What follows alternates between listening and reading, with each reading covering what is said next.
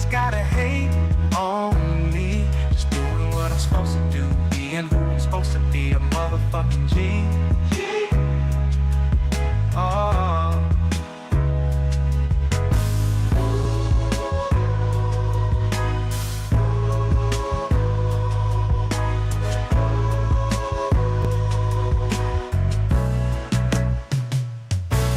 Get paid, young nigga, get paid. Motherfuckers always gon' have something to say. Fuck that noise. Boss up, young nigga, be a boss. Niggas quiet about the wins, only talk about a loss. Get your chips spin back around the block and floss. Oh,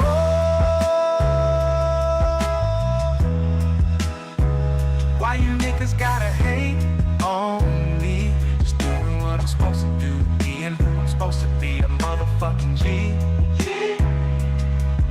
Oh, why you niggas gotta hate on me? Just doing what I'm supposed to do, being who I'm supposed to be, a motherfucking G. Oh.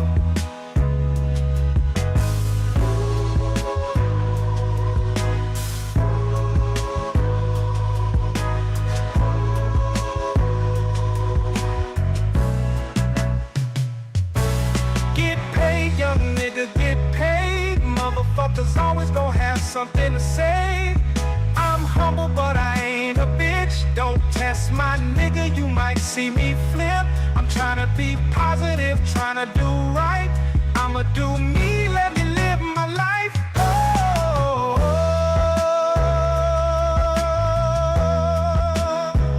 why you niggas gotta hate on me? Just doing what I'm supposed to do, being who I'm supposed to be, a motherfucking G. Oh, why you niggas gotta hate on me? Just doing what I'm supposed to do, being who I'm supposed to be, a motherfucking G. Oh.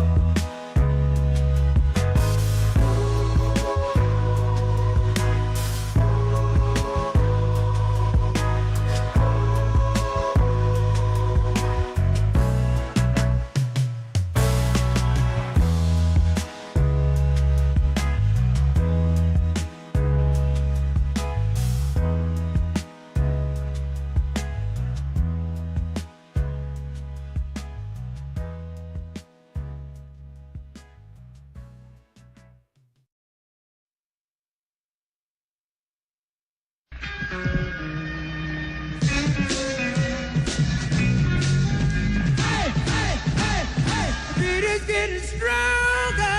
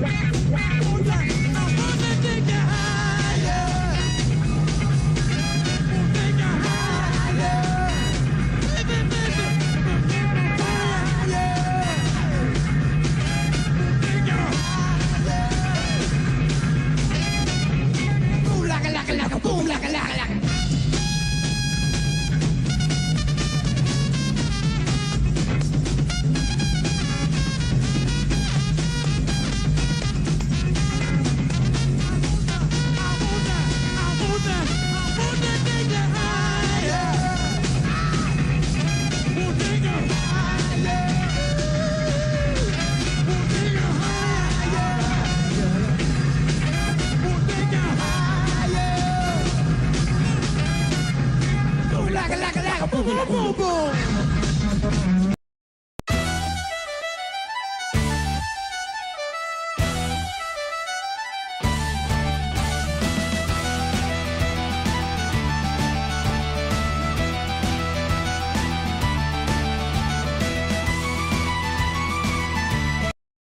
Where do you stand? Are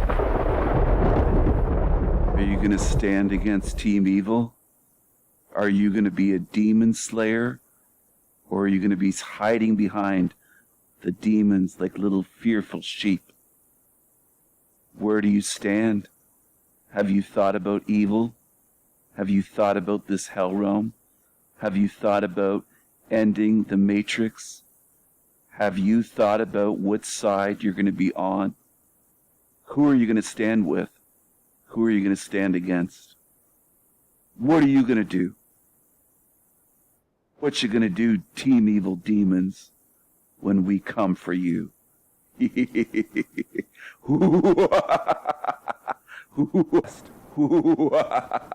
Yeah. Disrupt the system. Eagle 1, first strike. You have permission to engage the target.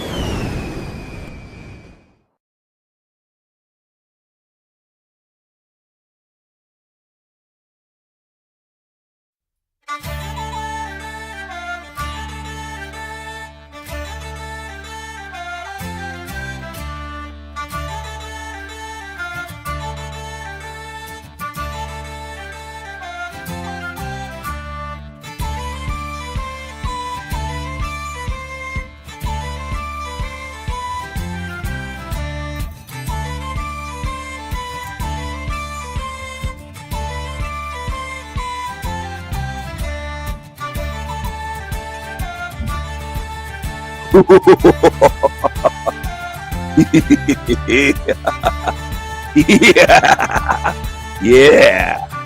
Yeah. Oh, yeah.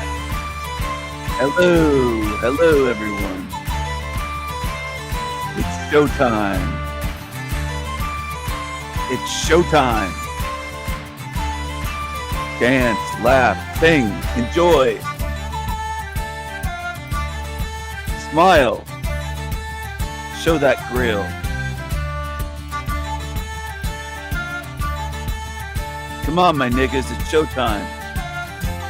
Come on, my niggas, it's showtime. Let's go, niggas, let's go. Come on, my niggas, let's go. Come on, my niggas, let's go. Let's go. Viking strong. Viking strong. Viking strong. This is for VIPs only, niggas. Come on, my niggas. Yo, this is Black Jesus. Signing in. My niggas. Come on, my niggas.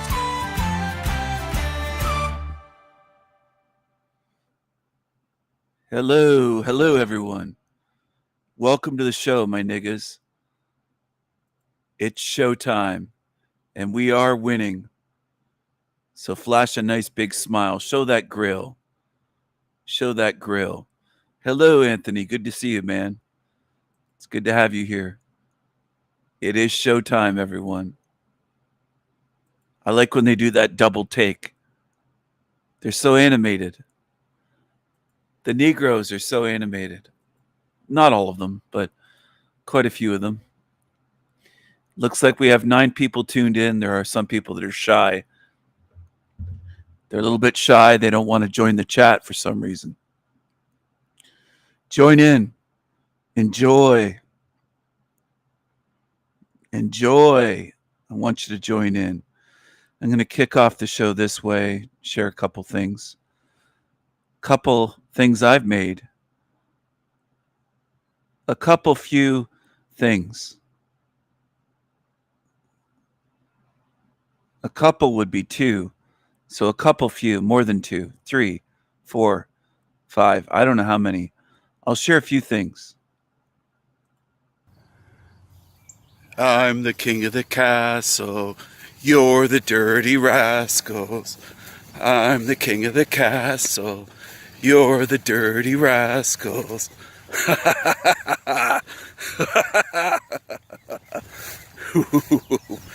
Oh, I love it. I love it. I love it. I love it. I love it. I'm the king of the castle. You're the dirty rascals. I'm the king of the castle. You're the dirty rascals. Feels good to have fun, to run down a hill and have fun, chanting, singing, laughing, having joyful moments on my own. I can do that on my own. I can do that with one other person, with multiple people. Now, why am I explaining this?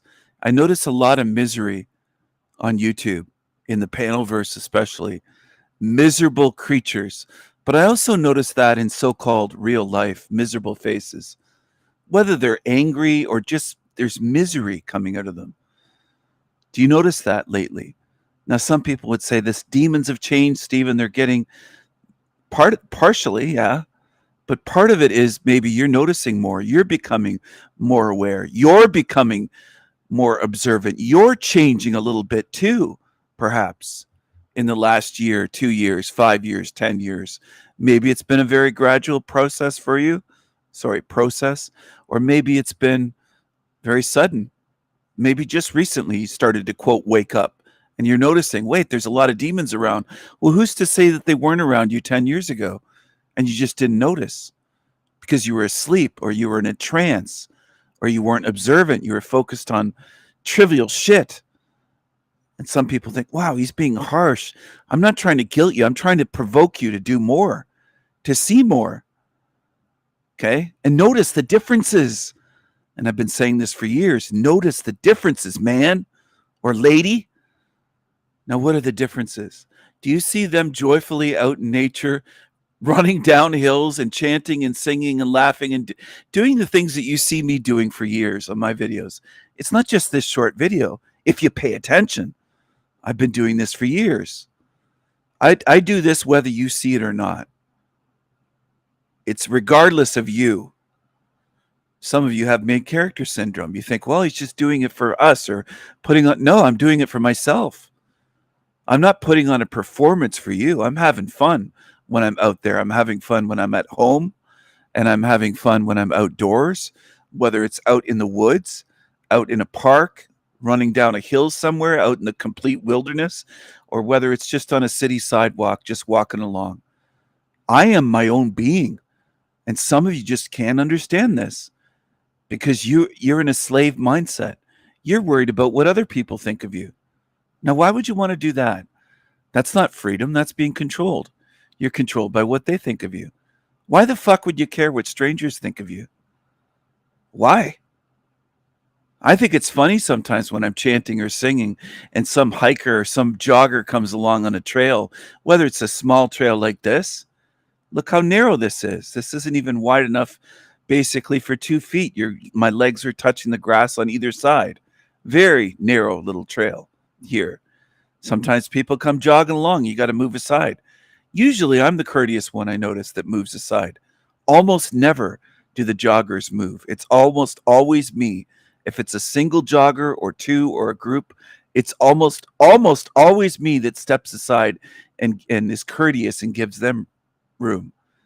And that's the way it is. And that's not beta, as some losers would say.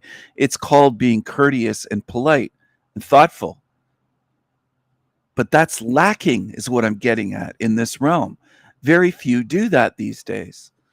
I remember many years ago an ex of mine said, if you don't move for them, they'll run into you. And I was basically a tank at the time. I was about 225 pounds and solid. And I said, well, if they don't move, I'll just run them over. And I wasn't being an asshole.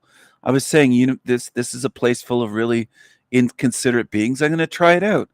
And I just plowed ahead instead of being the one to move. I just walked straight ahead on a sidewalk. I knocked over several people. They wouldn't move. Okay? Have you ever had an experience where you get used to birds moving out of your way? If they're in front of you and you're walking or driving, they'll move. They will fly away or they'll move out of your way, or butterflies or squirrels or whatever. I'm not talking about traveling at a great speed. I'm talking about you're traveling either on foot or with a bike and they have time to move. We're basically conditioned or used to them moving. We expect it. So when it's unexpected and they don't move, a person doesn't move, it's weird. And I've encountered that where they're like robots or like zombies on the zombie tracks. And I knocked a few down right onto the ground. And one time, one of them though, after that, I kind of moved left, right, and then I went straight ahead because they wouldn't move out of my way. And just kind of shoulder blocked them right down on the ground. And I did kind of feel bad about it. I'm not saying that I felt fantastic, like, these fucking idiots, I love knocking people down. It wasn't like that. It was more of a social experiment, which of course Team Evil will twist saying he loves knocking people down and bulldozing them. It's not the case at all. It was more of a social experiment to see, will people move out of the way? If I don't move, if I'm not the one to move, will they move? And no, they don't. They don't. And just the other day on this walk here, this hike, there were ones that if I didn't move off the trail, I would have knocked them over. They were smaller than me, and I would have easily knocked them down, men and women. Much smaller than me, 30, 40 pounds lighter, easily, and not as muscular. They don't have the Viking strength that I do, and they would have been knocked right down. But being the being that I am, courteous and polite, or at least I attempt to be, I would say 99% of the time or so, I attempt to be. I moved aside and let them by, whether they were on a bike, whether they were walking or jogging. A lot of joggers that weren't just hiking, but were kind of jogging and dressed in jogging gear and all that stuff. I tend to walk at a fast pace. I would say I hike. I don't jog. And I don't really run. But some of them do. Some are joggers, some are runners, some are running at a fair clip, a fair pace for those that don't understand. Anyway, I'm getting at something. There are differences. And there are differences the way that I am on my channel.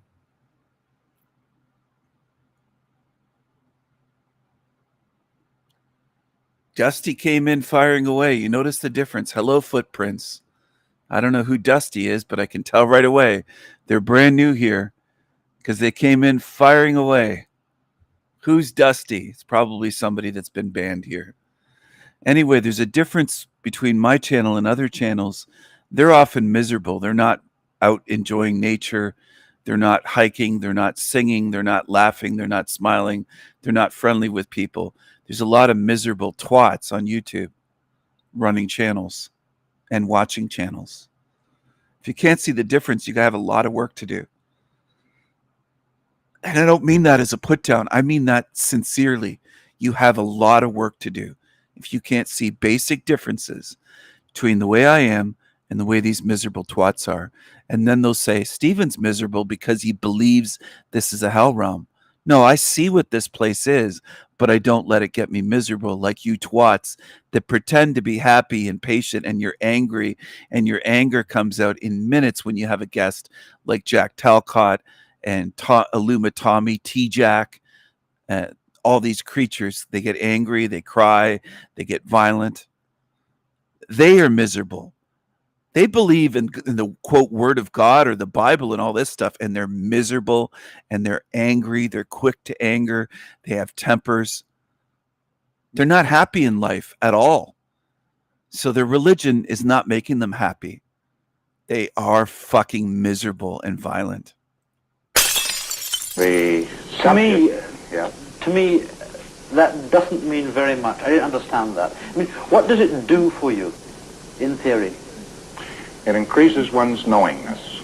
But if a man were totally aware of what was going on around him, he would find it relatively simple to handle any outnesses in that. Even after 3 hours of talking, we never got an explanation from him that we could understand. Look at him. Just look at him. That's Captain L. Ron Hubbard. Look at the rotten teeth. Look at the rotten mouth. Look at the eyes. Look at the eyes of that daemon. Look at the eyes and the energy of that thing. Hey Dusty, it isn't two people watching. I'm streaming on multiple channels. There's 8 people on one channel and perhaps 2 on another. It's multiple channels. But thanks for your stupid comment. You're so smart, man. You're so smart. Whatever you are. You just keep leaving comments that are bullshit. You're a cockroach and you're not wanted. You're gone from my channel. Congratulations. You added nothing at all to the conversation and you tried to spam the chat. And, oh, go figure. Just joined YouTube August 25th, 2024. There you go. Goodbye, Dusty. Goodbye, cockroach. Goodbye. Goodbye, Dusty. Here's Dusty's comment. 2 people are watching. They were on the Sanity Machine. There's 10 people tuned in on El Diablo Radio International. I have multiple channels, dummy. Multiple channels. And there's going to be more. I'm going to be streaming to more different platforms as well. I'll do whatever I want. And what will you do? You'll be the cockroach that you are. Because that's what you are. You're a cockroach.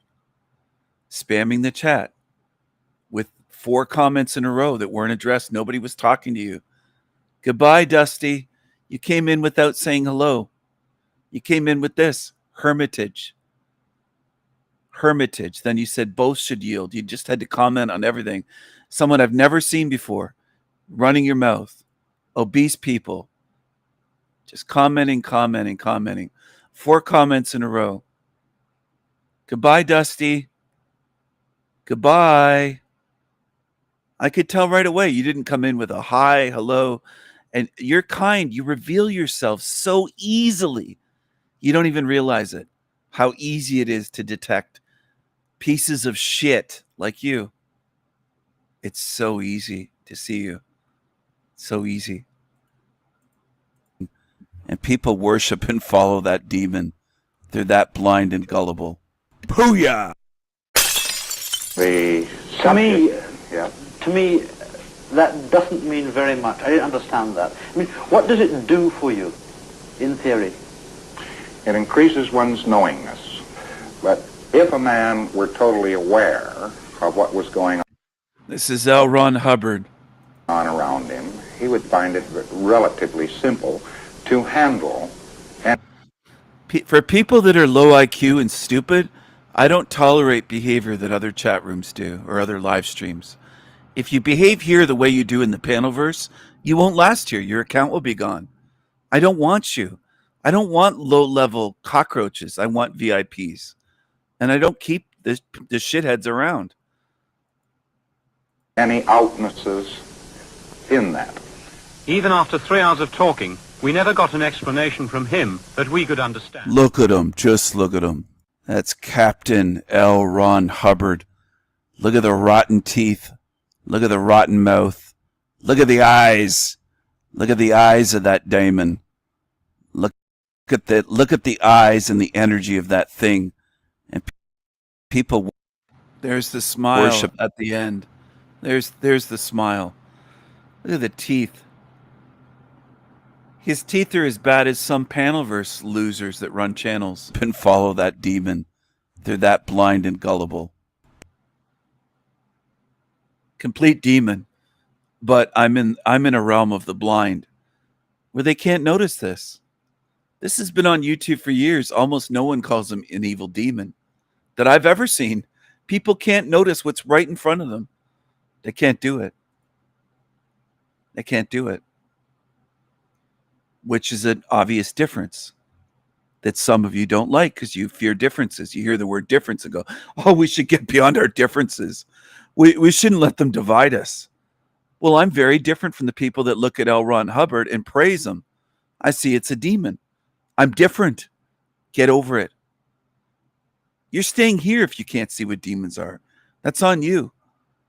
You can't see what a demon is? I don't think you're ever getting out of here unless somebody intervenes and frees you. Left to your own devices, you can't even spot obvious demons. Then you're not like me. It's the way it is. Too bad. Some of you put in zero effort into seeing. You're just yapping all the time. You come to channels like mine, instead of listening to what I'm talking about and trying to learn something, you're just yapping in the chat. Just yap, yap, yap, yap, yap, typing and typing and typing, commenting on everything. You don't even understand what my channel's about. Why are you talking or typing so much? The ones that do that, they reveal right away in the first minute that they're here, that they're fucking stupid and they can't pay attention. How I wish you were here. We're just two lost souls swimming in a fishbowl, year after year, running over the same old ground.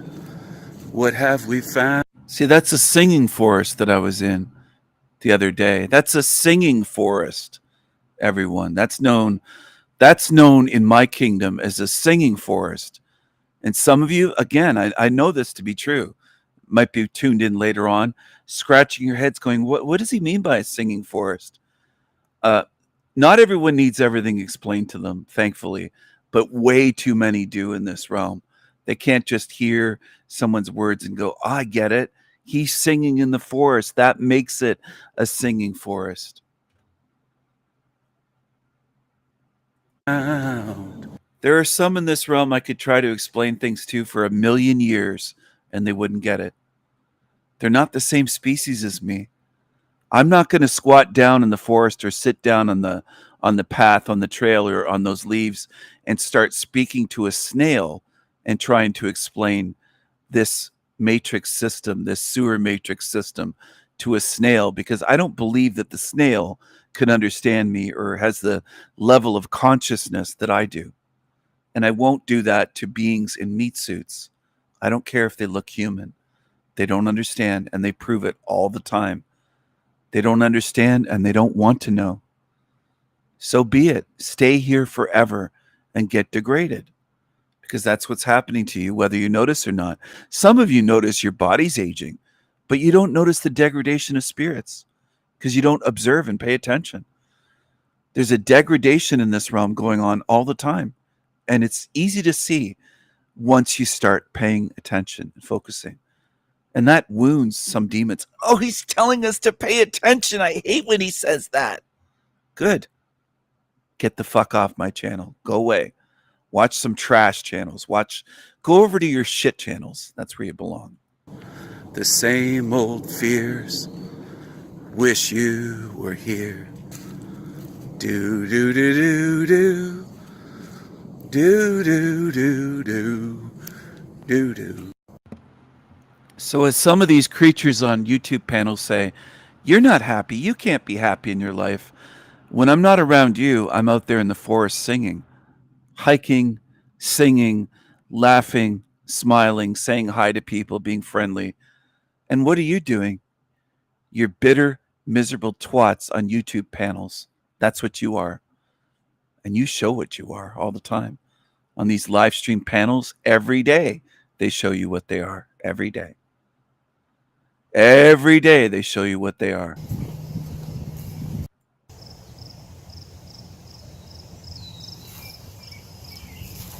You have to start noticing the differences if you're going to learn anything in this realm. If you don't notice differences, you're completely lost.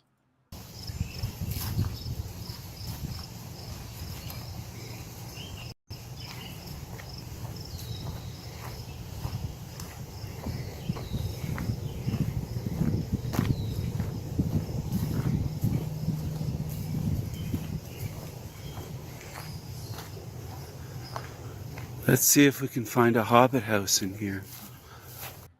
Noticing differences is a key to understanding this realm.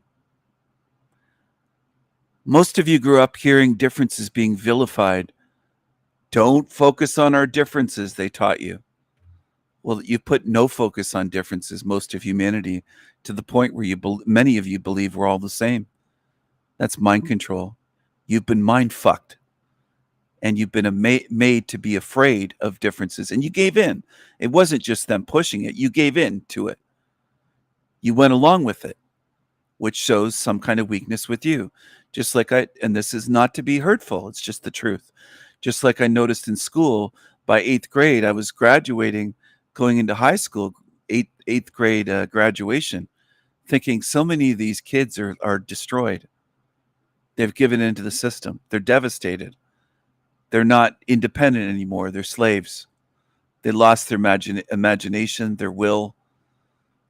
They're not independent. They've been made to be the same, conformists, slaves, afraid of teachers, slaves to teachers, slaves to any perceived so-called, quote-unquote, authority figures, end quote.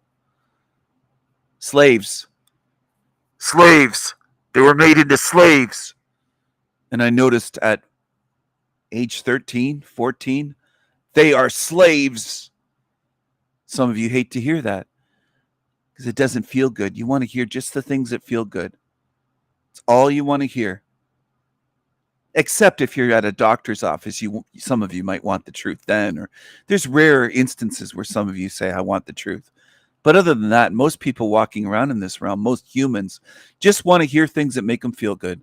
It's all they want. They don't want to face the truth that most people think that differences are bad, that speaking about differences is bad. Differences divide us. They bought all the propaganda. They drank all the Kool-Aid that they could guzzle down. And then they'll blame the programming and say, well, they conditioned me. Well, you don't think I was subjected to the same shit? Why didn't it work on me?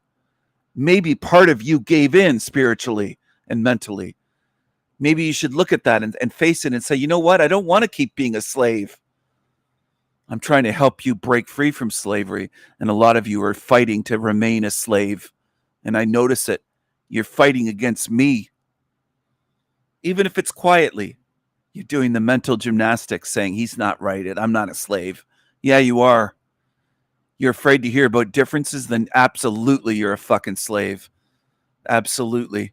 You're afraid to face differences, whether they're racial differences, mental differences, emotional, intellectual, spiritual differences, physical differences, physiological differences. Whatever the difference is, you're afraid. You're afraid. And then you're a slave. You're a slave to your fear.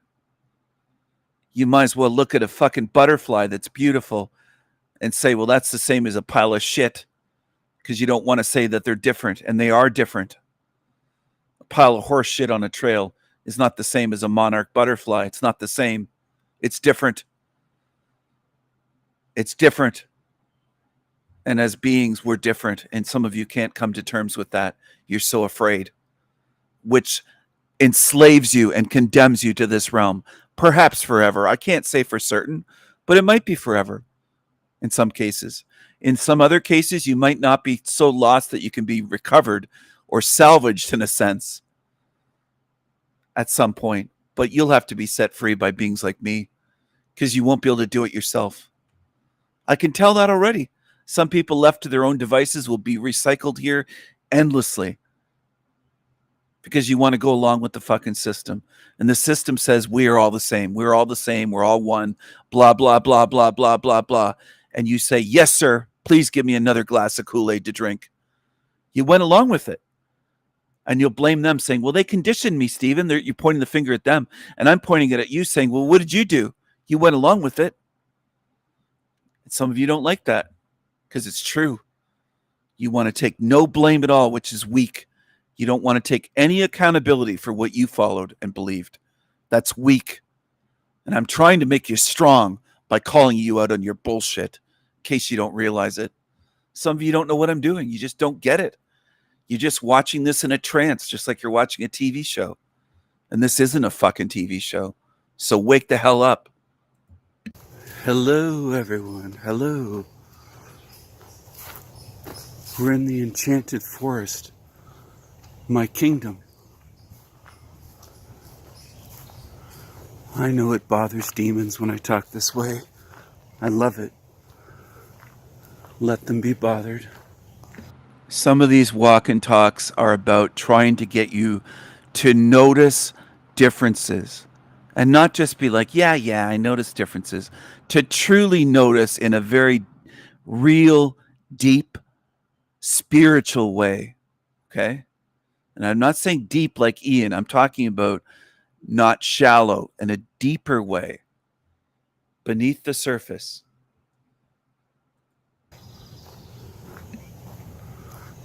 I hope so. That's good. They can be bothered. Let them be bothered. I'm going to film the trees up here. Film the trees.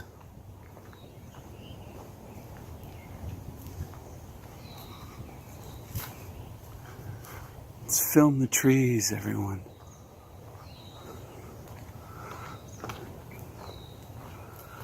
Film the trees and film the air. What's in the air tonight? Well, it's not night. I'm sorry. It's morning, isn't it? Is this morning here? I think it's morning still. What a glorious day. Feels glorious around here. It really does.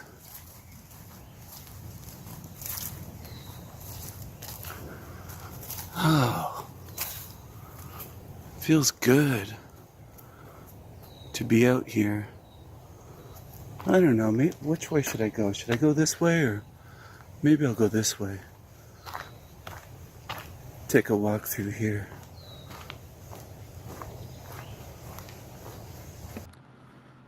Noticing differences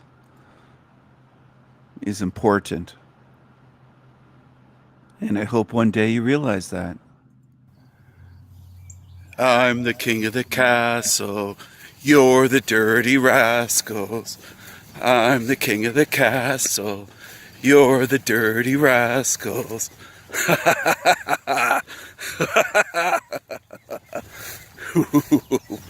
Oh, I love it. I love it. I love it. I love it. I love it. I'm the king of the castle. You're the dirty rascals. I'm the king of the castle. You're the dirty rascals.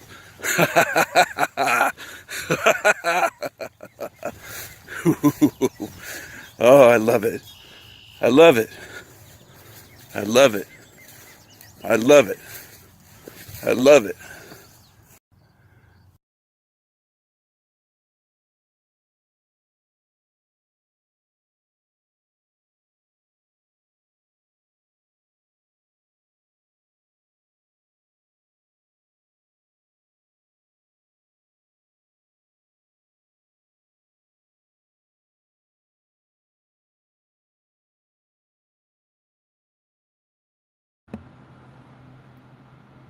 This is El Diablo Radio International, the greatest show in hell. Nobody does it better. Nobody. It looks like we have 15 people tuned in right now. That's what it's showing me. Early morning. Very early in the morning. Good morning, Wendy. Good morning. Good morning. Good morning. It's good to have you here. It's good to see you. Good morning. Good morning. It's good to have you here. Hello to everyone who is here today. It's a beautiful day in the realm today. A beautiful day in the realm today. Won't you be mine? Won't you be mine? Won't you be? Oh, won't you be? Won't you be my viewers?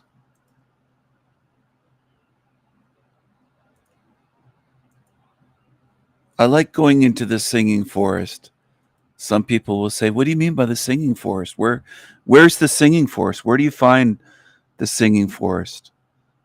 Well, the singing forest is wherever I am, because I wander through singing. I sing, I whistle. I whistle to the birds sometimes, to the wildlife.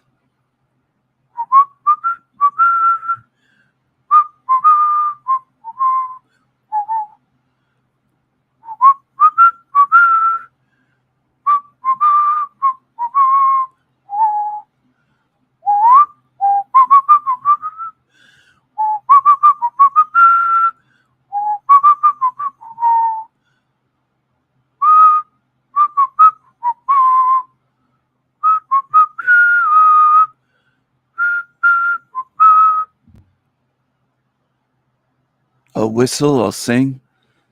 I do whatever I feel like, whatever strikes my fancy. I'm a free spirit in a slave world. And I laugh about that. It's not because I want people to be slaves, it's because I notice that they are. And they don't want to be free. That's an understanding that I have that most people that I've ever met resist facing, including former friends in so-called real life. Resist that as much as you could resist anything. They don't want to face that psychologically. Well, so be it. Live with the slaves and pretend that you're not slaves. Live a slave life. Be a slave to whatever you're told. Be afraid to be free. And then look at me and say, well, wait a second. How's he free? We're the same. Some have said to me, we're the same, Stephen. No, we're not. We're not the same. That's just part of your slave program, believing that we're all the same. I'm not the same as a giraffe. I'm not the same as a snail. Even these analogies go right over people's heads, I've noticed. There's almost no way for me to reach the slaves. So be it. I've come to the point of acceptance, just saying so be it. Years ago, not tonight or this morning, I didn't just realize this or come to acceptance today. This is years, over the years, I got to the point of saying, so be it. I can't help them. Now, why can't I help them? I could help a beached shark or a beached whale. I could gather people together. But if they were resisting and resisting and resisting, eventually it comes to the point where their resistance is greater than what I can help them overcome. If I swim out into the ocean, if I'm in California and I'm at Newport Beach or Huntington Beach or by the Santa Monica Pier, I've been to all those places, or San Diego, and I'm at the beach. I'm at the beach. Someone's drowning and there's no lifeguard. And I swim out there into the waves and I try to help them. And I'm a fairly strong swimmer. I'm a good swimmer. I grew up swimming. I'm not an expert. I'm not claiming to be the best in the world for the ones that go right off the deep end and can't pay attention. I said I'm a strong swimmer. I'm a fairly good swimmer. I learned how to swim before I was in kindergarten. I took swimming lessons in an indoor pool. The small group, I was the only boy. It was all girls. And I swam in rivers and lakes and oceans. I can swim. And I could save someone. And I know how to do first aid, CPR. I was trained in elementary school to do that. We went to a place and we took CPR training to be bus patrols. I always cared about the other kids, if you can believe it. If you can believe that. I didn't want to be that for power. I wanted to be that in case there was an emergency or someone's life needed to be saved or to protect others. I've always wanted to care for and protect others around me. So I know CPR. I could take a refresher course. It's always a good idea to do that, just so that you have the basics down pat, and if they make any changes, if they found better techniques, up to date. But anyway, I could save someone.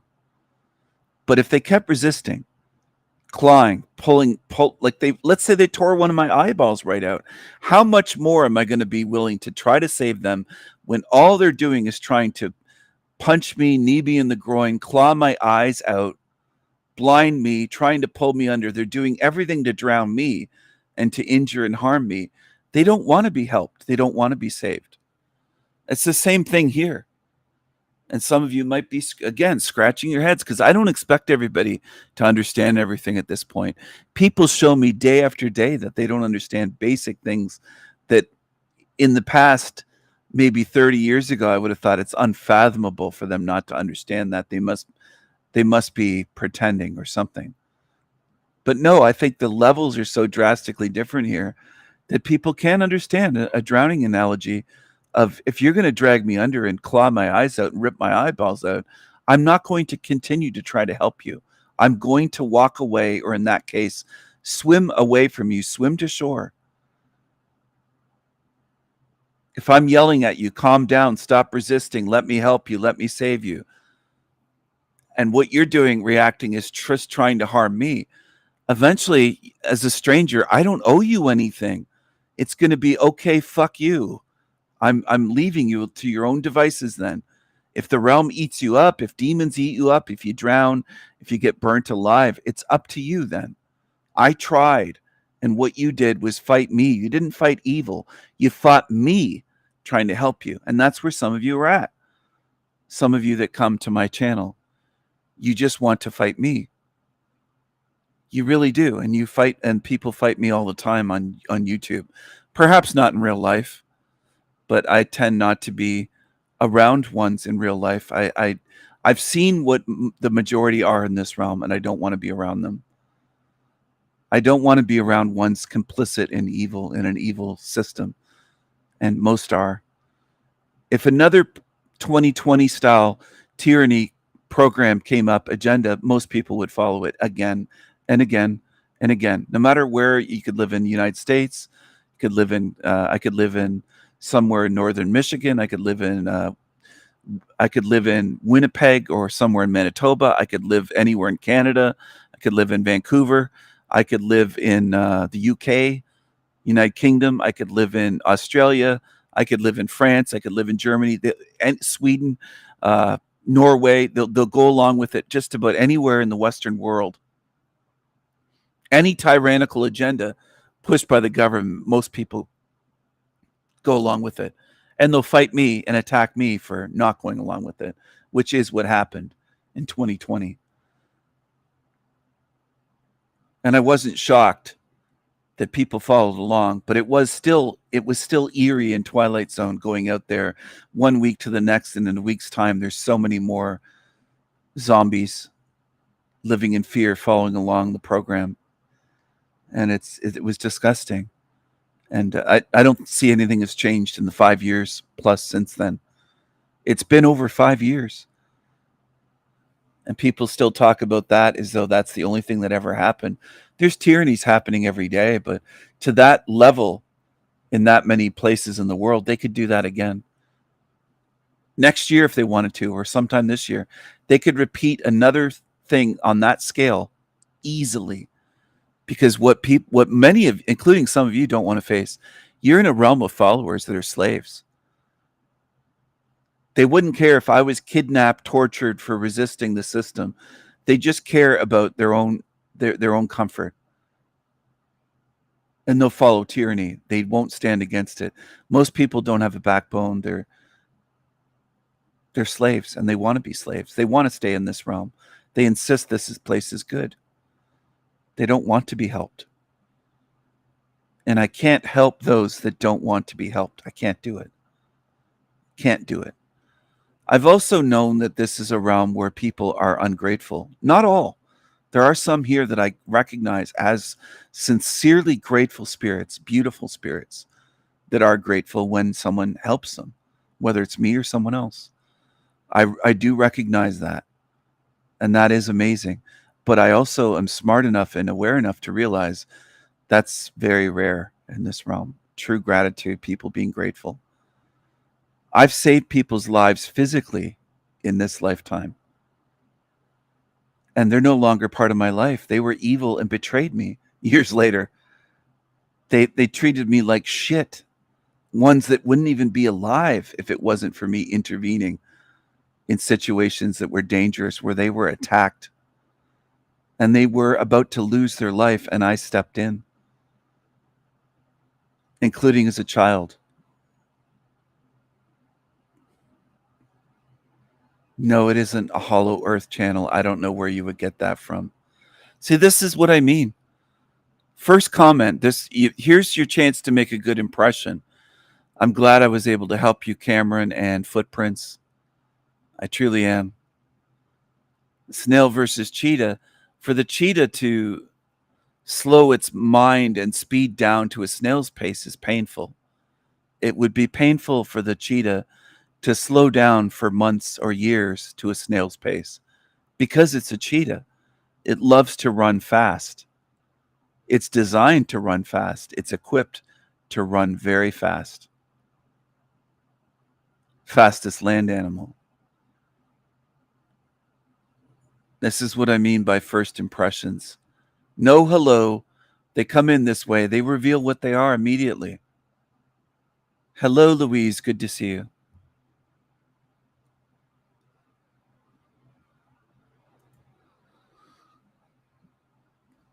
I don't try to pretend to be anyone else. I don't do this for money. I don't do this for fame.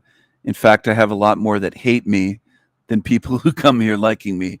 And I'm okay with that. I laugh because they think it's going to stop me. It doesn't stop me from being me. I will always be me and true to myself. True to my own self. Be true to my own self. Be true. To thine own self be true. I'm always true to myself, whether people like it or not. That's a different story. That doesn't matter to me, really. I'm going to be me. If you don't like it, go away. That's all. People that have the opportunity to not be around me. This convid creature, they show what they are right off the bat.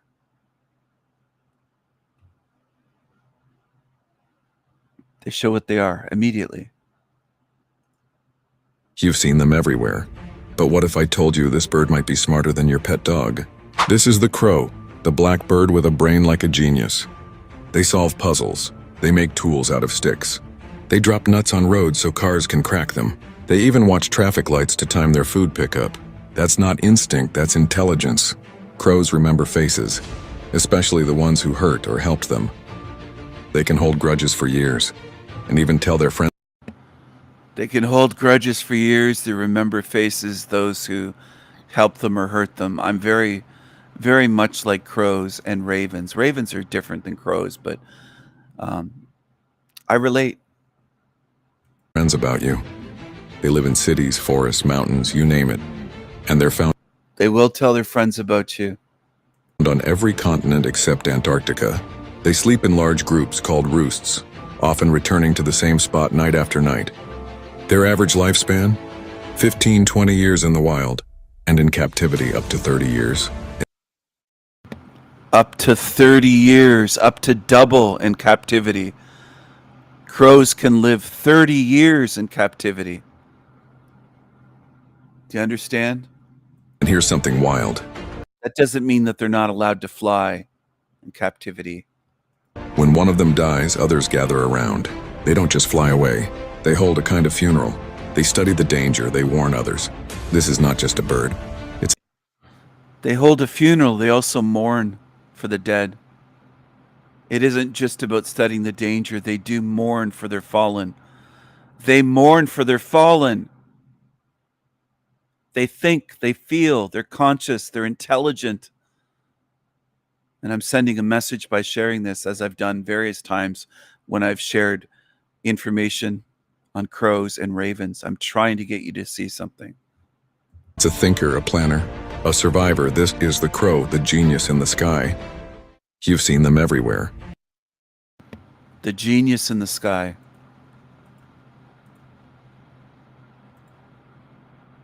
Maybe one day you'll understand. I don't know.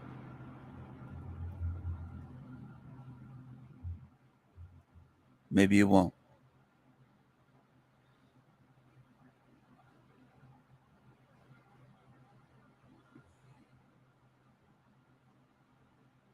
I wasn't talking about hollow earth or flat earth.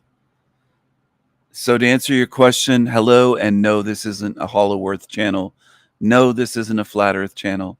If you want to travel back to 2015 or 2010 or 1990 when hollow earth stuff was popular, you go right ahead, but that's kind of baby truther stuff. Why are you wearing a mask? Can I ask why you're wearing a mask?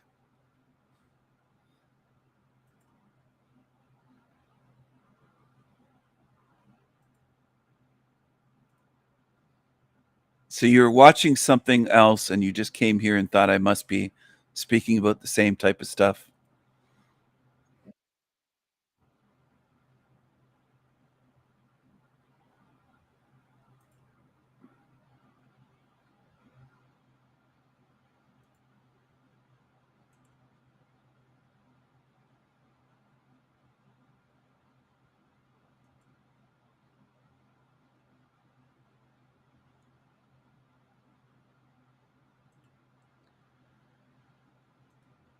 Just give me a second, everyone. For the ones that don't realize, I'm live streaming on multiple channels on El Diablo Radio International, which is my main live stream channel, and on the Sanity Machine channel.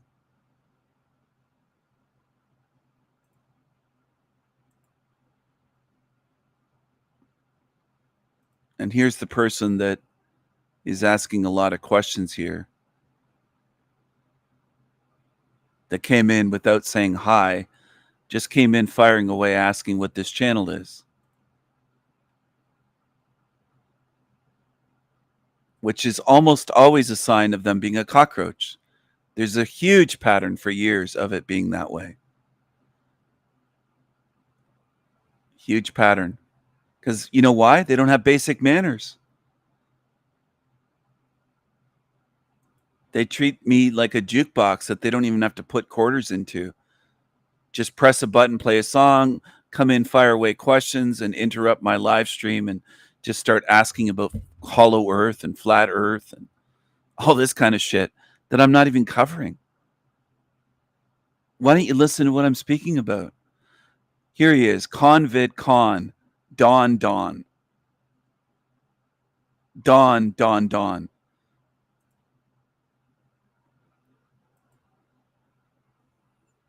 Wearing a mask, a gas mask. And he just joined YouTube. He's new to YouTube.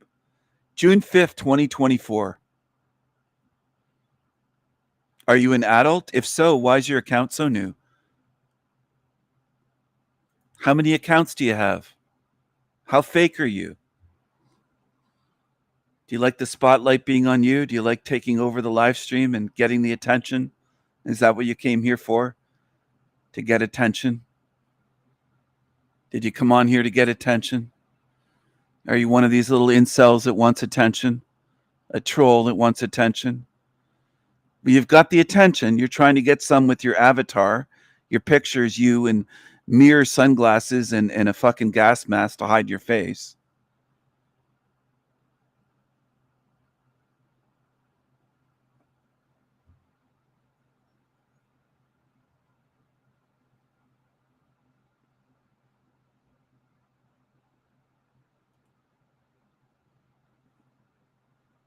I don't think most want to understand reality the way you're trying to do, Cameron. Like this guy on the screen. Otherwise, he'd come in and say, hello, everyone, or hi, everyone, or hey, I'm new here, or something, some greeting, some introduction where they don't come across like a leftist, Antifa, incel scumbag cockroach.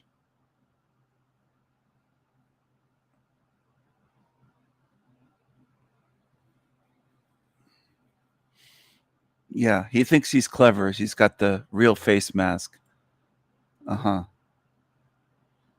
Yeah, it's 2025 and you're wearing a gas mask.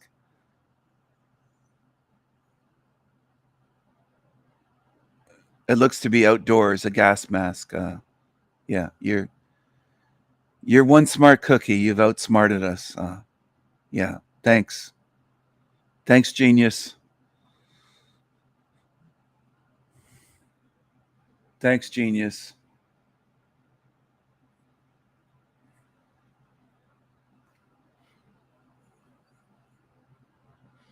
Congratulations. You joined YouTube a year ago and you got a gas mask on, and your big thing is Convid from 5 years ago. Congrats. Way to go. You're high level here. We should make the show about this guy. He's high level.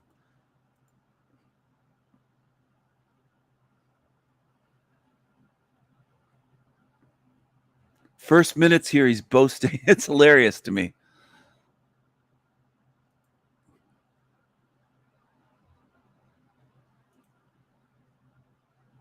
Good stuff. All of us familiar with the growth of the Quango will be aware of how these unelected, unaccountable organisations have come to control and dominate British public life. 4 months ago, he posted this. None of his voices in here, just a recording. Great job. You're doing so much to reach people. A whole 4 views. 4 views in 4 months. You've done so much to help wake up the world. Convid Dawn. You've done so much. Thank you very much. All of us familiar with... Thank you. Thank you for all that you've done. Thank you for all that you've done. Thank you so much. I do enjoy people like you sometimes. Your level of self-importance, you think you have it all figured out. Instead of coming to a channel to listen and learn, you come in storming in thinking you have shit figured out. And you don't.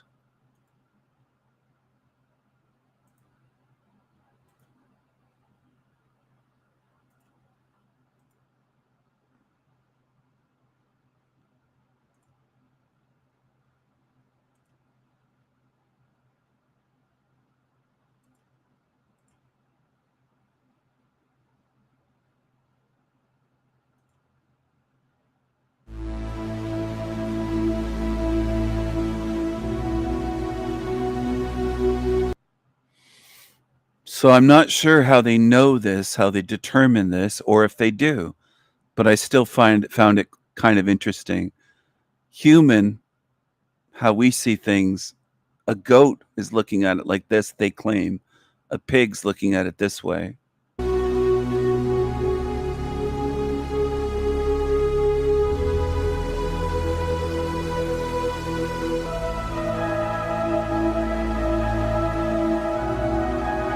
A lot of people assume that animals just see things exactly the way I do. You can hide certain things, like you could put something red in front of a cow, let's say, and they couldn't see it. It would blend in.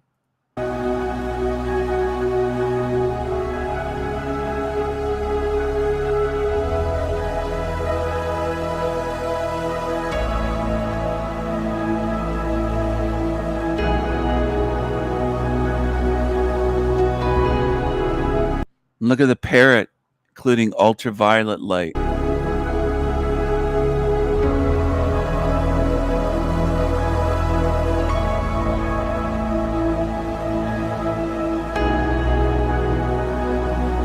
That's why sometimes a rabbit will sit there and not move. It really doesn't see you that well. You might blend in with the background and it's just sitting there. But what humans say, well, it loves me. That rabbit, wild rabbit, loves me because it's not afraid of me. Maybe it doesn't even see you. Weird how it. Look at the chicken, how they see things. Again, this is what they claim. I can't verify this. Cannot see red or green. So when you put a red ball out there, I've noticed that they can't see it. Or green. A green ball just blends in the grass. It's very hard for them to pick up.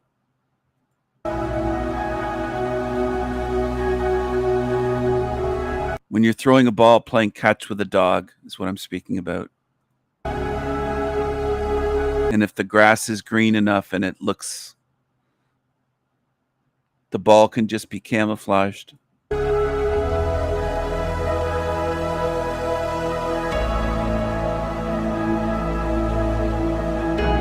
Now, how can they find it? From scent, including their own scent. If their spit is on that ball, they can find it. Like those plastic balls that squeeze and squeak, you can throw and play with a dog.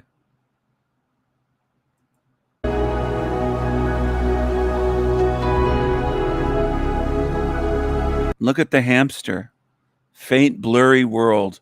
This is God's design. Thank you, God, for making hamsters see this way. Thank you. Thank you.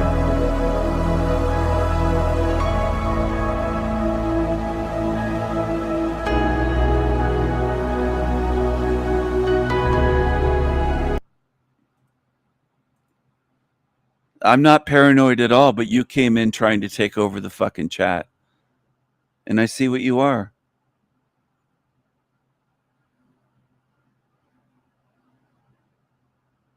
You need to. I don't need to do anything. It's my channel. You came here yapping and yapping and yapping. Yapping and yapping and yapping. Yap, yap, yap, yap, yap, yap, yap. Yap, yap, yap, yap, yap, yap, yap. Right?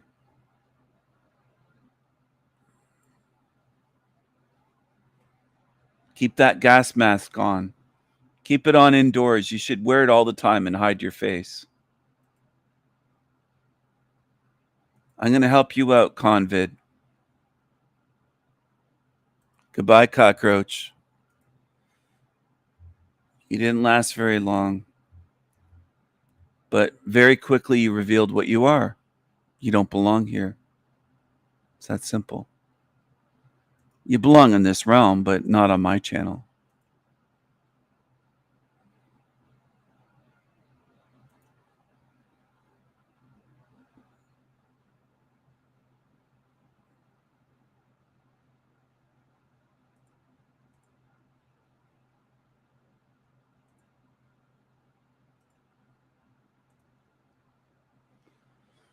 Here he is. Here's his the shit he was saying. Some of it. Oh, I thought it was playing, Wendy. Oh, the link to it. Sorry. I got so distracted by this fucking creature for some reason this morning. He just kept filling up the chat room. Brand new, of course. And a lot to say. It's up on the screen what he was saying, so the people that didn't see it, he was just going on and on and on. And brand new. I'll share the link just a sec. Just very distracting, and it's so annoying that that's what there is in this world, and they'll call themselves truthers. Well, I got a gas mask on because of 5 years ago, 2020, and fucking hell, man, it's just so stupid. They're the type that will go out to protests and think they're doing something. They'll fool themselves, lie to themselves, and believe that they're doing something.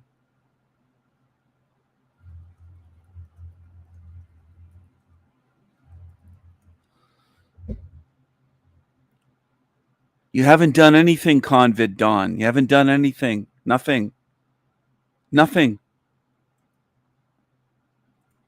Wearing your stupid gas mask isn't going to do anything either.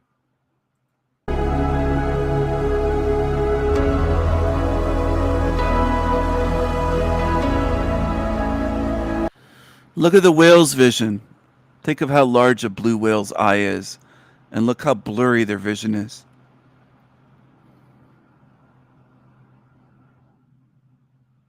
Look at this.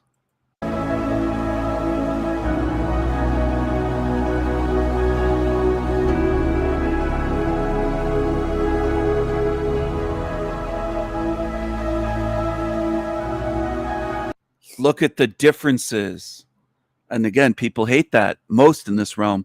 Differences. Oh, we got to get beyond our differences is their automatic reaction. They clutch their pearls or they hold their hand over their heart. We got to get over our differences, but we're built differently. We're not the same.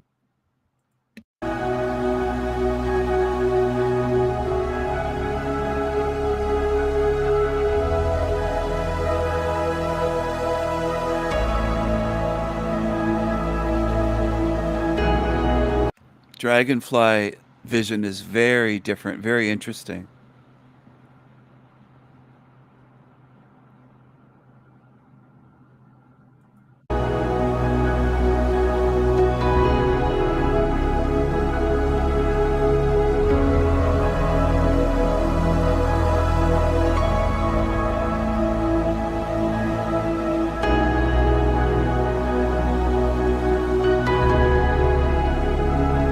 You can hide from a moose if you're wearing certain colors. Their vision's not great. See this?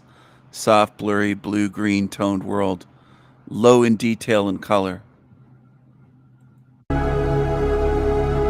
So their vision's not great, but moose are huge. Very big, strong animals. Very tough. They can fight a bear. And they do at times. Not always, but sometimes they get in fights with bear. With bears, I meant to say. Zebra, they cannot detect red. God's design. God's design. Giraffe. Panda.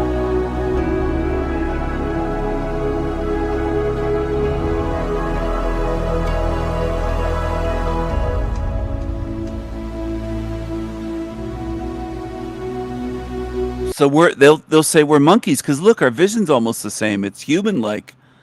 We're like monkeys.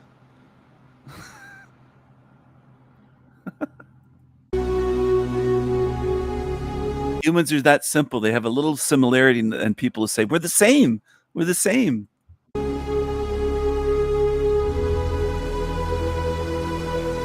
We're like gorillas, everyone. We're just like gorillas here. We're like gorillas. Wait a second. Oh, this isn't a gorilla. This is a chimp. This is a chimp. Hank in his red hat. That's Hank, everyone. There's Hank. He's always showing his teeth. He never has his mouth closed. His mouth is always open, showing those big teeth. That's Hank. Red hat, red shirt.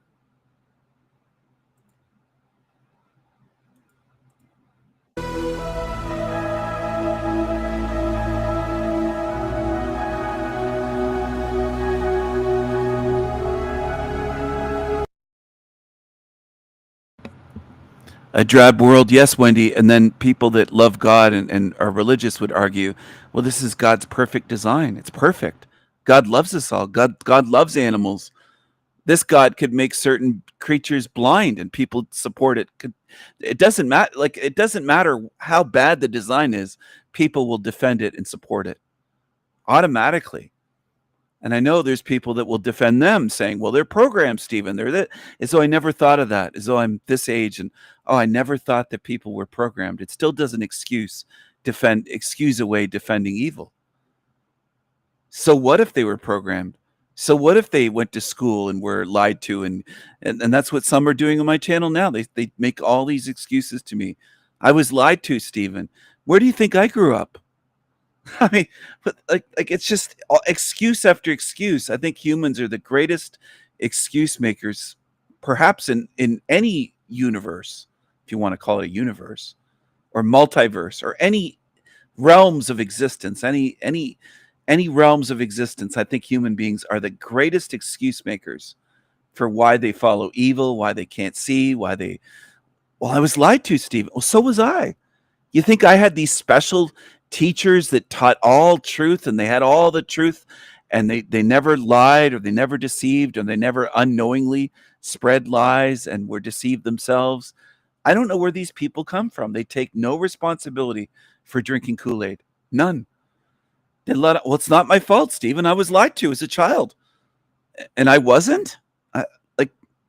This is the thing. They just don't think. And they don't want to admit that they were part of it.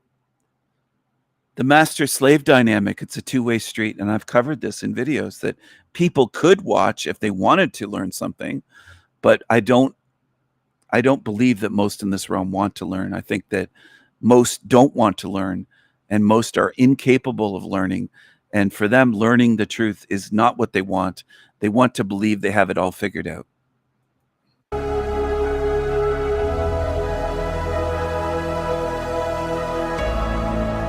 By the way, does this look like Hollow Earth or Flat Earth or Convid?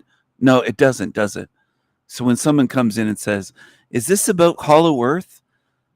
Like, what do you think? That indicates something about them right off the bat.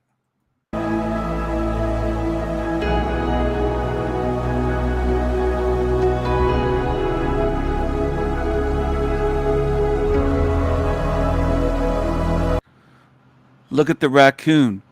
Now, why is the raccoon punished compared to the falcon or an eagle or a monkey or a gorilla? Why doesn't the raccoon have the same vision as a monkey? And some would say, well, this is all about helping them see at night. It's optimized to see at night, but it's blurry.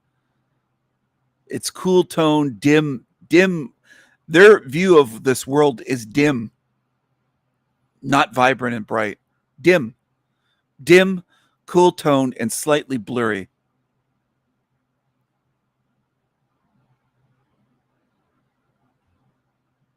Do they have raccoons in the UK?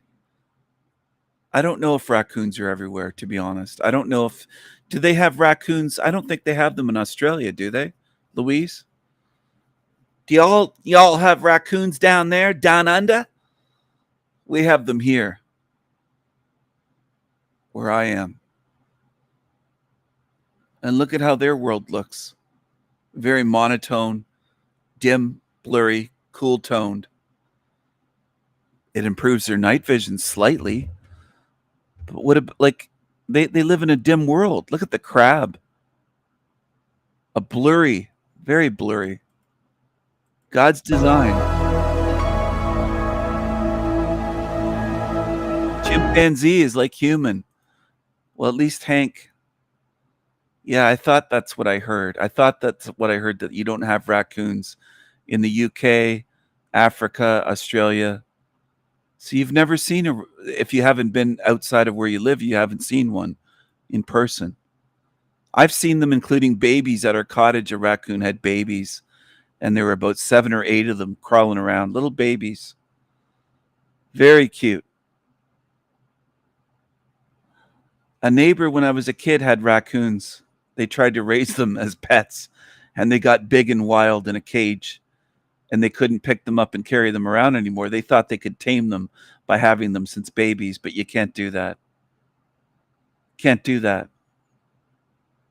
They stayed wild. They got very wild where you couldn't go near them. They'd hiss at you. And in a zoo. I can't imagine a raccoon being in a zoo. I don't think I've ever seen a raccoon in a zoo. I've only seen wild ones and the neighbors that tried to tame them as pets. And I'm telling you, they could not carry them around. They got really big, and not just big, but bigger than wild raccoons. They got fat and they got very wild. And they had them since babies, but they couldn't tame them. They also had a ferret. They had different wild animals. They were kind of weird neighbors out in the country, and had a big chicken coop fenced in cage in their backyard. I don't know whatever happened to the raccoons, but they got out of control. They would bite, and they couldn't be around pet cats and dogs either then, because they got vicious. More so than wild ones. Wild ones are fairly calm to be around. And skittish. They're afraid of people. Shine a flashlight at them in the wild and they'll run away. Anyway, raccoons can be super cute, especially the babies. But some of the bigger ones, they get large enough in Canada and Michigan that they could do some damage to you if they jumped on you and started clawing at you and biting you. Especially if they were rabid, they can get rabies and transmit rabies. Anyway, I know a thing or two about wild animals, is what I'm saying. It's okay. You don't have to.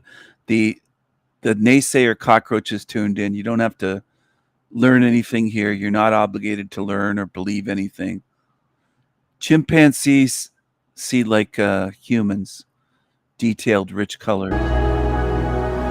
The swordfish. Bluish, dimly lit world. Almost a world of darkness for swordfish.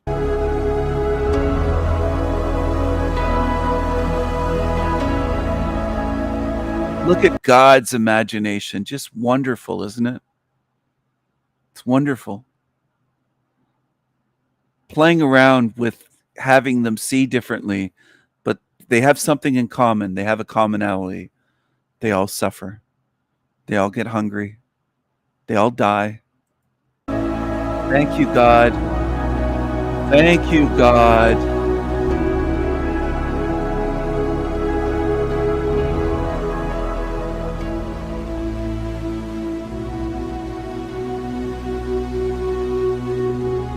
Fox are very cute as well.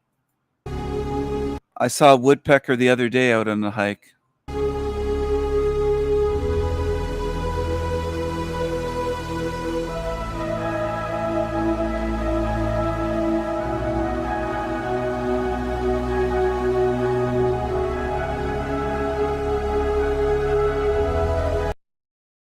I bet some people will watch this jumping up and down. It's evolution. This is proof of Darwin's evolution. Oh, I think humans are masters at jumping to conclusions. That's what most people want to do. They want quick, easy answers.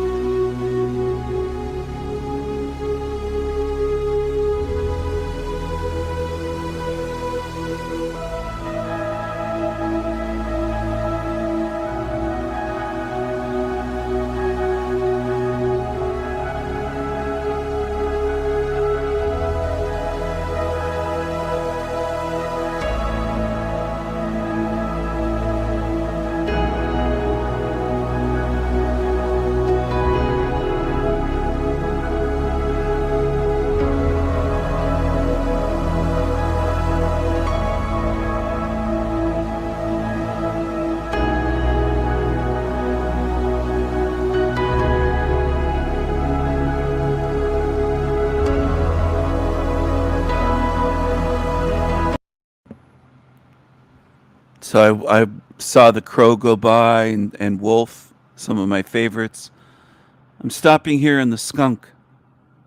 Now, I don't like the smell of skunks, but I've seen videos of skunks being very cute with their babies. Skunk sees a blurry, low color, and dimly lit world. They got it all like, it's one of the worst. Blurry, low color, and dimly lit. How would you like to have the vision of a skunk day after day? Do people care? Do they ever think about this and say, wait a second, maybe God isn't that great? Maybe that thing that people worship isn't that great. whether it's a thing, a group, Elohim, whether it's archons, whether it's entities, whatever. People love to worship it. They worship demons, and they call it good. We're in a realm of fools, and that's proven by their behavior. It's not just a mere empty insult.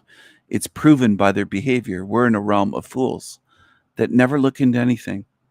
They believe they know everything, but they never look into things. And when you're sharing something different with them that they've never thought about or seen before, they want to change the topic to their topic of interest, their fixation, whether it's flat earth or some other topic. That's what humans do, many of them. They don't want to learn.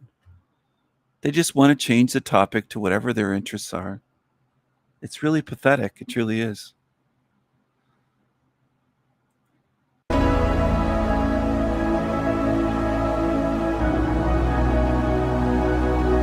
And they come in using buzzwords like the algorithm, the metaverse, all this kind of stuff. It's pathetic. They're just zombie robots.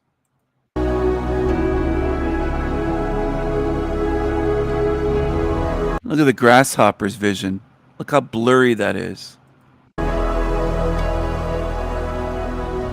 How would you like this to be your life and your vision?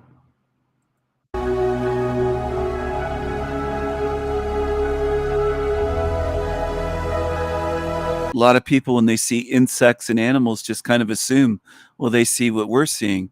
No, they don't. No, they don't.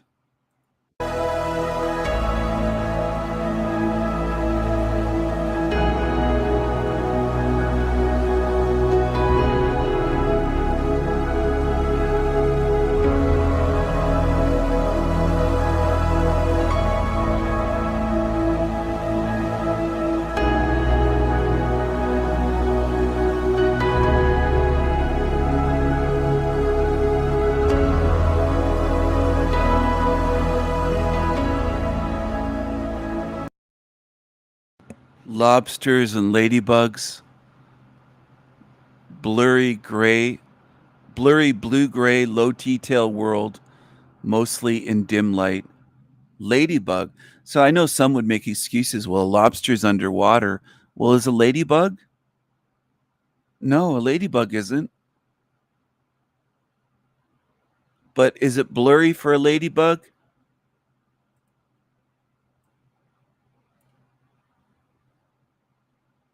Porcupine, blurry, dim, low color world, optimized for close range.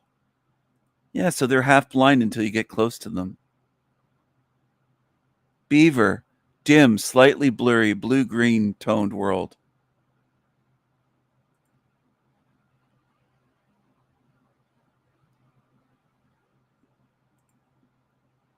That's your God's design. For the God believers, the God lovers.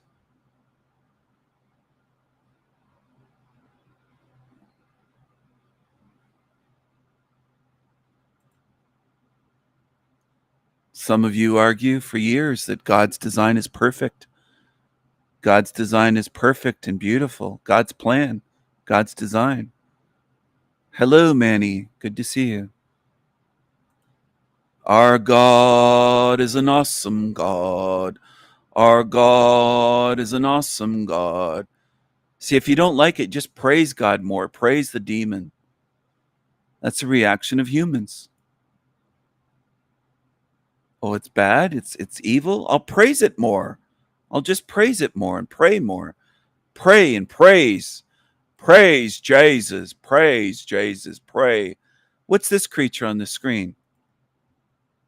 I hope that your entire fucking family, from the first and the last born. But I had you figured out the minute you hit the link. You could read between the lines. And your little boyfriend, Cage, he's dragging you into shit that, hell, I don't give a fuck about your family, Casey. As a matter of fact, now, you know what, Casey? Since I explained to you how conjunctions, planetary energies, metaphysics, all the way to physics, energy, frequency, vibration, and all these things correspond within cycler unison under proportion. For being the obvious conniving piece of shit that Cage has made you out to be by virtue of who you are now, I hope that your entire fucking family, from the first and the last born, suffer the most atrocious atrocities metaphysically that they can bring upon themselves. Just like you did, Casey.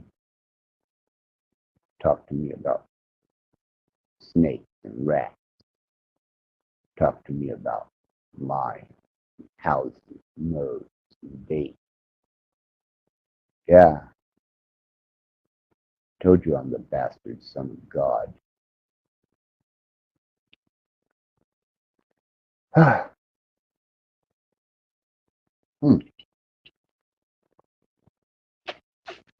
But it happens. You know, I'm almost beginning to believe because he can't get to my wife that he has become so profoundly jealous that he no longer finds sexual relations with his female crop of cannabis to be satisfying anymore. And God knows that if, you know, Casey was to ever peel the scab off of her fucking seeping, pus-filled, infectious cunt, fuck, man. Who knows? They might make a good couple. May their suffering be long and eternal. Oh, fucking retarded people. Anyhow, obviously.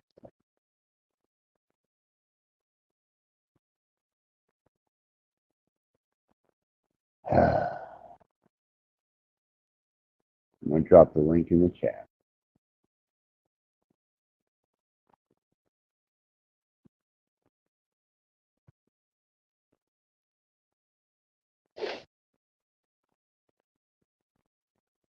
Unless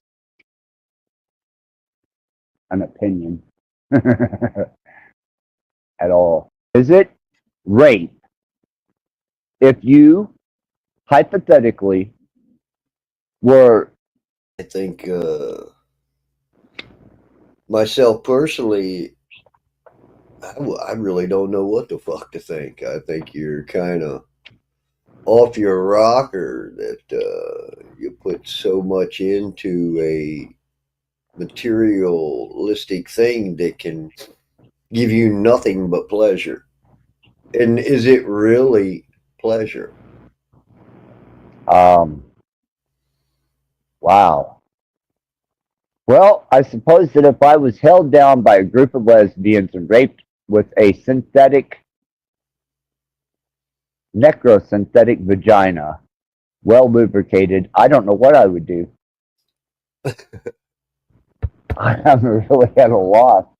I mean, those heinous fucking lesbians raping me with a necrosynthetic lubricant. Would you fight against it or just give them with my ever loving fucking... I would fight. I would put up such a fight. And if these lesbians who decided to rape me with this necrosynthetic part, well lubricated, brought me to climax, have I truly been raped? Oh, fuck. I do like to live in the gray. Degenerate pieces of shit, both of them. 5-speed and Axis rot blood. Creepy creatures. Creepy creatures. Some real creepy creatures. Real creepy creatures.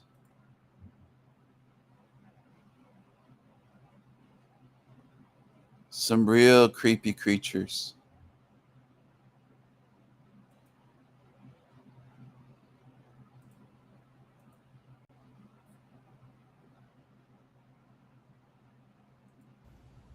I'm fucking exhausted from experiencing this. I am so exhausted. This creature all of a sudden he never used to use any curse words, swear words, whatever you want to call it. Now he just says it all the time. He's rebranded himself as the guy that says fucking this, fucking that constantly. He never used to do that. So he's rebranding. 42 likes. People love this kind of shit. They lap it up. It's bad acting. It sounds insincere, inauthentic. It sounds awful. It's disempowering, and it's exactly what people want. They applaud it. They praise it. They give it thumbs up. Look at how this. He doesn't have to ask anybody to give it a thumbs up. He just has to do poor acting, and do shit that's just miserable, and people love it. They love it. I'm fucking exhausted from experiencing this. I am so exhausted from all of this. Day in and day out. I'm tired of keeping up this charade. For what? The death march to hell's drum. For what? I'm tired. I'm drained. I don't want to do this anymore. And there's nothing wrong with admitting that. There's nothing wrong with me feeling that, because it's true. If feeling what's true is wrong, then that's a fucked up situation to be in, because you're in a place that doesn't respect how you feel and what you actually want to do. It only wants to keep you moving along to its ways and its design and what it wants from you. And if you talk back and be honest, and all it does is bite you, what kind of existence is that? I don't know. I'm just saying that I'm exhausted mentally, emotionally, physically, energetically, the whole bit. I don't want to do this anymore. I haven't wanted to do this for a very, very long time. And there's nothing wrong with that. It's just being honest. I'm tired of the charade. I'm tired of playing human. I'm tired of believing that I'm acting from my own free will and that the body program is not controlling me. And cultural and religious indoctrination isn't in the background subverting my subconscious, trying to pervert my sovereignty and lead me astray with all of the minds that are in the mind, gaslighting myself, making me feel like something's wrong with me. Keep being a moral person. Just keep striving and keep doing good. You are making some sort of small change in life, at least to those people around you. And even if that were true, it's not enough to keep this false charade going. It's not enough. It's not enough because it's not true. It's not honest. If people want to keep living this, by all means, go for it. But for me, it's just maddening to have to put up with this. And you could say my life isn't as bad as other people's, sure. But once you're at this awareness, it's pure torture. It's pure torture to be here. And everyone knows it. Everyone feels it. If you're a conscious being, you feel the torture. The animals feel it. The plants feel it. Everything here is being tortured. Yet, are you conscious enough to take off the blinders and look at it honestly and say, holy shit, there's no reason for this. There's no reason for me to be tortured day in and day out. Everything here is under that same torture device at differing levels. But we're all going through it, and we're all trying to justify it for some reason, for some spiritual purpose, or that's just the way life is. Well, that's just the way the dice rolled. You had no choice. But that's just life. Whether you believe in God or you believe in nothing. Why are we justifying a corrupt, evil, despicable world that cares nothing about true righteousness and freedom? It only cares to make you a slave. It only cares to keep you a cog in this unending, vicious cycle. And I just can't. I can't see out of it. I can't see how anything that I'm doing is helping me or anything around me. All it's doing is making things around me cling tighter to this existence, cling tighter to life. I want to just let it go. But you see, the body wants to keep going at any price, at any odds. It will try to live and survive even when you're dead on the inside. It will keep you dragging along. The whole world could explode. It could be some doomsday fucking nightmare, and your body still will try to survive. It'll still try to power through even though it knows there's no point. That's where we are. And how dare you talk about these things? How dare you smash my hope and my dreams of living through even though it knows there's no point. It will try to survive. It'll still try to power through even though it knows there's no point. That's where we are. And how dare you talk about these things? How dare you smash my hope and my dreams of living a productive, well-rounded, well-meaning life. You're just depressed. You're just cynical. You're nihilistic. You're evil. Call me what you want. It doesn't change the fact that I'm right. It doesn't change the fact that I'm right, and you know it. You lie to yourself. You lie, you people who say these things. You just lie, and you cope, and you hope, and you dream of something better, but we all know where this story ends. It ends with your fucking ass in the dirt, being eaten by maggots and worms. Everything you worked and hoped is fucking gone.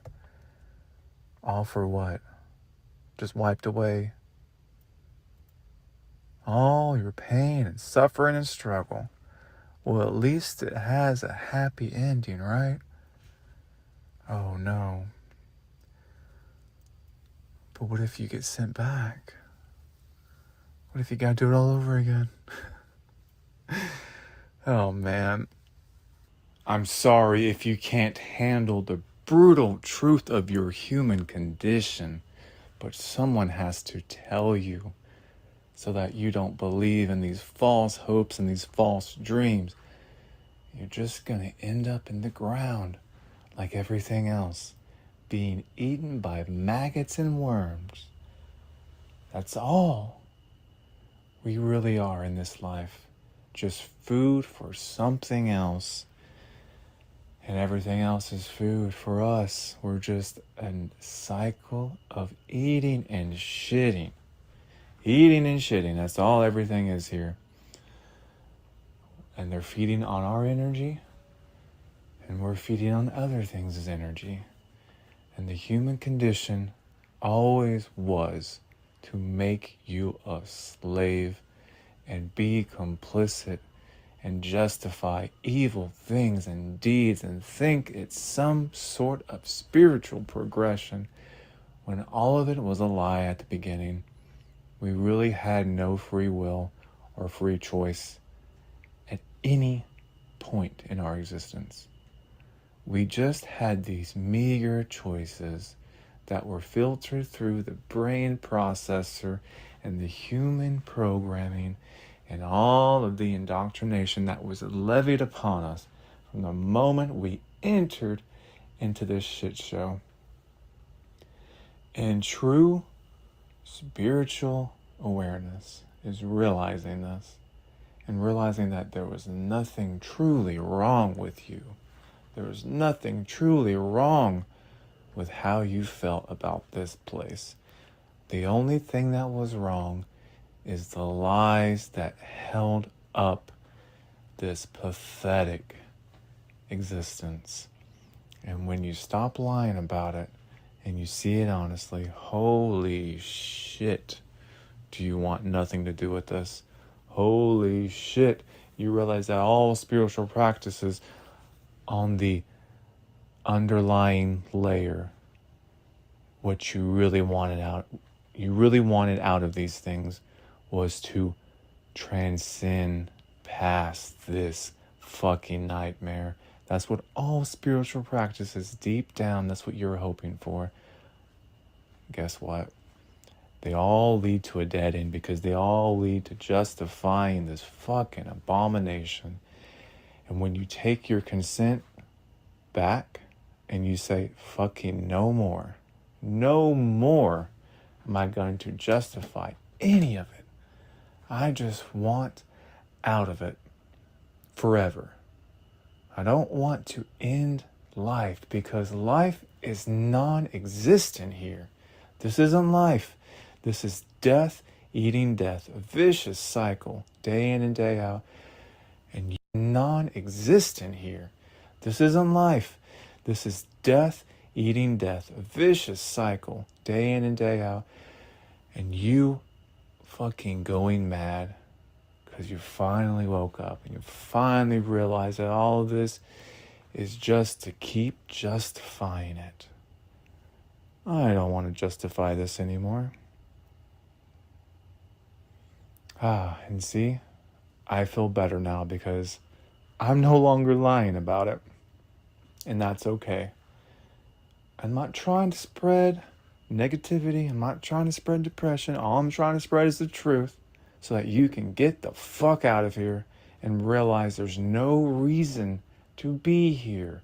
There's no reason for your endless justifications of any of it.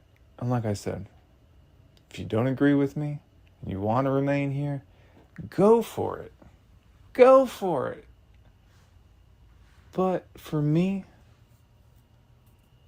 that's not where I am going to end up. That's not what I am going to put any justification in. I'm not going to fight for this place. I'm going to fight against it. Because this place is wrong at its core. It's rotten and it's evil to the core.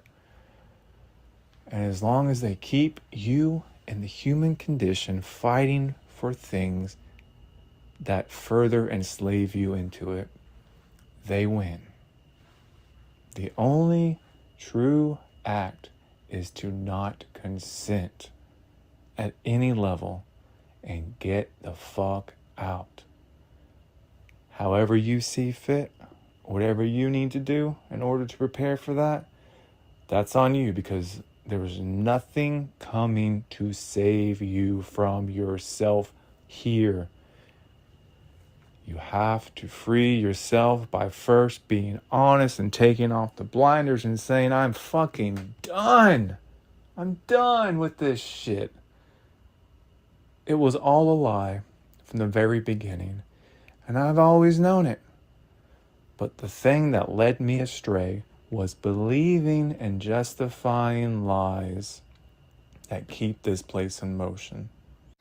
Like I said, I'm not a negative person. I'm truly a joyful spirit on the inside. I'm just tired of the abusive person. I'm truly that keep this place in motion. Like I said, I'm not a negative person. I'm truly a joyful spirit on the inside. I'm just tired of the abuse. I'm just tired of the gaslighting. I'm just tired of putting on this fucking charade of being human. No more. I'm out. And once I'm out, I'm out.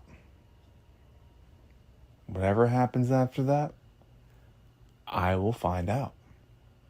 But there's no fucking reason for me to ever step foot back on this shithole anymore.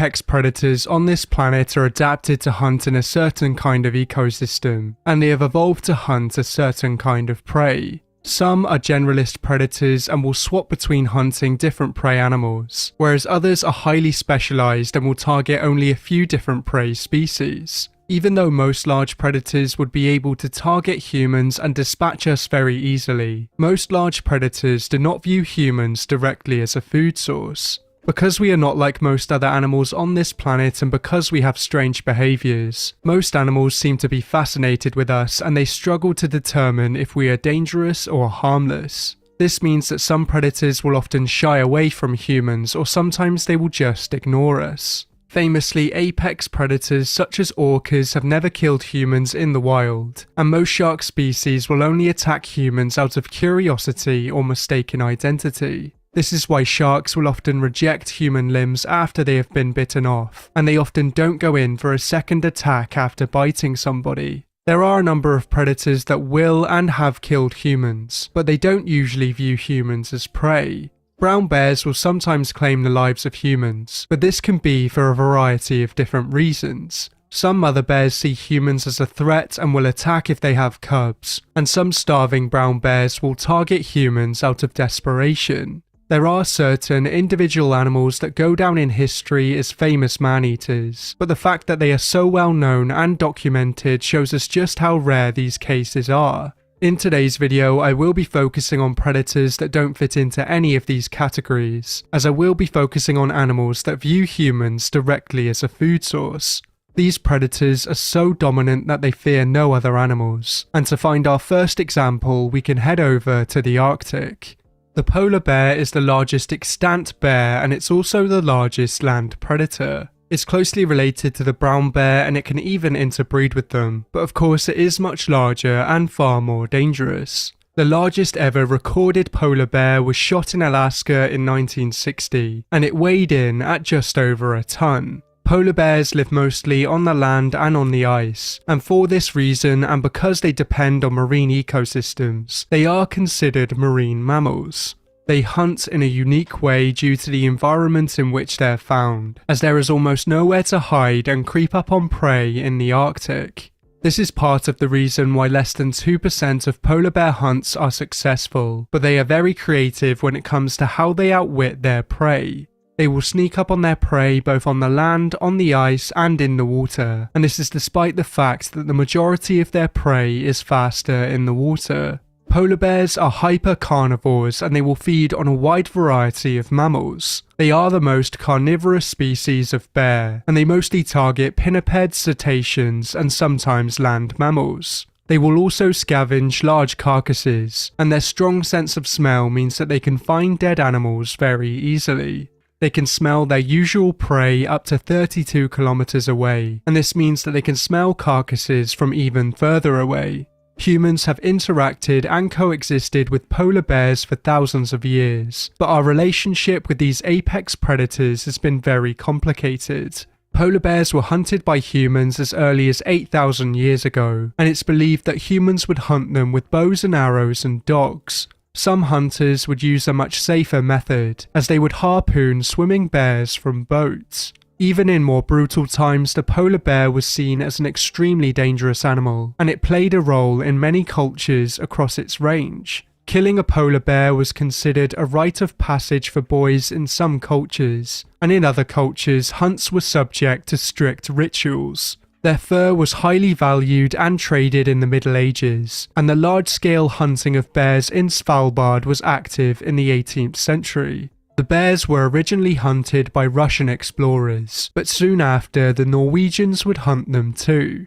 From the 1870s to the 1970s, around 22,000 polar bears were hunted in total, and this was a big percentage of their global population. In the Canadian Arctic, polar bears were harvested by whalers, and this was especially the case if they could not get enough whales.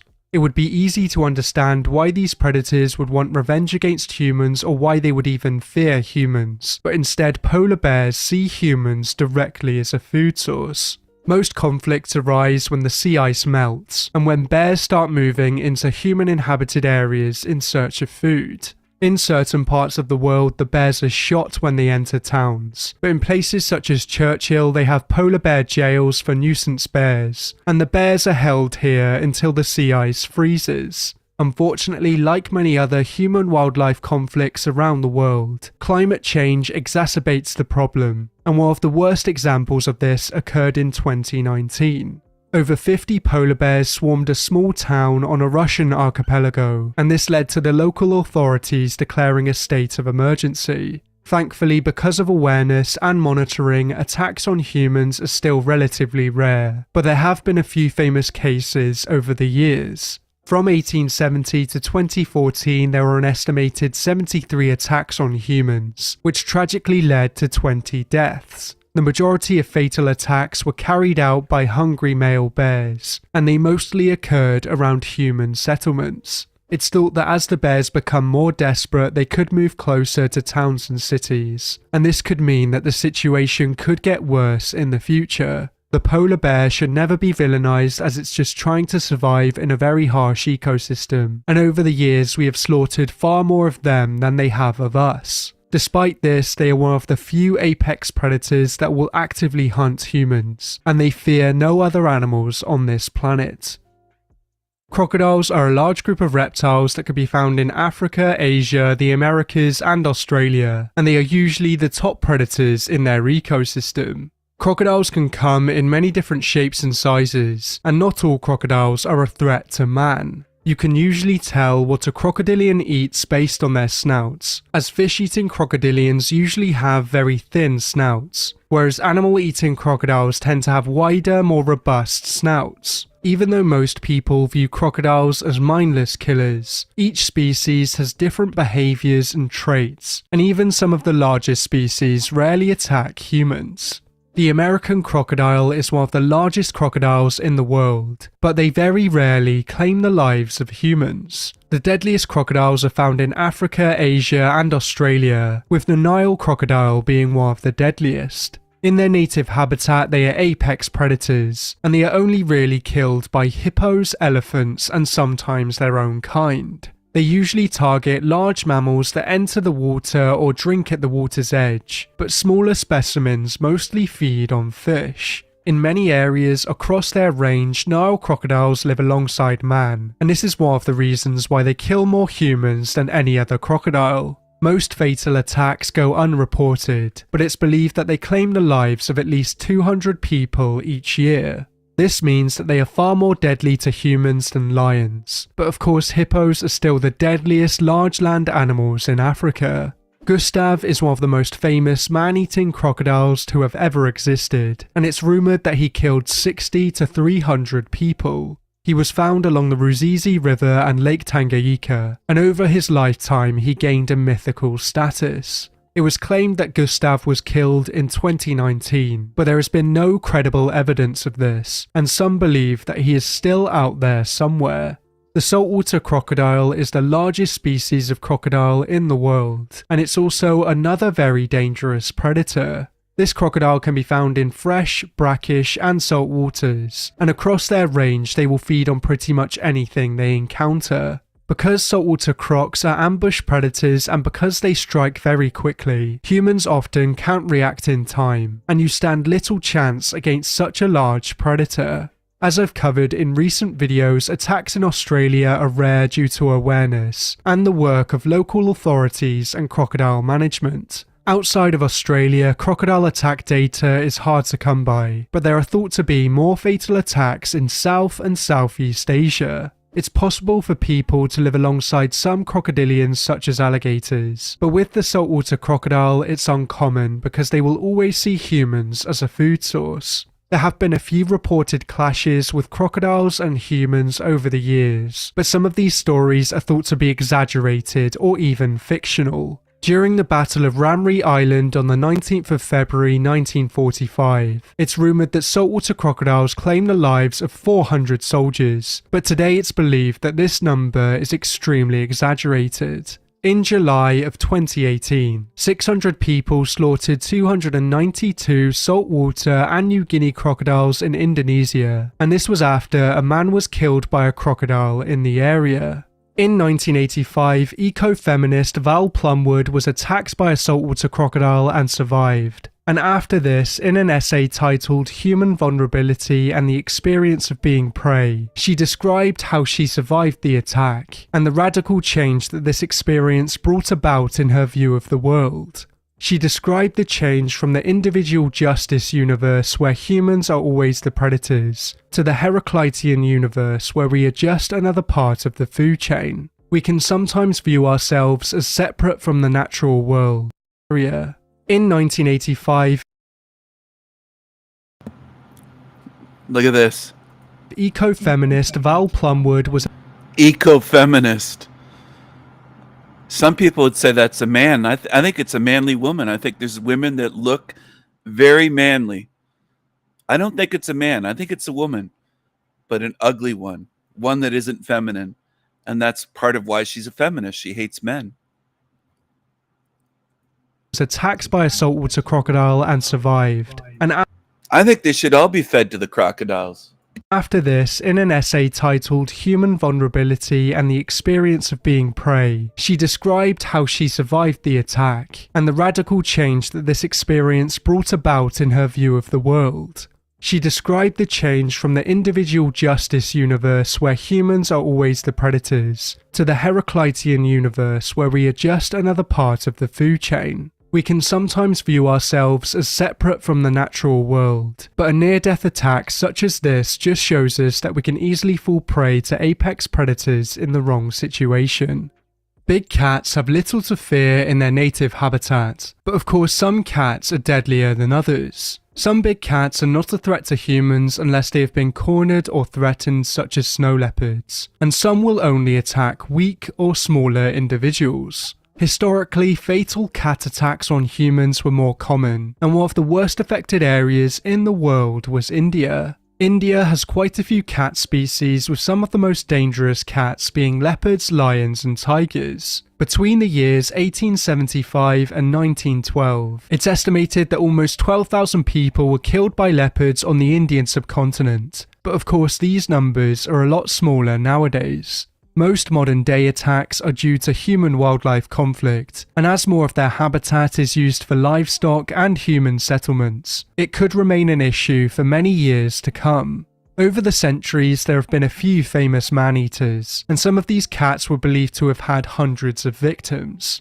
Lions are of course a lot larger than leopards, but surprisingly they don't usually target humans. In most cases they tend to hunt their usual prey, but in some rare cases lions will seek out and hunt humans. One of the most famous man-eating incidents occurred in 1898, where two maneless male lions terrorized construction workers. The workers were helping to build the Kenya-Uganda Railway in Tsavo in 1898, but unfortunately many of them were taken by the lions. The lion pair was said to have killed dozens of people, but the exact numbers are still unknown. The two lions were eventually killed by John Henry Patterson, who eventually wrote about the experience in his book. Cases such as this are extremely rare, and there are a few theories as to why these lions started targeting humans. An outbreak of rinderpest, also known as cattle plague, decimated their usual prey, and this means that the two lions could have been desperate and starving. It's also believed that the lions could have been consuming dead humans at the Tsavo River crossing, as slave caravans often crossed the river there. This could have led to the lions associating humans with food, and then they could have made the jump to targeting live humans directly. The tiger is the largest living cat in the world, and it's one of the most dominant predators on this planet. They can be found over large parts of Asia, and across their range they differ in shape and size dramatically. The populations that have a smaller size are usually found on the islands of Southeast Asia, and some of the largest specimens are found in India and Russia. Humans have had a very complicated relationship with tigers, as they are viewed as an animal to be respected in some cultures, and as an animal to be eradicated in other cultures. In most cases, tigers will choose to avoid humans and focus on their regular prey, but attacks are always a risk where humans and tigers coexist. Deadly encounters are most common in areas where wild habitats and agricultural areas meet, and India and Russia are two tiger attack hotspots. At the beginning of the 20th century, one famous man-eater was rumoured to have killed 450 people, but this number was likely exaggerated. This tiger was eventually shot by Jim Corbett, and after its death, a strange discovery was made. The infamous tigress suffered from broken teeth, and she was unable to kill her normal prey. This is strangely a common occurrence with modern-day man-eaters, as a large number of man-eating individuals tend to be old or disabled. Even though fatal attacks are a lot rarer nowadays, there are still some locations such as the Sundarbans where tigers seem to view humans as prey. This is where most modern tiger attacks occur, but thankfully only a handful of people lose their lives to tigers here each year. In a few areas across their range, tigers do view humans directly as a food source, but they are less likely to hunt humans than the previously featured crocodiles and polar bears. If there are any other apex predators that you think should have made it into this video, then let me know down in the comments below. But for now, thank you for watching, and I'll see you next time.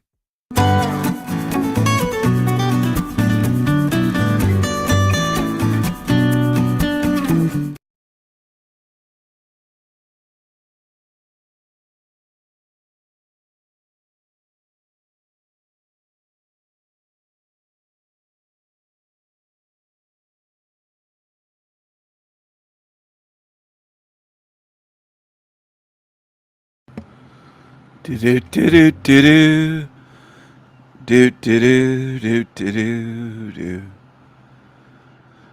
I think one of the reasons why they don't view humans as prey is because we're so very different.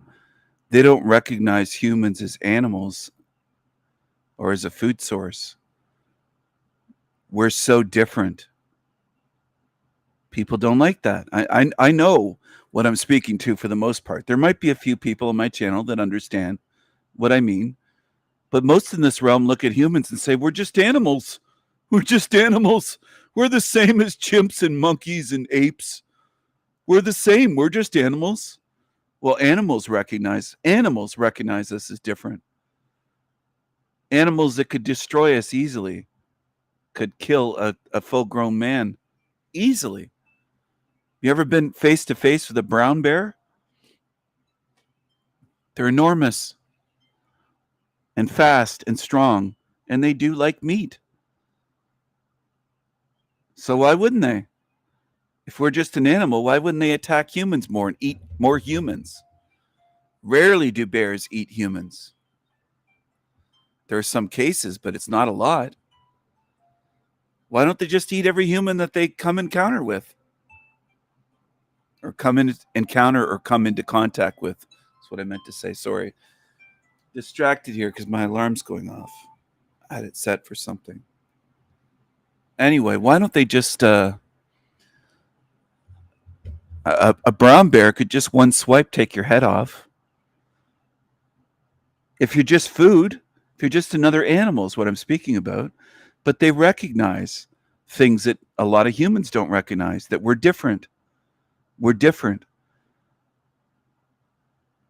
I wonder how long it'll take some to realize that in a real way, instead of just nodding their head in agreement because they don't want to disagree, but actually realizing what I'm saying is true.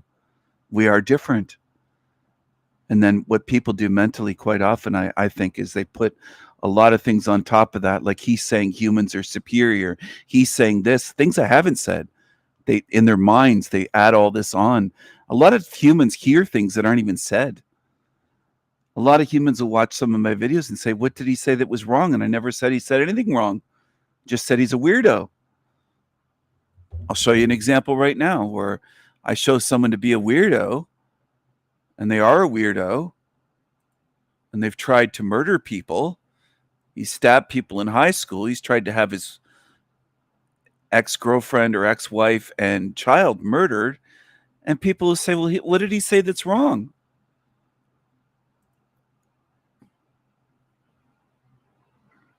There's a lot of fucked up people in this realm that can't focus or pay attention to anything.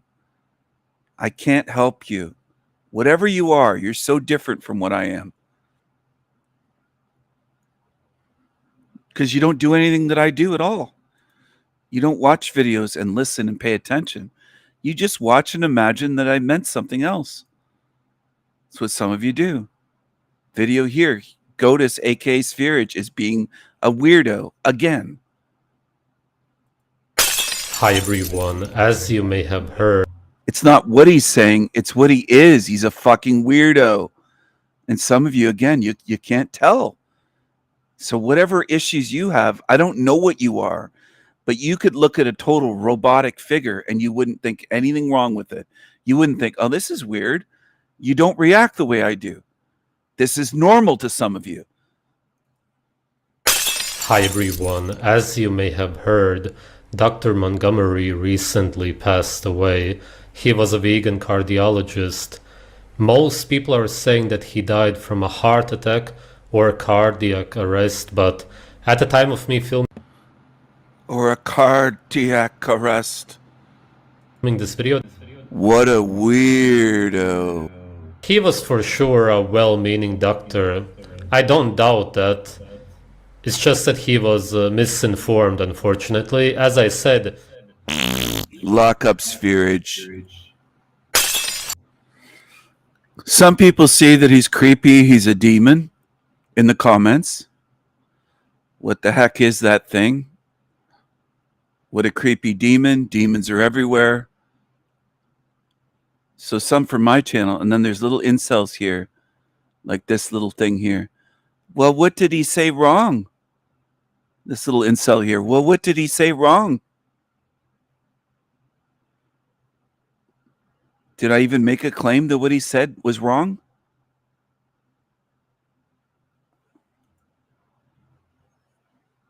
Here they go again. Why care? Why put in so much energy? What energy? I hardly put any energy into making this little short video. Into hating someone you don't like. It's low. I don't hate. Where did hatred come from? See, this is what they do. And there were more comments, but I banned a few cockroaches that came over and commented here. So they call me a hater. And this guy tried to murder his own baby son and the mother of his child. And he tried to murder people in high school. He brought a knife to school and stabbed people. Now, I don't know if they all survived, but he stabbed people as a minor. He's been fucked up since he was in school. And again, there's a lot of defenders of demons in this realm, always. And that's why I say I can't fix them. And I suspect, strongly suspect, and this is, again, this is a prediction because it hasn't happened yet, but I predict that people will react in a similar way to when I was younger and I went after an abuser of children and 4 people grabbed my arms and let the child abuser hit and kick me, and they held me back from fighting and punching him, grabbing on my arms, holding with all their body weight, trying to drag me to the ground, holding me back. So I couldn't even defend myself, where he had clear shots at my face and could kick at me. And that's what people do. And then afterwards they'll say, well, you would have killed him. That's why we stopped you. They almost always protect the abusers, protect the demons. They stand with demons. They have tears and sympathy for demons. And they try to stop the ones that are trying to serve up some justice. Goodbye for now, Wendy. Take care. Mad love to you. And it does get frustrating after decades of being in this realm and seeing the pattern, and it holds. It holds true. Most in this realm defend demons. And they'll say, well, what did he say wrong? Did it say in the title that I said what he said was wrong? Or maybe him as a creature is wrong. It's not necessarily what he said in that little short clip. This is the thing. People don't understand anything. They're quick to defend demons. Again, there were a handful of people from my channel that understood. But do you think most that viewed that video understood out of 1,800 views? It shows you where we are. And I've never said that I can fix this place, because I can't. And that isn't the point. And that's another thing where people get off track thinking, well, why don't you give us solutions? There's our solutions. You've been programmed like fucking robots to just repeat, like robots parroting their programming. Where's the solutions for Gaddis? Where's this? Well, there's no justice in this realm. He's on the run. He should be in a fucking dark prison cell right now. But he isn't. They don't know his location. They don't know what country he's in. He's traveled all over the world at people giving him fucking money. He hasn't worked in at least 10 years, maybe 15 plus years. He's been grifting for a living. And some of you don't understand what's the harm in grifting. You're supporting fucking criminals that hire people to throw acid in someone's face and beat them in the back of the head with a steel bar and jump them in the middle of the night and then firebomb their house. Some of you are just fucked up. You don't get it. I don't know why you need so many things explained constantly.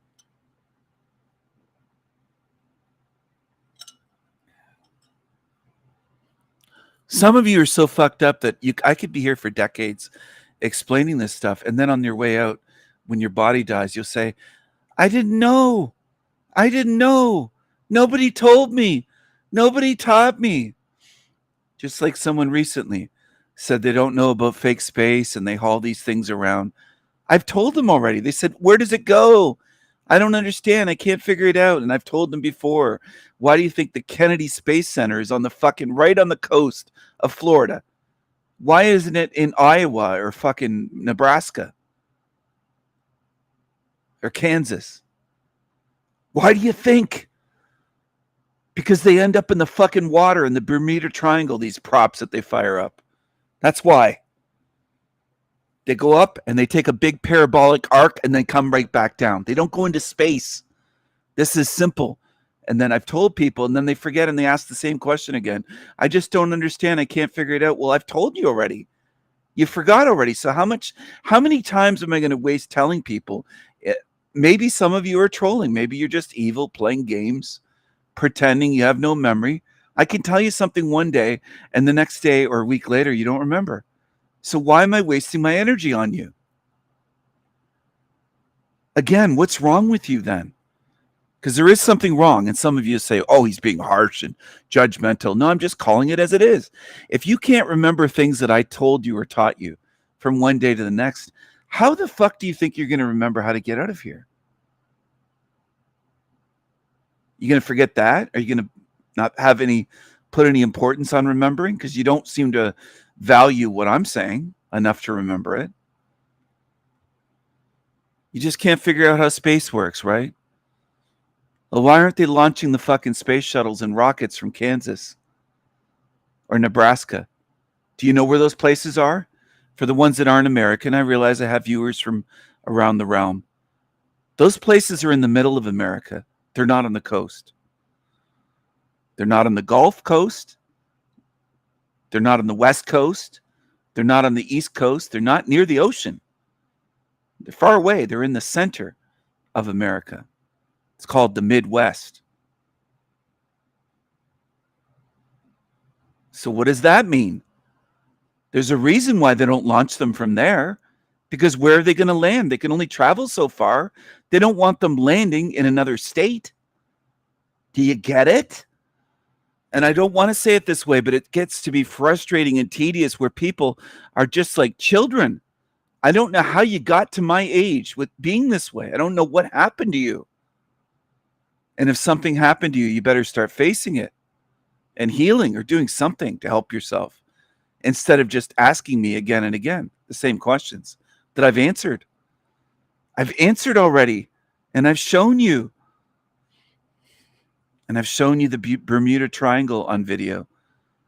Everyone in the world, you don't have to live in the States or in the Caribbean to have heard of the Bermuda Triangle, for fuck's sakes. I don't care if you live in Australia or the UK. I'm pretty sure people have heard about it around the realm, wherever you are. Okay? I'm just tired of people playing dumb and just wanting to waste my time. It seems like at times people are trying to irritate me and trying to waste my time. And I don't appreciate it. And some people are hanging on a thread here. They don't realize it. Everybody that gets banned from here always ends up like acts like they're shocked. Like, he banned me. I can't believe. Well, I ban people all the time. If you're going to be a dummy, I don't want you. Because I don't need that. Why would I? If you were asking me the same fucking question week after week that I answer, eventually I'm going to stop answering you. I'm going to say, you're playing a game. You're a demon playing a game. You're fucking around. Oh, no, Stephen, it's due to trauma. That's why I can't remember. Well, how come I didn't see you doing that on other channels? Only here with me. Why is that the case? I might be more aware than some of you fucking idiots realize and assume. I notice you act differently on other channels than the way you act here. I notice differences. I'm not afraid to look at differences. I'm not afraid. But I'm going to expose some of you that are here just to fuck around.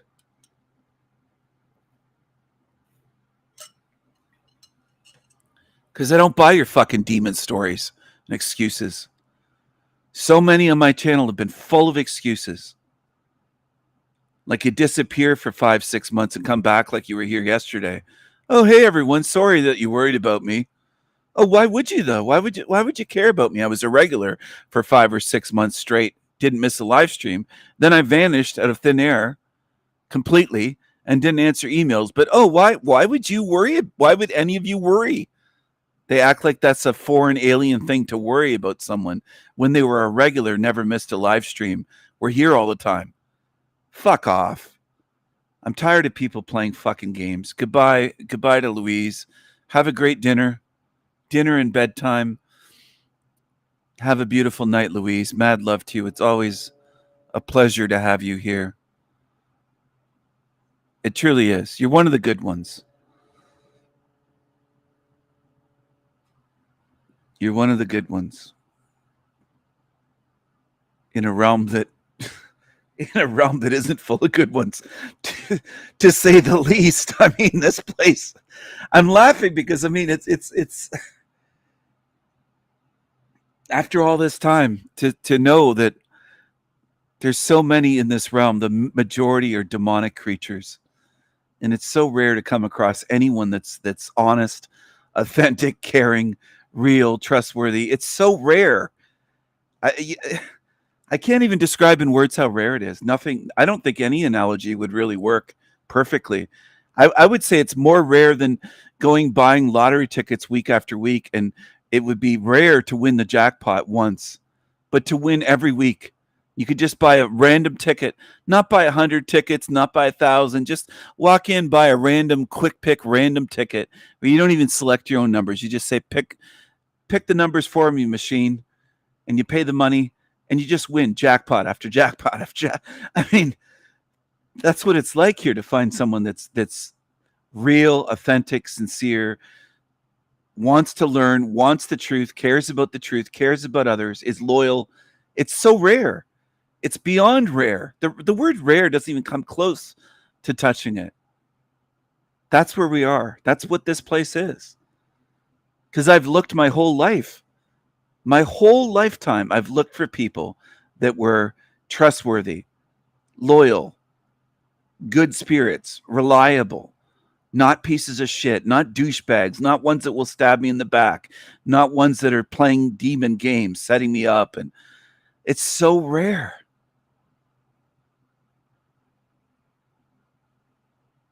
And it's an indication of where we are. It's a big indication. If you can understand how rare that is and how this place is populated by demons, you'll know where you are. You'll know you're not in a good realm. And you'll know that it's artificially created to be this bad. It couldn't randomly be this bad, is what I'm saying. It's artificially created to be this demonic and what I call a hell realm. And then there's people that twist that all the time. As soon as they hear hell realm, they start thinking the Bible. I'm not talking about the fucking Bible. I'm not talking about the Bible.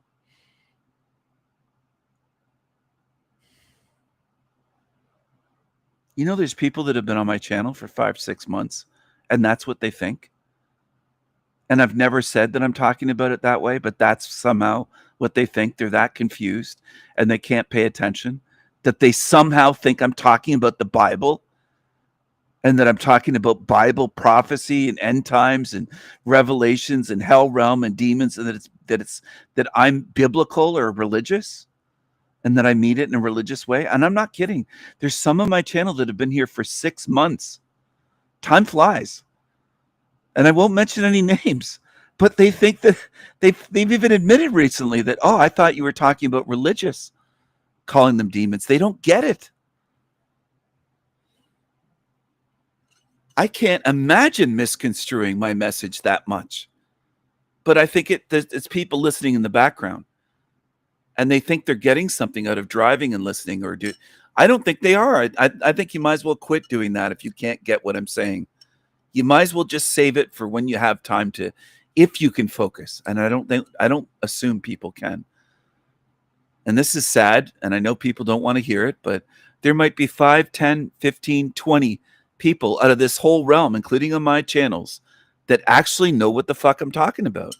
The more I do this, the more I realize people really don't understand me. They might tune in, but that doesn't mean they comprehend what I'm saying.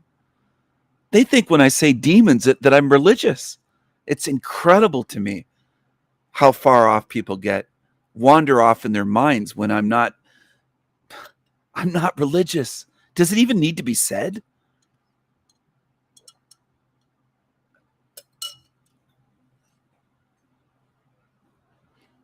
That tells me they have focus issues, attention span issues, all kinds of issues. And I'm not saying it to put them down. I'm saying it because I notice it.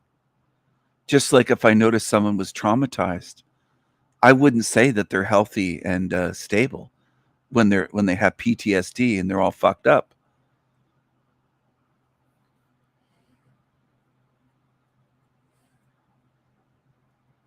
If you think I'm religious and using these terms in the biblical way, I don't know what's wrong with you then. Honestly, baffling to me that people come out and say, oh, I thought you meant it in a religious way. Well, where's the rest of the religion then? Where's the religion that I'm preaching here? Where is it?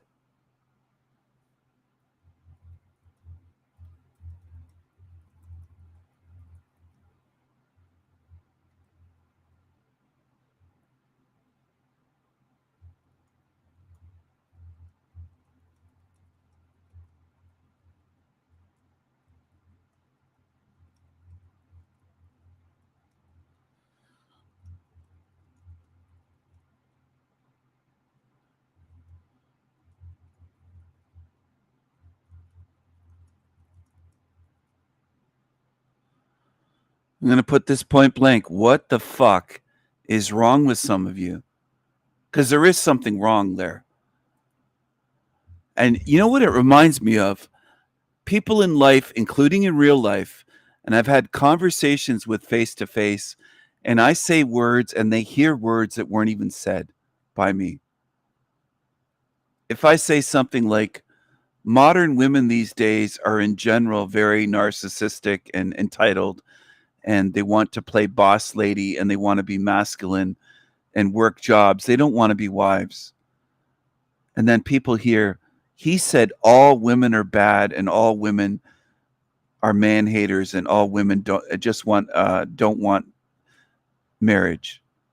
And you somehow hear the word all. The word all wasn't said by me. So why did you hear the word all? Are you hearing the voices of demons? Or are you so mental that you're hearing things I didn't say? What is it? I wonder with some of you. I do wonder what it is with some of you. Because if you think I'm preaching the Bible, I don't know what you're hearing. Honestly. And this came up recently. Somebody said to me privately, I thought you were religious and saying demons and hell realm in a religious way. And they've been here about 6 months now. They didn't just get here yesterday. But I still call the person new and a newbie and a baby truther because most of the time they don't get what the fuck I'm saying. And they'll insist and argue and get defensive and claim that they understand what I'm saying, but they don't prove it. Their own words prove that they don't understand what the fuck I'm saying. I don't know what's wrong with some of you. And I'm not saying that to be insulting. I'm not saying it to be mean. I'm saying it because it's true. I don't know what is wrong with some of you. I don't know what you are. I don't think you're like me spiritually. I wonder in some cases if you're agents, if you have demonic attachments, if you're working with some group, if you're sent here by some of the demon verse to fuck around and fuck with me and try to frustrate and irritate me and play demon. I call them demon games now. Instead of reindeer games like Rudolph wanted to join in with the reindeer games. You play demon games, some of you. I suspect that could be the case. Or some of you are so mentally fucked up. Because I don't know how you get there. It's one of the biggest stretches to say that you thought what I'm saying is religious.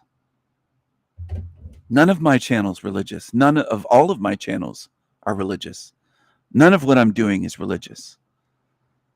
Short videos, long videos, live streams, whatever here, posts, none of it is religious. So how you would link me with religious is baffling. You must have some issues. Maybe mental, maybe spiritual, maybe both, and maybe demonic. There's something there with you. Now, do I need to figure that out before I leave this room? No, I don't. Do I need to help you? Am I obligated? No, I'm not. And that's part of how I've become even more free in the last decade or so. Saying, I'm not obligated to help these creatures, whatever they are. I'm not obligated to help you. I don't owe you anything. You people, or whatever you are, whether you're people, demons, coming to my channel and for 5-6 months and then saying, I thought you meant it in a religious way. It's incredible to me. Have you not been paying attention for 5 to 6 months? I can't fathom watching a channel as a regular for 5 or 6 months and not understanding at all, like some of you. I don't know what you are. No, I have suspicions. You could be this, you could be that, but I'm saying I don't know exactly what you are. But I know you're very different from me, some of you. Mentally or spiritually, or both mentally and spiritually. In extreme ways. Because I don't think there's any chance that I could watch a channel for that many months as a regular and be that far off my assessment of what that channel is and what they're speaking about. I don't think I could do it. So that's how I know there's something right there. You say you thought I was using these things spiritually, saying the word like demon, and I express quite often what I mean by demons. So there's something with you that really is different and not trustworthy. Okay? I could name her name right now if I wanted to. But another thing I get tired of is then the crybaby reaction, the defensive reaction, and automatic disagreement. No, I'm not a baby truther. No, I'm not this. I'm not that. I'm not new. And every indication shows that, yeah, you are. You are. I get tired of people trying to lie and trying to fool me here. Why should I help you if most of your energy is put into trying to fool me and getting defensive and lying to me? Why should I try to help you? Why should I try to help a liar?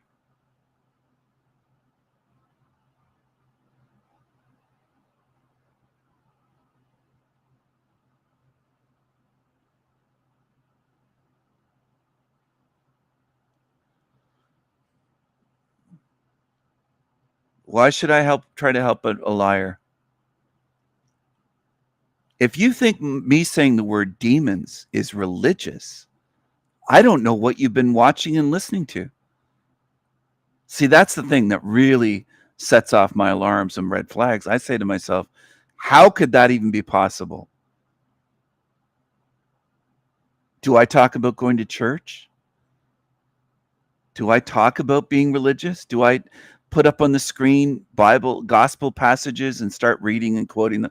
What about you? What about my show would make you believe that I'm religious or using things in a religious way?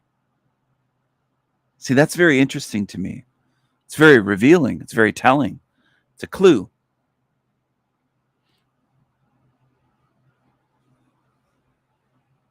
It's a clue that you haven't been paying attention at best, or you're fucking around playing demon games. It's kind of one or the other at this point. And that's why I keep people around, to narrow things down. I want to find out what you are, what makes you tick, how you come out with saying certain things like that.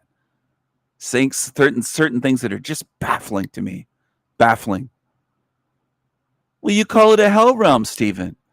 Yeah, well, hell's kind of an archetype. Do you need your IQ tested, or are you being dishonest? Which is it? Which is it?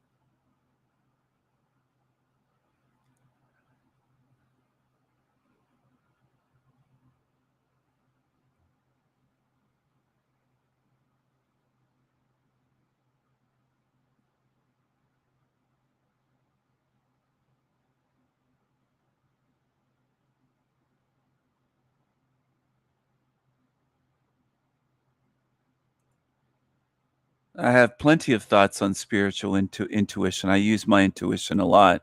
My personality type is intuitive. Now, that doesn't just mean my brain or my mind. I think these personality types have to do with our spirit, which is deeper than just, let's say, the brain or the mind, which I view as different than the brain. Consciousness exists beyond the fatty cholesterol, meat, brain, organ in the skull. The mind isn't the brain. The mind is part of consciousness. It's eternal, like the spirit. Or maybe the mind is part of the spirit, you could say. The brain is different. The brain's an organ in the skull. You can operate on the brain. You can cut open the skull and touch the brain and slice it. It's not the same thing as the mind or consciousness. Scientism wants you to believe it's all the same thing, that mind equals brain. Not even close. But anyway, intuition. I'm very intuitive as a being, meaning an intuitive spirit, and the way that I process things uses intuition. I'm introverted and intuitive and a feelings-based, perceptions-based being. So I use my external intuition a lot. Internal, external, extroverted. It's something that I rely on a lot, and it's just automatic. I don't have to think about it.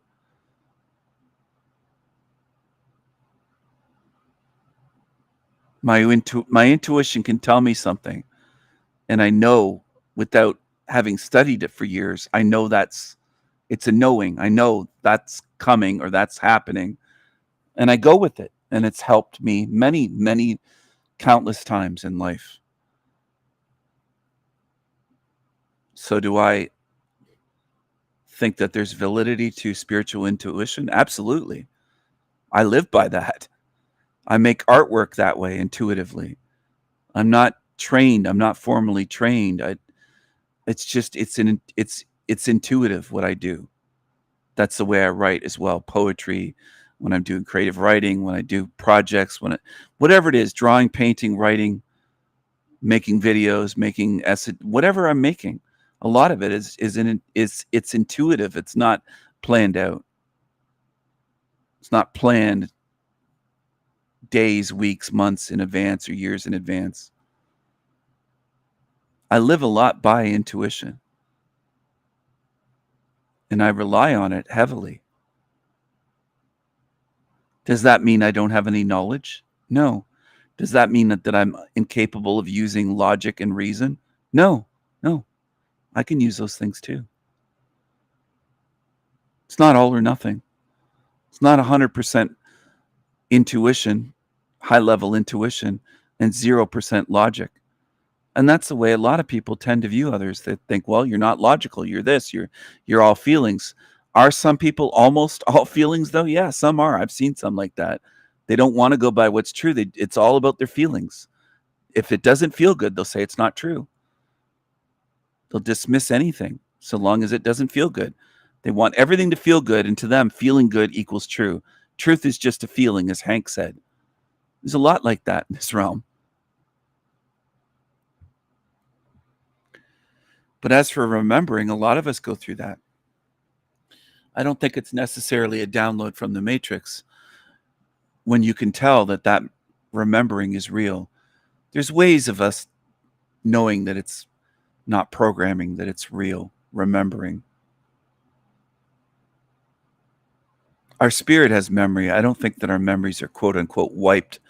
And that's why I don't push the memory quote wipe like so many others do. I think our memories are most likely stored, but almost inaccessible in totality. They're quarantined.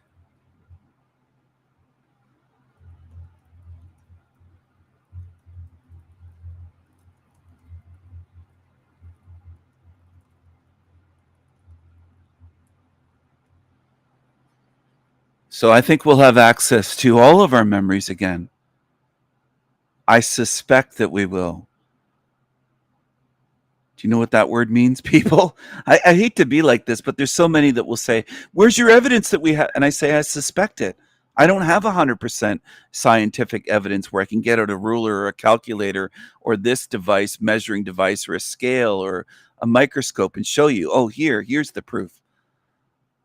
Neither does anyone else. But I'm doing my best to show you what adds up. Now, if our memories were wiped, nobody would have past life memories or pre-birth memories or memories of getting thrown into this place, which some do. So if our memories were all fucking wiped, no one would have that. But some do. So that leads me to think that logically, our memories are not wiped, they're contained. You have to be like Sherlock Holmes you have to be a detective to put this stuff together. You have to say, well, this makes sense. Even if you don't have 100% proof, which none of us do. See, these demons that come here say, you don't have 100% proof. Well, a lot of these things I don't. But what do you want? They don't want me to talk about anything. That's their goal, is to silence me. But if you think about it logically, if some of us have pre-birth memories and we're not liars, have you gotten to the stage yet where you can tell a liar from someone that's a truth speaker? A lot of you haven't on YouTube. You'll say, how do we tell? Like, I don't know what you are because you've lived a lifetime, 40, 50 years, and you can't even tell what a liar is. It's like talking to little children at times. I don't know what to tell you. How'd you get this far along in life? You can't tell at all when someone's lying? on YouTube? The guy I showed earlier is he's a terrible actor, Joshua. He's a liar. You can't tell? What do you need? Do you need him to fucking confess on video and say he's a liar? Well, I don't know what you need, some of you. Do you have zero intuition? If you never used it in life, have you gone through life lazily and just focused on going to school and getting a job and making money and thinking about nothing ever? I don't know. Like, some of your life experience people must be entirely different from mine. Have to be the way you treat things. Some of you say, how do I tell who's lying? I just can't even relate. You might as well be an alien from some other realm, because I don't know I don't know where you've been. You're adults and you never worked on being able to tell who's telling the truth and who's a liar. Your whole life here. What was your focus then? Was it money? Was it material shit? Was it television? Like, was it Zombieville stuff? I don't know. I don't know where you came from, some of you.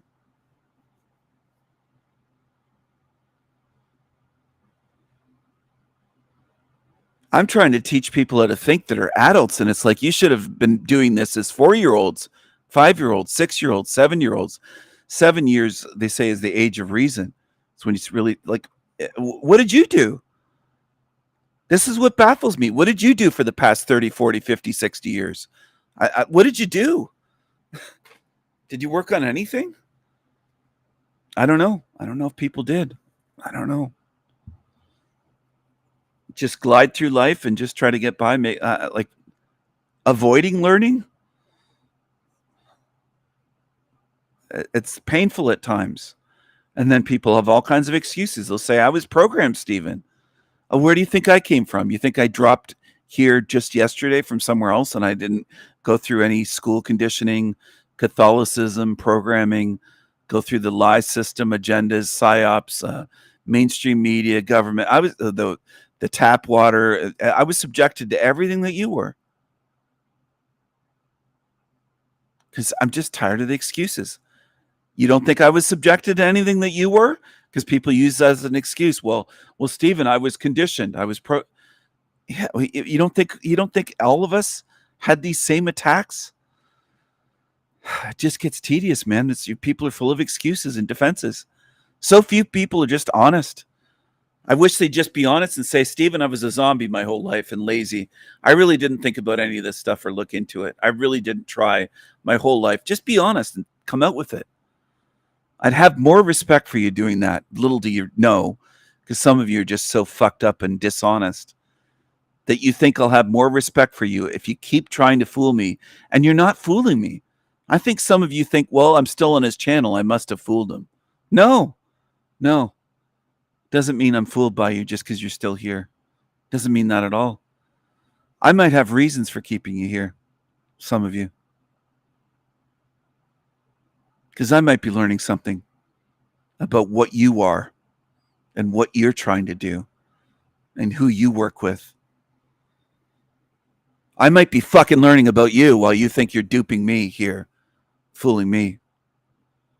You ever consider that? As for the memory thing, I think our memories are contained. Not in the brain. I didn't say that. For the ones that are hearing in their mind, he says contained, he must mean in the brain. No, not in the brain. I don't think memories are stored in the brain at all.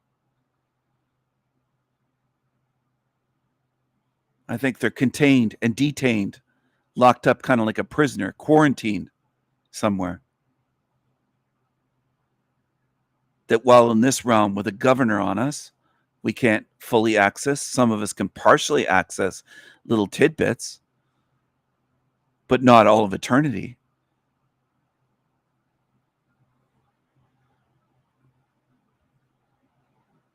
I think about these things. It's weird, isn't it? I know right off the bat defensive people, and I've seen them type before. It's not weird, Stephen. It's this. Right as soon as they hear certain trigger words like weird or crazy or mad or no, it is. It isn't, Stephen. It isn't. It isn't. Yeah, it is in this realm, because what's normal is not thinking. That's what's normal here. You better get used to hearing me say that. I'm going to start saying that a lot more, because that is the norm in this realm. Whether you want to disagree or not, you're a liar. That's what some of you are that come here. You lie to yourselves. You lie to me. You're liars.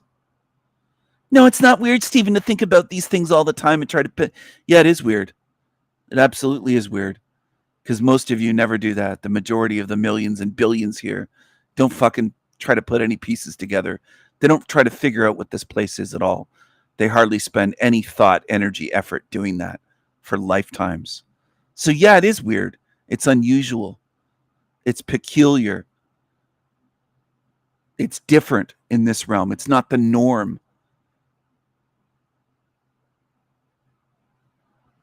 And I observe you as much as you think, oh, you're learning here. I'm observing your behavior as well.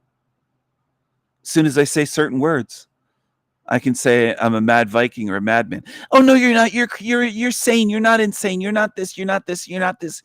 And they just argue. You're so programmed and triggered by words that you don't even know what the fuck they mean. A lot of you come here, you don't even know what the words are. You don't know what the words mean that I use. You just don't know. And I've tried to show you various times. You don't know. You don't understand. You don't pay attention. That's normal in this realm. Having no attention span, almost no memory from day to day. That's what's normal here. Might as well go out in the forest and talk to a giant mushroom on the ground and expect it to remember. Because most of you will never remember what I've shared here tonight or any other night. And you'll say, I know what you talk about. You talk about Hell Realm. You'll say the title of the topic, and that's it. That's about all you get out of it. Some would say they have a memory of a goldfish. Fuck, I wish you had a memory of a goldfish. I don't think it's close to that memory for a lot of people that drop in on my channel. They couldn't explain my model if their life was on the line for it. They don't know what I'm talking about. They're just here to watch or listen to something. And they got tired of television and they got tired of shit channels or panel channels. That's what I think. I don't think there's very many high-level people in this entire realm. I don't think there's many walking this earth that are capable of having the attention span to understand what I'm saying. Just the attention span is lacking enough that they can't do it. And they show it. Some are here for 6 months and they think I'm religious. It's just fucking incredible, man. It's almost mind-blowing. Good evening, everyone. This is Wayne over at the Alchemical Tech Revolution YouTube channel. Tonight, we're going to be looking at a little book called Freemasonry and Catholicism by Mr. Max Heindel. How come this guy can't say Catholicism? Catholicism. The way he said it was so freaking weird. But I know people. I know humans enough to know. They'll say, why are you hating on him? Why do you hate him? Why are you mocking him? Why are you doing... And they just can't fucking... That's part of what tires me out of being in this realm. I never want to be around you again. You're kind. That can't take a joke, can't take when I pick up on someone saying something in a strange way. You're so sensitive and just like little snowflake creatures that I never want to be around you. Because you'd be no fun to be around for eternity. You're kind. If I want to say Catholicism the way he said it and make fun and laugh about it, I'll do it. You fucking humorless twats that make up the quote truther community and YouTube's panelverse. You're a lot of little sensitive, humorless twats that cry, oh, he's making fun of someone the way they said a word and he hates them. Why do you gotta hate? Little fucking whiny incels. I'm so sick of you. So sick of your kind. I would euthanize them in this realm if there was no reincarnation system. Just get rid of them.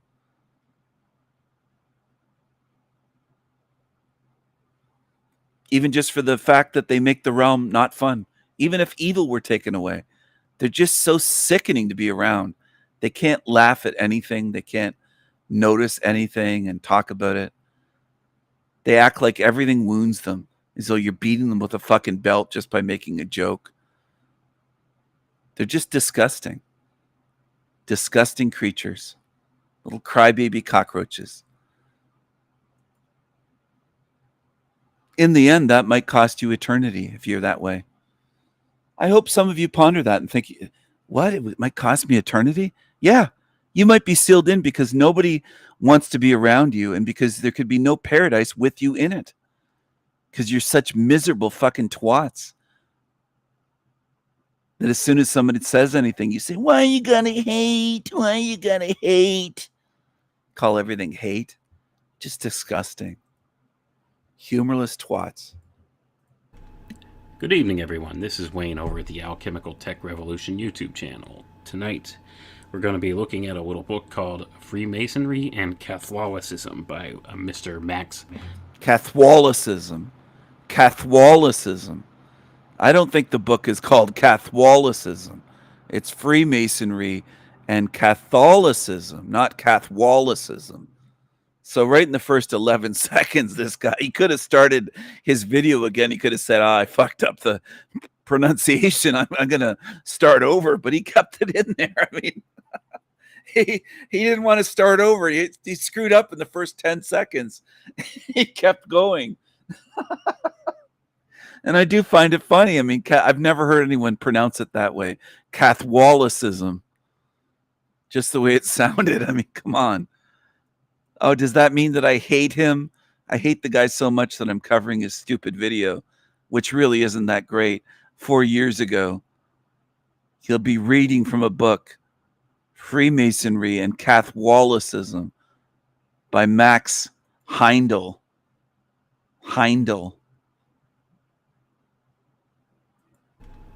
Good evening, everyone. This is Wayne over at the Alchemical Tech Revolution YouTube channel. Tonight, we're going to be looking at a little book called Freemasonry and Catholicism by Mr. Max Heindel. And this book was written sometime before the year 1919. I couldn't exactly find the first publication date of this book, but Mr. Heindel passed away in 19... Well, I don't think most people, Cameron, are trying to improve their discernment if they're sitting here thinking that I'm religious. They have more... I like, if you think I'm religious, whoever is watching right now, you're beyond lost. I think you might be mentally retarded. 1919, so we do know that it was written sometime before then. And in his description of this book, he describes it as an exposition of the cosmic facts underlying these two great institutions as determined by occult investigation. And this is a book put out by the Rosicrucian Fellowship. So this is a book that was originally intended only for initiates of the Rosicrucian orders. And tonight we're going to explore some very interesting facets of things in this book, and we're only going to read the two last sections of the book, part 8 and part 9 of this book, and these are very short chapters, so it shouldn't take us too long to get through this, but there's a lot of really good, interesting information encoded in here. So let's begin. It starts at part 8, The Path of Initiation. In an earlier chapter, we noted that the transition of the adept from the dominion of death to the realm of immortality was foreshadowed in the daring leap of Hiram Abiff, the Grand Master, workman of Solomon's Temple, into the seething sea of molten metal, and his passage through the 9 arch-like strata of the earth, which form the path of initiation. We also remember that at the end of the journey, Hiram Abiff, the son of Cain, received from his ancestor a new hammer and a new word for use in the new age. Gonna pause right there, folks. Hiram Abiff, who are they talking about here? Well, this is talking about the Freemasons. Now, keep in mind, this is a Rosicrucian publication, so this is more proof positive that all these groups are interconnected at the topmost levels. And we'll see as we read along here, when they're referring in this book to Freemasonry and Catholicism. You could look at that as not just Catholicism, but the Jesuit order. Okay, so the Freemasons and the Jesuits. And we'll see as we get into this exactly what the deal is with the Freemasons and the Jesuits and why they are interconnected and how the Rosicrucian order actually points this out here. But anyway, let's just hit on some of those key points we just saw. So they're talking about Hiram Abiff. Now this is the Grand Master. This is the figure that the Freemasons exonerate as like the master mason, or the archetypal master mason. Okay, so if you know anything about Freemasonry, Hiram Abiff, the story is he was the builder that crafted Solomon's temple, and he was murdered by 3 acolytes that wanted him to tell them the secrets of his craft, and he wouldn't tell them the secrets of the craft. So they murdered him for it in the old legend. But anyway, they've kind of deified this figure, Hiram Abiff, and you'll see as we go on how he equates to different figures from different religious systems and different mythologies and things of that nature. So he was the Grand Master Workman of Solomon's Temple. And we see here, this is talking about how he is the son of Cain. And this will be important later, and we'll see why. But he received from his ancestor, that would be Cain. So Hiram Abiff was given by Cain a new hammer and a new word for use in the new age. That's interesting, isn't it? Well, let's read on a little further and see what else this has to say. According to the Gospels, we also find that Jesus, the son of Seth, now remember that, folks, this is a little aside from me. Jesus was the son of Seth, whereas Hiram Abiff is the son of Cain. Okay, Jesus, the son of Seth, immediately after his descent from Golgotha, entered the subterranean strata, where he remained for some time in communion with the spirits who dwell there. Thus, the various strata of the earth from the circumference to the center form the path of initiation, both for the sons of Seth and the sons of Cain, and that is the reason why little or nothing is said of the inner construction of the earth in the multitude of books dealing with subjects of occultism. Those who are simply psychics do not know, and those who do know are not saying much. There is a chapter on the subject in the Rosicrucian Cosmo. This guy's kind of boring. There's only so much of that I can handle. I'm going to play one of my short videos, recent ones. Hell's Bells, Martin Liedtke. Liedtke. It's Liedtke. It's Liedtke. It's Liedtke, he said. It's Liedtke. When I say there's lied right in his last name, he doesn't like that. He doesn't like that pointed out. I find it funny. He's supposed to be a truther, and he's got lied at the beginning of his last name. Lied. The Glocken, the bell. It's Liedtke. It's Liedtke. It's not lied. It's not lied. Crimes of Beauty. I'm not even going to block you, he said. I had a channel called Crimes of Beauty. I've had lots of channels. Some that were gone before you were ever around. Some of you never knew some of my channels. I've been trying to reach you fuckers for so long, so many different ways. Some of you can't even clue in. Oh, they terminate Steven's channels. Well, why don't they terminate some of these shield channels? It's like you can't figure it out. You need it explained to you. And it's so tedious for me because when anyway, I hope you catch on one day. Good luck to you, and to some of you, better luck next lifetime. Because I don't think you'll get it in this one. I don't. You're showing me that you don't want to. Some of you.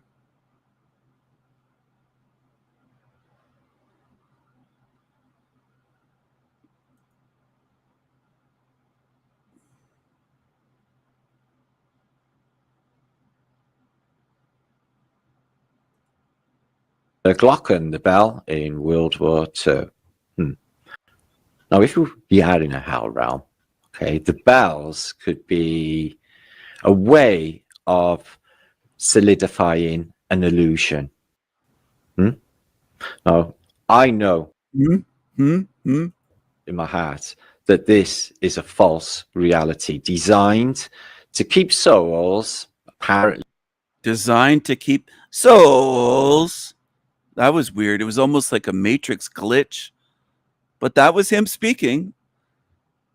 Supposedly a real being, not AI, but the way that he spoke, that was almost like a Stephen Hawking fucking voice glitch. Designed to keep souls. I mean, what the fuck was that? What was that, Martin? The Glocken, the bell, in World War II. Now, if we are in a hell realm, Okay, the bells could be a way of solidifying an illusion. Now, I know in my heart that this is a false reality designed to keep souls apparently suffering in this place. Now, that sounds like hell to me. So could the bells of hell actually, every time they chime, be a reminder that we are dead and that we are living in the hell realm, or indeed purgatory itself? Food for thought, guys. Food for thought. You can see a bell submerged in the mud here. I wonder how it managed to do that. The Glocken, the bell in. And this is for people that dabble in looking into my model. They'll say, well, isn't Martin correct? Aren't you saying we're dead, Stephen?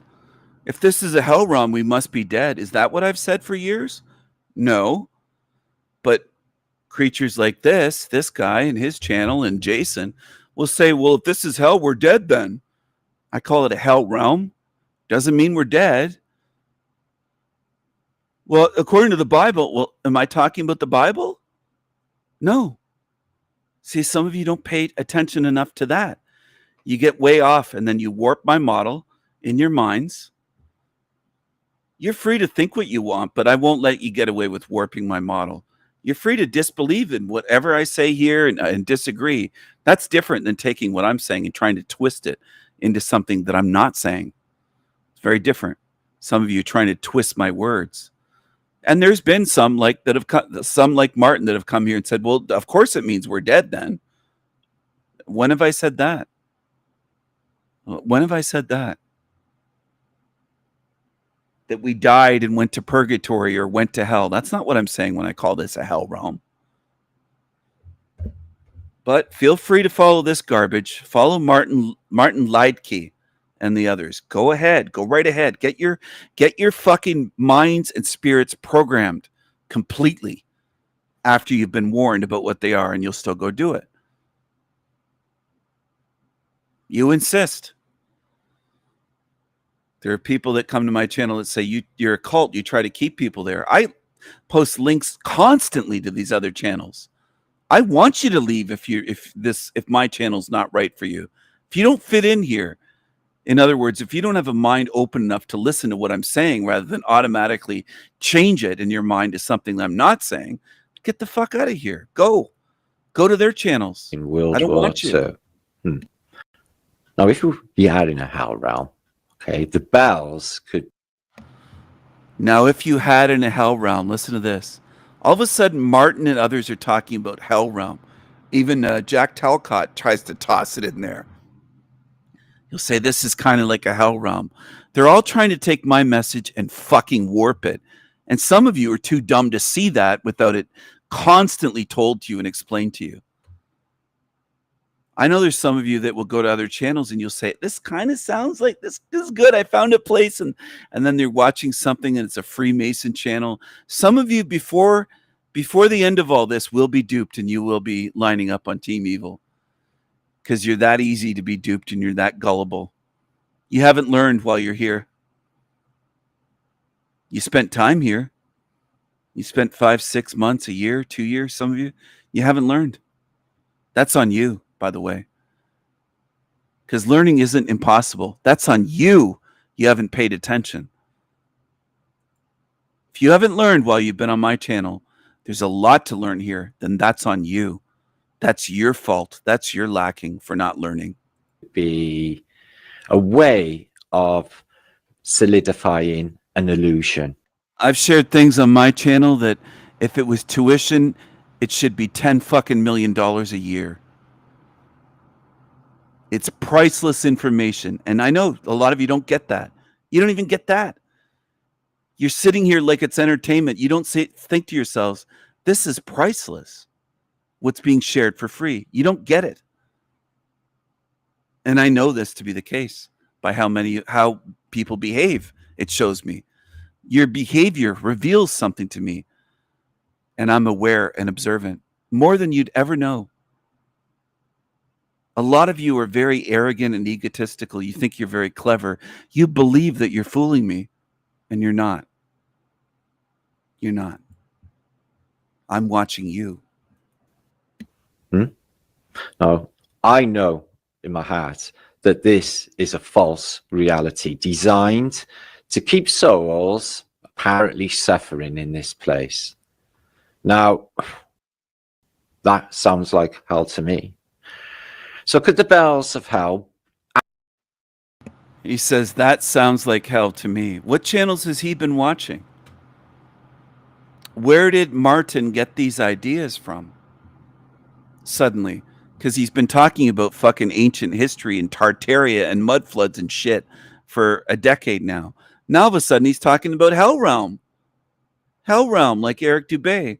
And some of you just can't make the connections. So be it. Stay here. And you're like, what do you mean stay here?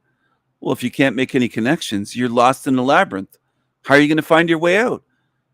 You can't think. You can't see that they're stealing from me. You're too stupid. You're too dumb. You're too dumb. Stay here. This is where you belong. This is a realm for dummies. You can stay here forever.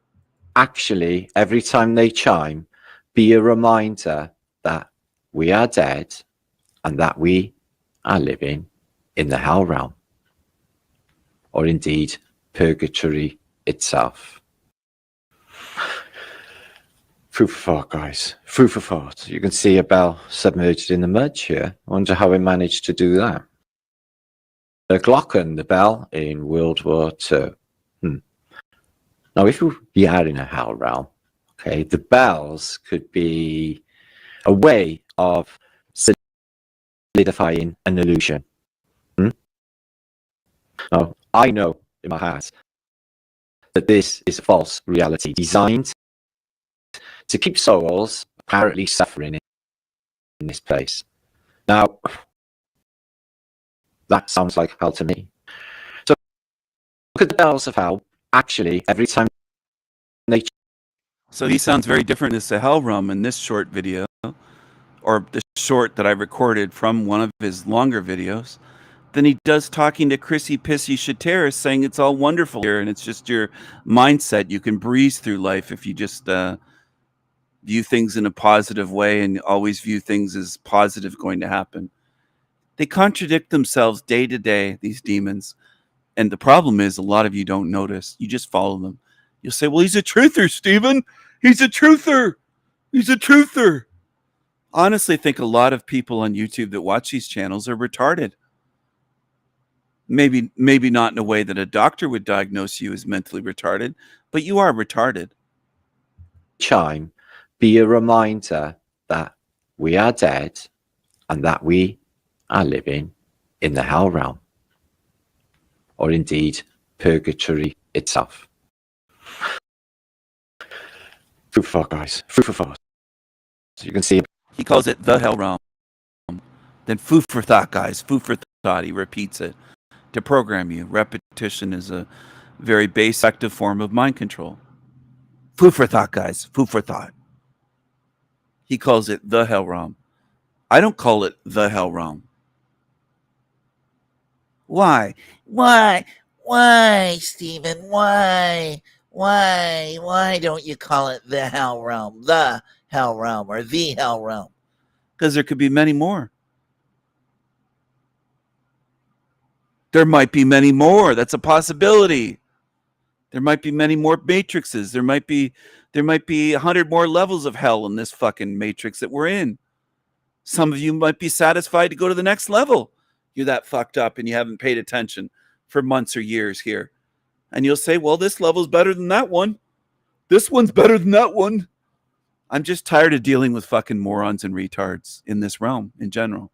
And that's what populates this realm, is morons and retards and ones that don't care about truth and they have no attention span and no mind, no memory, no nothing. And then they expect me to help them. And people can't even see when they're copying from me, copycats.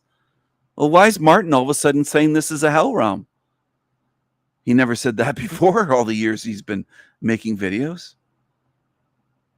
They're gonna convince lots of you in this realm. You're going to be duped in the end. And in the end, I'll probably be dead. My body will be dead. I'll be gone before you do, before you're trying to leave here. And if you cry out, some of you dummies that followed Team Evil and jumped ship and went over to Team Evil and became Two-Face and a traitor and turncoat and were bashing me. If you call out for my help, I'll say, I don't know you. I'll say, that's biblical. You want to go by the Bible? That's in the Bible. I don't know you. I'll treat you that way, like a stranger, because you weren't loyal to me whatsoever for as much as I tried to help you. So be it. I'll just say, I don't know you. I won't have to hurt you or hate you. If you cry out asking for my help, I'll say, I don't know you, and I'll let the demons swarm you. Fuck you.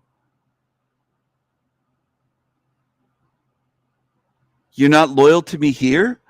Why should I be loyal to you out there for in eternity? I'm not going to be. You're showing me here and now what you are, and I will remember. I'm not like you people that have no memory. A lot of you have no fucking memory. I have to tell you time and time again, the YouTuber that I'm putting on the screen, ones I've shown for years. It's incredible to me. And then some of you just say, I don't watch those channels. So what? I've shown them here for 5, 6 months, a year, 2 years. You've been here. I'm tired of your excuses. I'm tired of the lies and liars. You don't fit in here. You don't belong here. And you liars will be weeded out.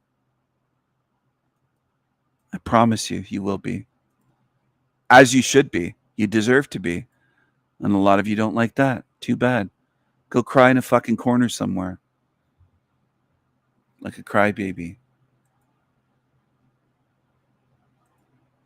So husband, don't tell my metaversal wife I'm cheating on her with my metaversal husband. Brought a story to our show tonight. And it was a story of 2 content creators who got mad at each other. Oh, Joe, did you see it? Did you see it, Joe? Did you see it? She'll keep repeating, did you see it? Did you see it, Joe? Did you see it? This is what they do. And people take this as normal. They hear sentences repeated again and again. You don't pick up on it and go, why do they keep repeating themselves? To you, you've accepted this as normal. A lot of you accept all kinds of shit as normal. I'm convinced that most of humanity can be conditioned to accept anything as normal, including somebody serving in a restaurant, babies on plates, and you eating it, and watching others just order human flesh to eat. I think they could normalize that. Full on, open, in public, chain restaurant cannibalism is what I'm speaking about, where it's just socially accepted. That's how fucked up and malleable most of you are, most of you humans. And you prove it a lot and all the time in different things. It wasn't just 2020 where you proved it. It was before then, and it's been since then, and it will continue. Most of you will go along with whatever the fuck is, quote, normal in society. The story, she was bound, beaten, starved over a cup of yogurt. There's people on my channel that would probably shrug and say, so what? Who cares? That's one person. That's one child. That doesn't make it a hell realm. No amount of evidence will get you to see where you are, some of you. You're FUBAR. I can present mountain ranges of evidence that are bigger than Mount Everest. And you just shrug and say, that's not my life. It's not a hell realm. My life's pretty good. What about your next lifetime? Let's see what you get. You stupid fucks.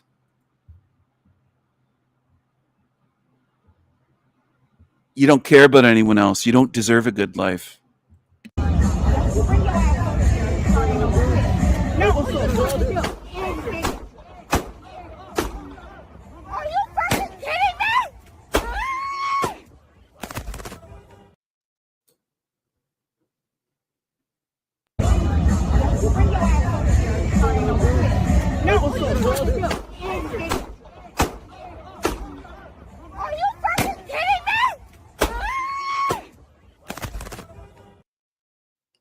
Yeah, did you see that, Joe?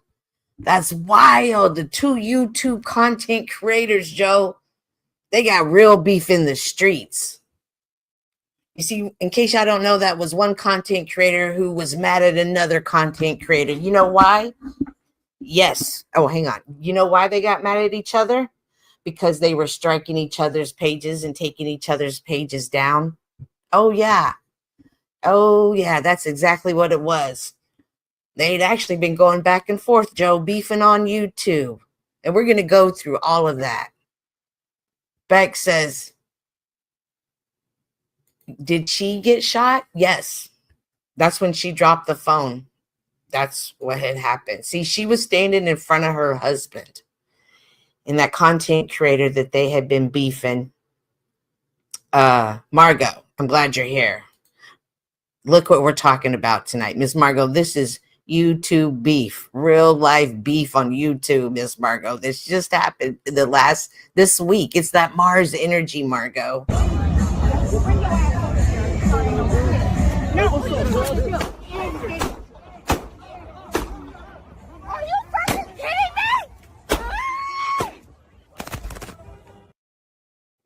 That's wild, right? Right. Oh my gosh, guys. So tonight, that's what we're going to talk about. I'm back for round 2 just because I was so taken back because, you know, in case you guys didn't know, I'm in the middle of a metaversal beef too. I got beef out here in these YouTube streets. I got a content creator who's, well, he's pretty damn mad at me, just like that content creator was mad at another content creator. So for everybody who's always like, you know what, it's just YouTube. Nobody can really get hurt. It's just YouTube. Yeah, what do we think about that?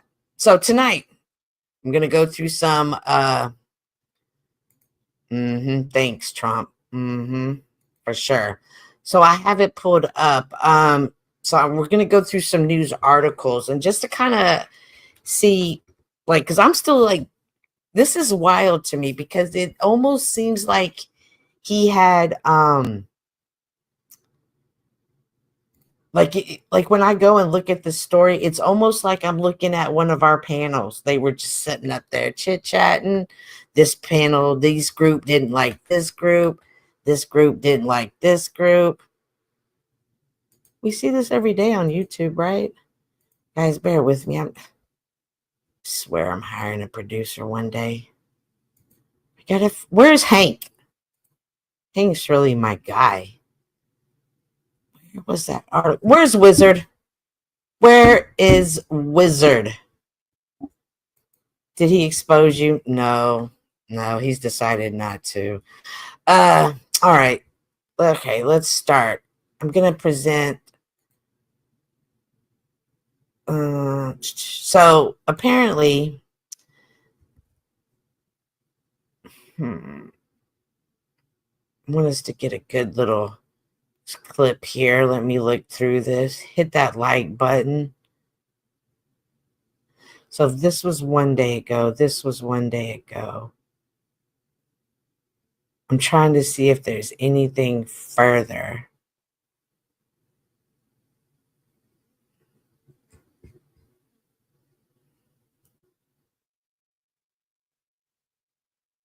Okay, let's start here. Oh my gosh. Okay, hang on. I'm going to make sure. All right, good deal. All right.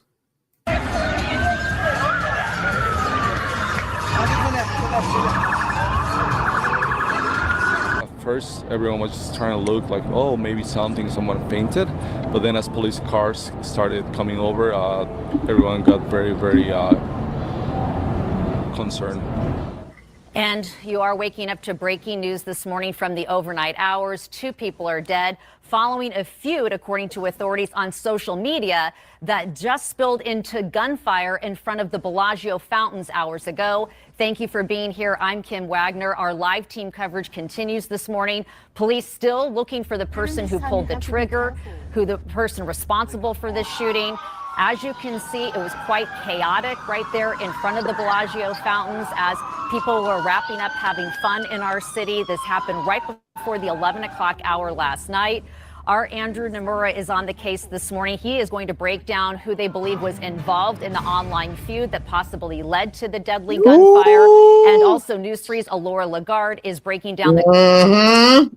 What were we talking about? Oh, shoot, y'all. Dang it. Oh, wait, I don't know. What were we talking about today? I have no idea, man. I just got back on my side of town. I was at the protest. The beef and all this hate that's going on YouTube. Really? Well, it's logical, I guess. I shouldn't be surprised. Right, but see, you look how this beef just got real, right? Yes, and everybody talks that shit like this cannot happen. I am so interested in the surrounding facts of this. Oh, well, guess what? You came to the right place tonight because Very good. Yes. All right, so let's finish this story. I got a few more. A timeline of how this all went down. Let's kick things off with Alora first. Good morning. Good morning to you, Kim.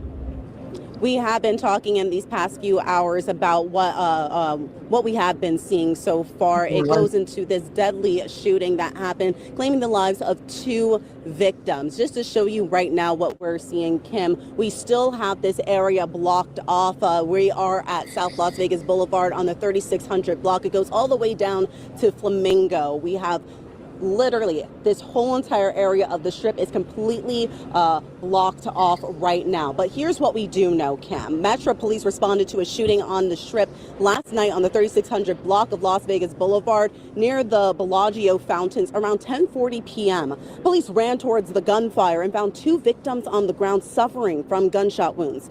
Despite life-saving measures, both victims were pronounced dead on the scene.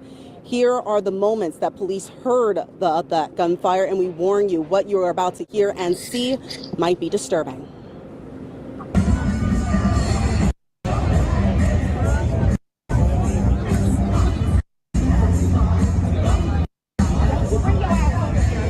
Woo! Woo! Are you fucking kidding me?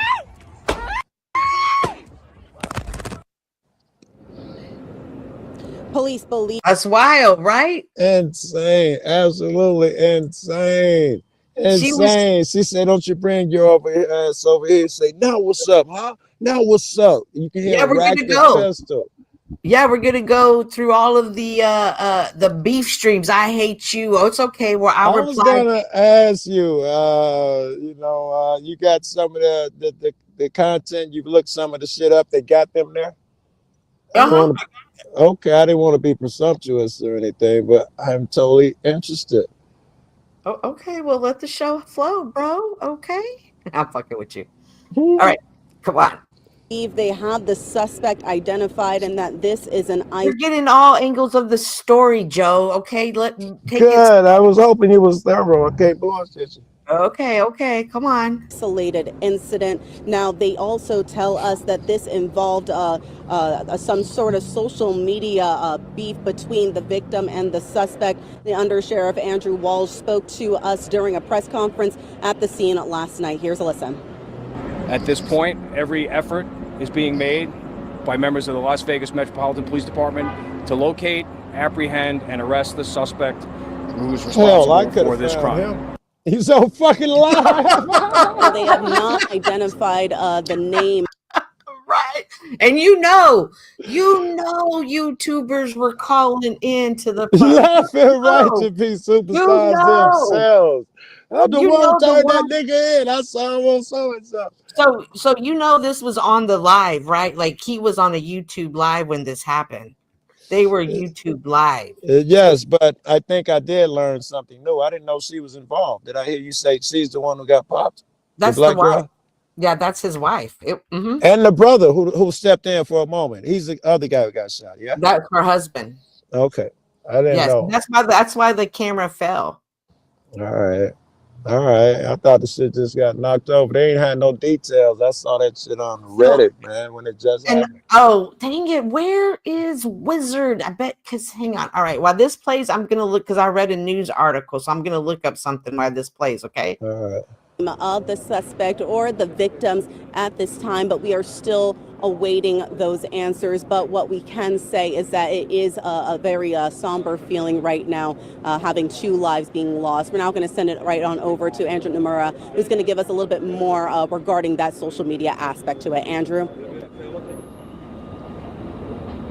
Hey, good morning. Yeah, tons of police presence here from our end. Currently right now at Las Vegas Boulevard and Flamingo, here on top of the pedestrian walkway, where we are getting our best vantage point of police presence here, as they have blocked Resto, off you any watching? entryway onto Las Vegas Boulevard in front of the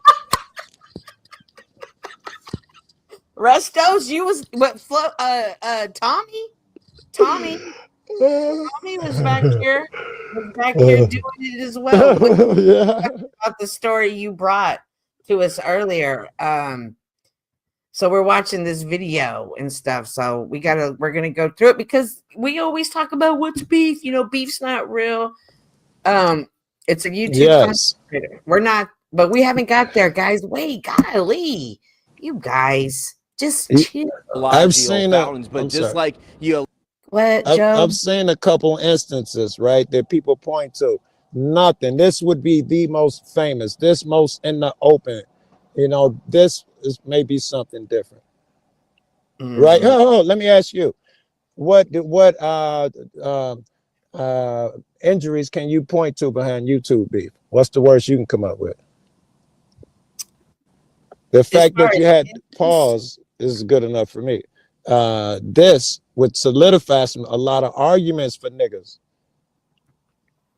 So I used to work with this other content creator on here, and man, he was notorious for going around and calling people out and you come find me in the streets. Woo, woo, woo, woo, woo, woo. Right? Talking. He's been doing it for 8-9 years. Boy, they caught up to him. Wow. They caught up to him this past week. I would show you pictures. Just this week? Well, he'd been on the run. He'd been in Florida, and he had to come back home. He had to come back home, and he only been home for 2 months. And they definitely touched him.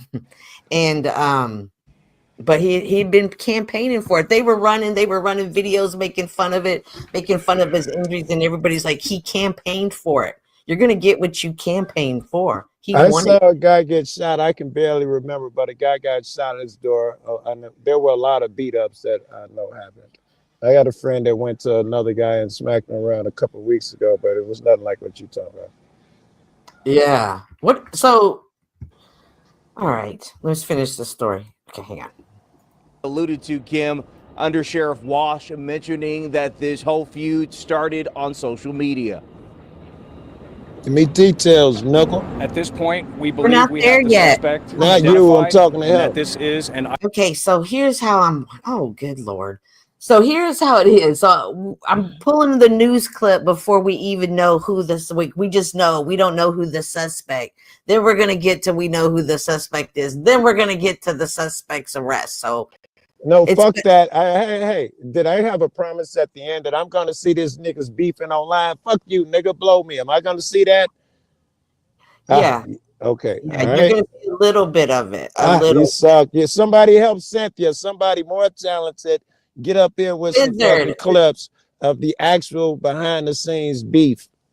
Yes, you're gonna see it in one of the clips, but it may not be like this, the whole. I mean, before the channels get taken down, somebody should be out there. They already ripping took that the shit. channels down. The channels are already down, but everybody who screen recorded is now restarted uploading everything. Right. Oh my All God. right. Come on, work chat, damn it. Shit Wizard, ain't free. Wizard, please, Lord, come help your metaversal wife. isolated incident, knowing that the suspect and the victim had previously engaged in some type of conflict using a variety of social media platforms. Yeah, from what we can make out as we were doing our due diligence here, this apparently beef between what's called Sin City Manny, a YouTuber. So we got Sin City Manny here on the right, who has like the whole "I'm the new modern day Joker" vibe. Like, you know? He has He has Good. 14.2K subscribers with 334 videos. I think his page has already gone down. And then over here to the left, we got Finny the Legend. He's got 3.11K subscribers. How many subs he got? 3.11. I thought that's what you said. However, in one of the news articles, I do believe that it is now up to 4.4. One of them mentioned that his channel, because Finny the Legend's channel is still going up. Oh, should we go look at that? Would that be in trouble though? I know we should look it up. We should.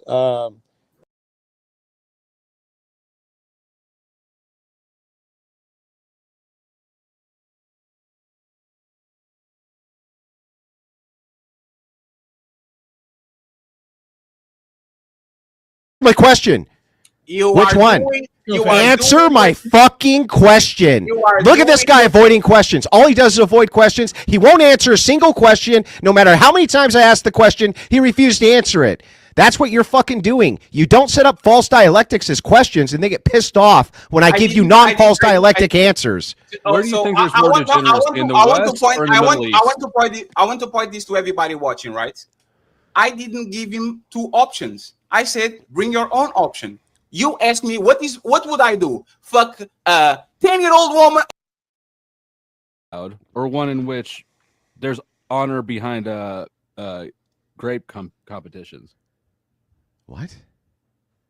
There's That's what you said. I'm asking you to use what are you talking about? You said that was the honor your code. paradigm, or one in which there's No, that doesn't get to the heart of the truth of the matter. You're making a cultural comparison and get mad at me because I look at the honor culture from the perspective of those who are in that culture. So of course I We am. can really only look at it from our culture, our paradigm, right? The one that we have.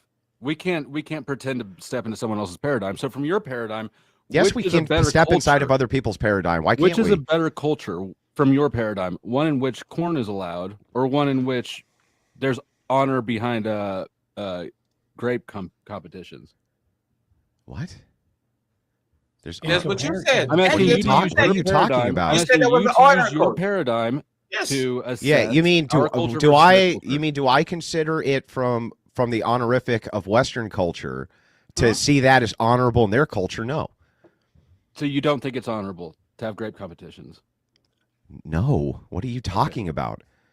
Good. So you agree then that having corn is more honorable than having grape competitions? No, hang on. I'm sorry. Was this in dispute? Was It was in dispute. I think it was in dispute. Well, You I'm were super fucking confused. Was this ever? Did this something that came up at some point? What? I think you're kind of making stuff up, man. I don't think I'm kind of making stuff up. What did you hear? You're pulling this out of thin air, man. You didn't hear him saying that we couldn't assess their culture in which they grape babies?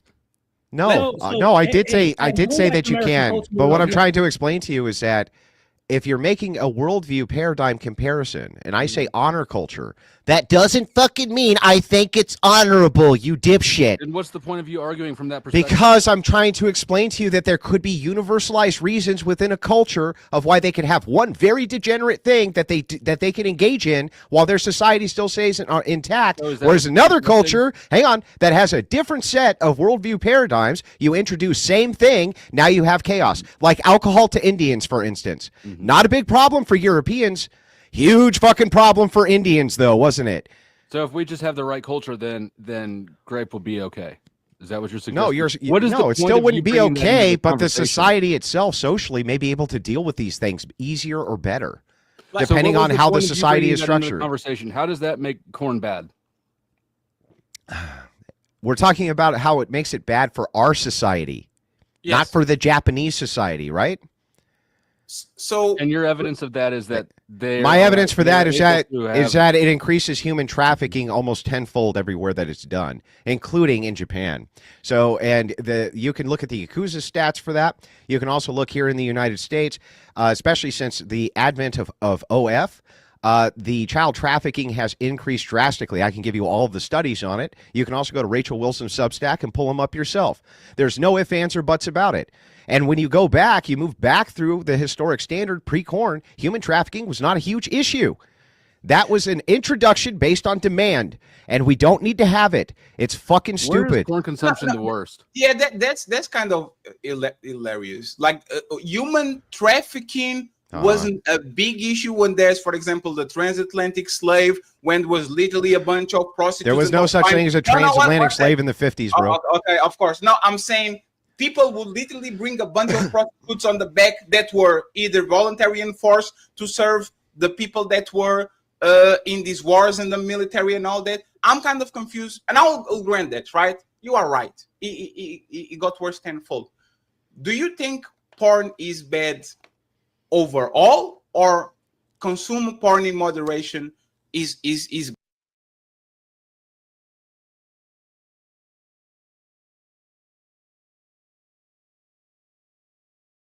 Alright, I'm sick of all the videos on YouTube teaching people how to fight unnaturally, because nobody fights like that in nature.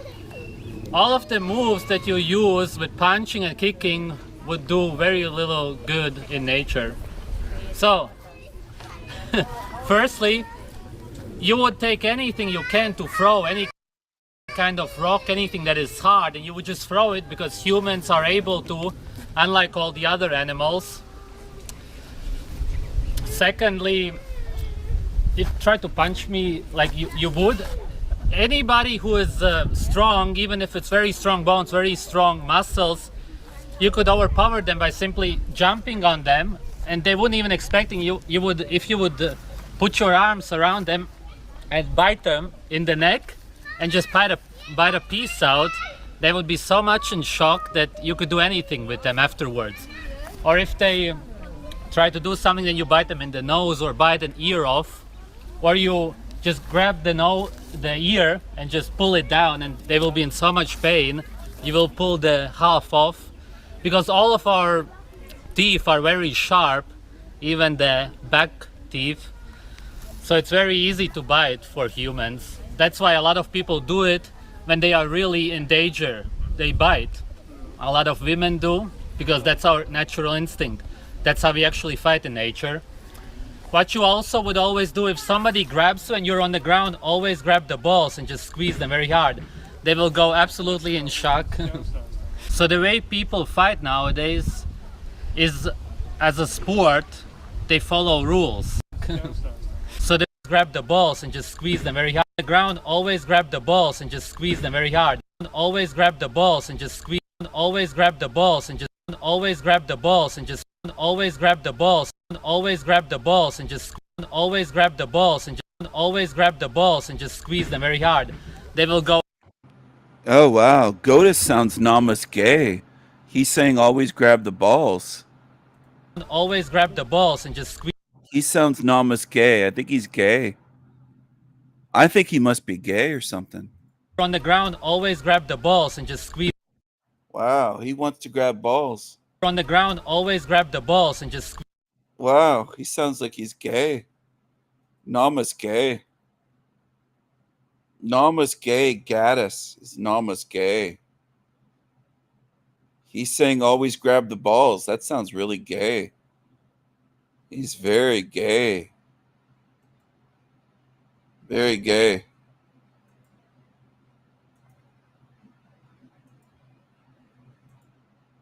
He loves to grab balls. Oh, what's this predator over here? What's this creature? I don't do anything else but her face followed through and made the avatar immune to whatever was in the Materium programming that it suffered. Because the placebo, which isn't a cure. Do you like the way he speaks like my books? My books? Was actually believed. Blah, blah, blah, blah, blah, blah, blah. The placebo did nothing. It was the immortal within who believed. People are full of excuses. They follow these channels by the millions.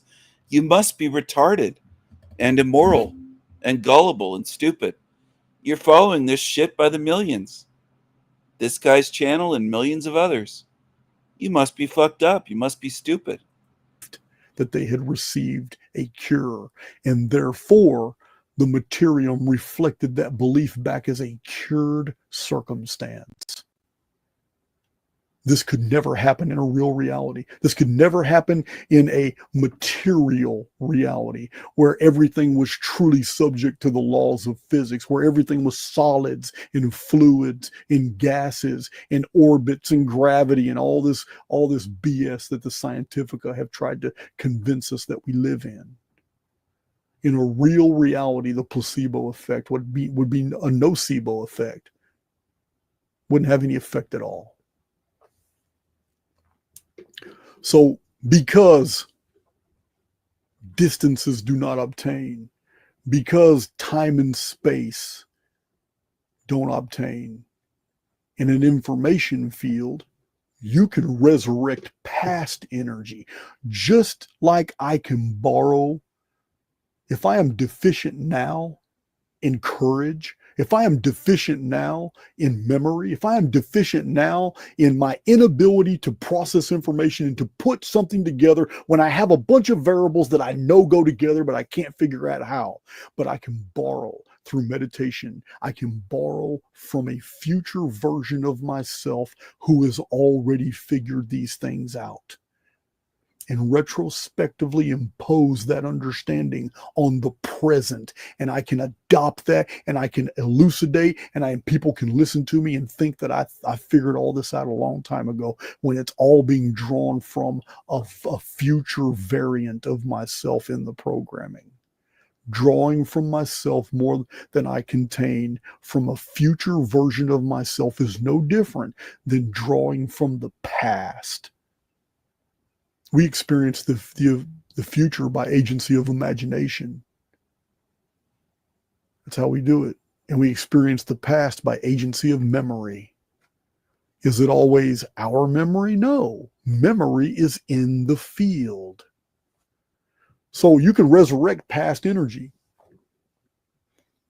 Anyone can do this. If you believe that in the past that you were better than you are today, if you believe that in the past there was a point in your past where you were operating at a higher rate of vibration, if your frequencies that you emitted were better, if you're at a better point in life and you want to return to that in order to be able to move forward even beyond anything you've ever experienced before, if you feel that you have to regain that legacy from the past, you're able to do that. Absolutely. You wouldn't be able to do that in a real universe, but we're not in a real one at all. So I do have a note here. Let me see this note. You can resurrect past energy. Collapse discontinuities mean that every operable reality tunnel that you have experienced in life continues to propagate in the other hemisphere of arithmetic, that in the field beyond your perception still continues your ideas, your intents, your fears, your rewards, and your work, and that chaos is merely the cessation of perceivable patterning that actually continues in the holofield beyond your present awareness. So, I've talked about those in the past, collapse discontinuities. I wrote that a couple years ago, but the collapse discontinuities are like when you're experiencing something and all of a sudden it just abruptly stops. It just stops. And you think it's over with, but it's not. It actually continued in another dimension of arithmetic. But because you're not in resonance with that dimension, you no longer experience it. You think it's stopped. And then all of a sudden, 5 or 6 days later, 2 or 3 weeks later, 4 or 5 months later, all of a sudden your life just gets right back on that original track. Because it was on a track and you had certain experiences, relationships, and phenomena happening in your life. Then all of a sudden everything just switched. It's like a train station. You just switched. It never stopped. That reality tunnel continued in another dimension of arithmetic. I have given demonstrations of this, especially with the number 2178, the immortal number that never collapses. These collapse discontinuities happen in our lives. These are pattern breaks, but they're only pattern breaks of perception. The actual reality tunnel, all the arithmetic attached to it, continues on the other side. And then when it reemerges with the world of the materium, the experience, all of a sudden you have deja vu. You're seeing the same people going the same routes, experiencing the same things as 3 or 4 months ago. And then day after day, it's like, damn, man, it's like, I'm back on track. I don't know what happened for a while, man, but I'm back on track. This happens to a lot of people. It's happened to me. It's probably happened to every one of us. These collapse discontinuities are more evidence that we're not living in one single reality and that we do skip, we do jump. Our avatars are still here. Our souls still inhabit them, but the world of phenomena shifts and we perceive these shifts. The more awake we are, the more we perceive the shifts. This is why I've told you about deja vu, Mandela effect, synchronicities, coincidences. It is the souls that recognize these little nuances that are the most awake. It is the collective who do not believe that these things are a thing who are the most asleep.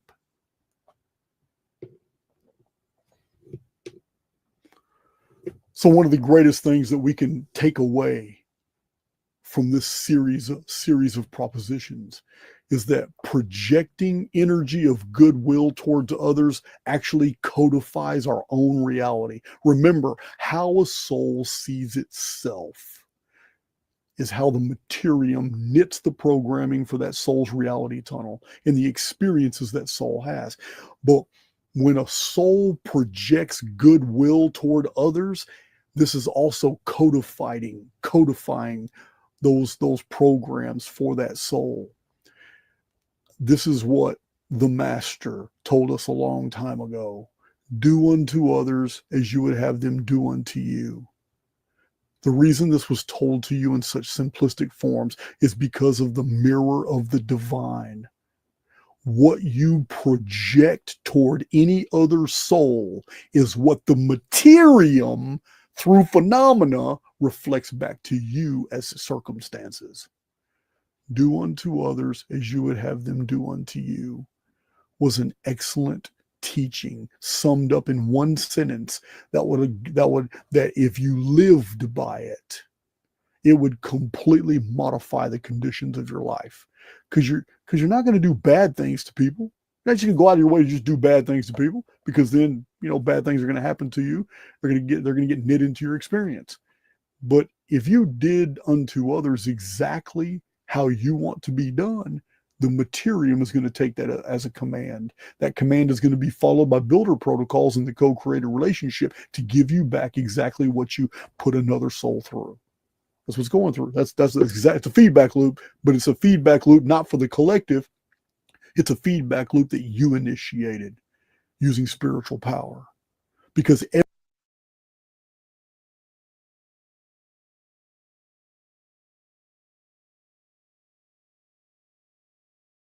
So, a rather angry seeming man noticed that a white woman who was walking her dog and on the same side of the road as him crossed the road to be on the other side before she got close to him, and this enraged him so much that he decided to film an angry TikTok video. So I'm taking this walk, right?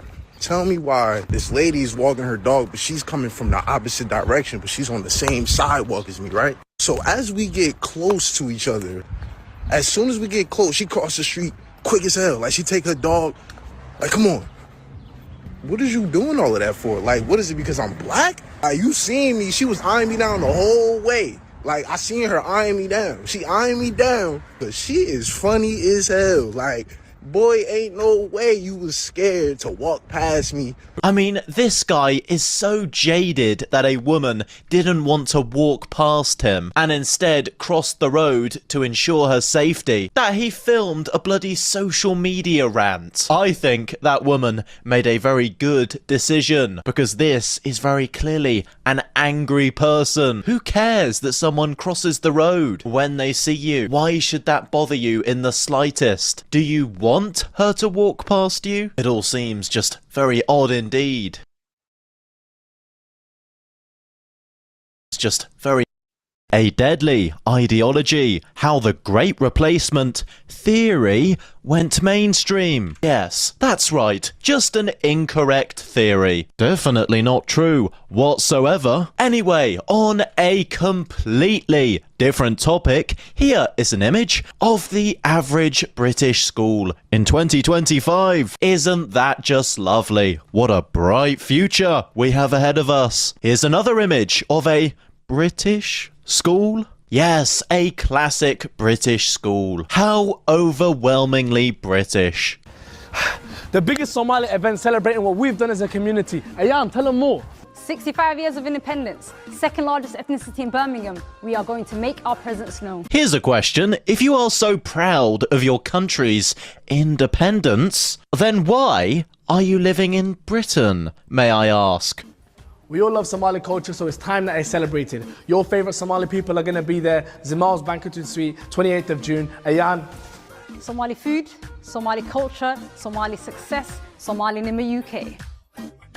So at this point, can the left just please stop pretending like integration is happening? It is so hilarious to me how just a few decades ago, the left was insisting that we can leave our borders open and everyone who comes here will integrate. They'll take up British values, they said, and thus become British. Yet here we have people who are likely second-generation immigrants celebrating Somali culture and wanting to enhance the presence of Somali culture in Britain. That is exactly the opposite of integration. The moment it became apparent that foreign cultures were being imported into Britain and ethnic enclaves were being formed by immigrant communities, so basically people weren't integrating, the left stopped promoting the lie of integration and started simply calling anyone a racist who complains about entire neighborhoods and cities being transformed into effectively foreign countries. What an absolute joke.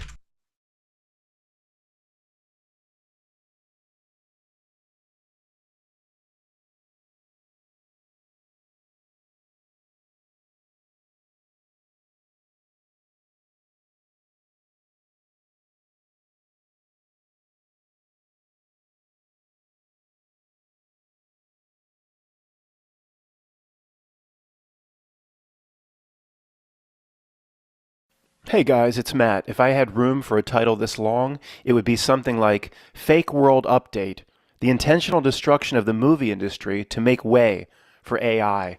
Because of Google's release of this new Veo 3, which I'm sure many of you have heard about, it is time to revisit what we talk about once a year, the intentional destruction of movies, moving what was considered to be a real world down a sliding scale towards a fake world, to have real people eventually willfully choose to enter a completely digital environment.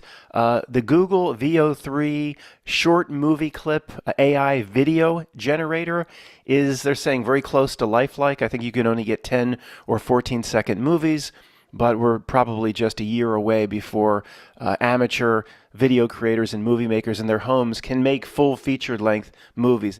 Let me give you the background on this and fill anybody that's new in on what the old guard knows, but that'll just take a few minutes. These videos are popping up with creators using this Google Veo 3. They're saying it's indistinguishable from reality. We can tell. I mean, it's right now it's 97 creators using this Google Veo 3. They're saying it's indistinguishable from reality.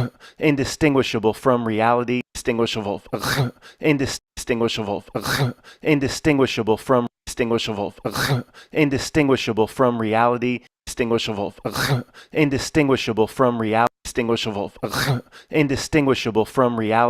We can tell. I mean, it's right now it's 95 to 97%. You know, what will it be in a year or so? It will be completely indistinguishable. Although the craziness that's taking place on the screen, we might say, well, there's nobody that would really do that, especially these very popular The Impossible Challenges video. After this segment, you might want to just pause this. I'll tell you when the best time is to go look. Just search on YouTube Impossible Challenges, Google VEO3, and they're right here. I'm not going to leave a link, guys. Just you'll see them. If it might be good for many of you to take a quick look. But it's all about people kind of hurting themselves, and it's a little sick and dark.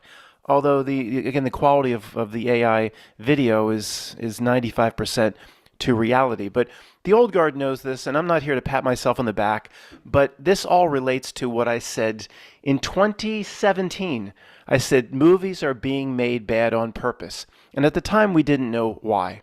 Now it's starting to take shape. We really understand I believe now I understand what the long-term goal is. Without a doubt, I was the first one.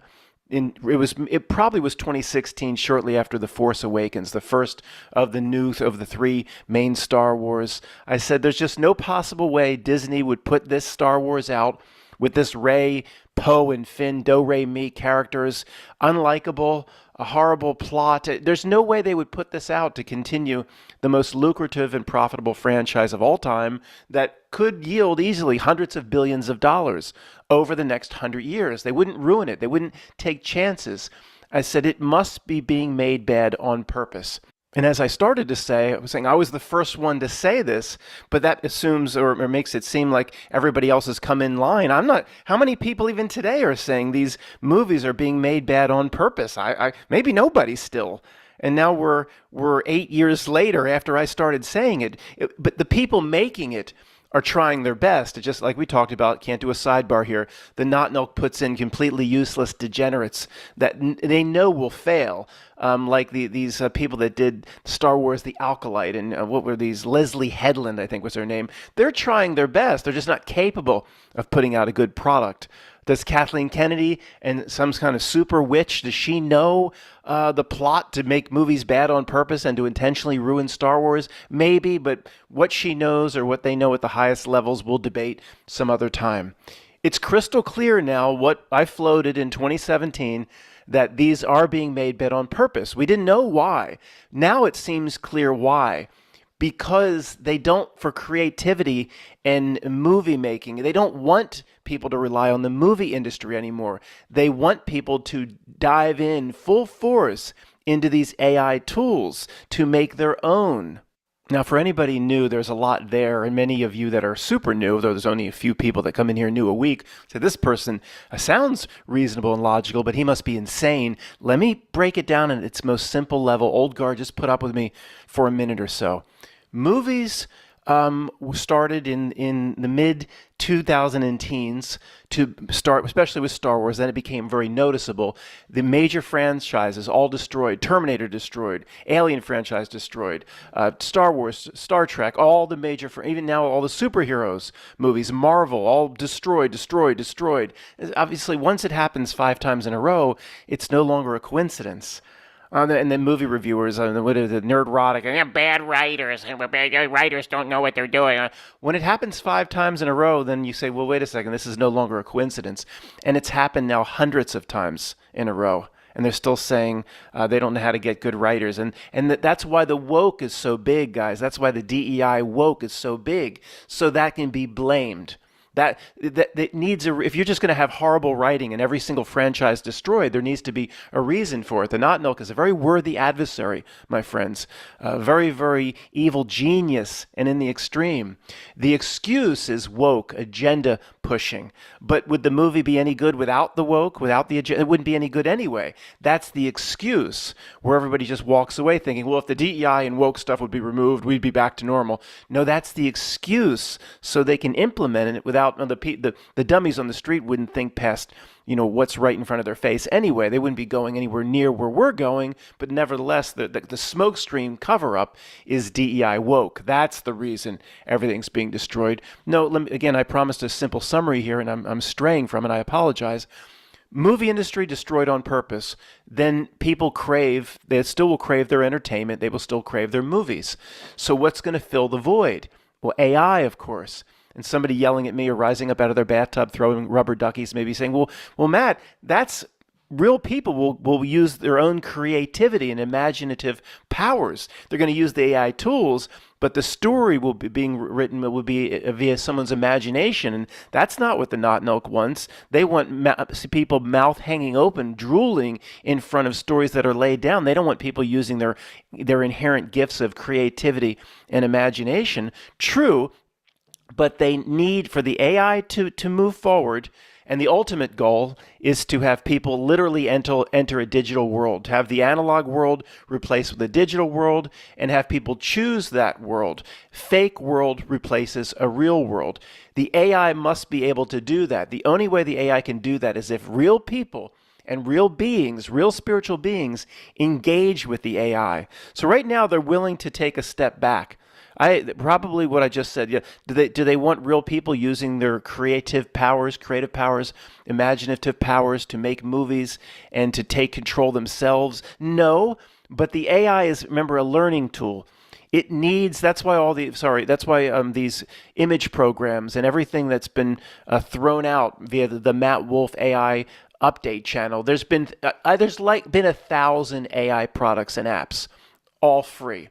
Now, if they're not free, Midjourney, $20 a month to make super high definition images. That's basically free, folks. I mean, $1 a day. I mean, come on. It's basically free. Most of them actually are free. Thousands of different programs and apps, because it needs real people to engage with it. It learns from real people. It just can't be fed information. At some point, the real people have to start engaging with it. No, these are the prompts that I want to see to get the output. So it learns. The same thing needs to happen with the video. It needs real people to engage. Doesn't like how some people flex or strengthen their imaginative muscles. They're willing to take a step back, in my opinion, to go 2 steps forward. Yes, initially people will start coming up with these little movies and mini movies, and then it will be full-length movies where somebody just in their bedroom is making a movie using the AI tools. We're just about a year or so away from this, or maybe a year and a half, and many of them will be very, very, very good. But the AI will be learning how real people or real spirits want to engage with their video. It needs real people to engage. So in my opinion, the next 2 or 3 years will be, from the Not Milk's perspective, it'll be taking a step back. It'll be giving people tools so they can strengthen their muscles of imagination. However, it's necessary from the Not Milk perspective. So the AI is so good and the digital world becomes so refined that the next step will be, VR glasses, or actually a brain chip, or stepping in to the digital world. This is the step that the Not Milk needs now.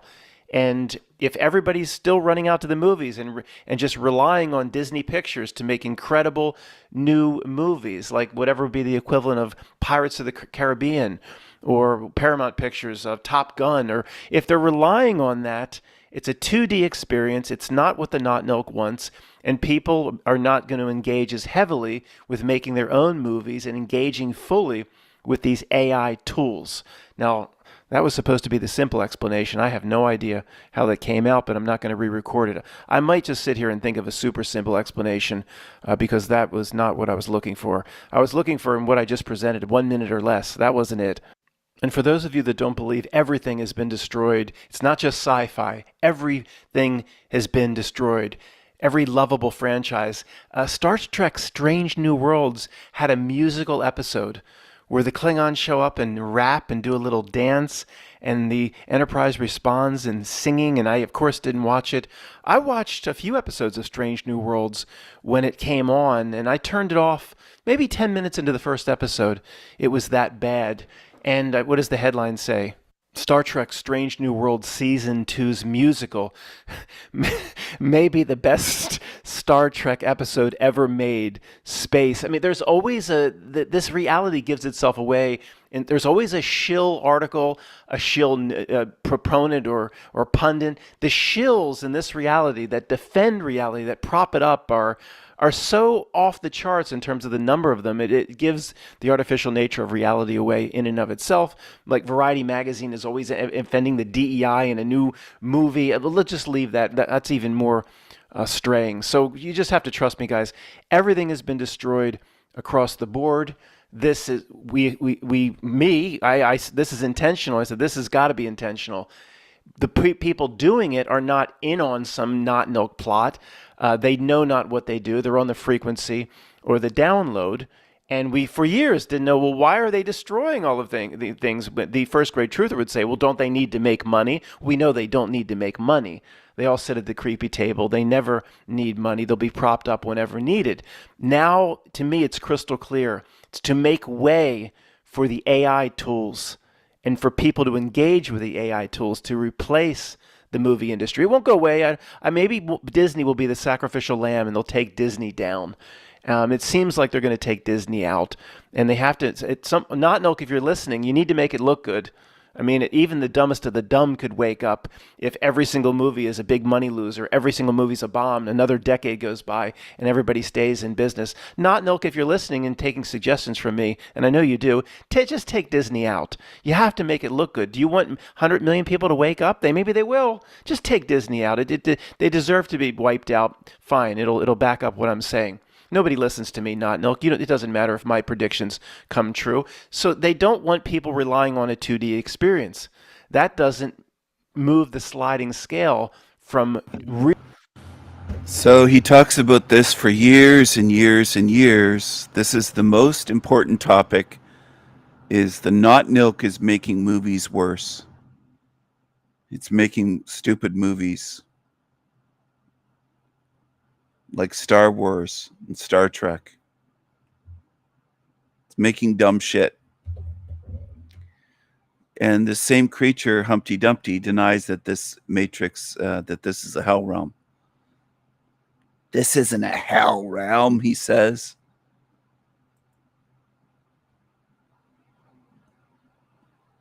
What's Tarek up to? It looks like he live streamed. Oh, he streamed. It's already over 22 hours ago. It's long gone. I'm sorry, people. That's long gone. It's long gone. Oh, what's this shit? Look, maybe I'll play this first, then I'll go back to that. Just give me a second. I'm going to jump around here a little bit. See what I can dig up for you. Jim's Big Boozy Bike Trip, The Scotsman, 1976. It's on BBC, so hopefully I'm allowed to play this. I don't know. I never know with YouTube what they're going to cut out or stop me from streaming. These fuckers.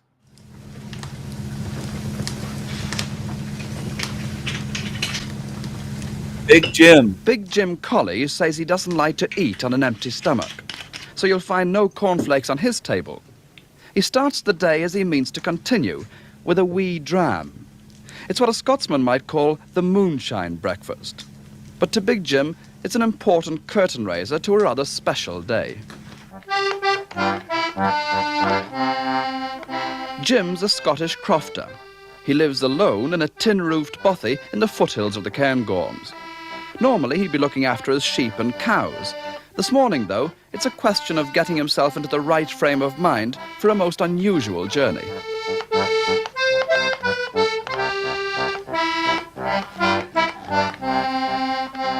The melodeon and the whiskey are all part of a ritual. It's always like this before he makes one of his famous visits to Braemar. That town's over 60 miles away by road, but Jim knows a shortcut. The Larrig Grue, the highest pass in the highest mountain range in Britain. This way, it's only 22 miles to Braemar. To get there, however, you've got to cross some of the wildest and most intractable terrain in Scotland. Jim agrees it's tough, but the Larrig holds no horrors for him. After all, as everyone in these parts knows, he's got his own secret weapon.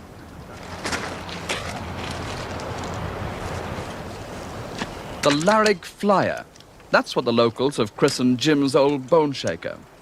It didn't exactly come with a guarantee that it would climb mountains when he bought it off a mate for 6 bob just after the war. Amazing, then, that it's still more or less intact as he sets off on his 105th assault on the Larrig Grue.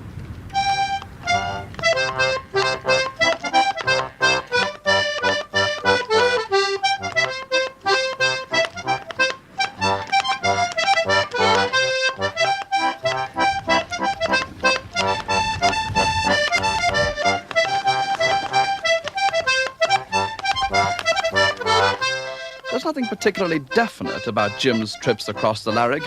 This time he's off to visit Annie McDougall, the widow of an old mate who died 3 years ago. Sometimes it's to see them tossing the caber at the Braemar Games. You could say he only goes when the spirit moves him. And talking about spirit,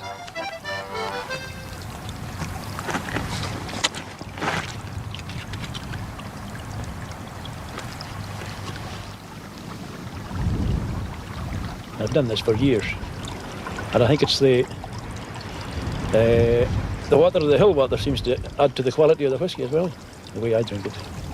I'm very impressed with the way you sort of wander up to the side of a stream and find the bottle straight away. You must have a very good memory for where you put it. Oh, sometimes. I've already lost a half bottle. You have? Yes. How did that happen? Well, I think it's either a fall of rock or an avalanche, because it disappeared. An avalanche isn't too good for the whiskey, eh? Oh no, I'm afraid not.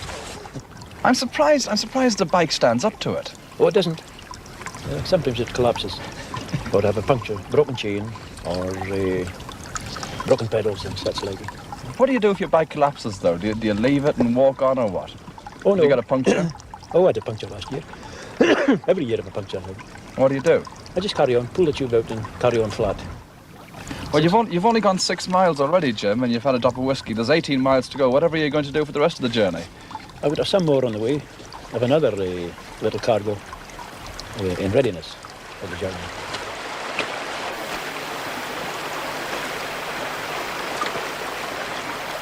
The Larrig itself it's not recommended really for bikes unless you're prepared to either push it or carry it in different sections.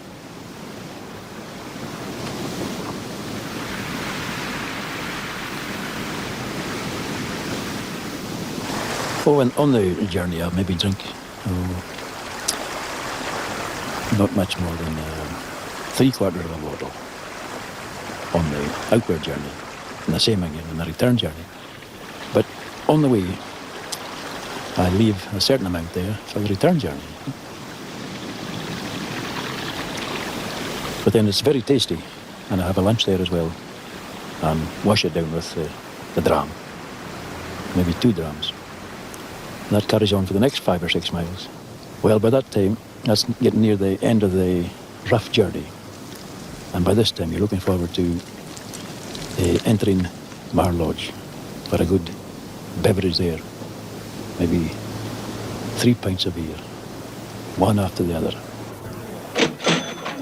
When you come, you drink the first one. You don't get the taste of it, but you get the taste of the 3rd pint, and then you're set for the night.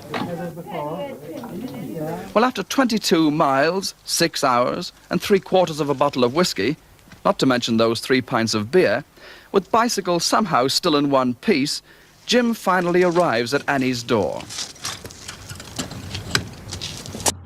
3/4 of a bottle of whiskey. God damn.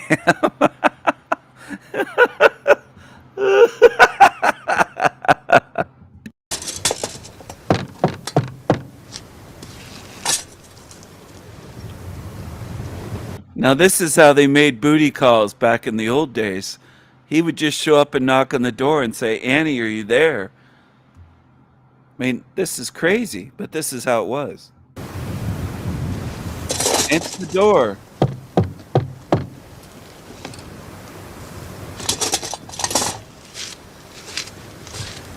He's out there thinking, "Come on, bitch, my mate died, you're a widow." He wants to bang this chick. He went all the way there.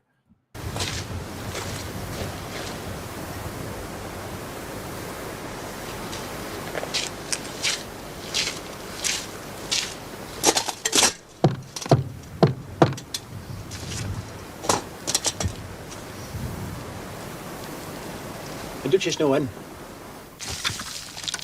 Annie's not in. To a lesser man, such a quirk of fate would be too hard to bear. But Big Jim Colley's made of sterner stuff. After all, he can always pop across the Larrig to visit another time.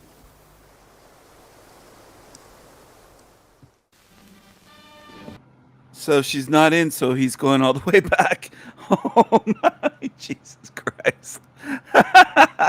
Can you imagine that?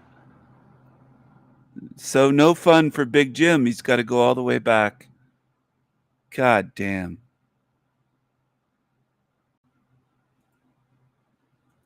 You thought booty calls these days were difficult. Look at what it was like way back in those days.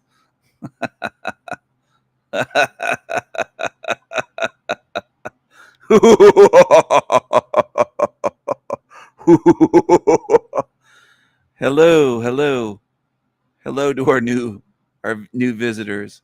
Annie, are you okay? Are you okay, Annie? Annie, are you okay? Are you okay, Annie? Annie, are you okay? Are you okay, Annie?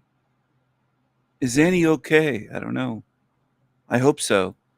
I hope Annie's okay. I hope you're okay, Annie.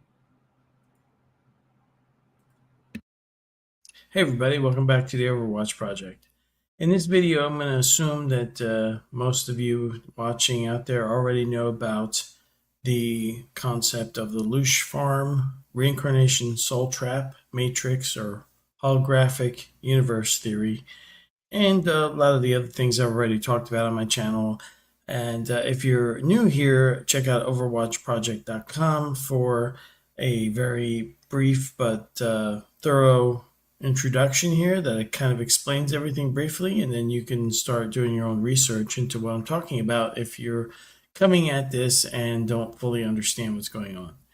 Now, in this video, I want to talk to you about the origins of the Sumerian civilization and how it all connects with game theory, the holographic universe, the reincarnation system, and the Loosh Farm concept.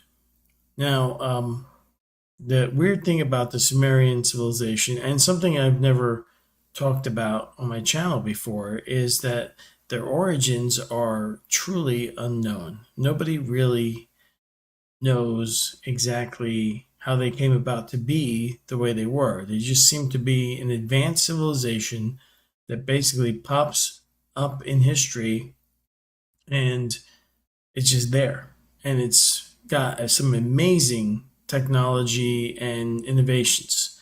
So they basically establish the government tarred belief in authority. They establish laws. They establish military. They established certain sciences, a lot of mathematics, very advanced mathematics, understanding of astronomy, astrology, magic, the capability of doing certain surgeries, even eye surgery, medicines, water, agriculture control, all kinds of stuff that just poof appears, and there is no official explanation for or mainstream ability to explain it.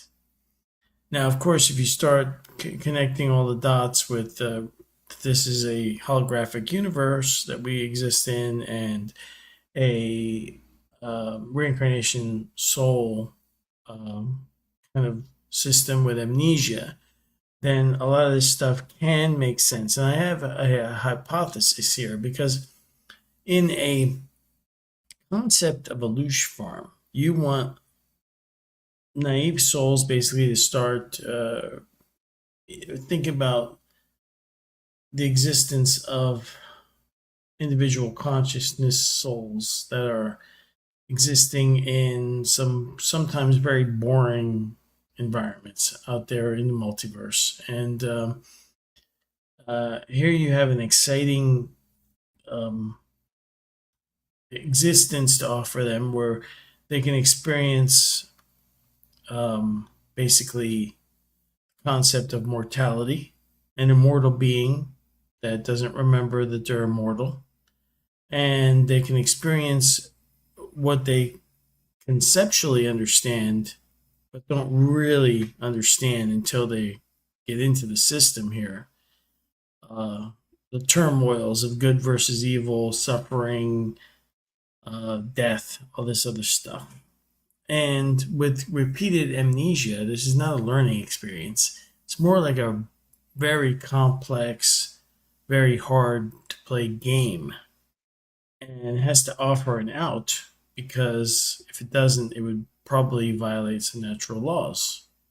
So in order to create the system that it uses, it has to have kind of like a video game, levels, and eventually a kind of an end, and then a reboot where you play over again. And because there's amnesia involved, I mean, think about it. If you were playing a video game and you can't remember when you get to the end and you start over, which is every lifetime, on top of that, the game itself recycles and begins over again.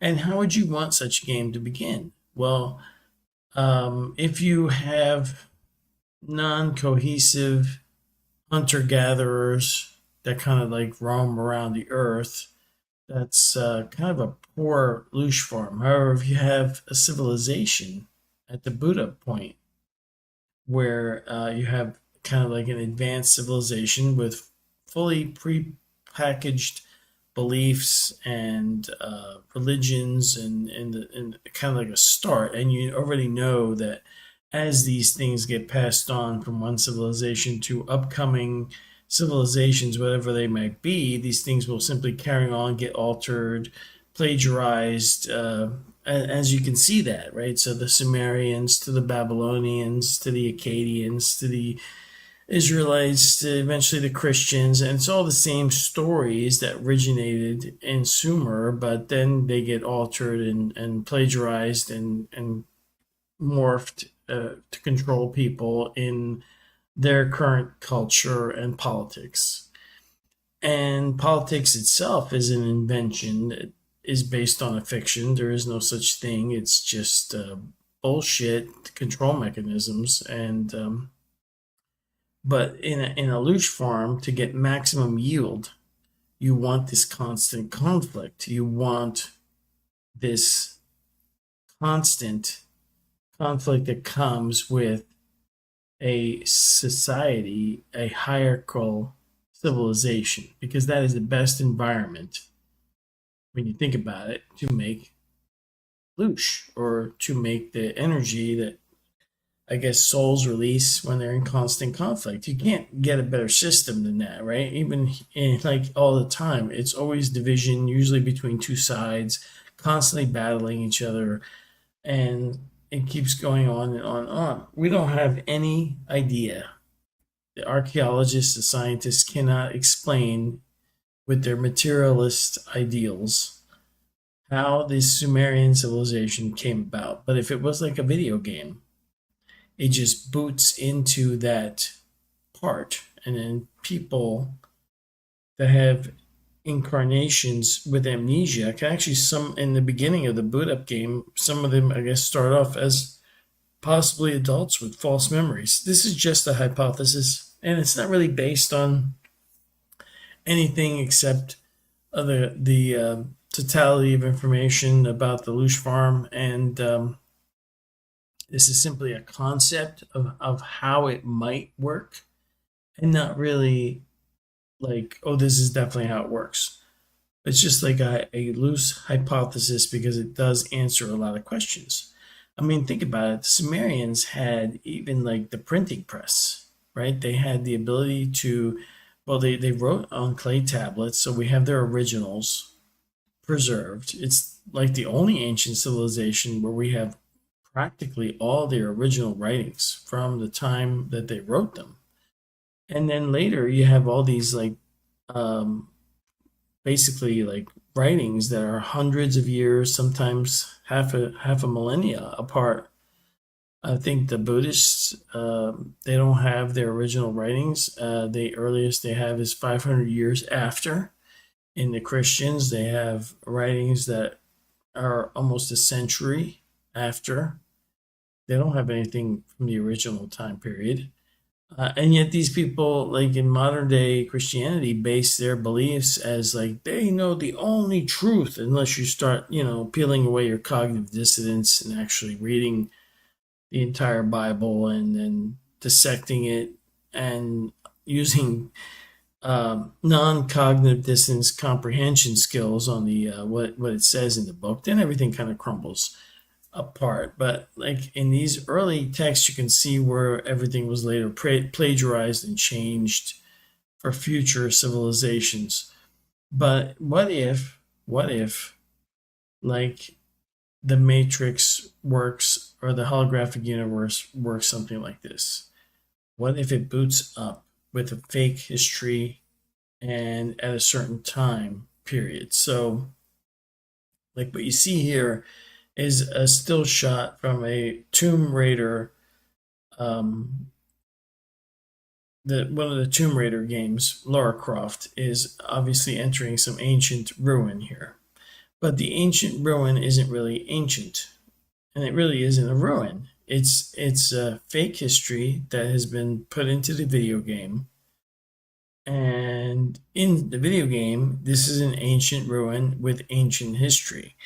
But it's not really there because it was created ancient from the moment the video game booted up. As you're playing the video game with some belief suspended, there you can play as Lara Croft, and you can go through these different levels, and then you can try to get to the end of this particular game and then win the game. There's usually a boss level at the end. In real life, you have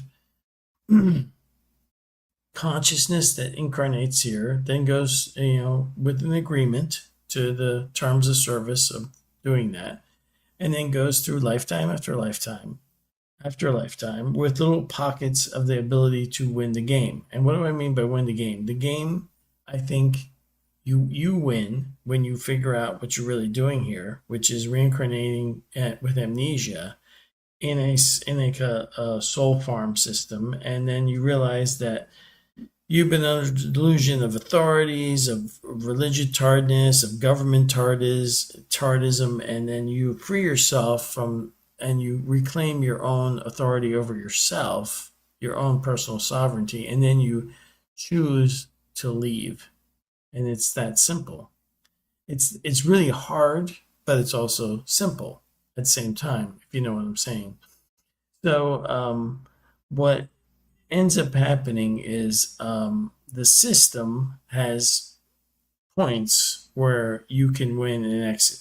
And we have those marked in history, I think.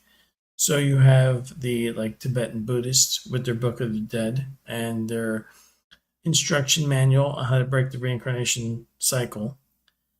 Probably very close to some of the other ones that pop up, like the Gnostics and the Cathars. And then in modern times, you have the information age, which is like the ultimate peak point where you can figure it out. You have somebody like Robert Monroe come along, and then William Buhlman and others. And then you have people starting to remember about the Gnostics, about the Cathars. You have the Tibetan Book of the Dead, which was kind of like out of purview of the rest of the world for a long time. And then in the 1960s, it starts propping up in Western culture and civilization. And then you have the rediscovery of psychedelics, which help, possibly awaken you. And then you have... So this is Dan the Yes Man.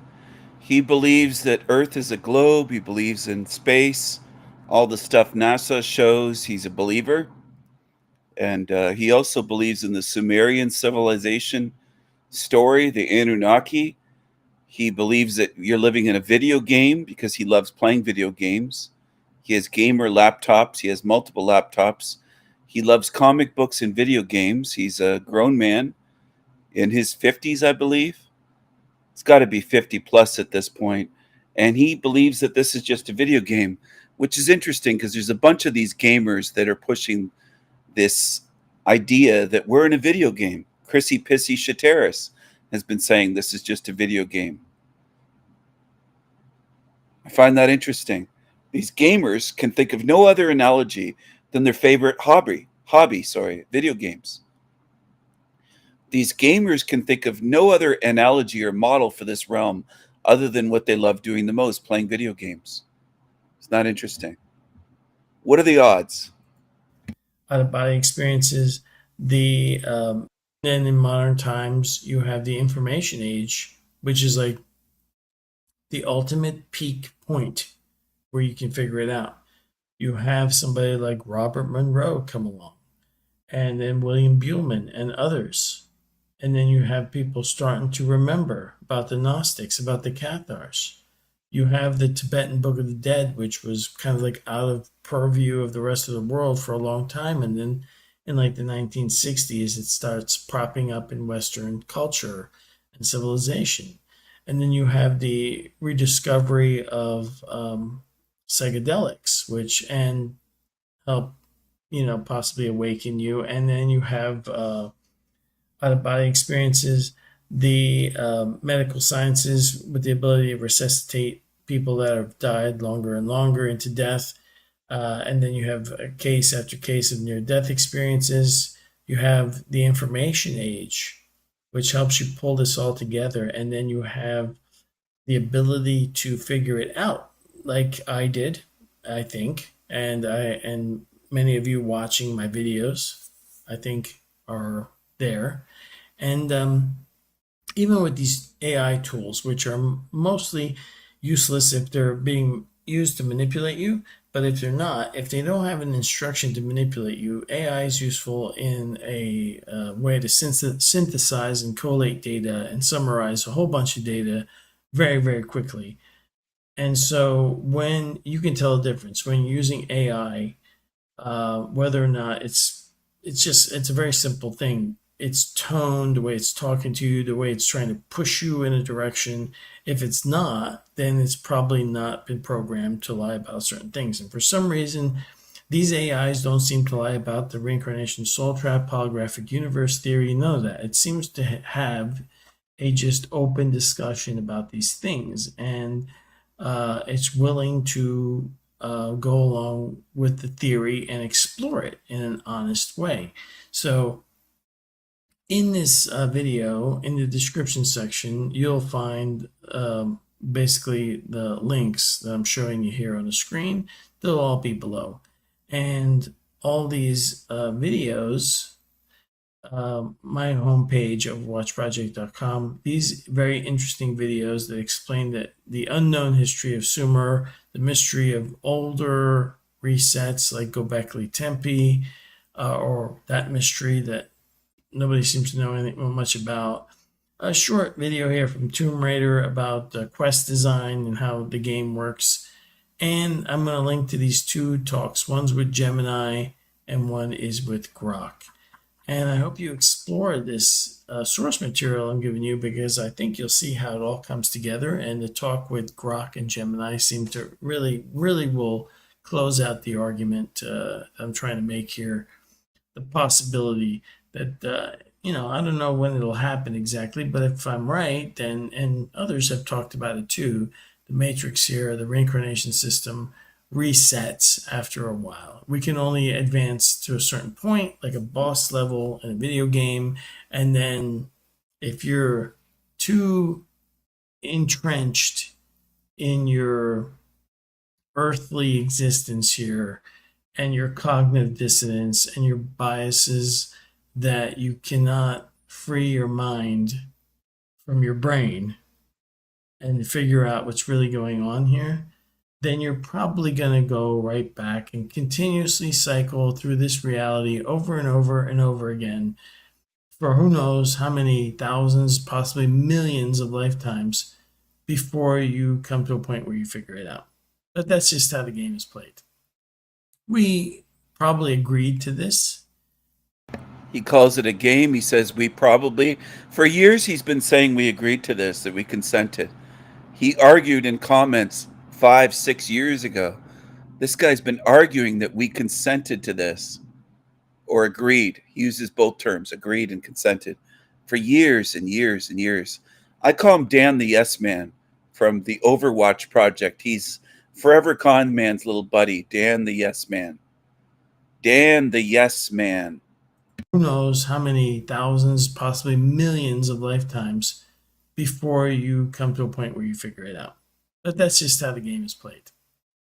We probably agreed to this as we didn't really fully understand what we were agreeing to, but just like any other product, when you buy it, there's a terms of service and a privacy policy, and we click I accept, and then we're in the system, right?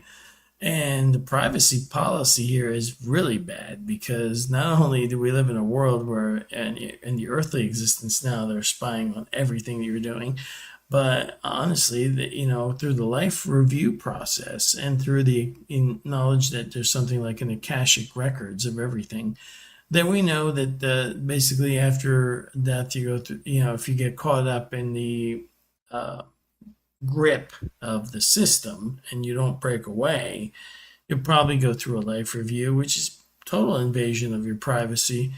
And so the privacy policy of the reincarnation system sucks. The terms of service suck, but we thought we were getting a really useful experience. And as a naive soul, why wouldn't you agree to something like this? It looks fun from the outside. You can only conceptually understand good versus evil and extreme suffering from an exterior point of view where you've never actually experienced it before. Once you get out of here, I assume you do probably achieve some kind of benefit of being like a God level, God tier being, probably. But again, only few people or a few souls manage to pull that off, because the system here is geared up against it. It's a very tough video game. If you win, you are a great gamer. I hope that you understand what I was getting at here. Again, if you're new, go to my website, overwatchproject.com. Read the introduction here. My latest video will usually appear here as a featured video.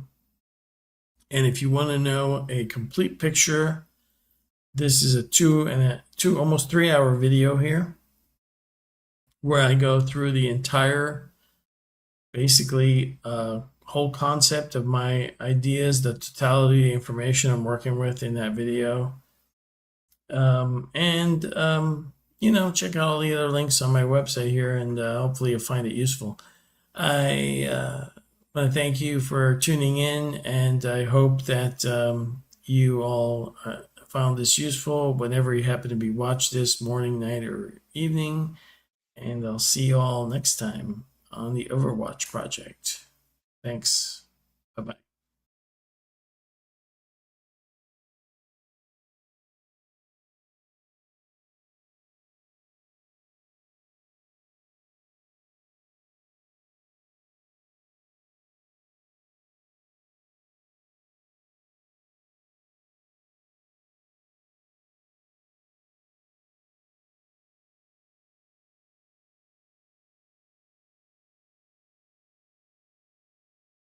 Snow White and the failed feminist fairy tale. She really is speed running, ruining her own career. Even Simpsons had to jump in on this. I got a banger from Hollywood Confidential. Let's get straight into it. Excuse me. Your curtain. Please allow me to help. Help? Beef From curtain? you? I didn't mean to offend. I just thought you should know that That I should know what? That some privileged white guy thinks his opinion matters? Get over your entitlement. I'm not some damsel in distress waiting for you to ride in on your high horse. It's the most Brutal, bro. emotional experience that a person can go through to know that what they're working on is something that has reached a generation of people. Oh my You're a liar! God.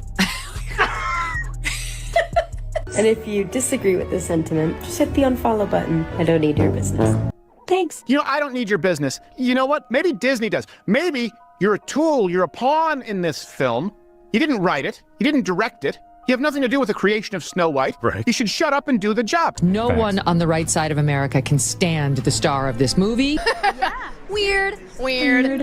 I would highly advise that you boycott this film, no matter how much your children love Snow White. They're remaking the movie. They just got rid of the dwarfs. Okay. Okay, but what do they call them? Why now, would they too? get rid of the dwarves though? Magical creatures. But they have one token dwarf amongst these magical creatures. You actually just went backwards. You actually just erased the dwarfism side of it. The disability, like we're a disability group, you just erased that whole image. The argument should have been from Peter Dinklage, there's power of being on TV, there's power of television, and to put 7 people with dwarfism on camera in a major Disney movie, there's still power there. If the story is offensive, change the story, don't change the characters. This is... How is the story offensive?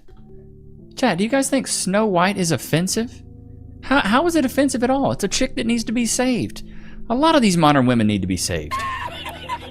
Sadly, though, a lot of us do not wear capes. Nobody trying to save some of these women, bro. It's brutal. No ordinary apple, my dear. It's a magic wishing apple. A wishing apple? You offer it to me freely. In place of the patriarchy, you would have a queen! Not white, but diverse, inclusive, and equitable! I will become the leader I know I can be! All shall love me and despair! Oh, what has she done to you? Fear not. First Love's kiss can break any curse. Oh my god, he kissed the witch. I'm gonna stand there 18 hours Gal Gadot, Lord have mercy. in a dress of an iconic Disney princess. I deserve to be paid for every hour that it is streamed on. Oh, really? Are you having trouble paying your bills, Rachel? Did Steven Spielberg not pay you for your role in West Side Story? Did Disney fail to give you a healthy paycheck for, like, cry me a river? She's just exactly everything that we can't stand. I can also be having the greatest time and simultaneously wishing people would stop sending me death threats. I know this point has been made, but this truly is the worst casting maybe in the history of the film industry. There's something wrong with her. She's disturbed, she's unhappy, and she thinks it's about feminism and the patriarchy and about abortion. But the reality is she's just not stable, like the majority. Facts, dude. Well, and I think another big thing of this is, especially the younger generation, public schools, private schools, the stuff that's on social media, these kids get fed such a lie that men are horrible, the patriarchy's the reason for all the world's problems. Like, chat, put a 1 in the chat if you agree. Public school, social media, even private school, just modern mainstream media has demonized men being men. You can't even be a man anymore. In my opinion, the role of a man is to provide, protect, and love unconditionally. That's what men do typically in a family, things like that. If you're a husband, dad, things like that. We've completely demonized that, though. We don't want men to provide and protect. Oh, I can provide for myself. Okay, great. Now we have a lot of single and alone women with a bunch of cats. Okay, awesome. Now we have equality when it comes to provisions from yourself, the familial unit, things like that. What's crazy to me, though, is that we've given women what they want and it's still not good enough. We've given you the equality that you've wanted. We've given you the, you can pay your own bills, you're a boss babe, but y'all still want chivalry. It doesn't work like that, okay? How about no? It doesn't work like that. If you're asking men to not be men, you need to step up and do some of the things that men would typically do. But ladies don't want to do that. They want their money to be their money and men's money to be their money. It doesn't work like that, and especially in the dating market especially. Like, ladies, y'all are going to have to step up and start paying for some dates. This is why I tell young men, if you're dating around right now, 50-50 everything, bro. 50-50 everything. Make a woman earn your chivalry. Because if you give it away for free, she's going to pretty much see that as a weakness and go, he's a sucker. He's a simp. He's a trick. He's a mark. And they're going to treat you accordingly. But if you make a woman earn that chivalry, then she'll appreciate it and she'll have respect for you. Because as soon as respect is lost for you as a man, bro, you're cooked. Because men want respect and women want love. Chat, put a 1 in the chat if you agree. Let me know in the comments. Men want respect and women want love. If a man's not getting respect from a woman, then a woman should never get your love, aka chivalry, things like that. But I feel like a lot of young men get this mixed up right now and they think, oh, well, I'll be chivalrous and maybe one day she'll love me. Maybe one day she'll love little old me. That's why we have to end the simpidemic. Men have resorted to being soft and simping, thinking that that's the key to a woman's heart, when it's no, it's standing your ground, being secure in your boundaries and your standards, and if a woman doesn't meet those, on to the next. On to the next, brother man. Don't sit there and wait for her to change. Be the man you are, and eventually a woman will fit that slot. Majority of people in Hollywood, they're just not stable human beings. Big mouth Rachel Zegler just got hit with another major embarrassment. This time from the I mean, her mouth is big though. Simpsons. In their next episode, the Simpsons are going straight for the throat with a savage parody of Rachel and her Snow White disaster. The fake movie inside the episode, it's called Snow Woke, the reimagining. And yes, it's exactly what you think it is. A total mockery of Disney's failed attempt to modernize a classic. Rachel Zegler is already drowning in bad headlines, fan hate, and box office shame. It got destroyed at the box office. Here's the box office numbers. The Minecraft movie made $60 million on Saturday. God, Snow White made $2 on a day. Minecraft. Yes, a movie about pixelated blocks, completely crushed Rachel Zegler's Snow White and left Disney humiliated. The studio never expected that casting Rachel would end up ruining one of their most iconic fairy tales. People never heard of her until she started running her mouth. And I can only hope that despite my flaws, and despite my cracks and my breaks, and there are many of them, that at every premiere and everything I do, people will wait in line to see. However, You're a liar! Ain't nobody waiting in line to see you. Everybody's waiting. I think more people are waiting in line to see your downfall.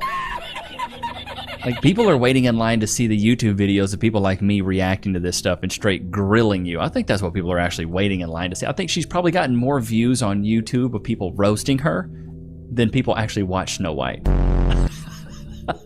I bet that's the case, though. Theaters were empty. People filmed themselves walking into showings where they were literally the only ones there. I am walking into Snow White, 2 p.m., now seating. Let's see how empty it is. I hope it's off the book we go. All right, okay. I hope. Sound like I hear a couple of people. Here we go.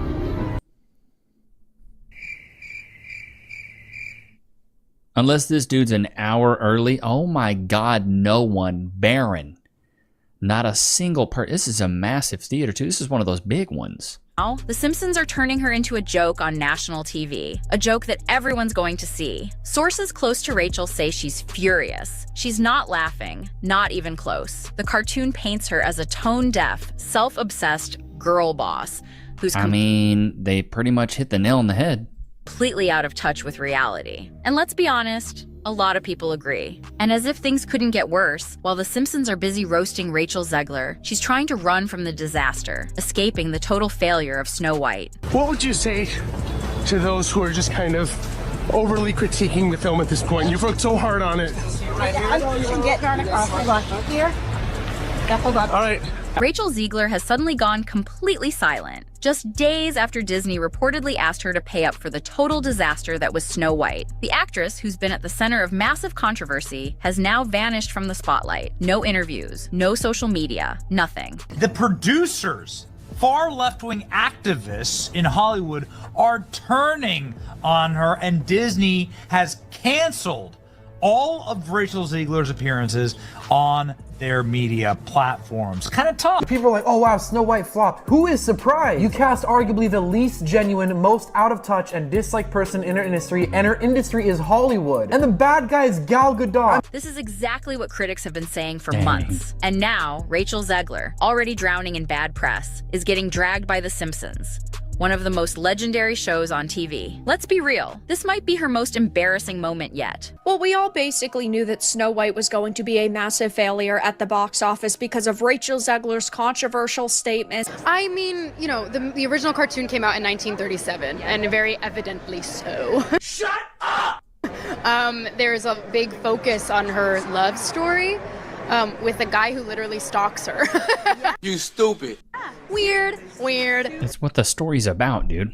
So we didn't do that this time. To understand how we got here, you have to rewind to what was once a Cinderella story in the making. Rachel Zegler was Hollywood's next breakout star. After her critically acclaimed performance in West Side Story, she was cast as the lead in Disney's live-action Snow White. It should have been her biggest moment. But almost as soon as the project was announced, things started spiraling. Not from the movie itself, but from the discourse surrounding it. Rachel's interviews quickly became the center. She really do think she's hot with that.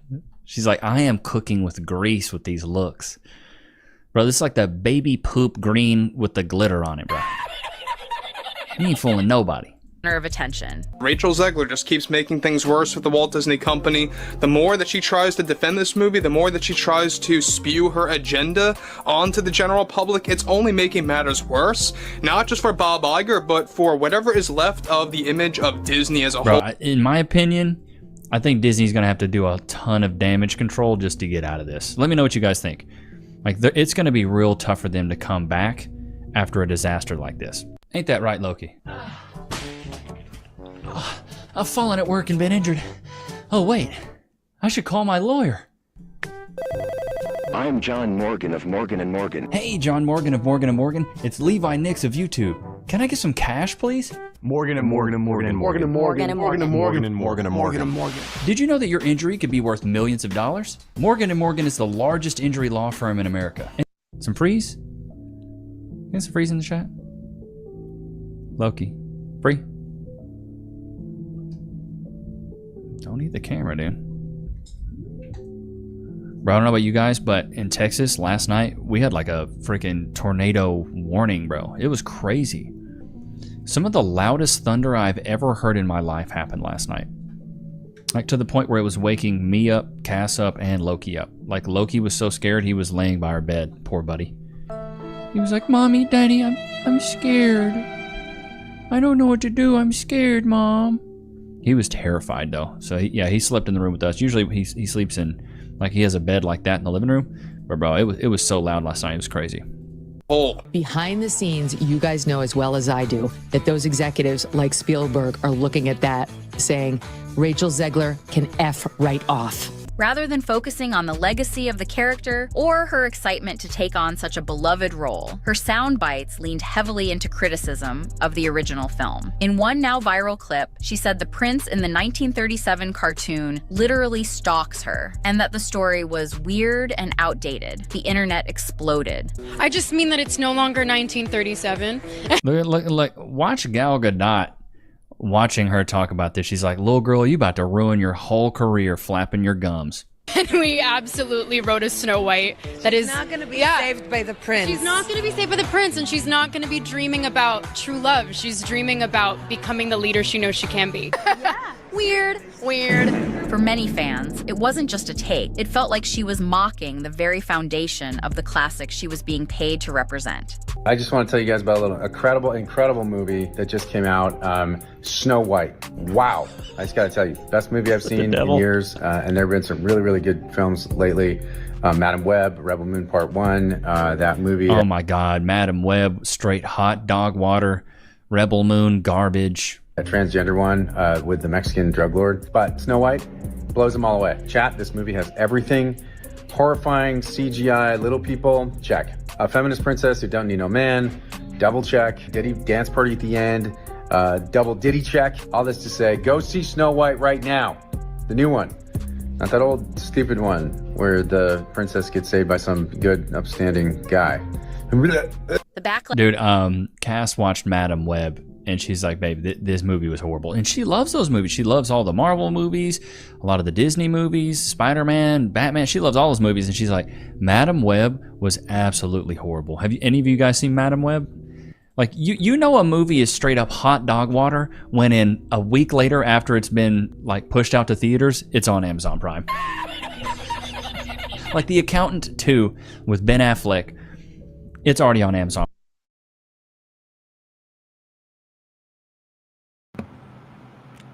Hello.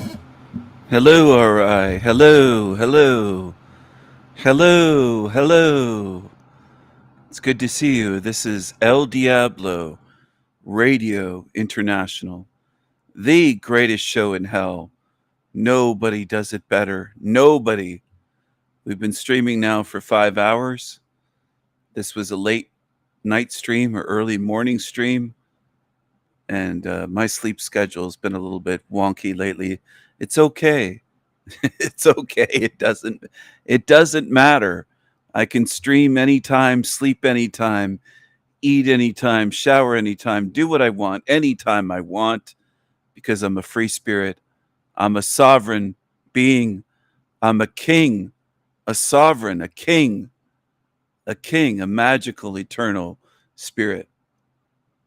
So what does time matter? It's just a silly construct in this matrix time. It's silly when you think about it. Time is silly. It's a control mechanism. It's a way of scheduling our lives so that you ring the bell and you have to go into school. They start you off that way, training you as children. They train you with bells the way that Pavlov trained his dogs with bells. To salivate when they hear the bell. When children hear the bell or the buzzer at school, they say, oh, it's time to go in. Recess is over. Recess is over. We got to go back into the prison for children. And they do the same thing in this realm with work, with punch clocks at people that work at factories, or they work at certain jobs where they have to punch a clock. They make you punch in and punch out for your break and punch in again and all this stuff. These punch cards. It's ridiculous. It's ridiculous. They're trying to keep track of you. They control you. Anyway, that's the way this realm works. This whole realm is a control mechanism on spirits. But time is one of the control mechanisms in this realm. And so is sleep. People don't like to think about that, but I made a video called Sleep Mode, Esoterica series. Sleep mode. Humans have a sleep mode. Just like laptops have a sleep mode. You can put your laptop into sleep mode. Well, your human body has a sleep mode. It's ridiculous. But people don't want to see it as slavery. They want to see everything God made is good. It's all good. Well, why is it so messed up that somebody could come up with thousands of ways to improve it if your God is so great? Why is that the case? How come I could improve upon the design? I could point out design flaws and say, this should have been made better. This sucks. This sucks. This sucks. And you know that I know that upsets certain people that come here. And I say, good, I'm glad you're upset. Maybe that's a step towards you waking up. This design sucks. This body design sucks. This realm design sucks. Tornadoes suck. Earthquakes suck. Hurricanes suck. Tsunamis suck. Firestorms suck.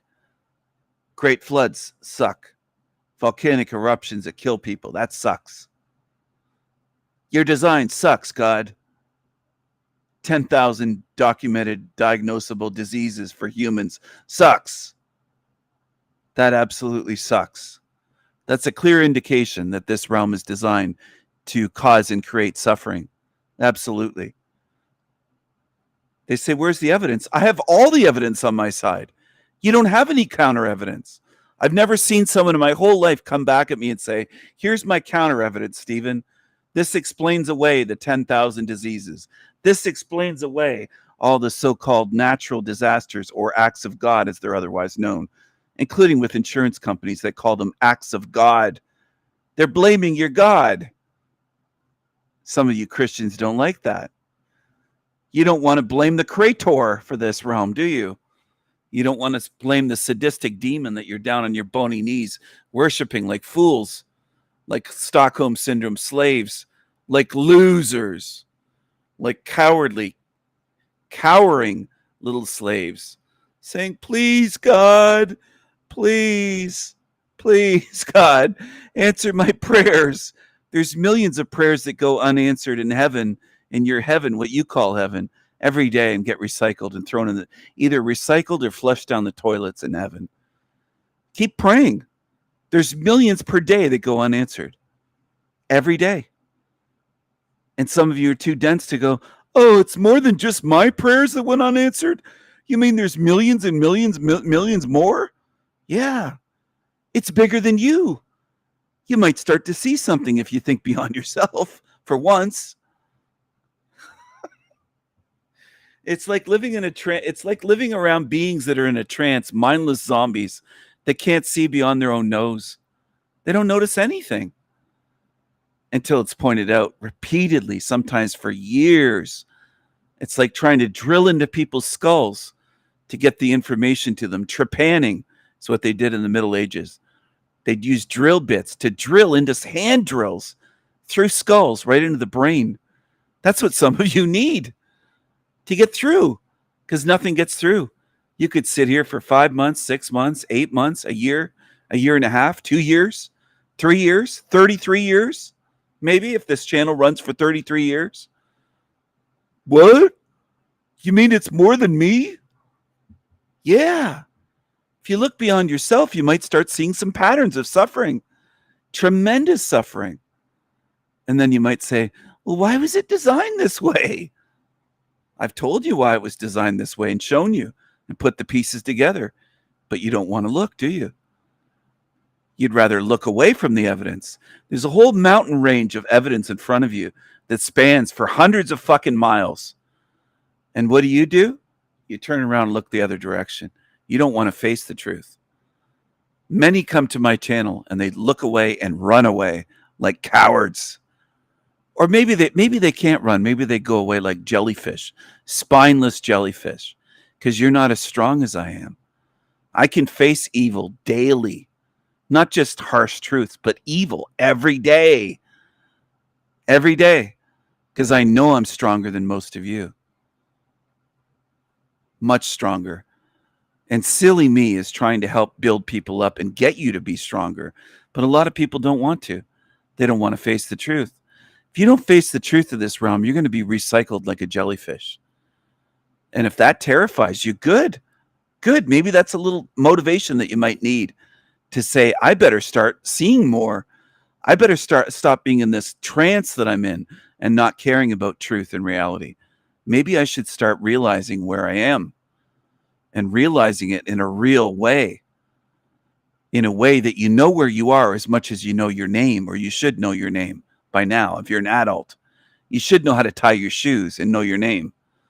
There's people that float through life into adulthood, and I look at them, I can't believe they're not a 4-year-old, the way they behave. They have no idea where they are. They haven't paid attention their whole life. They haven't looked at things and gone, well, that's weird, and that doesn't add up, and maybe that's a clue to where I am. They don't do that. They don't play detective for even one day, much less try to rise to the level of Sherlock Holmes. A crime-solving genius was the point of that. There was a point to those stories, okay, and movies about Sherlock Holmes. I have him on my team. I have Sherlock Holmes on my team, and Mozart, and Vincent van Gogh, and others as well. Edgar Allan Poe and his Raven are on my team as well. And you'll see you'll understand what I mean one day. It might sink in. You might go, wait a second. Stephen's talking about having studied these thinkers and artists and philosophers and studied. That's weird in this realm. And I know some of you are programmed. I know how people have reacted this way in text and in person. Oh, no, Stephen. They get all triggered by the word weird or me applying that to any part of myself or my life. Oh, no. Yeah, they're weird. They're insane. They try to turn it around. You're not very clever because you're just trying to twist what I'm saying rather than listening and learning a lesson. It is weird in this realm to study things. It is weird in this realm to study genius. To study genius thinkers, artists, philosophers. It absolutely is, because it's rare. Not many do that. Not many in this realm study reality and try to fit pieces together and not push ones that don't fit together, which, again, some of the channels that you watch, some of you have watched, do that. They try to force pieces together that don't fit. And then their jigsaw puzzle is all fucked up and it gives a distorted view, and which is fine with many of you. You accept it. A lot of you really are not determined to get the truth. Any answers that make you feel good are good enough for many of you. You don't want the truth, no matter what it takes. You're not willing to go through the trenches and go through minefields and fight and scrap and defend yourself and perhaps spear people with bayonets and do everything else, whatever it takes to get the truth, and go through hardships and face truths that are hurtful and painful and sometimes disgusting parts of this realm, and darkness and evil. A lot of you are not willing to do that. By you, I mean humanity. Most of humanity is not willing to do that. Most of humanity doesn't want to face the darkness, the wickedness, the evil, the lies, the deceptions, the conspiracies, the uncomfortable truths, the harsh truths, the sickening truths of this realm. Most don't want to face that. They don't want to face evil and demons. They want to cower in a little hole and be comfy. That's most in this realm. And they'll run to escapism, to entertainment, to television, to movies, to Hollywood, to sickening, degenerate Hollywood. They'll hide in things. They'll hide in video games, and comic books, and you name it, all sorts of things. But face reality? No, they don't want to do that. They don't want to do that. They're not strong enough. And that bothers a lot of people when I say that they hate that. They get envious, they get triggered, they get jealous. Oh, he thinks he's so strong. He thinks he's stronger than I am. I am. Come on my show live. Show me how strong you are.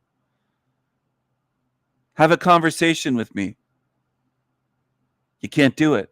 All you can do is porn bomb and make stupid voices and troll. You can't debunk me. You're losers. I have all the evidence and truth on my side. You have nothing on your side. Nothing. You're losers on Team Evil. Demonic little losers. That's all that you are. I have mountain ranges of evidence, piled sky high. 10,000 feet, 20,000 feet, 150,000 feet, 150 million miles tall. The evidence is stacked on my side. And what have you got? Empty little insults, weaklings, jellyfish, spineless creatures, creepy creatures, creepy creatures. They call themselves content creators, a double C, 33. C is 3, so content creator is 33. I call them creepy creatures. Creepy creatures. Why would you ask about that, loser? Why would you come here asking about him? Are you lost? Are you on the wrong channel? He's an enema, according to his own self-assessment. He said he's an enema, and I believe him. He is an enema. He's a goddamn enema. He's just a bag of shit. It's disgusting. It's disgusting. He's a creepy creature. CC equals 33. He's a creepy creature. Well, late last night, apparently a YouTube beef boiled over between two relatively small YouTubers, but it speaks to a lot of this kind of always online culture where people feel like they have to respond to internet beefs. When I was younger and just kind of, growing my audience, I definitely did a lot of this. I did a lot of, trolling. I did a lot of live stream, arguments and pwn videos and stuff like that. Here we have two different YouTubers who apparently just review food or they're like Vegas streamers. And one of them goes by Finny the Legend. And the other, whose YouTube channel is now deleted, goes by Sin City Manny. And yesterday, in front of the Bellagio, apparently Sin City Manny decided, hey, it's a cool idea for me to hop on this other dude's live stream and live in front of, I don't know how many viewers, take his life and his wife's life in broad daylight, live streamed on the internet. he's gonna. I mean, he's driving around. Here's a video of him driving around looking for this guy. He's gonna obviously try to say that this is self-defense, but it's not. Here's a video yesterday of him. Jerome, I'm out here searching for my baby. The fuck?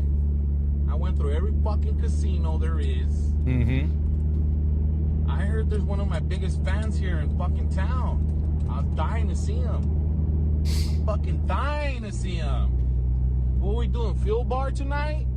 Is that what we're doing? I'll fucking be there. I'll fucking be there. He's driving around all day looking for him. You come to my city and think I'm not gonna show up? You fucking think I'm not gonna show up? I should have been the first one to be told. Right? Understand that this is a YouTuber with, like, these are both incredibly small YouTubers, and they're taking this ish like so incredibly serious.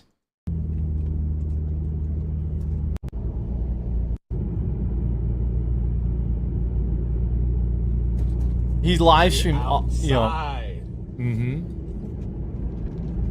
We're doing fuel bar tonight? I'm fucking there, homie. Yeah, yeah, real What's tough. the fuel bar without the fuel?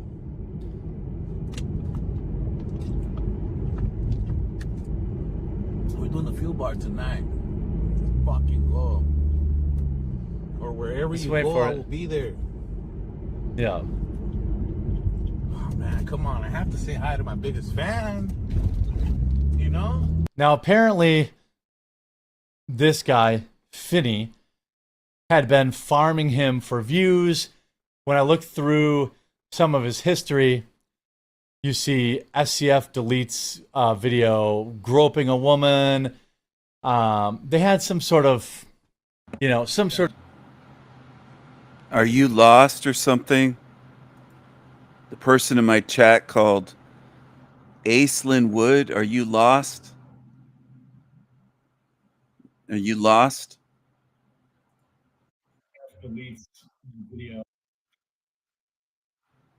I don't know. Are you lost or something?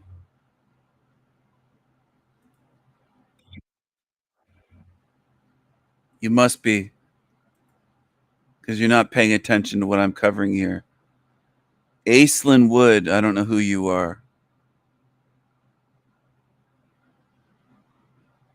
Who are you? Oh, you just joined YouTube. May 30th, 2025. Isn't that something? And you're wearing an inverted pentagram on your jacket, it looks like.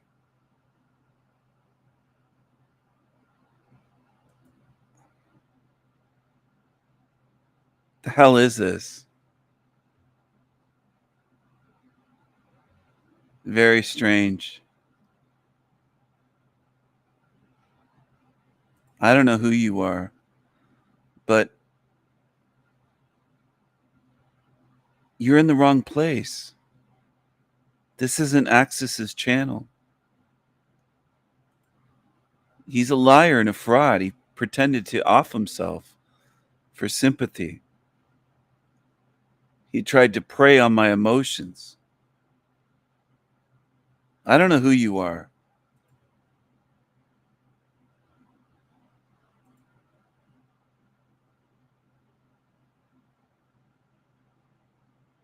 Who the hell are you? Who are you? Anyway, I'm going to carry on with the show. Sort of internet beef, apparently.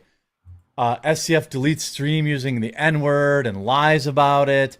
Is anyone tired of the term beef? Because I like beef. So this whole internet beef, the whole beef thing, it sounds ghetto. It sounds stupid. It's nigger language. It sounds stupid. You got beef with me? No, I like beef. I like steak. I like T-bones and ribeyes, and I like prime rib as well.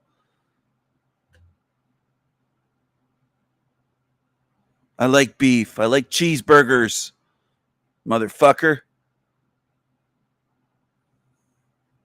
I like roast. I like pot roast.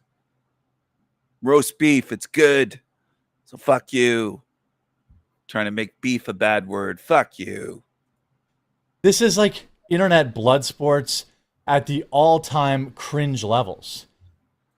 Hello, Wendy. Hello, hello. Anyone who doesn't like a roast beef dinner, you'd have to be retarded.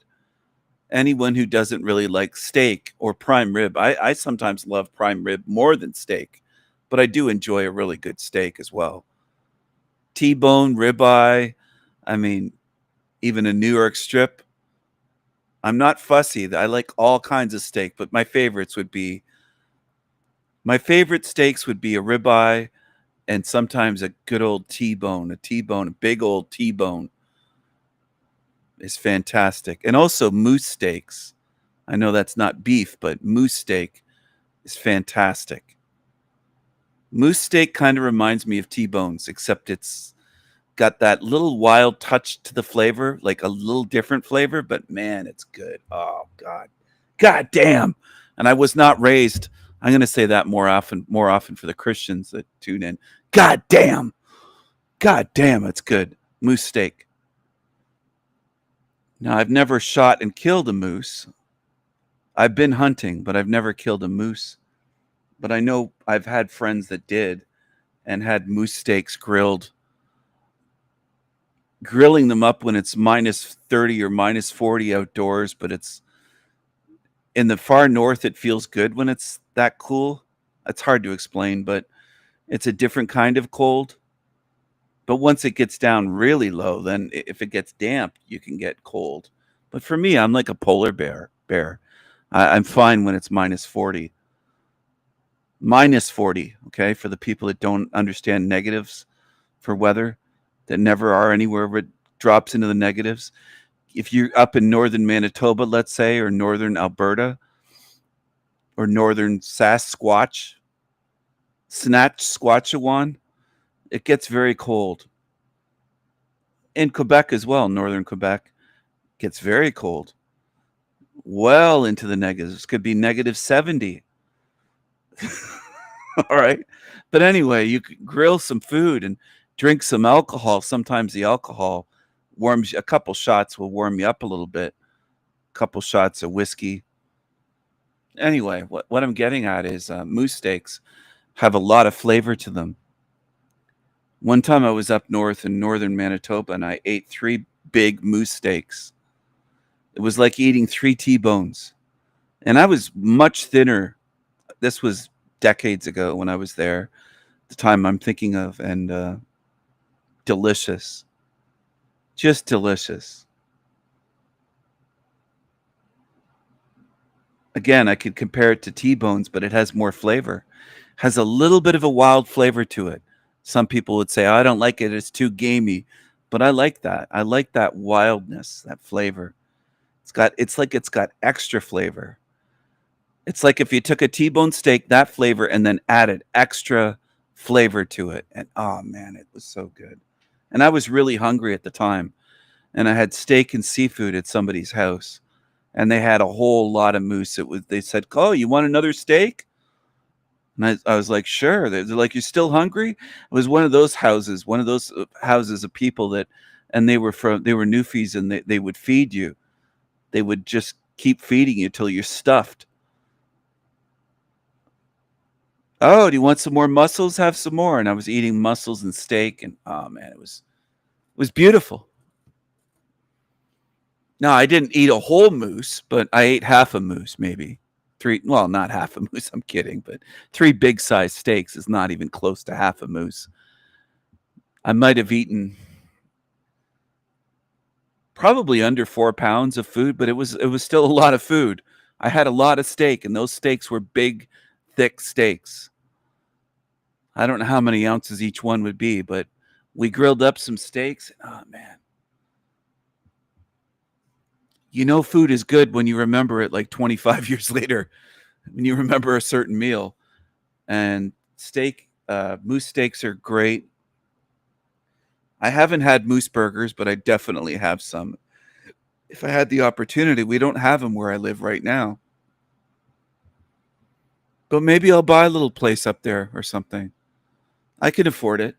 I know Team Evil hates that, but I can afford it. I'm a king. I'm not a peasant like you fucking piss ants on YouTube that watch garbage channels. pissant little incel peasants. Anyway, it's so quiet up there at night, and there's almost no light pollution, noise pollution. It's dark. It's very dark.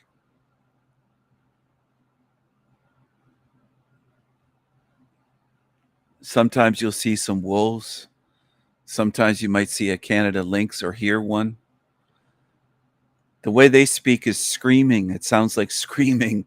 And again, it's God's design, right? So you can't fault it. It's perfect. Everything's perfect. God's design is perfect. You know, we mine minerals to build all this stuff that people take for granted, and then the mines pollute everything. They pollute the water system. And there's a lot of pollution at mines in northern Manitoba.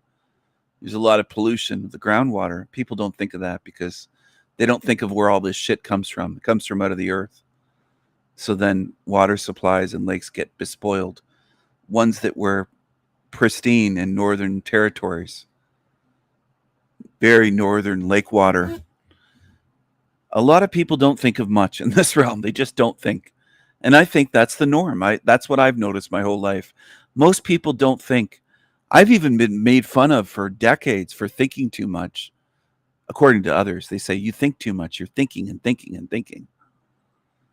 And now they have Ian and others vilifying thinking, saying it's bad. Turn off your mind. Shut off your thoughts. Don't think. Just be in the present moment, people. In the present moment. That's all we have is the present moment. There's nowhere else to go, people. It's just a present moment. It's just a present moment. That's all we have is the present moment. All we have is the present moment. That's all we have is the present moment. That's all there is the present moment, people. It's just a present moment. It's just a present moment, the present moment. It's all just a present moment. It's the present moment, people. Present moment. It's all in the present moment. There's nowhere else to go and nothing to be. It's just a present moment. And he's miserable as fuck. So if you want to follow him, you go right ahead and follow the miserable moron. Double M. And if you turn the M's on their side, you get 33. Miserable moron. There's your 33. Just like creepy creature is a 33. And content creator, C equals 3. So 2 3s, 33. Look at this creature. Isn't he just brimming with joy and light and love and happiness now?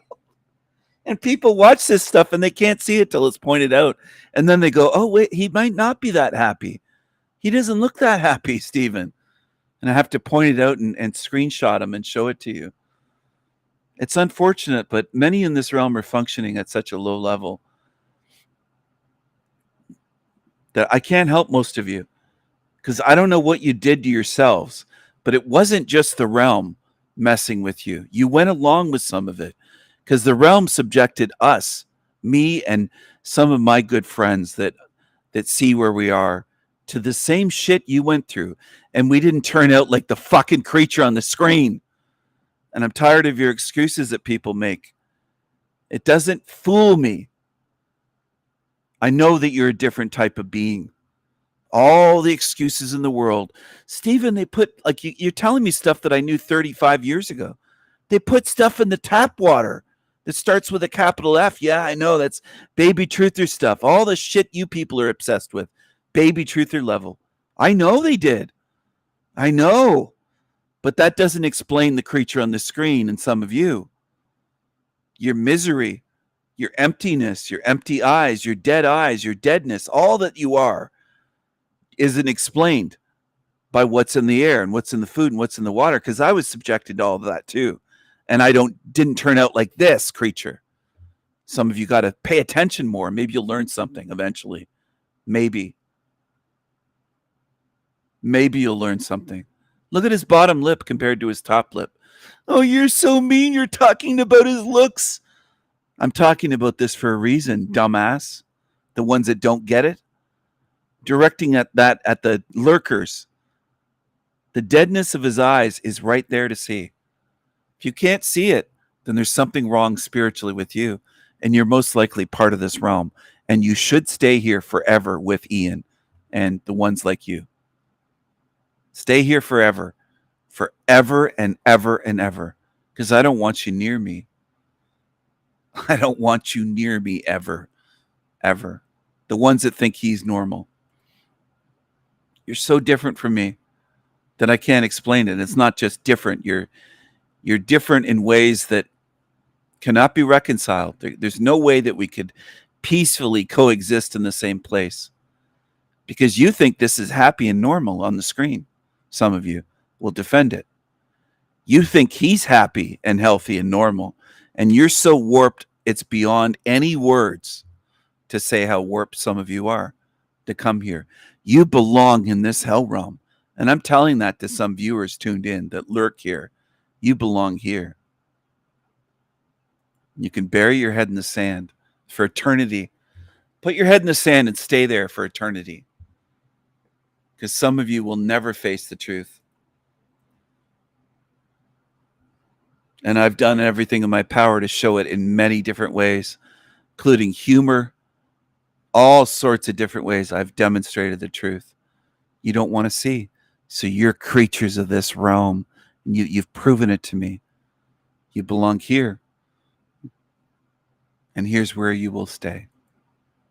It's going to get a lot worse for you. Well, last night, let's see here if I have this. Here. Here's a live stream. I don't know if there's audio here. Here's Finney right here. Okay.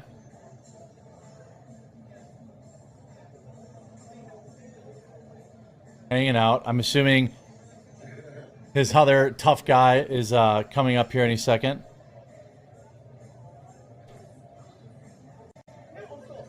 Yep. Okay, right there. So he comes up, he's wearing a hat and sunglasses. His wife says, hey, you're not going to do anything. Or like chill out or whatever. There he is. And then you just see, I'm not, going to show the crime, but then he just fires a bunch of rounds into both him and his wife. This is over an internet beef. On site, no questions asked. Does anyone love the beef word? Do you love how they call this a beef? That's nigger talk. That's the way Negroes talk. That's what he said. You beefing with me? You beefing with me? They're all emotional, overly sensitive. They're willing to murder over disagreements on YouTube. They're losers. Absolute losers.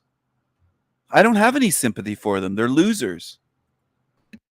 Now there's some initial reports that he's on the run still. So I actually don't, they said he was detained, but I don't think so. I think he's still on the run. This was at 6 a.m. this morning. Manhunt underway after 2 people lost their lives over stupid internet beef. A manhunt is underway after 2 people lost their lives in Las Vegas last night near the Bellagio fountains. Sheriffs ran to the incident, were responding to it. Walsh said LVMPD believes they have identified the suspect. Well, yeah, of course, it's on camera. And in Sunday night's incident was an isolated incident, knowing that the suspect and victim had previously engaged in some sort of conflict using a variety of social media platforms. At this point, every effort is being made by members of the Las Vegas Metropolitan Police Department to locate, apprehend, and arrest the suspect. I refuse to speak that way too. It sounds stupid because it is stupid. Beef is food. Exactly. I'm tired of people using all this stupid slang, saying, you're dragging so-and-so, you got beef with so. It sounds like a ghetto mentality. It's ghetto talk, and it's just gross. It's stupid. Sounds terrible. I'm going to go back here to this just a second. I'm going to share something here. People. So, while the left in Europe are still shoving their ignorant heads as far up their arses as possible in an attempt to hide from the truth, we literally have migrant men on camera admitting that they have zero intentions to integrate. Just take a listen to this unbelievable interview. Wie findest du das hier in Deutschland? Ich finde hier ist schön. Wegen Ausländer, Leute. Schön. Gesundheit. Hier ist schön, hier ist sehr schön. Ja. Mit dem Look at him with food. Is that food on his face or is it drugs? I don't know. I don't know if that's food or drugs, but listen to the way they talk. It's just they're so arrogant and they think they're taking over, and this is the way they look. Does that look like an intelligent face to you? I'm going to leave it paused for at least a few moments. Does that really look like a face, an intelligent face? Let's be real here. On camera admitting that they have zero intentions to integrate. Just take a listen to this unbelievable that food on his mustache and interview. Wie findest du das hier in Deutschland? Ich finde hier ist schön. Wegen Ausländer, Leute. Schön. He thinks it's great because of foreigners in Deutschland, in Germany. Deutschland. I call it Deutschland, like Deutsche Bank. Deutschland, Deutsche.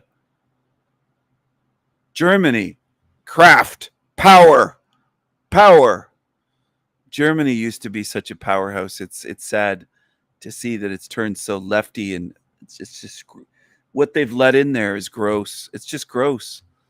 In Germany and Great Britain and France, it makes me sick. It makes my stomach turn.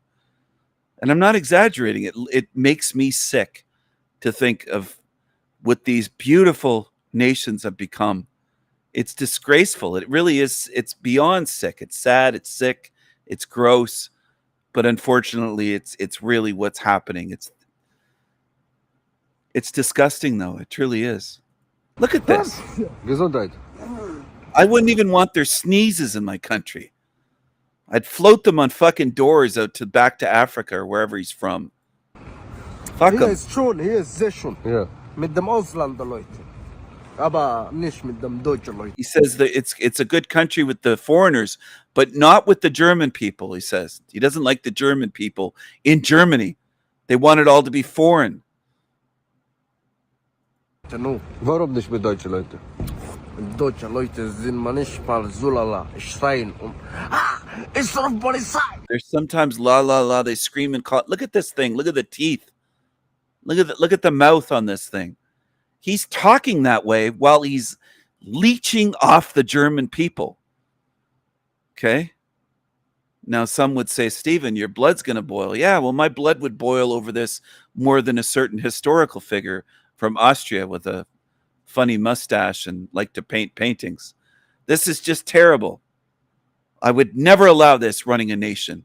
If I was running Germany, if I was running Great Britain, and it would be Great Britain if I was running it. It would be great, and it would be the United Kingdom, a real kingdom again. I would restore it to its former glory. If I was running France, it wouldn't be the way it is. If I was running South Africa, do you think I'd tolerate this? You'd have to be delusional and a mental case if you think I would tolerate this. Ever. Never in a million years would I tolerate this thing here. Speaking this way about a country that they're leeching off of.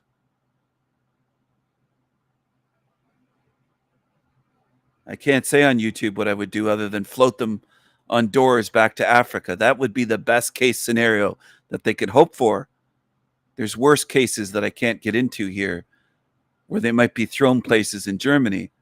Look at the teeth on this thing. Look at the mouth on this mouthy, nasty, entitled fucking creature. Warum nicht mit deutschen Leuten? Deutsche Leute sind manchmal so lala, schreien und ist doch Polizei. Ich hab mich gegessen. Guck mal, aber die deutsche Leute, das ist ein ruhiges Volk. Look, the German people, they are quiet people who work hard and earn money. And look at them laughing. And why would they be calling the police on you? Because you're acting like an animal? Is that why? Or are you sneaking around their properties trying to steal from them? What are you doing? And why are you there to begin with? This just makes me sick. That's why I try not to show too many hours worth. I know I've been showing these videos minutes here, minutes there, but it's so disgusting that this is allowed, that they're allowed to go there and they're shipped into Germany to destroy their country that they built over generations and rebuilt after the world wars, especially after World War II. It was destroyed. Berlin and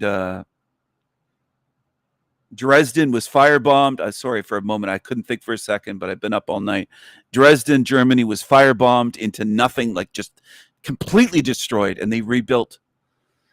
And these fucking people come from countries they're given centuries to build, and they don't build anything, much less rebuild. They don't work. Welches arbeitet und hart Geld verdient, weißt du? Und es ist schwer, wenn eine größere Masse an Einwanderer nach Deutschland kommt und vielleicht Scheiße baut. Dann fühlen sich vielleicht die einheimischen Menschen. He's laughing about them. Look at the big smile on his face. And I'm sorry for pausing so much, but this really boils my blood. This thing on the screen is smiling and laughing about the native people of Germany being harassed.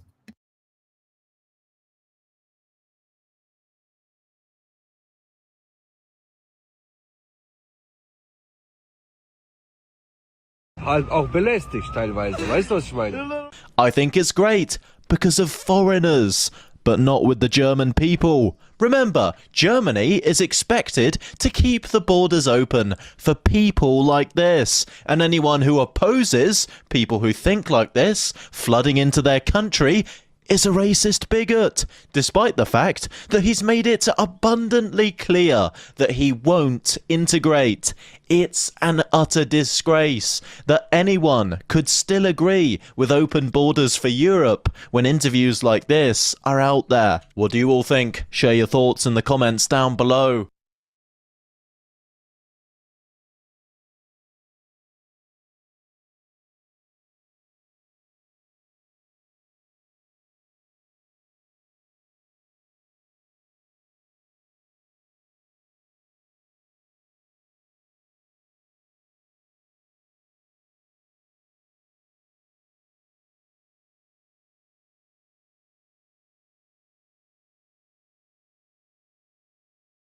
Share your thoughts in the comments are out there. Still agree with disgrace to their country is a racist bigot, despite. So, a rather angry seeming man noticed that a white woman who was walking her dog and on the same side of the road as him crossed the road to be on the other side before she got close to him, and this enraged him so much that he decided to film an angry TikTok video. So I'm taking this walk, right? Tell me why this lady's walking her dog, but she's coming from the opposite direction, but she's on the same sidewalk as me, right? So as we get close to each other, as soon as we get close, she crossed the street quick as hell. Like, she take her dog. Like, come on. What is you doing all of that for? Like, what is it because I'm... Okay, I'm going to jump in here. You made a good comment. Well, you've made a lot of good comments, but thank you, Wendy, for the comments. They love BMW engineering. Let's see what kind of engineering has come out of Germany. BMW, Mercedes, Audi, Volkswagen, people's car, Volkswagen, car of the people, Volkswagen. What else? I mean, the technology with even Braun and companies like that. And then we have style and fashion like Hugo Boss is a German.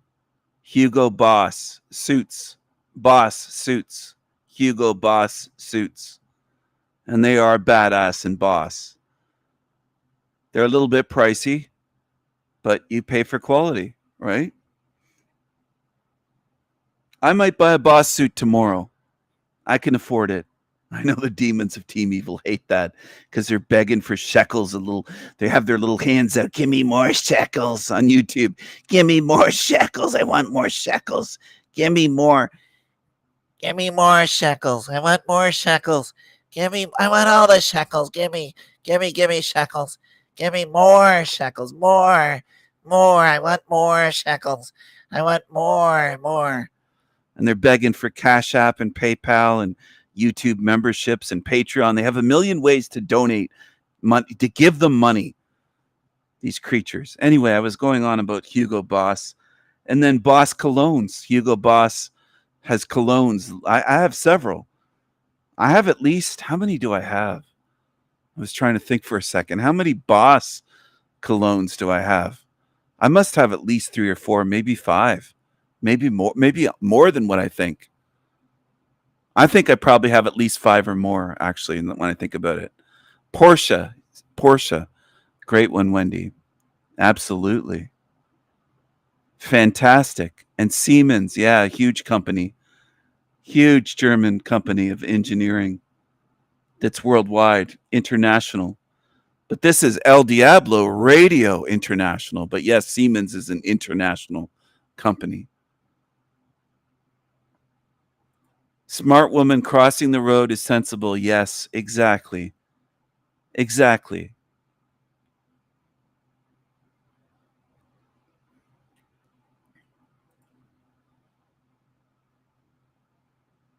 They should be marched out immediately and not given the red carpet. Oh, we'll treat them with kid gloves. Like, rough them up. Rough up these assholes. Throw them on a fucking door. Why are we so gentle with them when they're animals to us and to the native Germans, to the native Britons and Germans and French people and Dutch people? And I'm not you know how I feel about most of the Dutchies that come over here. They're bossy and I've had to ban, I think, every Dutchie that's come over to my channel, or they left because they got upset. But I don't tend to run into Dutchies they rub me the wrong way for some reason. I don't know why, but maybe not the ones that are Dutch Canadian living in Canada or America. They've been more Americanized, but Husqvarna, the chainsaws and that company. It's a good one. And Braun is good for like razors and small appliances. They make very good quality in general, engineered little products, electric products, batteries and ones that you plug in, kitchen appliances.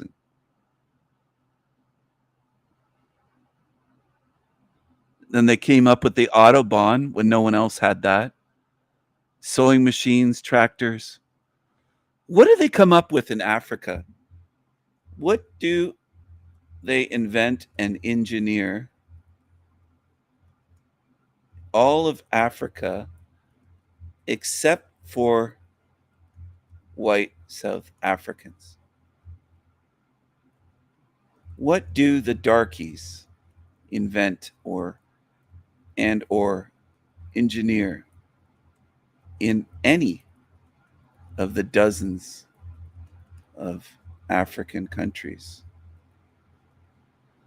I just want to know. I'm just curious. I keep hearing about how we need these Africans in our countries. What have they come up with? What have they contributed to civilization overall? What have they contributed? Drive-by shootings? I don't know. Did they invent drive-by shootings? Did they invent gang rapes? What did they invent? What have they done? I'm going to play this again because this is very telling what they get upset over. Look at the eyes on this thing. Now, gee, I wonder why the woman crossed the street. I wish women didn't have to walk alone in our cities, but I wish more than that, better than that, that these wouldn't be around so that they wouldn't have to cross the street when they saw one of these young niggas coming along, that they know, women know that this is more dangerous. This is a risk to walk near them. Okay? They know. Because they don't have any impulse control. They'll grab women. They do all sorts of things. They rob people. You look at them the wrong way or what they perceive to be the wrong way, they'll attack you. They're like animals. So, a rather angry seeming man noticed Young that a niggas. white woman who was walking her YNs, young dog niggas. and on the same side of the road as him crossed the road. By the way, they call themselves that. They call themselves niggas all the time.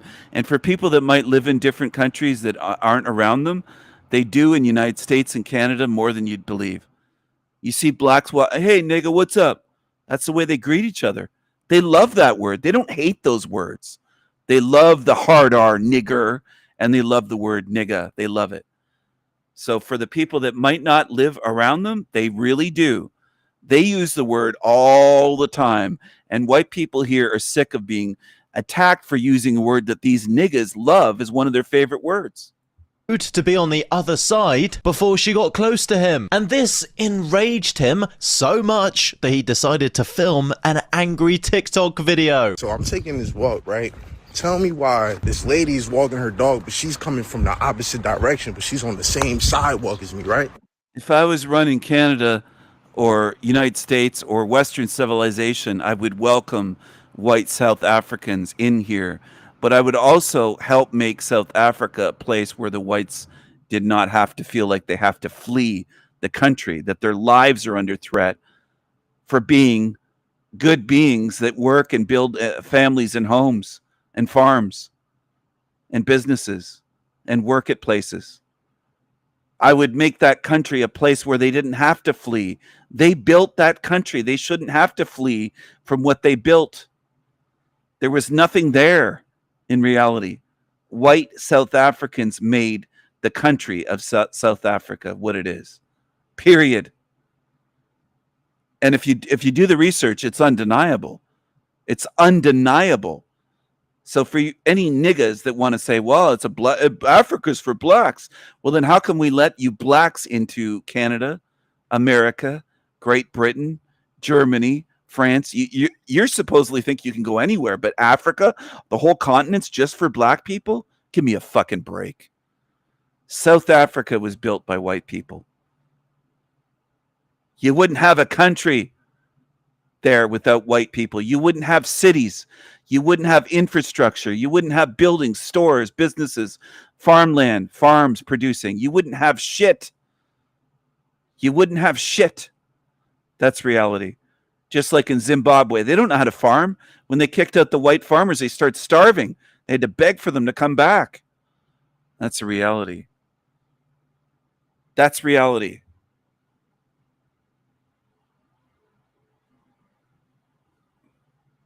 Who's this creature that just joined the chat room? Mud huts better than apartment whites live in? What's this nigga doing that came in here?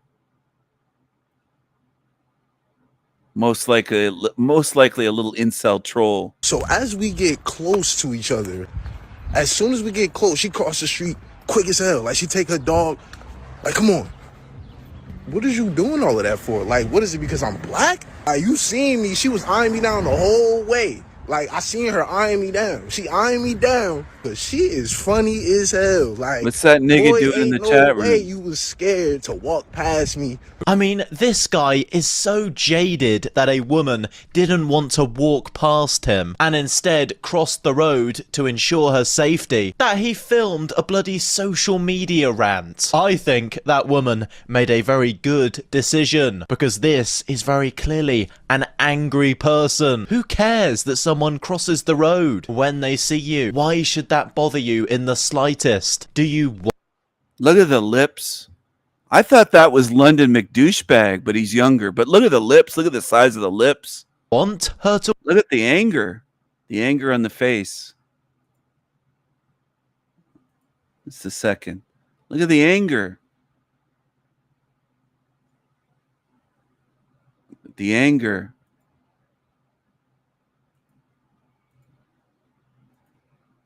Angry blacks, angry young niggas. Why are they so angry all the time? Why are they so angry all the time?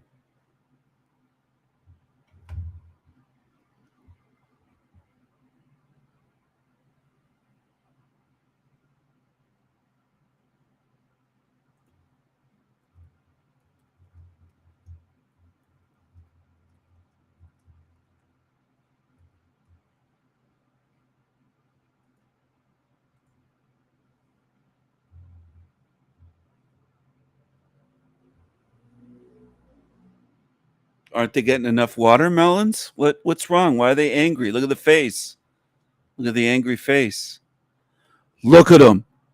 Just look at them. Just look at them. They're angry all the time. What are they angry for all the time?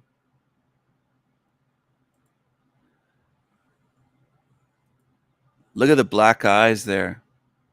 Black eyes. Do you know why happy niggas stand out? Happy Negroes? Because it's so rare.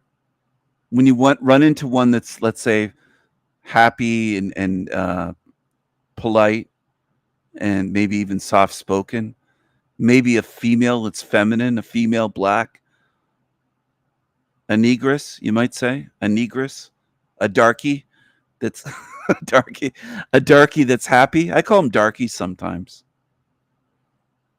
I don't call them people of color. I call them colored people and darkies. Anyway, if you run into a nigga that's happy, it's unusual. That's why it stands out. Because it's unusual. It's unusual. That's why it stands out. The ones that can have a laugh, make a joke, be friendly, have a nice smile, it's rare. Yes, they stand out. Because most of them that we run into are more like the one on the screen. They're more like that or worse. They're angry. Look at the sharp teeth. Look at the teeth there. Not interesting. It's interesting sometimes when you pause on this stuff. Pause it and I'll take a screenshot. That's one angry young nigga. And I know people like to defend this. Demons love to defend other demons. It's part of how I know that someone here is a demon. When they're always defending evil. That's what demons do. So they defend this and say, he's not wrong. That was racist of that woman to walk across the street. They'll say, that was racist of her. And they'll say, King Stephen, it's racist of you to talk about him this way. This nice, didn't do nothing, black with the blackest of black eyes and the angry look.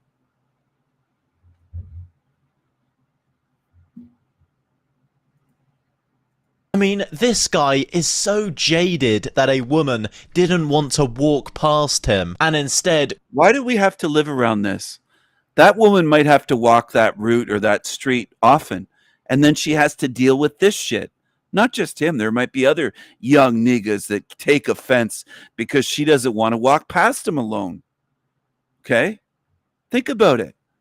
Think about how these millions of young niggas affect our society and our civilization, Western civilization, and Eastern Europe as well. They're not so prevalent there. They don't let them in, thankfully. They've done a better job in Eastern Europe and certain countries like Poland and Romania and Hungary and some of these Slavic countries, Slovenia and some of these places. They're not overrun with young niggas. So they don't have to deal with as much problem as we do.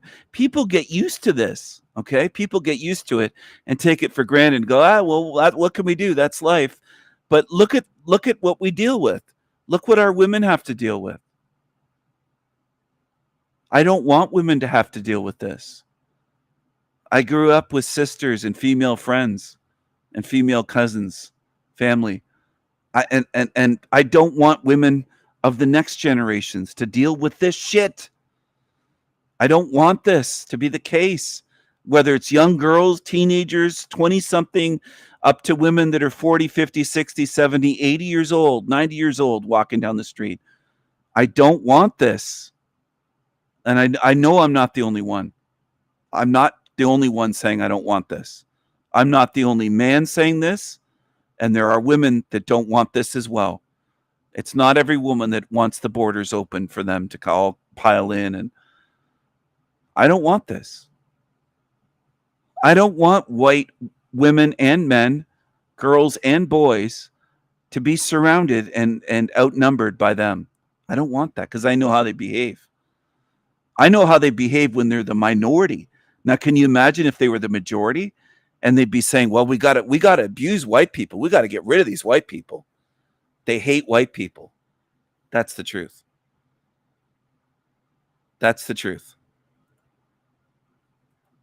I don't want white women having to be in fear just walking down the street, walking home, or walking out to a shop or something. That's wrong for our civilization to be this way. This is intolerable. This is intolerable.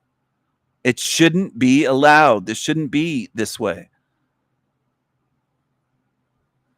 Shouldn't be this way. It's wrong. No one in our society should have to be in fear and have to cross the street. What she did was sensible, but it shouldn't be this way. You should not have to worry about, oh, well, if I walk by him, what's he going to do? Because it's a young nigga. And that's the reason. Let's face it. Everybody knows it. Everybody knows how they behave. We know they're 20, 30, 40, 50 times more violent. Like, it's not even close.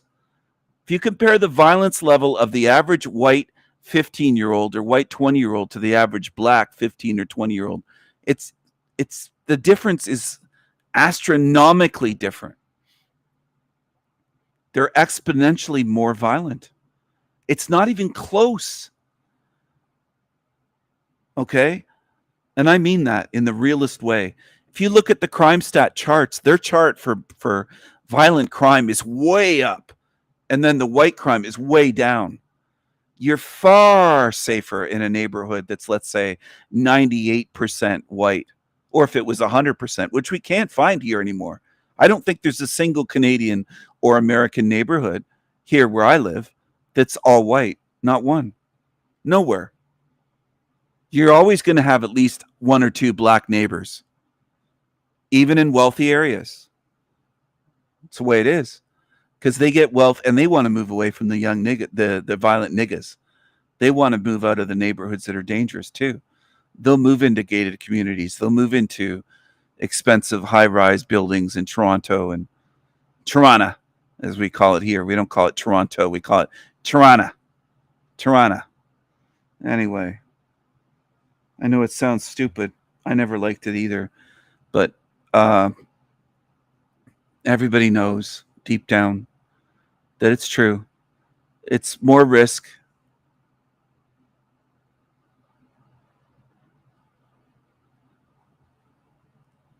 It's so gross what's tolerated.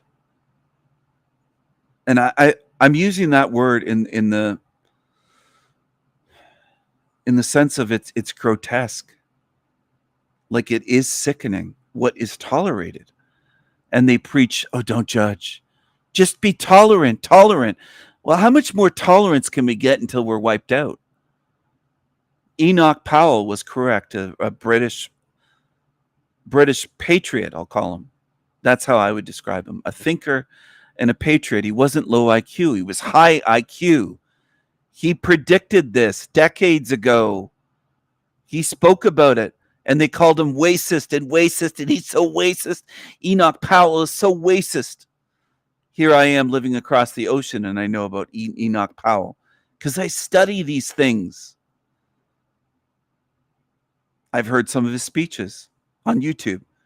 He's not alive anymore, but his message was true. It was true.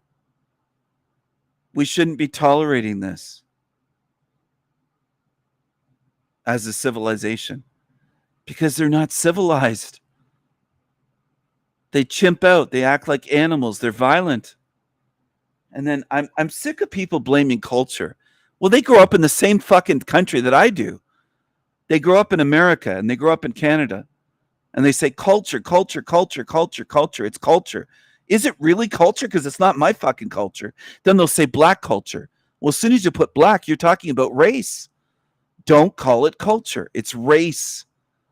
They try to get away. Oh, it's their culture. It's culture, culture, culture, culture. Well, you know, there's white people that live in Detroit that don't behave the way they do. There's white people that live in fucking Chicago that don't behave the way they do in the same city. So you keep calling it culture, culture, culture. It isn't culture. It's race. I'm tired of people calling it culture, hood culture, and it's the culture. It's just the culture. They can change. It's just the culture. It's not race. It's just the culture. No, it isn't. Let's get real. It's not just the fucking culture or rap music. It isn't just that. Because they behave the same in Great Britain as they do in South Africa, as they do in USA, as they do in Canada, as they do in Germany, as they do in the Congo, for fuck's sake. It's not just, oh, it's the culture, it's the American. No, it isn't. No, it isn't. Because white people in Baltimore live in the same city, on the same ground, the same city of culture, don't behave that way. And they'll say, well, it's black culture. No, it's race. It's race. You don't see Asian Americans behaving the same way. And most Hispanics don't behave. Some do. Some are gangsters, obviously. Some are ghetto, some are hood, some are violent. Hispanics are more violent than Asians and whites. But it's racial differences. That's why it can be broken down by demographics. I'm sick of people using this culture bullshit excuse. It doesn't hold water.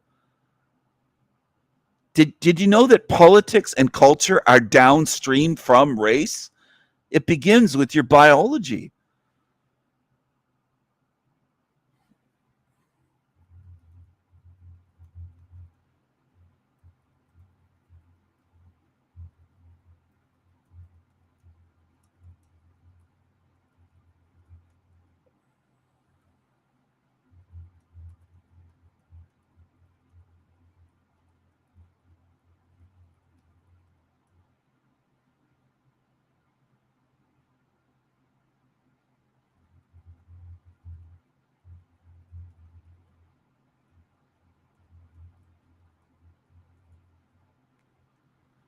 I want people to understand this in a deep way. I want you to remember. I want you to understand what I'm saying, because it is the truth. You can change your culture. You could move to a different culture, a different country with a different culture. If I moved to Japan and lived in Japan for 10 years, would that culture affect me? Yes, it would. Could my politics change over time? Sure, they could. I could become more right-wing over time. Sure, I could. I could become more so-called conservative. But conservatives to me are wimps. They just follow what lefty Democrats want. That's what they do. Conservatives are basically communists at this point. There's hardly any difference. One of the few things they don't support is abortion, but other than that, and they don't want the taxes as high, but other than that, they accept gay marriage and everything else. They accept everything that the left wants. But anyway, politics can evolve and change and be tweaked and etc. You can't change your race. You can change cultures. You can change countries. You can change your citizenship. You can change where you live, all that stuff. You can change all of that, but you can't change your race. And your race affects everything else. It's all downstream from race. Culture and politics are downstream from race. That's the truth. And it's undeniable. In the womb, you have your race. You don't have your politics and culture yet. But your race is determined in the womb. And as a newborn, your first minute of life here, your race is already determined. Your race and your genetics. That's determined already before you have politics or culture. Before you learn politics and learn culture. And decide. Okay? I want you to understand this. What do I mean by downstream? Picture a stream, visualize a stream in your mind. Stand there. There's your race. And then downstream, it's flowing a direction of a lifetime. Downstream from that is politics and religion and culture and the other stuff.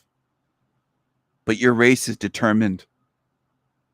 You don't have to like it. You could shake your head and say, I don't like hearing that.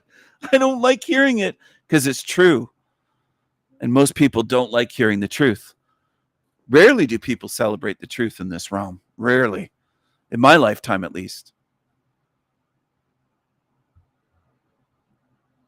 Truth tends to upset people and anger them and trigger them. Crossed the road to ensure her safety. And make them defensive.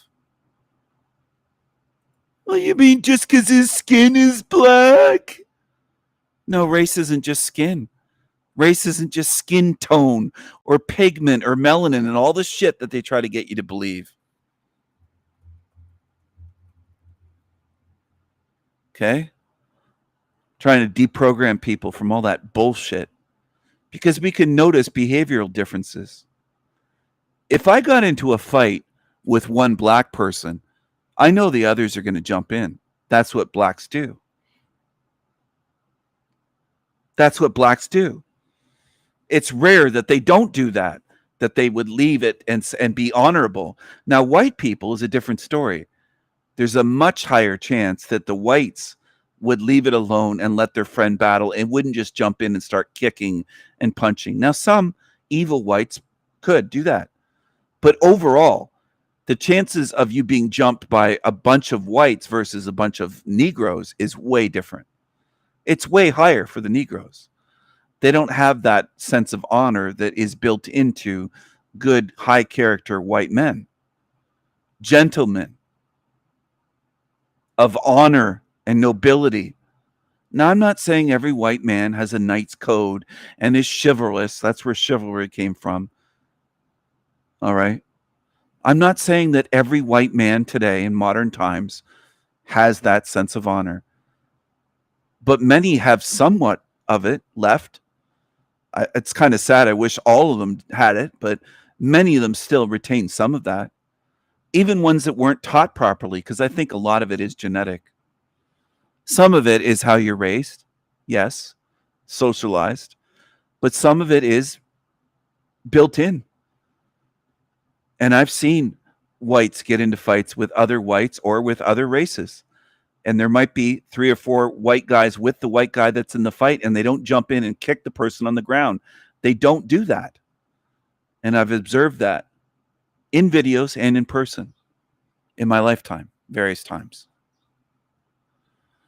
Now, don't get it twisted. Don't twist it in your mind into a pretzel saying, are you saying no white people are bad? No, I never said that. Don't twist it in your mind and hear things that weren't said. Okay? There are some bad white people. There are some violent white people, and we do tend to put them in prison when they're caught, and we don't defend them as a people is what I'm speaking about.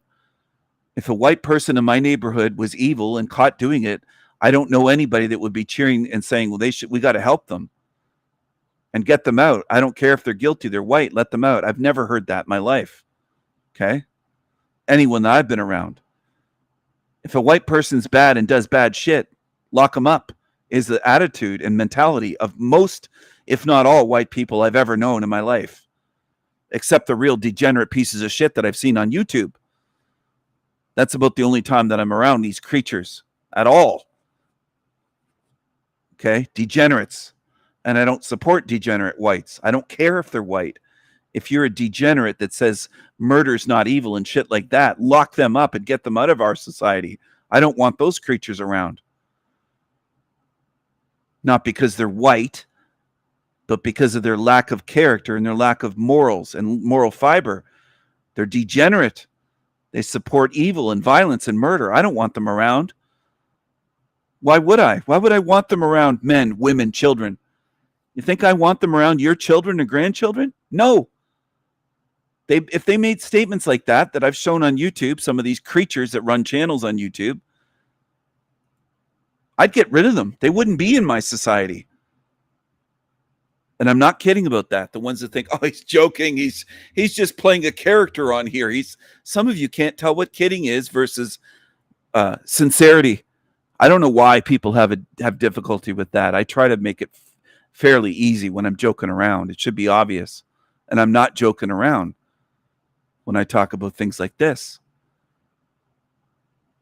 Because I want society and civilization to be better going forward, not worse. I don't want things to fall apart and go to shit when I'm dead. I don't want that. I don't want it to be less safe for children, women, and men of all ages when I'm gone. I don't want that. I would like to do things that make things better in this place.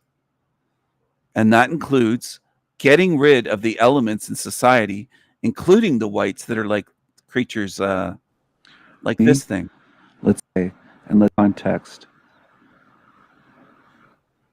Murder. This thing here. Murder is evil. No, murder is not evil. Murder is evil. No, murder is not evil. Murder is evil. No, murder is not evil. They'll tell you point blank things like that. And when they tell on themselves, you should listen and not shake your head and say they're kidding, they're joking, they're trolling. You shouldn't make excuses for demons, okay? Don't make excuses for demons. And I am typing that so that people see it in words. Sometimes that helps people remember. I want this to reach you, these messages today. And that's how I view it. I view them as spiritual messages. Don't let demons fool you. Don't make excuses for them. When they say murder is not evil, murder is not wrong, murder is not immoral, I've heard these creatures say all this shit. I wouldn't care if he was Greek, if he was Italian, if he was French, if he was German, if he was English. I don't want them in society, ones that are mental and dangerous, violent. He has a history of violence, felonies, assaults, robberies. He's a degenerate. He calls others degenerate. He's a degenerate demon. I've shown this many times. Many times. And that's why I record stuff like that in case they take the videos down and they'll lie. Lying is like breathing to them. Lying is like breathing to demons. They'll lie and say, I never said that. Well, I have the video footage of you saying it, liar. I have the video footage recorded. I know what these demons have said. I know what they've done. He's a felon. I don't want them in society. Now, can you imagine walking by with your children or grandchildren, someone like that doesn't believe that murder's evil? Why should he be allowed in society, in civilized society, with children? Why? Why should he or any demon like that of any race be tolerated, allowed in civil society? Why? And I know what dummies will say. You just hate him. You got a grudge against him. You got beef with him. No, it's about what he does and what he says and what he is. Some of you got to start thinking a lot more instead of saying, oh, you hate him. Regardless of what I think of him, he said what he said. He said murder is not evil. He said a lot of shit like that. Now, would you want him as a neighbor? Would you want that demon as a neighbor around children? Your children, grandchildren, nieces, nephews? I don't. And I say that openly and unapologetically. I don't want that around me or around any children. He doesn't live anywhere near me. He lives in Florida. He lives near Newport Richey, Florida. I know exactly where he lives. But I don't want him around to harm someone else's children and their nieces or nephews or their cousin or their son or their daughter or their sister. I don't trust scum like that say murder is not evil. He said a lot of wicked, demented shit that is evil. That's showing you that it's a demon. Now, what did European society used to do? Let's say 300, 400, 500 years ago. He would be cast out, if not taken care of. He wouldn't be in civilization. We're too tolerant of that shit, where they openly say things and they admit to doing harm. He has said that he's assaulted hundreds of people. He said that he broke into cars of little old ladies and stole their presents at Christmas, stole money. He assaulted people. He sold drugs to children. Like, what will it take? And then, you know what people do on YouTube? They say, he's a truther, Stephen. Why do you hate other truthers? It's so gross, and there's so many low IQ, low-level beings in this realm that defend that shit. And I can tell you what they would have done in Europe 500 years ago. His days would be fucking numbered for what he's done long before he reached 41 years. He would have been taken care of as a teenager when he was abusing people, when he was running up and punching people for saying words, hitting people in the face. He would have been taken out of society when he was 15. Okay? This is what I want you to understand. And if you don't believe me, you have work to do. Do the research. What do I mean? Look into European civilization and how we treated demons and degenerates like that, and how we treated sex offenders, and why they were taken out of the gene pool. Taken out of the gene pool. They weren't allowed to breed. They were taken out, which decreased the level of violence. We got rid of them in the past. We knew what to do. Our ancestors knew what to do. We knew what to do.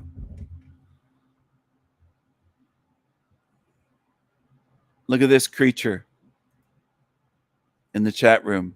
Creature joining. What a loser. Should be mocking these creatures. Mocking these creatures.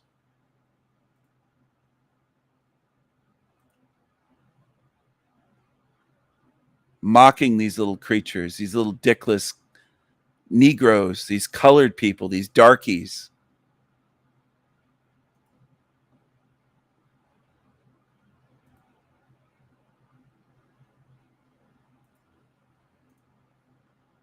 Little darkies.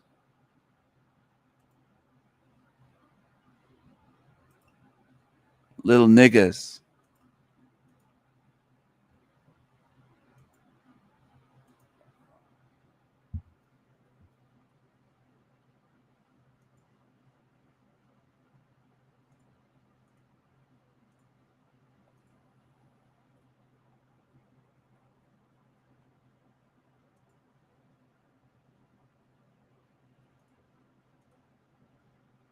Nigga.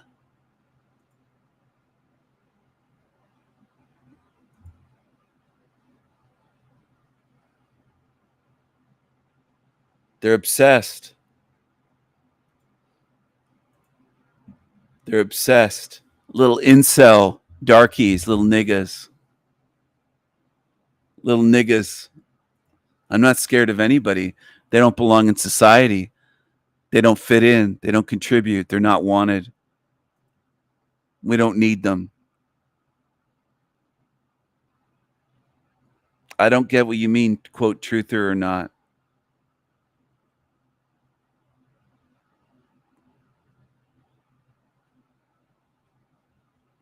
I think most of what you people call truthers are just demons. That's what you're following. You don't realize it. Some of you get defensive and you say, well, they're not all demons, Stephen. Yeah, you're blind. That's what it is. You're spiritually blind.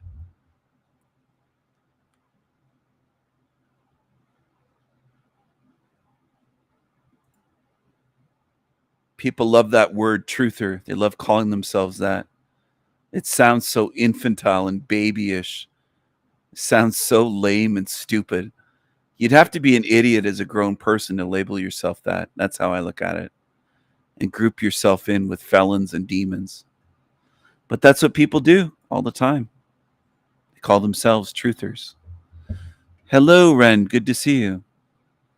Hello, Carmen. Good to see you. It's great to see some more wrenches in the house today. So the darkies are upset. Some darkies came over here very upset. Look at this psycho. Quote, truthers support him too.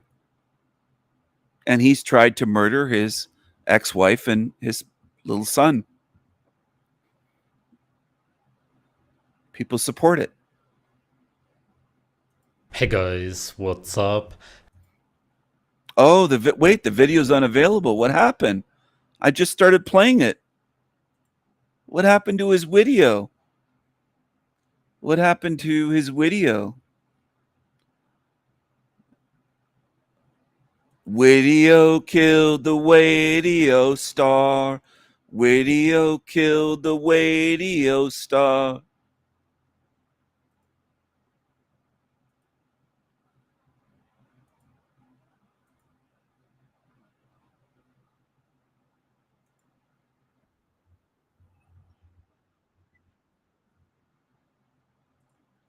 Video killed the radio star.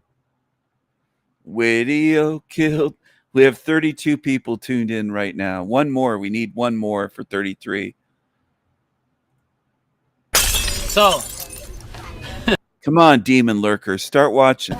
firstly, you would take anything you can to throw, any kind of rock, anything that is hard, and you would just throw it because That's hilarious. You're going to look around for a fucking rock when you're attacked?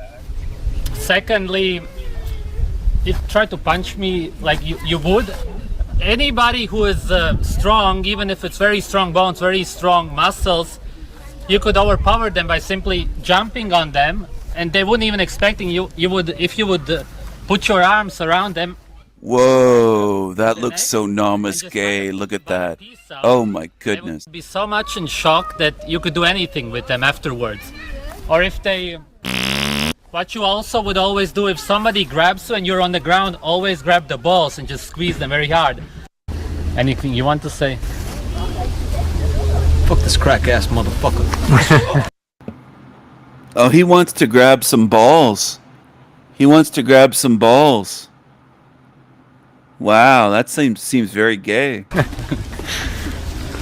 So, firstly, you would take anything you can to throw, any kind of rock, anything that is hard, and you would just throw it because That's hilarious. You're going to look around for a fucking rock when you're attacked?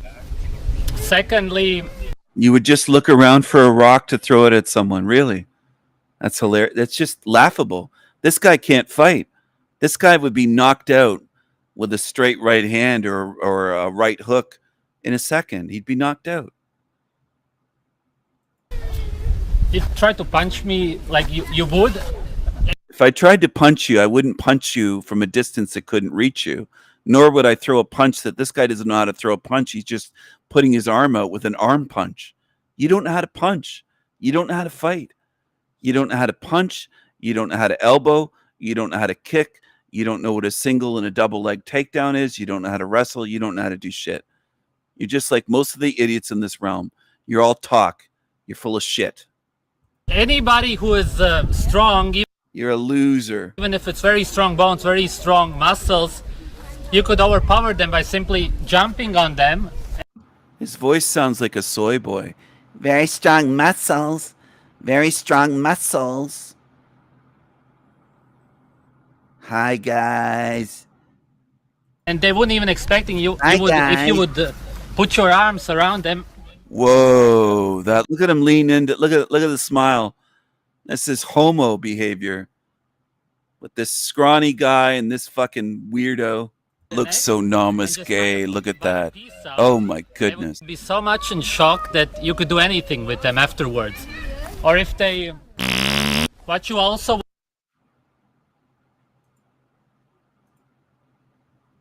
He's namas gay. He's namas gay. They don't know how to throw a punch. They've never practiced hitting a heavy bag and took boxing training as a child and martial arts. They don't know anything. They're losers.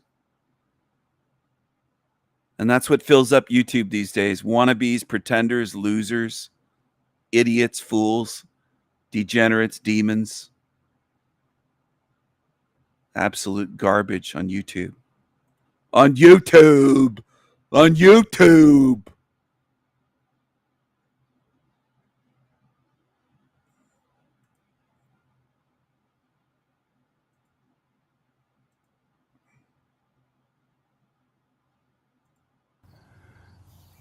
I'm the king of the castle. You're the dirty rascals. I'm the king of the castle. You're the dirty rascals.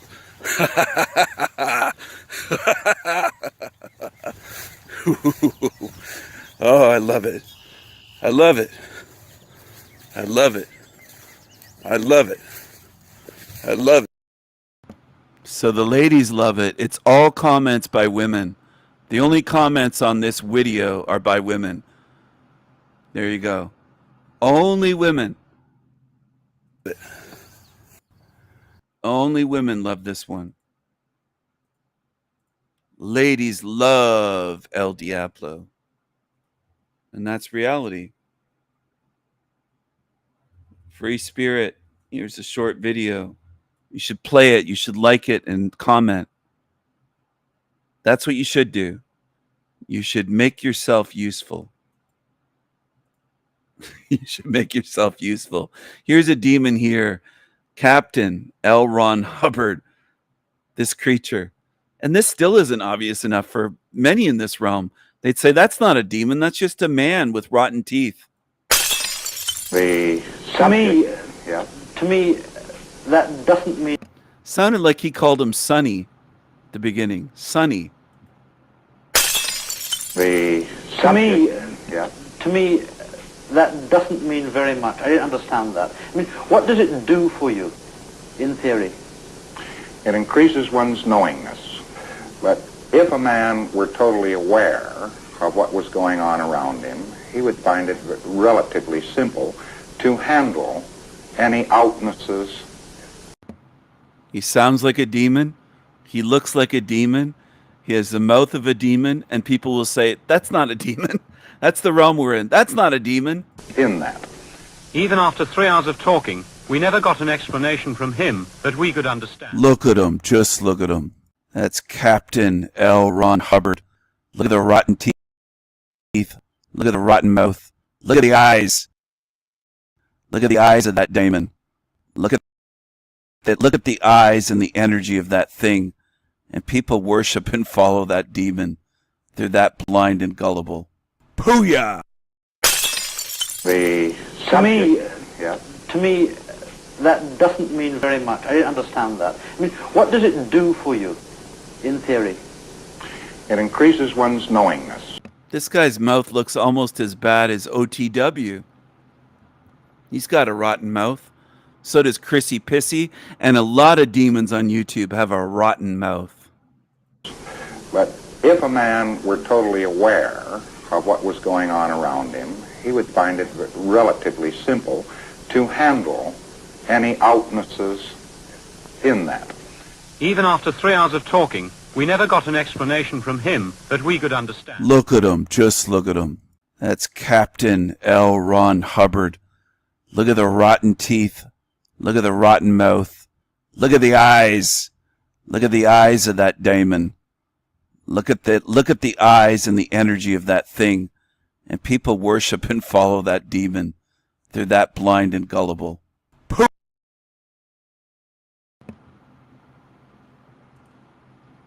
They do show you.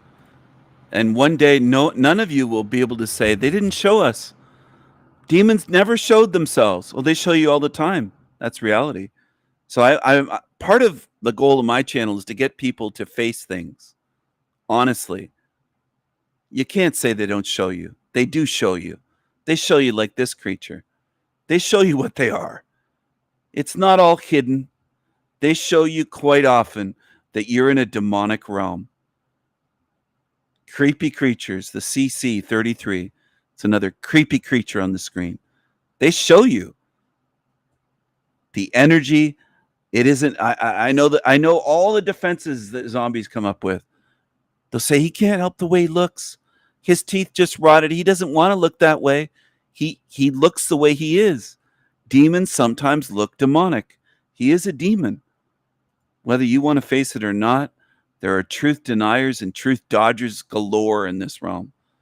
A lot of them just avoid the truth. He looks demonic because he is demonic. Sometimes it's really that easy. He was demonic and he started a cult.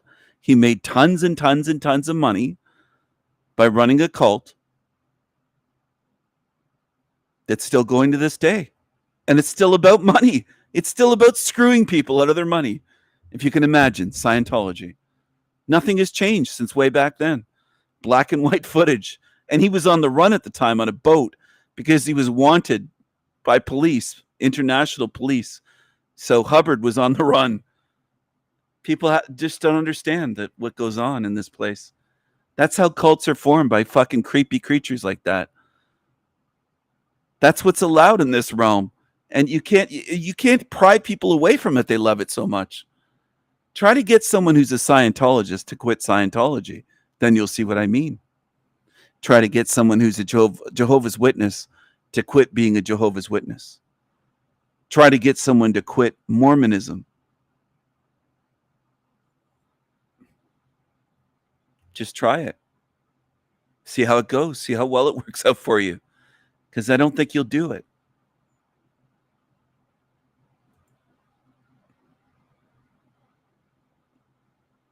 I don't think you'll do it. Any of you. Any of you.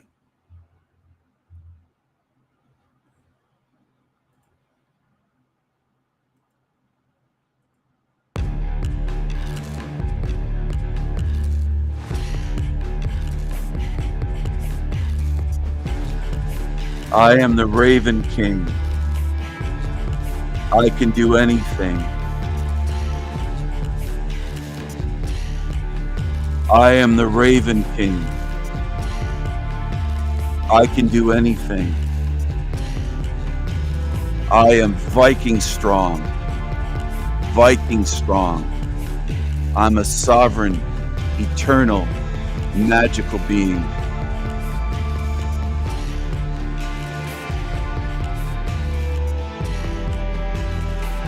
I don't fear the future. I am the future.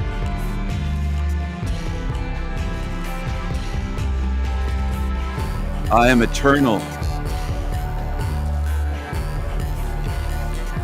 I can never die.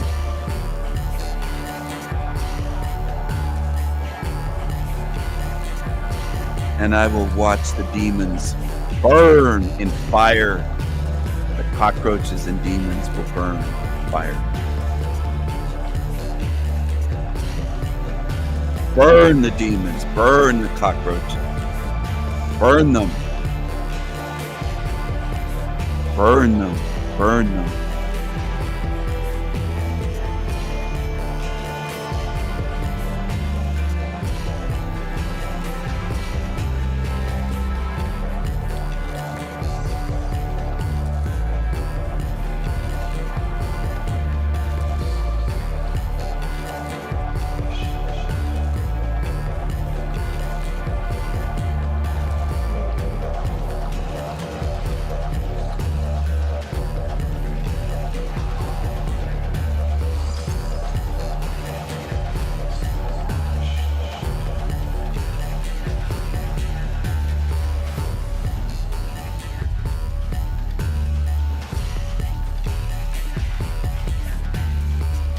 Burn the demons. Burn them.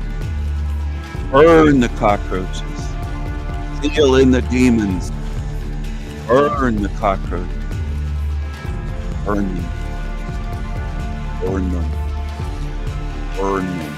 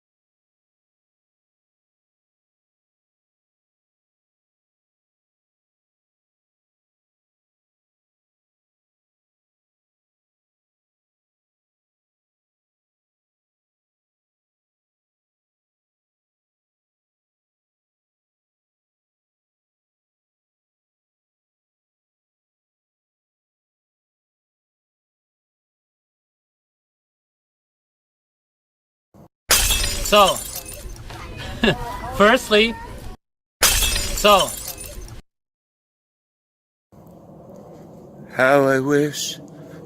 I wish you were here.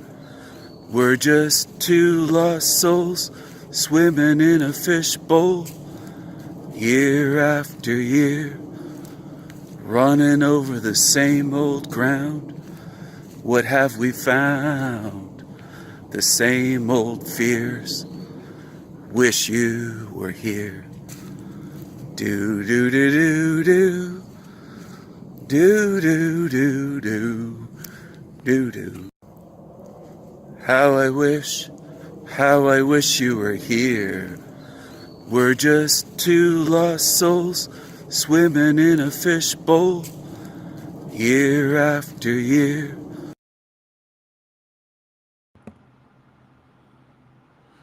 Oh, let's see. I don't know who Puffy Clouds is, but the rest it seems... Oh, red pill option. Like this one.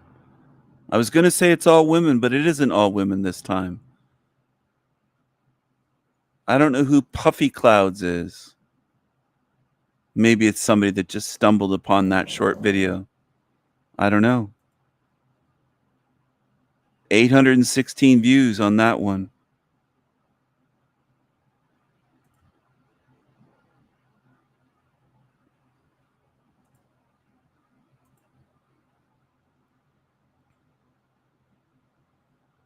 Thank you, Wendy.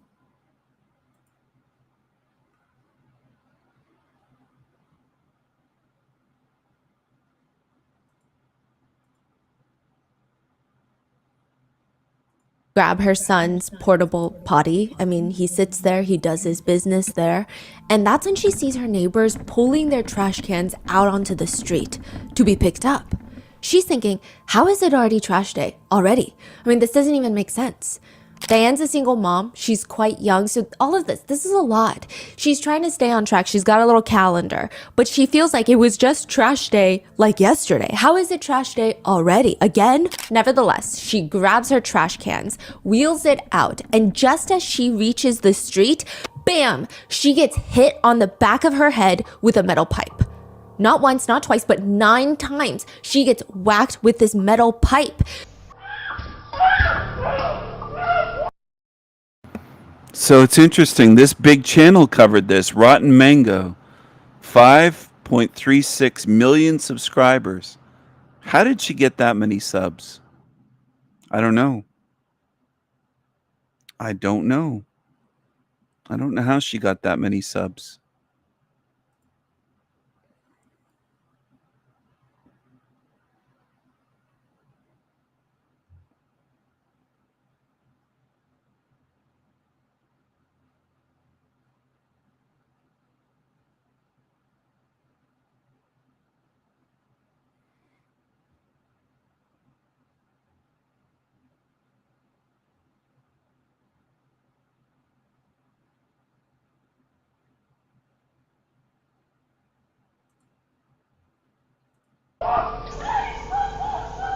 But I'm glad she's covering this, or covered this, in January of this year, and posted the victims GoFundMe. I didn't know there was one like this.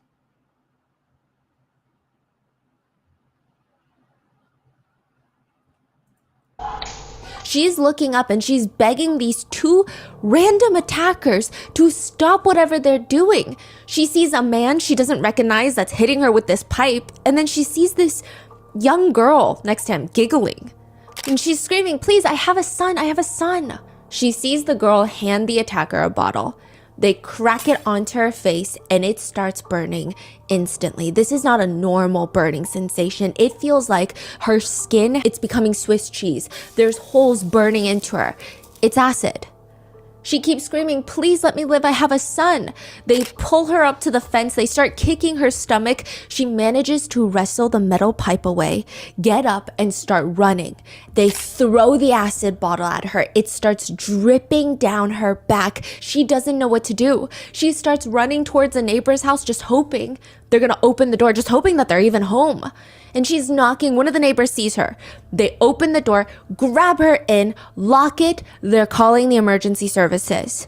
Diane runs directly to the shower. She's trying to wash all this acid out of her eyes, from her nose, inside her mouth. It's burning her whole hands. She's looking down. The whole shower is bloody. Just blood flowing down into the little drain. She knows exactly who did this. It's her ex-boyfriend. The man that she shares a child with, he's the one that must have paid this attacker to do this. Her ex-boyfriend is a YouTuber named Gaddis, and she remembers the first time he was arrested. First time that things were just not right. This is even before she had her son, so a few years ago. The two of them were in London. Every single person passing by them is staring at her boyfriend, Gaddis. I mean, it's his necklace. It's the middle of the day. I mean, who wears that kind of necklace? Even if it's not the daytime, even nighttime. It's just weird. Some people are even whipping out their phones to take a picture as proof, evidence, to show their friends, look at this guy's necklace. Because around the man's neck, around Gaddis's neck, is a little bird hanging on a string, dead, completely defeathered. What do you mean? Like, killed, dead, defeathered, just a bird carcass. Okay. If you point your phone at him to take a video and he sees you, he might just turn around and smile. And then you're gonna get more scared because between his teeth, there's just chunks of red blood. His whole mouth is bloodied. And it's from the dead squirrel that he is ripping apart in his hands to eat raw in front of the vegan market. He is standing outside a vegan market in London with a squirrel. He's managed to rip open the squirrel's stomach area and he's just digging in, eating it raw, and he's smiling. He did this last week in another city, but instead of a dead squirrel, he was chowing down on a decapitated pig head raw. Arguably, I guess the squirrel is much easier to carry around, it's more compact, but one passerby is staring at him like, why are you doing this, dude? I mean, I eat meat, but I don't do this in front of a vegan festival.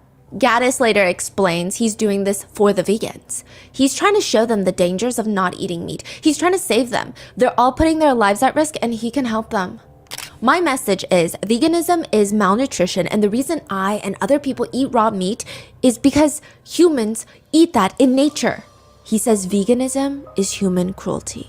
This is the case of raw meat carnivore YouTuber Gaddis and his 3 girlfriends. One that was attacked with acid and a homemade bomb. One that runs into an embassy with a shaved head, accusing him of placing glue into her private parts to make her infertile. And another one who is allegedly on the run with him from charges of attempted murder.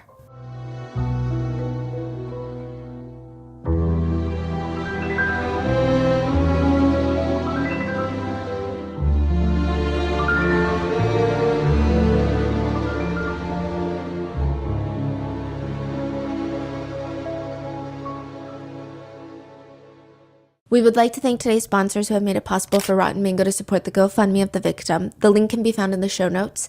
This episode's partnerships have also made it possible to support Rotten Mango's growing team, and we would also like to thank you guys for your continued support as we work on our mission to be worthy advocates. As always, full show notes are available at RottenMangoPodcast.com.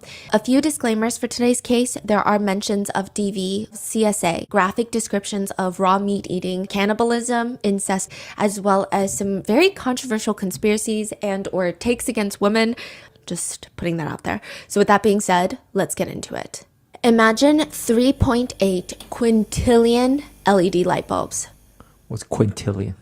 That's more than trillions. Oh, okay. It's a lot of light bulbs, okay? Let me give you some more context. If you were to evenly place the light bulbs on Earth's surface, land, water, it doesn't matter, you somehow get all the light bulbs to fit, you would cover the Earth's surface completely with light bulbs, and then you would need to do it again approximately 44 times. Then you turn on these 44 Earth-sized Christmas lights, turn them all on, and then you stare directly into it. That is the practice of sun gazing, the practice of staring directly into the sun. To be fair, sun gazers don't stare directly into the sun when the UV index is high. They only sun gaze within the first hour after sunrise or before sunset. They state that the UV index is the lowest then. And they start by staring directly into the sun for only 10 seconds, at least initially. The maximum that they ever do is about 30 to 40 minutes per session. It's been stated that sun gazing is this very ancient practice, but there is a lot of argument that the receiving of sunlight is the practice. not necessarily staring directly into the sun. I thought, like they're talking about in the morning, you're supposed to get a certain amount of sunlight, right? Yes, you're supposed to get sunlight first thing in the morning. It's actually really good for you without any sunscreen, without eye protection when the sun is rising. But you're not supposed to stare directly into the sun. Yeah, because that's like killing your eyesight. Right? Yeah, so dangerous. I mean, I would at least advise not to stare directly into the sun, and likely every single doctor will as well. So there's a few types of sun gazers. There's ones that just get sun at critical points during the day. They do what the studies show. They go outside when the sun rises. They don't stare into the sun. They just try to absorb as much light as possible. Then you have the more traditional sun gazers. They will look directly into the sun, but during the safe zone hours. Then you have the extremist sun gazers, who want to stare directly into the sun for all hours of the day, including middle of the day when the UV index is the highest without a singular ounce of eye protection. We're talking about the extreme sun gazers today, because as I've mentioned before, sunlight is not bad for you, but this is extreme. The extreme sun gazers believe that sun gazing helps you download information from the sun. The sun is a giant server and we are processors and we're requesting data from the sun. I'm not kidding you. Like what kind of data? Knowledge. Oh. Yeah, knowledge can be absorbed through the sun.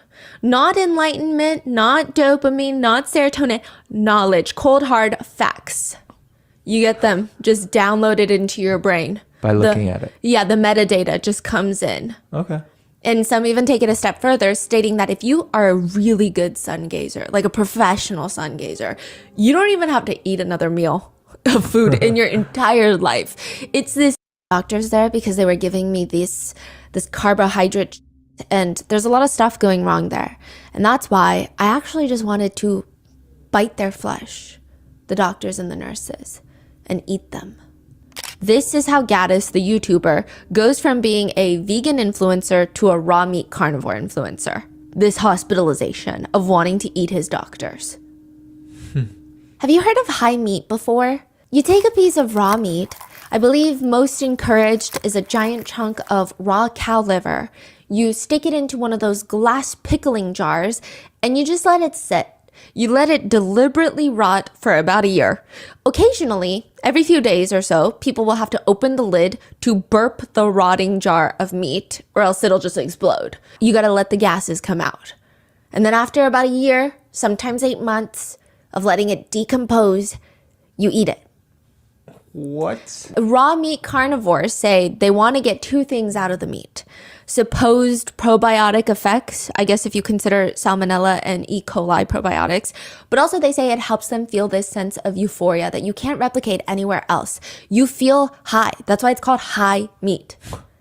Gaddis, the ex-vegan, now raw carnivore, he claims he only eats raw meat, not cooked meat, but raw meat, just raw ground beef, raw eggs, raw pork, everything raw.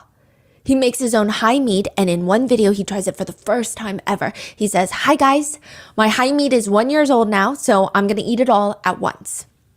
He pulls up this giant scoop. It looks like if you were to soak cardboard into water, and it's just broken down into this mashed, grainy, moldy goop. He sniffs it. It smells like acidic mushrooms. He takes a big bite of the bacteria goop. It looks like he's about to gag. Very strong.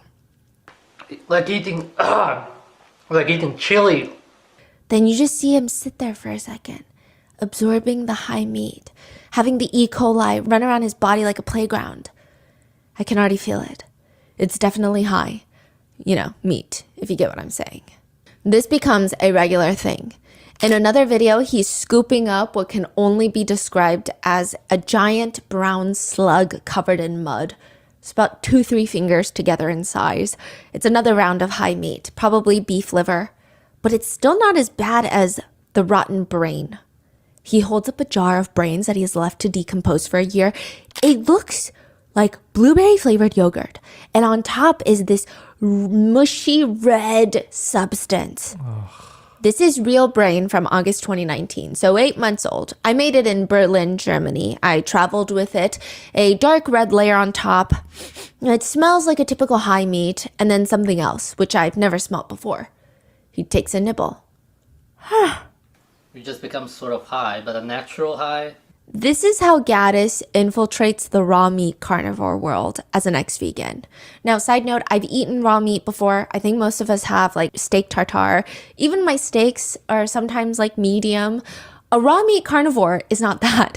They eat raw meat for breakfast, lunch, and dinner. They will have a plate of ground beef with raw egg yolks on top, with a glass of unpasteurized milk, with a whole stick of butter, and a side of raw liver, and sometimes for shock value, bull testicles. Raw. Just waiting to burst in their mouths. At least that's what the raw meat carnivore influencers are doing. One thing about the raw meat community that I will say, other than the fact that you do you, that's between you, your stomach, and your doctor, and your bathroom. But some raw meat influencers, the way they do these what I eat in a day videos with their raw meat, I feel like they're doing it for the first time ever. The way that they eat the raw meat just looks so foreign. It doesn't feel like a natural daily activity. So I wonder if a lot of them are doing it for clicks. Then why is there such a big community? Is it like a trend right now, or I don't know if the community is big. I think that the influencers gain a lot of shock value attention. And I imagine that most people who do eat raw meat, there's not that many of them. Or at least isn't Liver King the person, or no? yeah, he's one of the most well-known raw meat carnivores. Although I have seen him eat cooked meat before, but he is very heavy on that primitive lifestyle. A lot of them want to replicate what our ancestors did. Eat raw meat before it's cooked. They think cooking takes out the nutrition. They think cooking makes it undigestible. So they eat raw organs, raw meat. They drink raw animal blood, raw unpasteurized milk. The Liver King doesn't even shower. Really? So he's very into that primitive lifestyle. He only soaps up his groin area. And he says he swims in lakes. He swims in rivers. He doesn't need to shower because our ancestors didn't shower. He'll eat like a fatty piece of steak and his hands are all greasy and he uses that as moisturizer and for his hair. Yeah, and people who have done podcasts with the Liver King say he is one of the sweetest but smelliest people that they've ever encountered in their entire lives. Just smells like a decomposing body. Okay. It's so fascinating that they have such primitive values, but they're all over social media, isn't it? It's kind of weird. And some raw meat carnivores claim that because their diet is so nutritious and is what our body craves, they don't even fart anymore. Gaddis claims he hasn't had a fart in years. What a flex. I haven't farted in over 5 years. Oddly, really oddly, he states, for example, my friend Derek, I haven't farted in 5 years. My friend Derek has been eating meat, just raw meat, for 9 years. He hasn't had a fart in 9 years. Think about that. He's telling us to think about it. He also claims that he rarely drinks water.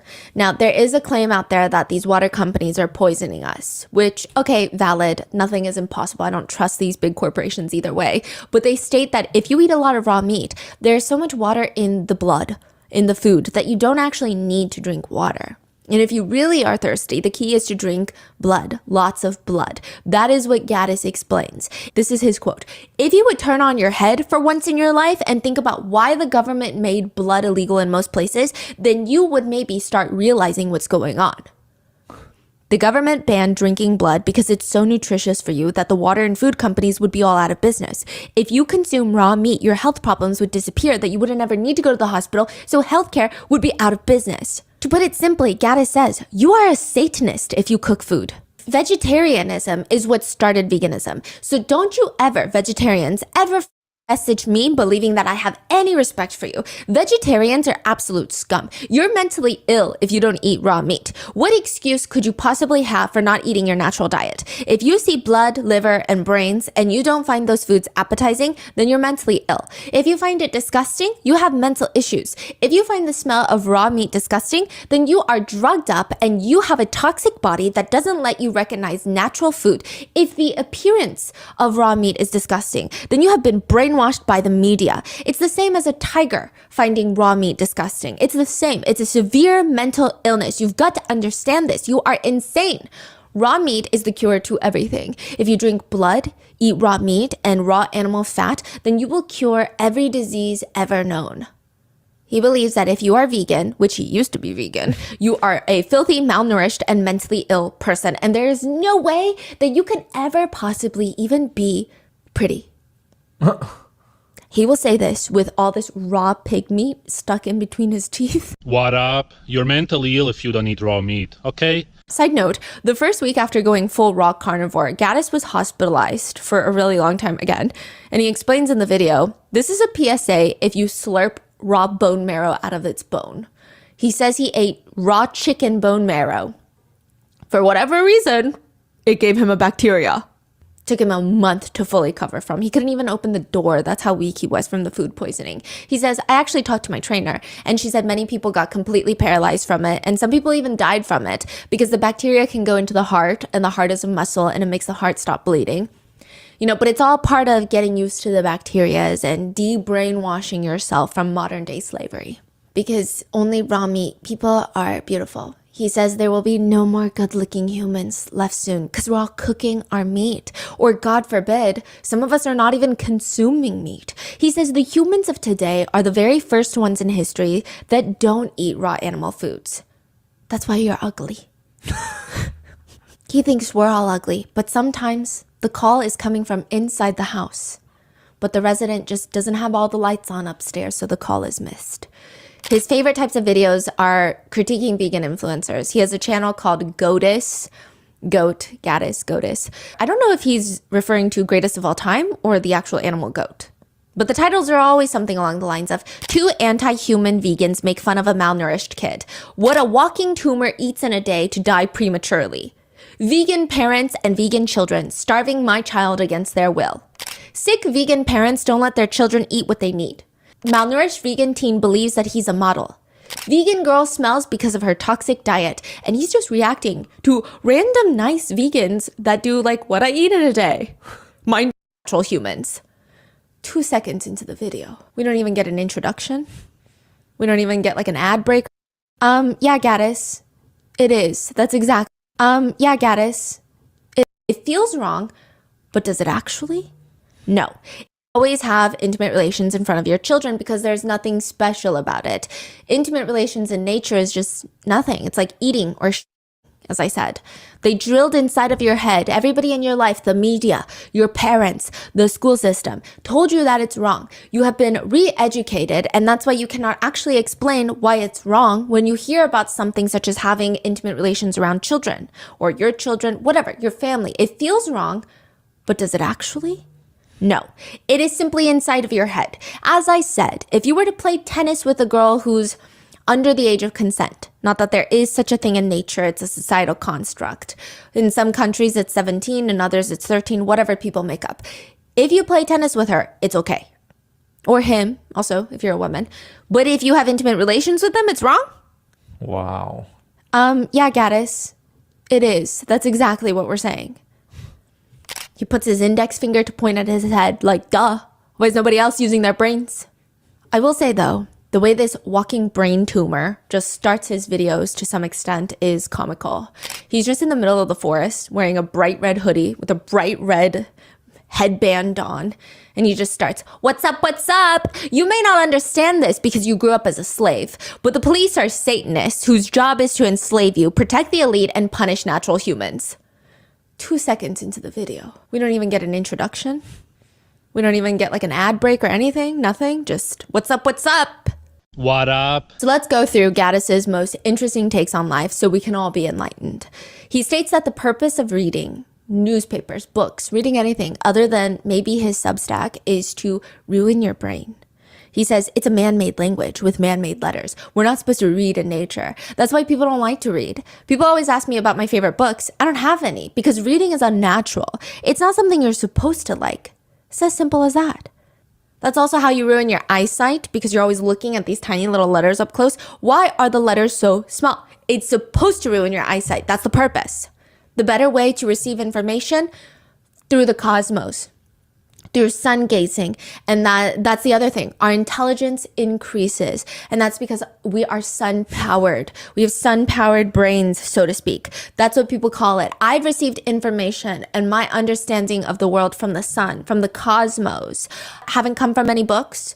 I haven't heard it from people. It just comes as you're sun gazing. Wow. Okay. Download complete. Sunglasses are also a deception, made to look cool like cigarettes. Maybe that's why I'm obsessed with sunsets, but I haven't seen a sunrise in ages because I wake up much later. The sun really is much easier to look at when it sets. If I didn't live in a system, I can imagine I would have done it just like without anyone telling me. Like, why do we all believe sunsets and sunrises are beautiful? It seems like nowadays people associate the sun with the wrong things. That also reminds me how I used to sunbathe nude in this one spot, and people didn't like it because they said kids also come here. As if kids would mind nudity. Kids are the last ones who will mind it. He's just saying gibberish at this point, Yes. right? Just like whatever comes into his mind, he just... So he wants us to be in the sun staring directly, burning our retinas, holes into our retinas, into the sun on a daily basis, but also being outside is dangerous. He says Berlin is where I live. Seems to be a big, big target. Once it got dark last year, two planes with identical lights appeared and were flying around. I assume that they were spraying something, because in the dark you can hardly see anything. It just looked suspicious. The belief being that planes are spraying aluminum into the air to poison humans and nature. He also wears pants that read 9/11, no planes hit the World Trade Centers. There's this conspiracy out there that the towers were never hit by planes, that they were brought down by a controlled demolition using explosives. So there's that. And the earth is flat. I live on Earth, a flat Earth. Additionally, quote, saunas are voluntary self-exit for super depressed people. What? He thinks saunas are really bad for you. So he's like, whatever conspiracy he comes across. Why does Gaddis's voice sound like a fucking Sesame Street Elmo on helium? What happened to you?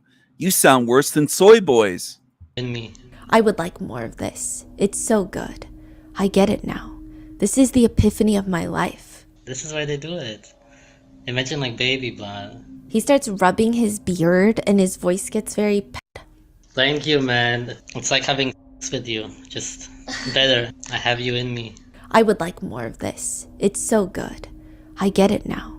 This is the epiphany of my life. This is why they do it. And somehow, yet, okay, none of these beliefs even come close to his views on cannibalism. There's a video of Gaddis standing in front of the camera and holding up a vial of blood. It looks like the kind of blood that you would get drawn at the doctor's office during your annuals. It's blood, but it's not from an animal. It's from a subscriber of Gaddis's. Human blood. Gaddis says, the elixir of life. And he opens it up and gulps it down, smiling. There's blood all over his teeth like he's auditioning for a vampire extra in the new Twilight spinoff. He's smiling, saying, thank you, man, to the subscriber who sent him the blood. Thank you, man. It's like having sex with you. Just better. I have you in me. I would like more of this. It's so good. I get it now. This is the epiphany of my life. This is why they do it. Imagine like baby blood. He starts rubbing his beard and his voice gets very pensive and just far too creepy. He said before, human blood is the highest form, especially virgin blood. Also the menstrual blood. If women would drink it, or men, as they used to, they wouldn't get all that gray hair and all that other stuff. We should all be drinking blood. And before you get so offended, like I am, because we're not enlightened, he says, I've mentioned in a few times in videos about eating other humans, but sort of as a joke, even though it wasn't. But that's because I realize that people aren't open about talking about it. Before you get all closed-minded about it, just look into all the tribes. Look into people dying and then other people eating them as, I forget the word, as a sign of respect, let's just say that, to the one that died. Also, nourishment from the body and thanking the body. I mean, it all just really makes sense. It's trying to click. Look at this from your soul's perspective and not just what we have been taught and brainwashed. This is very well documented. Not a lot of people talk about it. Eating other animals raw and then eating humans, if you compare it, there's hardly any difference. I mean, psychologically, yes, I do understand it could be hard getting over it. Point being, it's a mindset. But if you eat babies or a young human heart, of course it's going to regenerate rapidly. And of course it's the best food for the human, for your own heart. The proof that Gaddis has for all these arguments is the Illuminati. He teaches his followers the Illuminati are happy people because they're R-wording babies and children and eating them. They have built a perfect system for themselves where they can have human hunting parties, and torture dungeons, and babies for breakfast. All the research I've done since I've gotten out of the hospital completely tells me that the Illuminati's diet consists of baby and children organs. You know, how to live long, how to live healthy, the secrets of humanity and of this planet and everything. Of course the Illuminati understands. If you look into organ harvesting of children and reports of thousands of refugee children just disappearing, if the Illuminati members have a problem with their heart, which they probably wouldn't because they eat so well, except when they're over like 100 something or, you know, they would, of course, still then start eating the organs of the children because no animal is going to compare to another human's organs. So what do you think is going to happen to your cells and the regeneration if you eat a baby or a young human's heart? It's going to regenerate rapidly.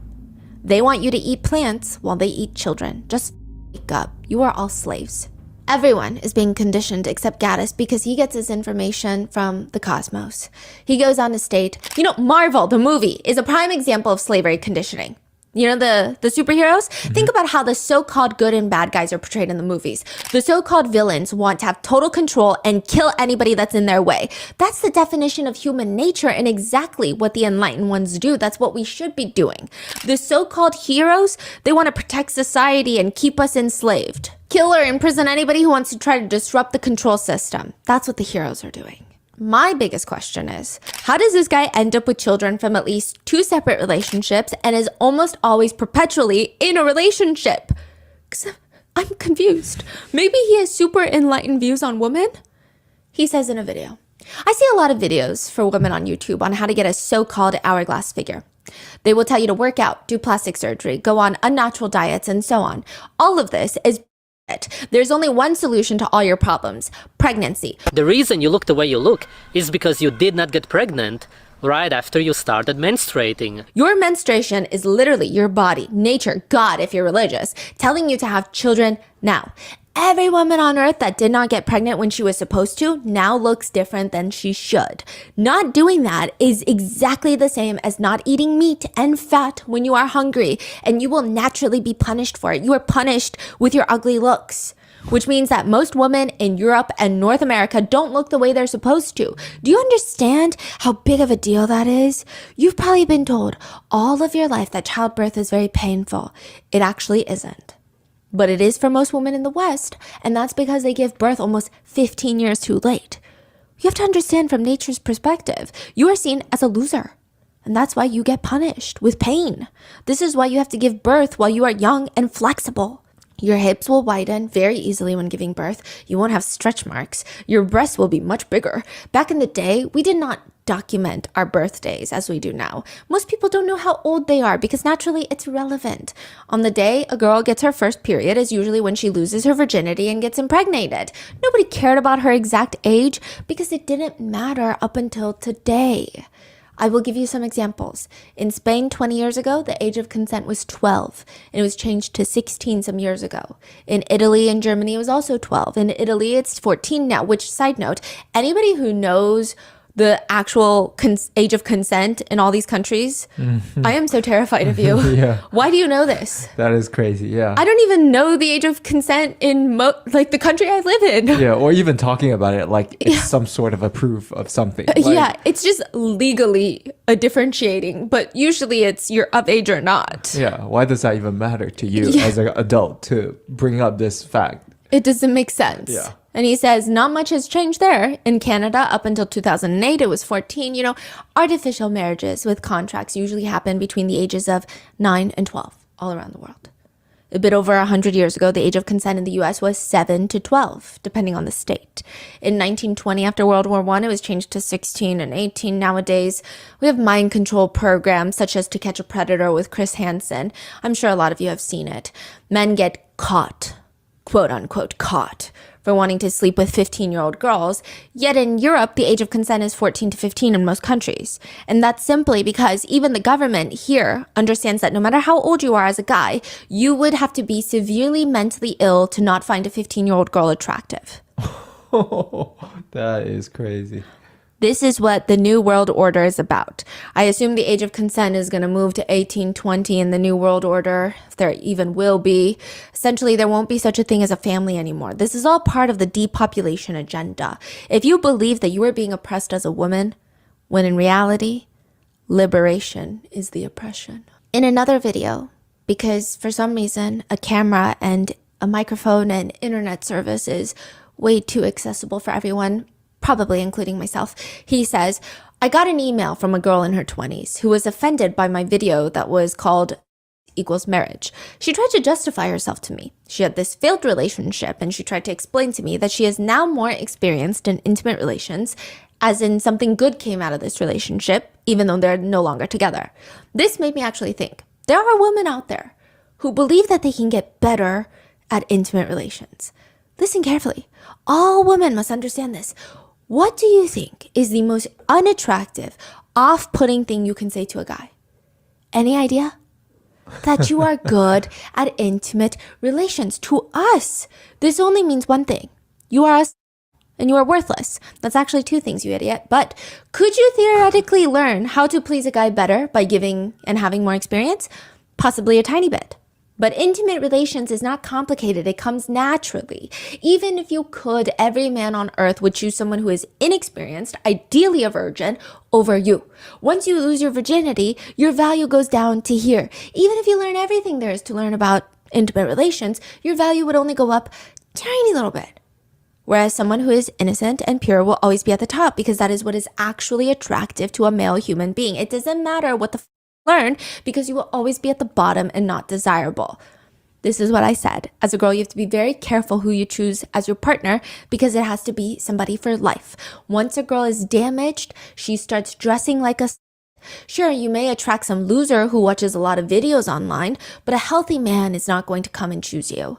This is one of the ways they destroy families nowadays. They brainwash young men and women to gather a lot of intimate experience, and later, when they decide to have a family, they're so damaged it's impossible for them to even be loyal to each other.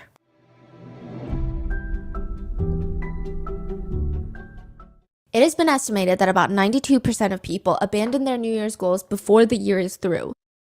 Want to get these reaction out of people, like eating a raw animal on the street. Like, what do you get out of it? Being too creative, he's just so passionate. It becomes attractive when you enter puberty by nature because of the looks and the smells. It's when you are ready in a sense. And when you look at a body of a 10-year-old, because of this early puberty, even somebody who is 80 may find somebody at this age attractive. This is called a police level of alarming, but it gets increasingly worse. He says that something being negative or doing something negative is a societal construct, that something can't actually truly be negative. He says, who deems what is negative? Humans. Humans. Okay? He goes in to further dig himself into this brainless swamp by stating that if someone were to essay his girlfriend, he would not deem that as a negative because that's a societal construct. This is the same guy that thinks women with too many intimate partners is negative, which is a societal construct. He also just has some very random takes such as, it is not uncommon for women to grow beards. They just have been conditioned by those in power to shave them, which, you know what, could be valid, which fine, but random. And it leads people to the question, who on earth can find this man attractive? To his defense, this is not me making a defense, this is his own defense. He says the reason his YouTube channels are not as popular as everybody else's on the platforms, and the reason he's not winning any awards for his content is simply because 98% of people are R-words. What does that mean? When you create, what you create appeals to 98% of people, it means You are an R word. Hmm. One of his ex-girlfriends said, I will say I was blinded at the time. I liked the aesthetic of his videos. There were a lot of other videos where he just talks about meat and diet and health and how the government is not really on our side. Those messages were somewhat positive. He was telling us to take control of our lives. You know, he had a lot of charisma. He appealed to people who were longing for a life without worrying about working all the time. For example, he traveled around the world and he talked about how happy he was. It's like I was hypnotized. We, his fans, just ignored all these alarming messages and focused on the good parts of his channel. Diane, his girlfriend, was one of those people. She saw the good in Gaddis. One of the most sinister videos Gaddis goes on to upload. At the time, it's not sinister. Just wait. When was this? This was in like 2014. Oh, 2018, sorry. 2018. Gaddis is sitting next to his girlfriend, Diane. They're both sitting on the floor. Gaddis looks like he always does, you know, good or bad, take it as you will. And Diane looks like she's just been through it. This is not how she normally appears on the channel. Diana is she's from the Netherlands. She's this sweet, put together girl that she's a little bit softer. People always wondered, what does she see in Gaddis? But now she's sitting there. She looks like she's been through it. Her hair is messy. It almost looks chopped in some places. It looks like someone just took a snippet of her hair and started cutting it in random places. She's got a black eye. Her face is incredibly bruised and swollen. And when she opens her mouth, all of her teeth are chipped. Her eyes are zoned out, almost like she's in some sort of daze. Gaddis does most of the talking throughout the video, where he alleges that he and Diane were walking through the forest in Germany and Diane was targeted. She was briefly alone and she was targeted. My girlfriend Luna, she was mugged yesterday. I wouldn't even make a video about it, but her teeth are all chipped in at the top and the bottom because of the kick in the face. We tried all kinds of raw food for healing, even raw eggs. They're pretty much liquid, but she can't eat them because it hurts so much. So now we gotta get a fucking straw and somehow try to feed her some nutrition so she heals in some way. It's just all fucked up. Everything here is swollen. The nose is swollen. She already had problems with the nose. She had surgeries. So we don't know what's going to happen with that now. What did the doctor say at the hospital? He turns to Diane and her voice is weak. That I might have to stay 48 hours because there could be an internal bleeding. Because you could die. Diane nods and Gaddis starts ranting. You couldn't even remember your phone number and age. It's just also you definitely gotta go to a dentist now because she can't eat anything. And you know how expensive dentists are in Europe? And with the nose also. I appreciate all the support I get on Patreon. With that money pretty much pays for my food. That's about it. We both don't have a decent income to pay for any of this. So if anybody could support us in any way, even $5 to $10 on my PayPal, for example, that would really help us. He says that Diane was attacked by quote-unquote immigrants. He gets about $5,000 in donations, and the two fly out to Ukraine for the surgeries, which costs exponentially less than $5,000. Diane said when she first saw Gaddis's videos online, she was really impressed by him because he seemed like he cared. She had a lot of health problems that the doctors couldn't pinpoint. Nobody could figure it out. She had to quit school because of it. And he just seemed like a very patient, kind, confident person. But now she's in the Airbnb in Ukraine. She's got surgery tomorrow to fix the damage to her nose. And here is Gaddis live streaming. What is it? Yeah, no, I said a few minutes. Why do you speak in between? I said I'm doing less than 2 hours, which it is. She's clearly agitated because, come on, time and place, and she keeps telling him to get off the live stream. I mean, as a boyfriend, you would expect he would want to comfort her. In the live stream, he angrily tells her, shut the f*** up. I'm doing under 2 hours. What the f*** not understand? No, it hasn't been 2 hours. It's 1 hour and 59 minutes. Shut the f*** up. I said I'm doing under 2 hours. Shut the f*** up. I said I'm doing under 2 hours. What do you not understand? What? So she's just asking him, hey, can you get off now? Yes. And he's just screaming at her. Yes, and he's laughing and screaming. And even in that live stream, someone asks him, do you have any respect for your girlfriend? He responds, I don't have respect for anyone. It's not natural. Whoa. After he prolongs the live stream even more, he starts pointing the camera to her to record her. She retreats into the hallway of the Airbnb to get away from him. He gets up, picks up his computer, and tries to follow her to show her on the live stream. She grabs a knife and lunges at him in the hallway to show him how serious she is, but he just tells the chat how insane she is. And maybe she is. Yeah, Gaddis is in the wrong. I don't think he's a good person, but is it really worth lunging at him with a knife? Or is there another reason that she would lunge at him with a knife?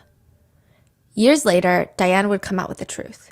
She was never attacked by some shadowy immigrants in the forest. She says she went into the forest to help him record a video, and all she remembers in the midst of filming, she was tying her shoelaces, and then nothing, she blacked out.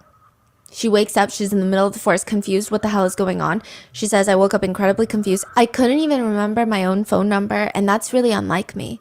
It was really weird to me. I didn't know what happened. All I knew was, I gotta get out of there. I gotta go to where Gaddis is because something happened to me. He's gone, by the way. She calls the ambulance. This is in Germany. She hardly knows any German. She says they're trying to tell her to explain what happened. She's confused. She's severely concussed. She can't speak the language. And she just didn't understand until it clicked a little bit later. She had said something in the forest. He misheard her and believed that she was making fun of his small private part, which she did not. And even if she did, but he just walks up to her while she's tying her shoes and kicks her so hard in the face. And said it was basically the first attempted murder. But some of Gaddis's fans, to this day, don't believe Diane. They think Diane is making all of this up. I highly doubt it, because Gaddis himself has said in a video, the only way to be happy is to make others unhappy. Realize you've been living your whole life religiously, following morals, ethics, which were created by religions. One of the most important lessons in life is to not treat others the way you want to be treated. There are no morals in nature. They were created by religions. This means that your life is based on man-made beliefs. Life is all about consuming others' energy for your own good, because that is literally the only way to be happy. Even saying violence is not the answer is such a deception. It is typical, unnatural behavior, because in nature, if you want something solved, you go and you do it. You remove the problem. That is our instinct. On top of that, just the way he starts dating Diane, I feel like should tell us enough about him. When Gaddis and Diane start dating, initially he posts this video where he doesn't even introduce Diane. He just says, "What's up, everybody? I'm gonna make a completely raw video, no editing, and just tell you what is going on." A lot of you asked me over the last years, months, where I get money and how I afford the raw meat and everything. And the thing is that I had a girlfriend who I split up with now, whose parents are millionaires, and they gave me 500 euros at least every month. Pretty much can't afford this diet anymore because I don't get the money anymore, because I met somebody else and I chose her over everything else. But he's saying his ex-girlfriend's parents used to send him money for, I guess, dating their daughter. But now that he left her for Diane, he needs money for this expensive raw meat diet, because he can't just eat Ralph's ground beef. He's got to eat regenerative, grass-fed ground beef because he's eating it raw. One person who claimed they met with his ex-girlfriend at a meetup once said, "I'm telling you, this guy is a walking red flag." It's not even just with Diane. Just his relationship with his last girlfriend, where he was getting money from her parents, was weird. The netizen says, back a few years ago, Gaddis stayed with my ex and I while he was traveling through the United States. At the time, he was with his previous girlfriend, so the one before Diane, who was at least in her 40s, late 40s, possibly even 50s, and mentally ill to some degree. She called me a for no reason and even kicked me at one point. The entire encounter was just uncomfortable. She spoke poor English and spoke a lot of German, and at one point she was telling my dad about when they knocked down the Berlin Wall. The entire dynamic between the two was so weird. She would call him Mr. Gaddis even though they're in a relationship. She would ask his permission for things. He was always distant and cold to her, and at one point my ex and his friend, as well as Gaddis, went into the Whole Foods, and I was staying in the car with the girlfriend. She proceeded to explain to me that she had a black eye because Mr. Gaddis got angry, hit her, and made her buy expensive makeup to cover it up. She also explained how her family had given them $6,000 to fund their travel to the United States, and both of them explained here and there during their trip that her parents were very wealthy, and that he had agreed to marry her because her parents were going to buy them a house in the Canary Islands in exchange for him taking care of their daughter. She also spoke about how Gaddis would regularly video chat with other women while they were together, and I don't know, just all of it was just awful. Another netizen who met them agrees. She acted like a 12-year-old around us and had a hard time concentrating on practically anything. She would just wander off into her own world. It was an ideal choice for Gaddis to abuse. Additionally, someone else who claims that they met up with the ex, they say, I was alone in Gaddis's apartment with his girlfriend briefly. That's when I was horrified. She tried to tell me in her best English mixed with some German that she knew that Gaddis was having intimate relations with other girls and that he had threatened her and hit her and threatened her that he would leave her and hurt her if she told anybody. She said he told her that he owns her and that she must call him Mr. Gaddis. She showed me bruises all over her chest and on her shoulders, but she didn't want to tell her parents because she didn't want to lose Mr. Gaddis. In her mind, he was her doctor and her caretaker. He also put her on the raw meat and ketogenic diet by force to make her lose weight and stay healthy. It is likely that Diane didn't see that side of Gaddis until the forest kicking incident. And like most toxic relationships, I wouldn't be surprised if he convinced her that it was just a one-time thing. Because soon afterwards, she gets pregnant with their son. And they're making their rounds. She's pregnant and he decides, I gotta get more clicks. I gotta get more views on YouTube. So what am I gonna do? I am going to travel through Europe, go through all the vegan festivals, go to all the vegan food markets, on a tour, if you will, eating raw pig heads and squirrels in front of all the vegans. It's actually when he's in London eating that squirrel in front of the Soho vegan market, he gets arrested, taken into this psychiatric facility because the police thought, there's no way that you can be right in the head and normal in the head upstairs if you're doing this. And once he gets released, this makes a ton of international news. Have you heard of the guy that was eating the raw squirrel? Wait, he was taken in? Yeah, he was arrested and taken into a psychiatric facility for a few days. Wow. Because the police were like, this is not normal behavior. You don't do this if everything's working up here. He gets released. It's all over the news internationally. And he grew up in Latvia. That's where Gaddis is from. And everyone in Latvia is like, you know that guy that was in London eating the squirrel? Isn't he the same guy that stabbed his classmates? About 15 years ago, when Gaddis was 16 years old, he's a high school student in Latvia. Allegedly, the story is he brought a knife to school and stabbed 4 of his classmates. The report reads, attacked classmates with a knife. A 10th grade student at Ventspils First High School mentally lost his control and slashed out with a knife at 4 of his classmates. The headmistress states, he was late for school and he just came in with 2 knives and stabbed and injured 2 boys and a girl inside the classroom, and then a 3rd boy was attacked as he ran for safety.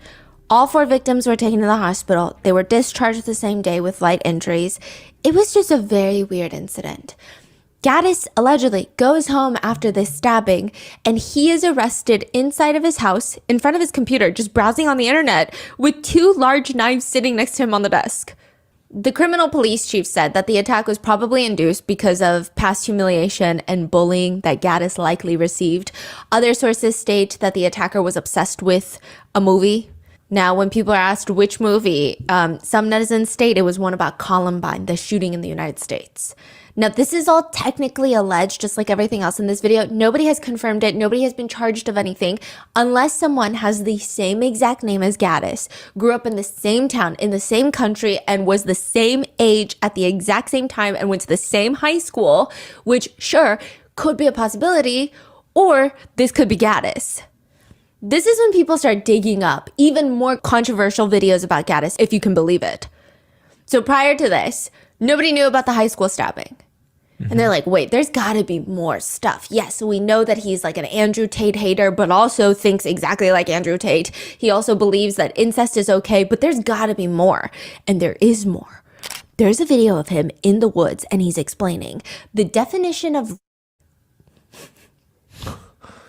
is any contact without consent. But the question is there such a thing as consent in nature? When it comes to mammals, if a male is horny, then he will simply hump the female, so to speak. It's very clear that a male human being is much stronger than a female human being, even more so in nature, because your testosterone and bone density is even higher, which means that the difference between a male and a female is even bigger in nature.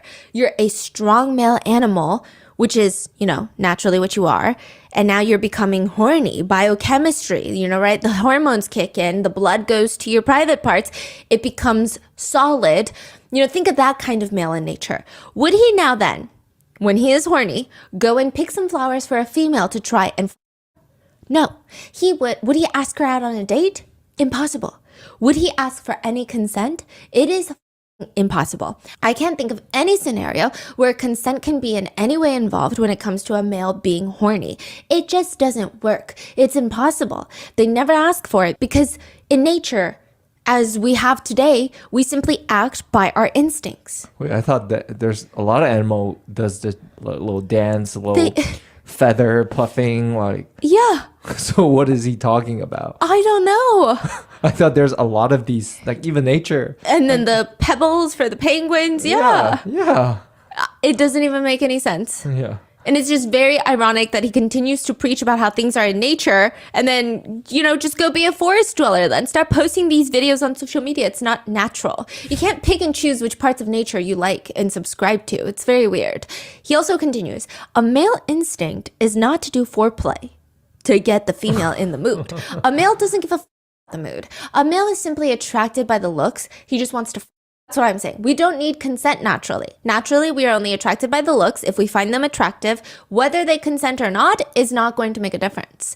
When I was 16, I tried to touch a girl's genitals, her breasts, her face, and her whole body when she was asleep, and he just just like crazy. That admits to molesting a 16-year-old girl in her sleep. And all these things that he's saying, by the way, are over the course of several years. So it's not just one big video of him saying the world's most controversial, disconnected from reality, lacking activity in his prefrontal cortex to formulate a sensible thought. It's not that. It's over the span of years that he has been developing, building upon the most generic, unspecial, go on one Reddit forum of people who hate women, and you'll find these comments. In another live stream, the chat asks him to tell them something funny, and he's smiling to himself, chewing on what I can only assume to be a very tough piece of raw meat. He says, this happened 2 days ago. No joke. I was walking in the park in the forest, and someone was walking, and I see something like dripping, and I get closer, and I see this girl, and she has no underwear on, and her private parts are, he's very graphic with the way he describes it. It's very crass. I don't really, just dripping on the ground. So I say like, hey, miss, do you need help with this? And she says, well, it's kind of dripping. So like, kind of saying blah, blah, blah. He's so graphic, so I'm not going to repeat it. But he continues. So I kill her and bury her in the forest. They asked for something funny. He thinks this is so funny. Now, some people say that if you correlate that with the news, they're not saying that he's the one that did this, but there was a girl that did get R-worded in the forest in that country and was left in the forest a few days prior. So it doesn't seem like that's him. I don't think that's him admitting to it, but it just imagine how much more sick that joke is.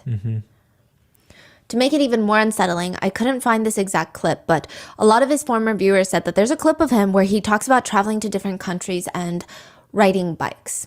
Sometimes the bikes are old. He will say sometimes he rides a 12-year-old bike. Sometimes you can go to a different country and you can rent a bike that's 2 years old, and it's a much newer bike. And he says that he likes his bikes brand new, and that in certain countries, new bikes are generally very cheap to purchase and ride. He's not talking about bikes. But he's saying bikes? Yeah. A little while after his arrest at the vegan festival for eating that squirrel, Diane gives birth to their son, and a new YouTube channel pops up. The channel name is Flat Chest Luna, which is Diane's internet persona name. So it's like Flat Chest Diane. The channel consists of these 10 to 40 second clips of Diane, and they look like private videos that you would find on someone's phone, but there's no like storyline. It's not, oh, this is Diane's birthday, I'm taking a video of her. It's not Diane blowing out her birthday candles. It's just random. But the videos are titled something along the lines of, showing off my preteen body, my alcoholic mother, insert full name of Diane's mother. Another one reads, adjusting my thin hair because I'm insecure. Another, my bad skin and dark eye circles are driving me nuts. Another, stop calling me a psycho. People start commenting to let Gaddis know about the channel, like someone is doing this to your girlfriend, the mother of your child. But he explains, no. Let the channel be, because Diane is his ex-girlfriend now, and she's a demon psycho. That's what he calls her. He even posts an hour-long live stream titled, Diane is the worst person I've ever met. In the video, he accuses Diane of leaving him, abandoning him, the relationship, and of essaying their infant son, to which he provides no proof. Just take his word for it. He states that she has taken their son and left him after abusing them, both of them, for years. Which, side note, netizens already didn't like what he said about the son being essayed, because if that were the case, why didn't Gaddis do something about it before? He also says straight up in the live stream, Diane has been using the baby for, well, since birth, basically. I didn't talk about this because there was just no reason for me to stop it. What? Exactly. He also states that she's incredibly horrendous and that he has never met someone as psychotic and abusive in his entire life. His main proof of her unhinged personality is that her diet is chips and chocolate. He says the title of this video is that she is the worst human I've ever met in my life, because it's really true. I don't know. Yes. So what are those videos? You're saying like these 10, 15 second long video. Is that from Diane or? It's of him taking videos of Diane when they were together. There is one where they're in the forest and he's like, okay, show me, and asks her to lift up her skirt, which she does, but she's wearing underpants. And then in another video, she's just kind of messing with her hair, and I guess he crops it to just show her messing with her hair, and then it's titled, I'm balding and insecure and stuff like that. So is he pretending to be Diane when uploading these videos? Kind with those of. titles? But everyone knows. This guy's kind of dense. He's kind of slow to catch on. It's just kind of weird. He doesn't get anything. It's kind of annoying. Knows it's not Diane's channel. Yeah, because the way these are titles are so Yeah, evil. it's like a specific channel dedicated to hating Diane. And everybody can tell it's from him. Yeah, because no one else would have those videos. Right. So it's just. But he's not admitting it in public. No. He's just like, oh, let her be. Let her do this. But we all know, come on, dude. You're doing this. Yes, precisely. Wow. He says that Diane is so incredibly abusive and psychotic. And he says, just so you understand, if you guys in any way support her, I mean, if she ends up making a video against me, or like if you guys keep supporting her, I'll probably delete both of my channels anyway, because I cannot be bothered to continue with YouTube if you guys support her. The whole war between me and Diane is not going to end well for her. If you support her, just know that you are going completely against my channel and my diet and everything. He starts encouraging all of his viewers to call CPS to report Diane, even giving them her full legal name. All because Diane managed to flee. She shares her side of the story that no, Gaddis has been abusive. I mean, she was scared for her life, the life of their son. She says he was even jealous of his own son while we were together. He would say things like, well, you would never treat him like that. You would never do that to him. You would never be like that with him. He would hardly give their own son attention because of that. And this just is not the life that she wants. She explains to her Patreon followers, yeah, I've done a lot of wrong too, for sure, but only because things were really not going well between us. I did also really try. I can genuinely say that I did my best just over and over again. It'll never be good enough, and I can't be blackmailed anymore. If I do delete this Patreon, you guys know why. I don't know if I should or should not. I don't know if it's worth it, being threatened and living in fear because of this, but just so you guys know what's going on. Diane's somewhat more civilized response is sending Gaddis into like a tailspin. He starts ranting in his videos. People like write to me still, you know, oh, why don't you give her money? Why don't you give her money to support the child? Like, you don't understand the context whatsoever. And how like unnatural, how brainwashed by feminism and the government are you? In nature, a woman disrespects a guy, break up, done, bye-bye, gets another woman, moves on. That's normal. Brainwashed nowadays. They tell you that you should like, oh man, you owe somebody to a woman. We don't owe women. Anyway, what if it was the other way around? If I did something to her and I was taking care of the child, would you guys, pussies, go to her and tell her to give me money? In another video, he says, the woman I had a child with, she had 2 small breasts. So I had to leave her. It was always terrible. It was like having intimate relations with a 10-year-old. Yeah. What? Which, I mean, how would you even know that? A lot of Gaddis's anger is towards the fact that Diane started a Patreon after leaving him. I mean, more than leaving him, taking their son, he hates the fact that she has a Patreon. He feels like he created her entire online Patreon. I don't know. It gets to the point where Diane tries to rename her Patreon so Gaddis won't know that she still has one. And he screams in a video, I found out that Diane didn't actually delete her Patreon, but only renamed it. So then I was thinking, she's not going to let it go. Because I thought that I really got to go to the Netherlands then. He's saying he's going to go from wherever he is in Europe at the time to the Netherlands to, we don't know, right? But he says he won't have to because eventually the Patreon was deleted. He then goes on to tell his viewers that this video, he's talking about all of this, is a warning to the viewers that from now on, if you mention Demon Psycho, which is what he calls Diane, or his son in any of his live streams, quote, you're getting blocked right away. So this is a warning video. Which even Gaddis's own subscribers are starting to get confused because, wait, why are you still talking about Diane? Again, this is not just one video. It's multiple video after video. Why are you so upset? You're in the United States now and you're engaged to a woman named Jasmine. Huh. So he's already moved on with an American woman. He's in the US now? Yes, he's in the US. So why are you still so obsessed? And it just seems like everyone, including the subscribers, are getting sick of Gaddis. There's so many people sick of Gaddis. People are coming out of the woodworks after Diane leaves Gaddis to shock him because they're so confused. The subscriber that sent him the blood that he drank, he said, I even sent him my blood, and he's so heartless. He doesn't care about anyone. They had a falling out because the subscriber doesn't hate saunas. Doesn't hate sauna. What does that mean? Like, he doesn't hate saunas, but Gaddis hates saunas. And he sends him a really aggressive voice note that's like, this is how he says it. Is it the autism or just stupid? The subscriber said that. No, Gaddis says that to the subscriber because the subscriber is like, if people like saunas, I don't know why you're being so mean about saunas. It's just a sauna. Yeah. And Gaddis is like, I don't know if you're just stupid or if it's... Wow. Other people who have hung out with him for extended periods of time come out of the woodworks and they say, that guy, the raw meat carnivore guy, we call him Mr. Burger King. Because all he did was eat Burger King. He doesn't even follow his diet behind the scenes. They say he eats chips, he eats Burger King. One subscriber who hosted him in San Francisco said, he's a mooch and he will use you for literally everything that you can provide him. Like, all he cares about getting is free food and a free place to stay. He won't really give you anything in return. Like, he won't give you friendship. He won't give you anything. He also eats potato chips all the time. He just seems like a really fake person. He doesn't even practice what he preaches. She's a subscriber that hosted him.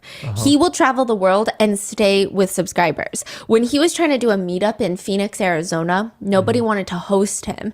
And he made a whole rant video saying every single person in Phoenix, Arizona is an idiot. They're brainwashed slaves. And he said, I will never do a meetup in Phoenix, Arizona. You guys are ungrateful and I hate all of you. What a clown is that? Like, what? He's like sounding dumber and dumber. Yeah. And one could easily put two and two together because, I mean, a lot of other subscribers that met with him said it was weird because he wouldn't eat the whole day. He wouldn't eat anything at subscriber meetups. He would maybe have like one singular piece of raw meat, but that was it. Oh, he's not eating the raw meat. He's not eating, and he's not a believer of fasting. He thinks fasting is unnatural. So he's very firmly against intermittent fasting, but he wouldn't eat the whole day. So, I don't know. Put two and two together. Another guy that met up with him was like, you know, that guy's super anti-water. Like, he's anti-water. He thinks you get water from the blood. But we were playing Frisbee, and this guy was out here just chugging an entire carton of water, so I don't really know. He also really loves to beg for donations online. And there's like always a reason he needs help. His raw meat diet is expensive. His camera broke. He needs to sue somebody for this and that and 400,000 other things. And in one video, he's actually quite audacious while also asking for these donations. He says, the one way you could really help me is by helping me through donations. And I'm not really looking for gathering small donations. If you don't have money or whatever, it's okay. It's all cool. Don't worry about it. I'm more so looking for somebody who has some kind of money, maybe someone wealthier, who can donate something a bit more in like the 100, even hundreds. I'm not really looking to like collect small donations. This would only work if there's somebody wealthy, rich, watching my videos who really wants to support me and wants me to try to get my channel back, or for whatever reason you want to help me. Even an Airbnb host wrote a review on Gaddis, said, Gaddis is the worst guest I've ever had. He destroyed my entire apartment and threw eggs on my walls and windows. Eggs. I had to repaint all the walls. Another Airbnb host says, I found maggots in the trash can. I was horrified. What? Oh, Probably probably raw from the meat. raw meat. Okay. Then one day, a woman with a shaved head walks into the Canadian embassy in the Netherlands asking for help. She explains that her life is in danger. She has been tortured, beaten, and harmed by her husband. He has control over her passport. She can't flee back to Canada. She's scared. Her finances are under control of her husband. Everything. She needs to get back to Canada where she can be safe. She said, my husband almost choked me out, inserted glue into my private part to make sure that I'm, quote, infertile. And they ask, who is your husband? This woman is Gaddis's wife, Catherine Richards. She is not Diane. She is not Jasmine, the woman from America. She is Catherine Richards, Gaddis's Canadian wife. What part of timeline are we at now? Before Diane is even attacked. So Diane leaves, he goes to America, is briefly engaged to a woman named Jasmine, and then all of a sudden he ends up in Europe and his wife walks into the embassy and is like, I'm his wife and I need to flee. This all happens in like a few years? A year. Like a year and a half. Okay. She writes a letter to the Dutch police. She says, to Middelburg Courthouse, my name is Catherine Richards, and this letter is to basically explain my involvement in the conspiracy to murder Diane, the ex-girlfriend of Gaddis. Yeah. So she's explaining, we're in the Netherlands because we're trying to kill his ex-girlfriend. But I need to leave. I need to go back home to Canada because I don't want to do this anymore. Okay. So now the police are trying to subscribers, police alike are very confused. It has been alleged after Diane leaves, he goes to the United States and gets engaged to Jasmine. Most netizens believe he was engaged to Jasmine in the attempt to get a green card. Now he's engaged and he cheats on her and marries Catherine, a subscriber of his who is Canadian. So with Jasmine, he never introduced Jasmine to the channel. In fact, he uploaded a video where Jasmine is seen in the corner briefly. He takes down the video and re-uploads it to take Jasmine out. But with Catherine, he does introduce her to the viewers as his new Canadian wife. And people are so confused. Like, Diane left you not too long ago. You were just engaged to an American woman, and now you have a Canadian wife. So much is happening. And then he posts a video saying that he moved to Canada with her. In the video, he says, you know, I'm in Canada now. Everything in Europe reminds me of my so-called past with Diane. Everything is just the same in Europe, which is why we decided to move to Canada after all, which is where we arrived yesterday. What do you think about it? He turns to Catherine and she says, well, I'm super happy to be in Canada because it's my home. Now, here's the crazy thing. Netizens were able to analyze that video. They are not in Canada. The title is like, we moved to Canada. And they're talking about, we got to Canada yesterday. How do you feel about being in Canada, babe? How about you? They are in an Airbnb in the Netherlands, very close to Diane's home. Like an alibi he's trying to create. But he left like a digital video that's clearly a lie. Yeah. People were able to track down the exact Airbnb that he was staying in. Just based on like the decors and stuff? Yes. Also, you know, European decor and Canadian decor is vastly different. Conveniently, they are in the Netherlands around the time that Diane gets attacked with acid. So she gets attacked with acid middle of 2022. How long after Diane left? A year and a half. Okay. So all of this takes place in like a year and a half. She gets attacked with acid. She's hospitalized. So she gets beaten with that metal pipe, hospitalized. She has a severe spinal injury, fractures to her skull. She has a concussion. Thankfully, she was able to rinse as much acid off from her eyes, nose, and mouth. That's the reason she can still see. Her arm was almost amputated. Her nipple was almost falling off. She still might need a cartilage transplant to be able to breathe out of her nose again. And the strangest part is Diane knows Gaddis has something to do with her attack. She firmly believes that. Right? Because who else would be involved? Yeah. But the attacker, there were two people that were attacking. One was a man that she did not recognize. And the other was like this younger woman, 15 or 16 years old. It seems like a father and daughter duo. So who the hell are they? How are they connected to Gaddis? The only person that might be able to help Diane is Catherine, the new wife. Because she went to the police, she went to the embassy and said, listen, my husband was beating me and he's trying to kill his ex-girlfriend and that's why we're in the Netherlands.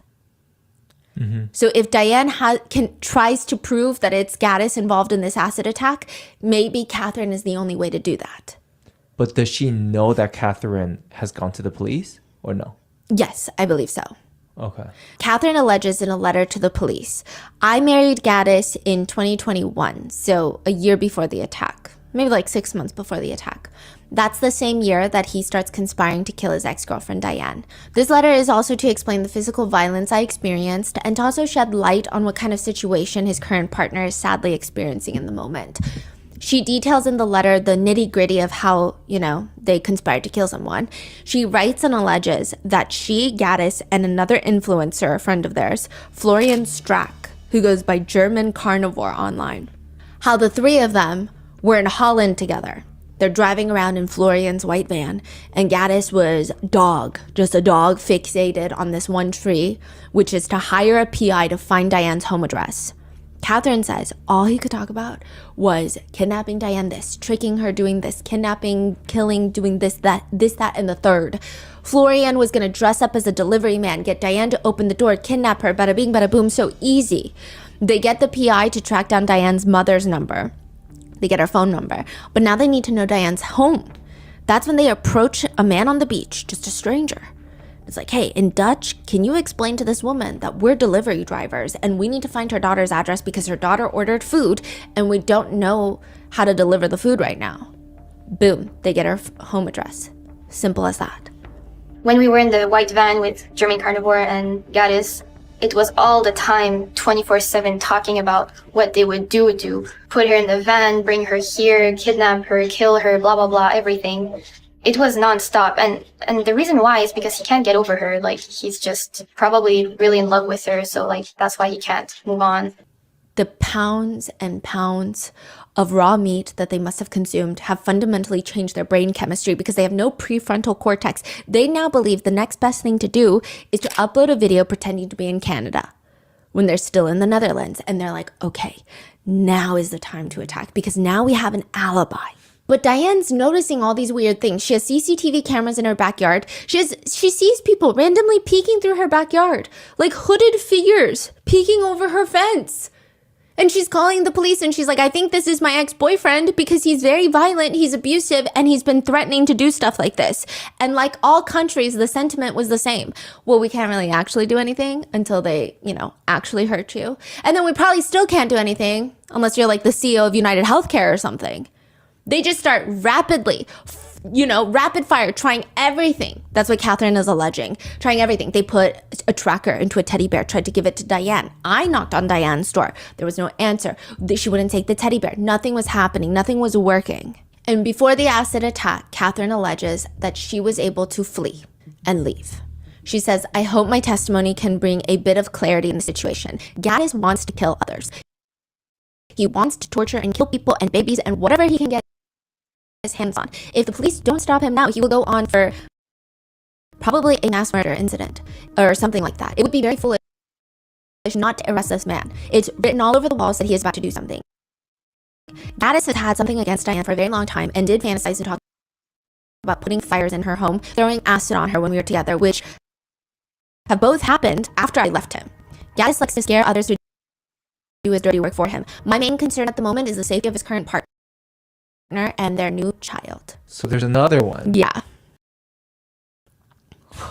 How many? Exactly. This alleged letter to the Dutch police was released, but Catherine does make a video as well, which goes over a lot of the same stuff. And she just talks about how Gaddis was fixated on wanting to throw acid in Diane's face and wanting to light her house on fire. To give you the timeline, Catherine and Gaddis get together in 2021. The acid attack happened mid-2022. Then January 2023, about half a year after the acid attack, a Molotov cocktail is thrown into Diane's son's bedroom, Gaddis' son's bedroom. It thankfully does not ignite, but this is clearly not an accident. Like, nobody is walking by, oh, sorry, police officer. I was just walking down the street when my everyday Molotov cocktail that I keep with me at all times slipped out of my hand and into their property. Clearly, this is a premeditated targeted attack. Wait, so after the acid attack, 6 months later, nobody did anything to catch? Nobody was arrested. Wow. Even though Diane has CCTV footage of not the attack, but you can hear her screaming when she's attacked.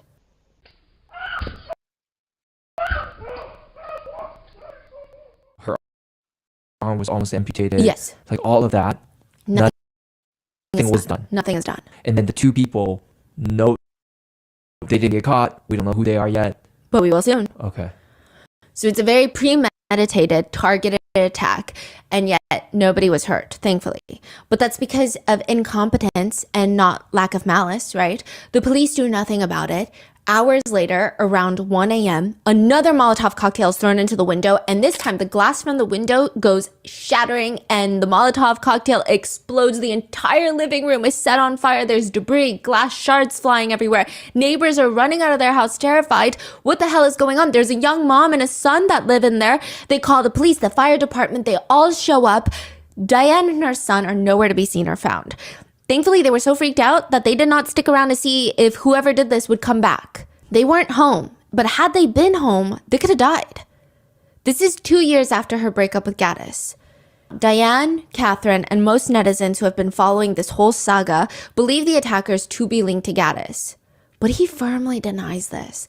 He says, I have moved on. I am dating another carnivore influencer now named Primal Bell. We have a daughter together, a newborn baby. I mean, it's not me. It's not us. We're not connected in any way. Around that time, 2 arrests were made in 2024. 1 man and 1 girl. Not Gaddis, not Primal Bell, his new girlfriend. It's weirder. The 2 people arrested in connection are suspected to be Primal Bell's ex-husband and Primal Bell's 15-year-old daughter. That is crazy. It said the 15-year-old daughter even handed her own father the acid to throw onto Diane. What? Wait. So Primal Bell is Gaddis' new girlfriend. Yes. So this new girlfriend asked of her ex-boyfriend and ex-husband and the daughter to do this for the new boyfriend? Allegedly. It That seems is so like there was bizarre. a payment made, allegedly. Huh. Okay. In Bitcoin, allegedly. Really? The daughter is later acquitted, with the defense being that she's clearly severely neglected by her parents, and that, what kind of mom runs off with a raw liver, raw organ eating carnivore on the internet, abandoning their daughter, and then allegedly enlisting the help of the daughter to hurt her new boyfriend's ex-girlfriend. That's kind of the argument the experts give. They say, I don't even think 2 15-year-olds would plot something like this, let alone a mother, allegedly. So with that argument, she is acquitted. Then you have the alleged ex-husband of Primal Bell. He has been in prison in the Netherlands since the Molotov cocktail incident, January 2023. According to some sources, he has stated to the court that he was forced and threatened. So if everything's natural in nature, the appeal to nature fallacy is that everything in nature is good. Well, are these venomous snakes good? Are parasites good? Mosquitoes, parasites, intestinal worms, parasites of the blood, lungs, intestines. There's thousands of types of parasites. I made a video just on parasites. Are viruses good? Well, they're natural. Is syphilis good? That's natural. What would you describe as good? There's a lot of things in nature. Did you know asbestos is in rocks? There's cyanide in nature. Is nature really all good? Is it all good?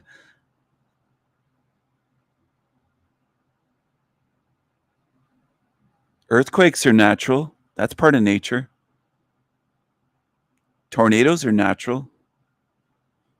Hurricanes are natural.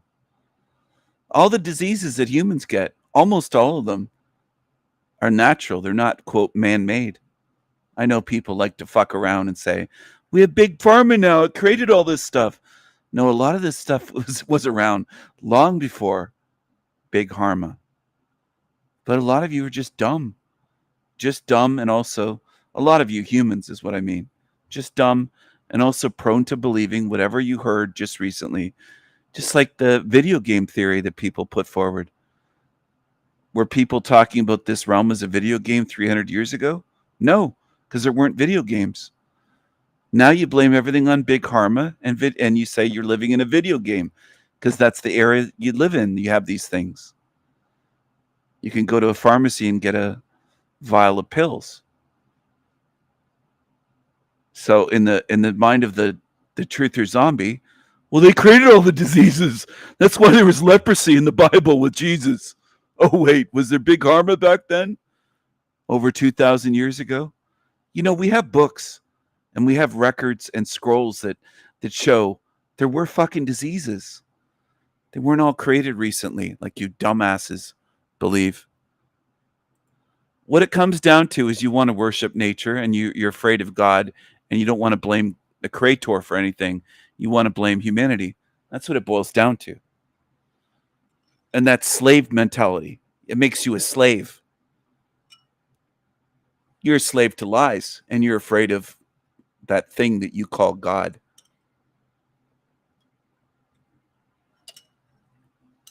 That's fine. Carry that into your grave and see where it gets you. I'm going to show the meme again. I don't know if this is simple enough for people.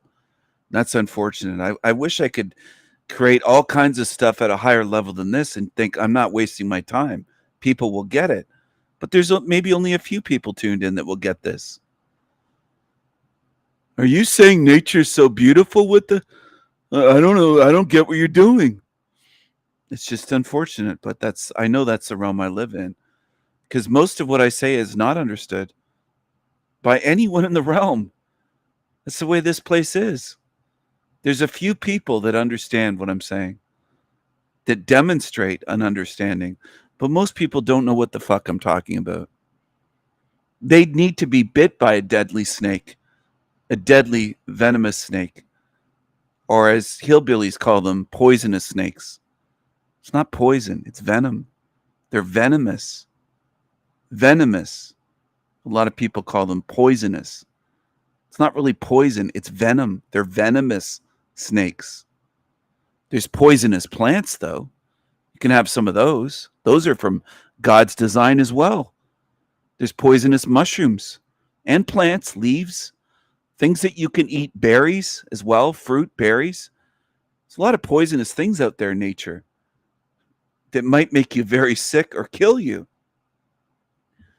But it's natural out in nature. It's natural. It's natural. But you're stupid because you're worshiping nature. Nature doesn't give a fuck about you. It'll eat you alive.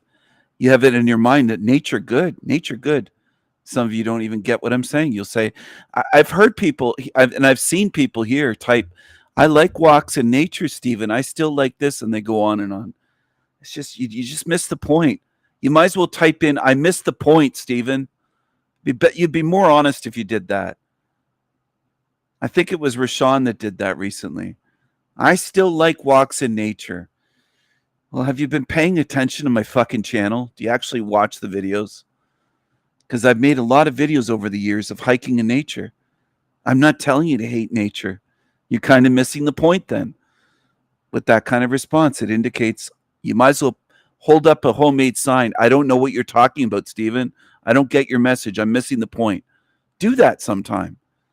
Take a picture of it. Trying to get through to you.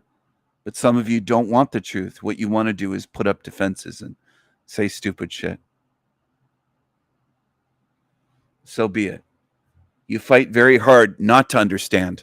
If you fought as hard to understand messages, man, there'd be no stopping you. But that's not the way most humans are. They put up tremendous resistance to truth and almost no resistance and opposition to evil and liars.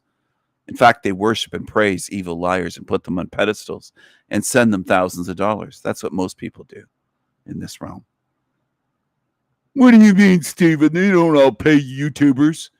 You pay televangelists and mega churches and governments, and there's all kinds of ways you can send evil your money, which most people do. Most of you, most humans. Now, are you going to disagree? Because some of you don't think things through before you disagree. What you should do is, I'm going to disagree. Oh, I'm going to pause. I'm going to think first before I say something stupid. I don't donate to YouTubers. You've still given money to evil in your life, haven't you? I'm sure you have. To some of the most evil corporations or preachers, megachurch preachers or televangelists or some cult. Some of you were Jehovah's Witnesses. There's all kinds of ways that you've given money to support evil. And then you run across someone that speaks real truth for free, and your great idea is to resist them hardcore as much as you can. and get defensive. Some of you, not all, but most that have, actually it's not some, it's most that have come to my channel that do that. Thousands have done that in the years that I've run these channels. Thousands since I started the Sanity Machine have resisted the truth far more than I've seen them resist any evil or demons or anything in this realm. You're hardcore about resisting truth. Some of you even say, I couldn't stand you at first. I bet. That's great. It doesn't hurt my feelings.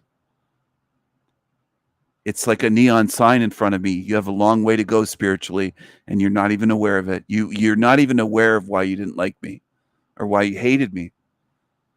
There's some on my channel that admit to that, and I know it's more than just the ones that admit to it. I can see you. I had a former friend that said it's difficult to be friends with me because I see so much. And I said, well, it's because you want to fool me with lies, and it doesn't work. It doesn't work. He'd try all kinds of stupid shit. And eventually I just got tired of it and said, dude, I'm kind of done. I'm moving along. You move along with your life. Go your own way. I'm going another direction, dude. I just don't want to hang out with you at all anymore. I had to do that. I had to sever ties because there's no helping what someone like that that's very weak and clings to lies and be watching a movie. And remember watching Donnie Darko, and the guy was like, I'm not afraid anymore. It's like, you're one of the most fearful people that I'm around. Just a total lie. And they think lying fools people. That's the mentality of a lot in this realm. A lot of Christians and Catholics believe, and Muslims and others, believe that when they die, they're just going to lie to God and fool their God and pretend to be good and holy and all this stuff. And they've lived a life of being complete degenerate, lying, fucking nasty creatures that betrayed everyone they could.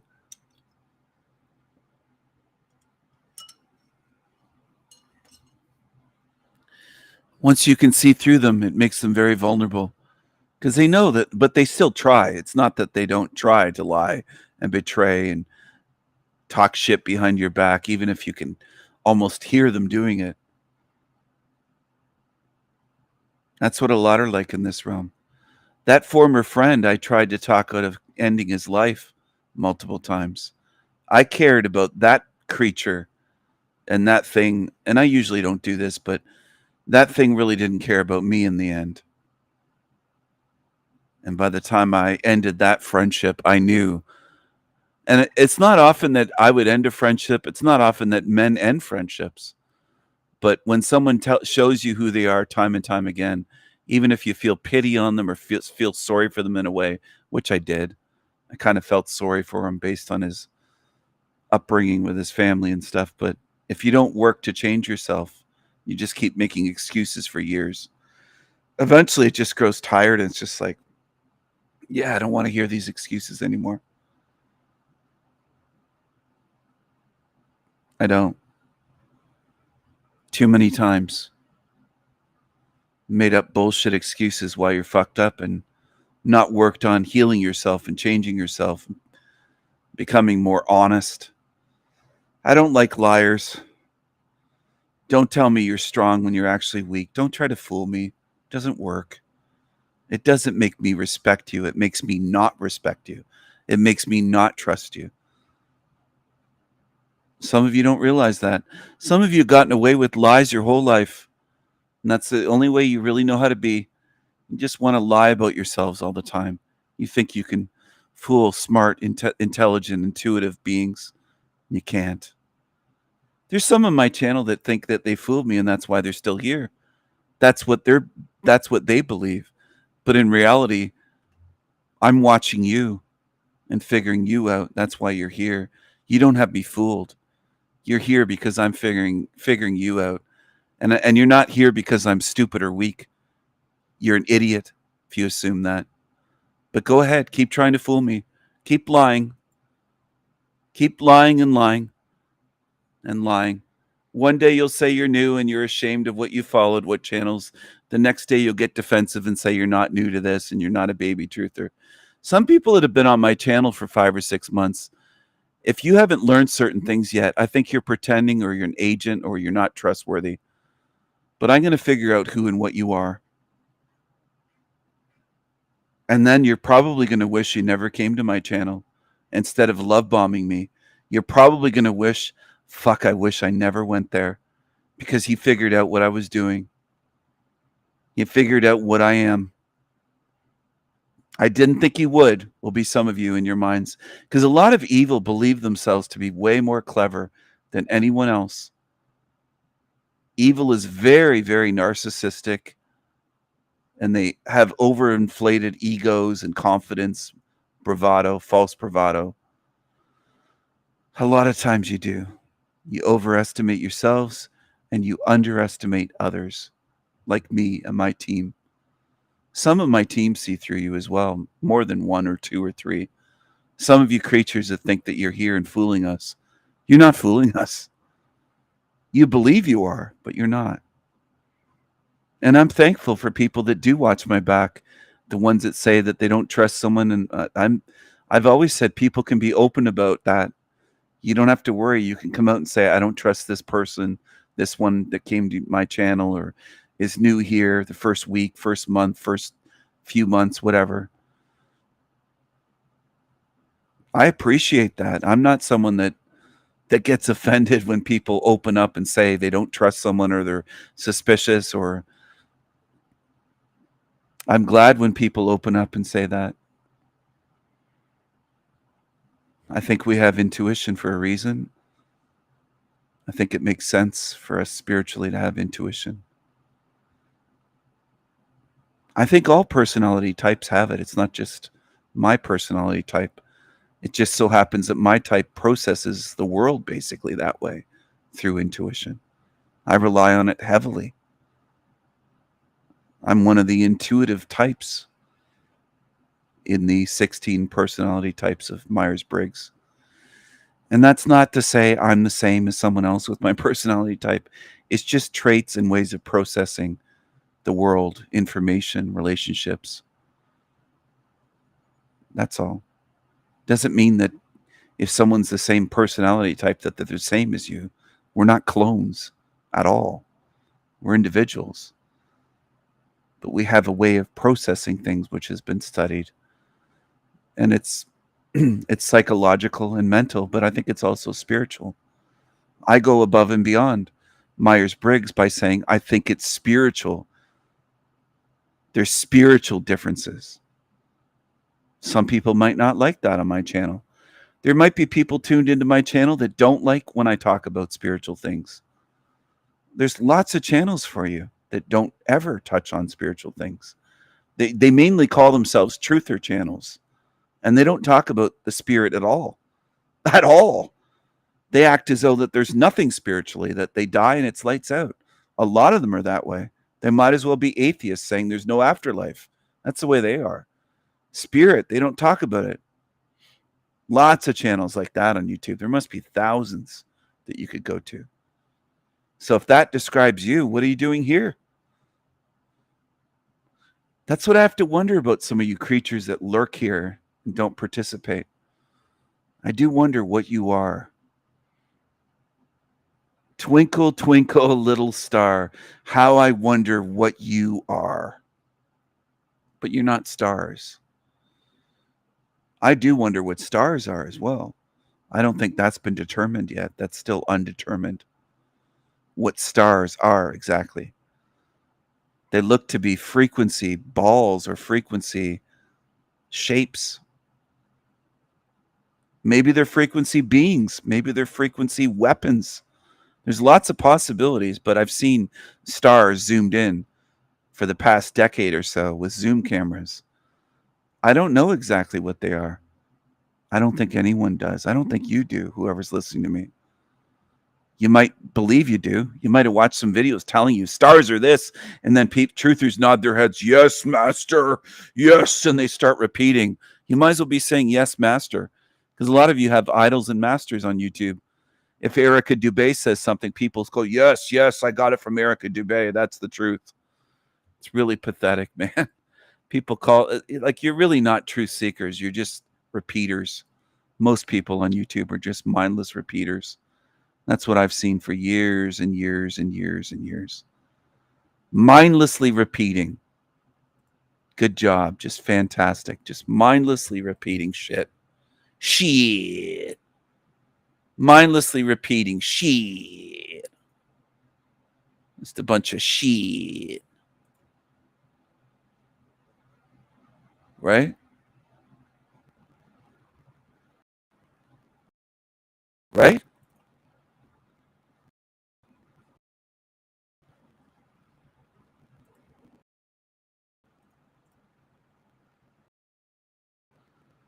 Right?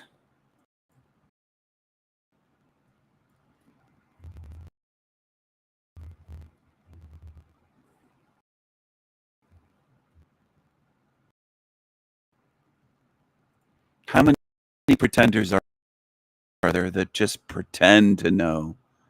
And you're just repeating shit you got from a YouTube video. That's reality, if you're honest, which, again, a lot of people can't be because of their ego. They don't want to admit shit. They don't even want to admit that they're new, or that before they came to my channel, they were following 6 or 10 or 20 shit channels, absolute shithead channels. They don't want to admit it.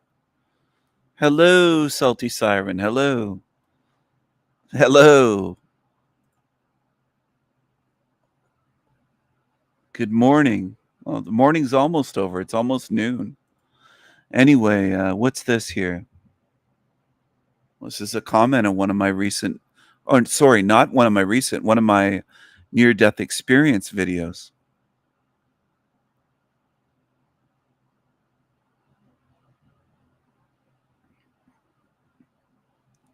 You speak a lot of truth. I appreciate that. This is the person's first comment. Now, I don't know how many videos they've watched on my channel. I don't know.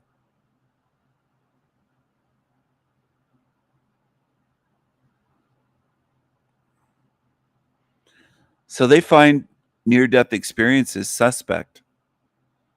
That's fine. And then they wrote, this realm is hijacked. We do have a way out. It's hijacked, really. It's hijacked. So it wasn't designed this way from the beginning. And you know this how? Or what are you getting at? That you read the Bible maybe and you're saying that it was a Garden of Eden and it was hijacked, or Anunnaki? Or where's your proof that this realm was hijacked? This realm is hijacked. When was it hijacked? What date? What year was it hijacked? Can you give me a date and some evidence, please? When was this realm hijacked? What year? By who? How? Evidence, please. See, this is what I think when I read comments like this. And these are people that try to fool me. They're leaving comments on my channel. Well, you're trying to pretend that you know what happened with this realm. When was this realm hijacked? What year, for starters?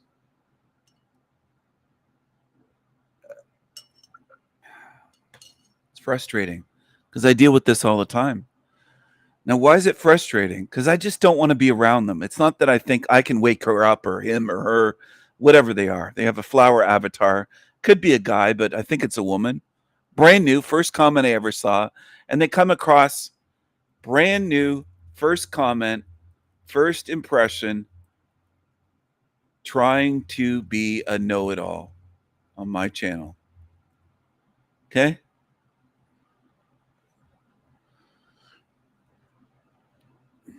Well, you might have to turn on the comments to view all comments instead of top comments.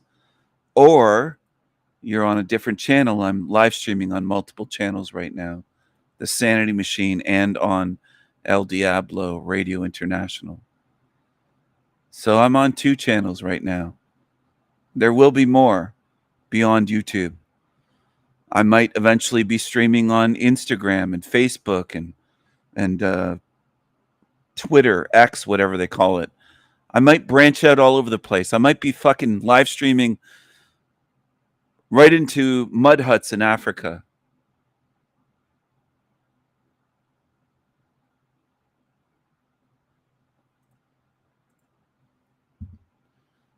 Hijacked when? Thousands of years ago? Where is the good God then? Or good Creator? No intervention?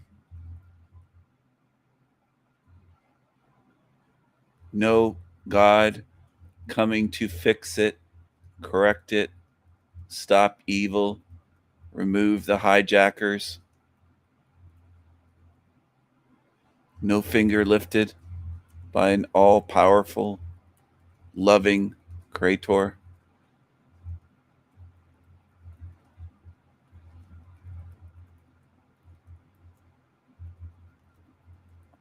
I love dismantling these people because they come across as so overly confident. So this realm is hijacked. Okay. Like they write these long comments. This is the first comment I've read from this person. It's always a big red flag when somebody comes out with a big long comment like this. It just is.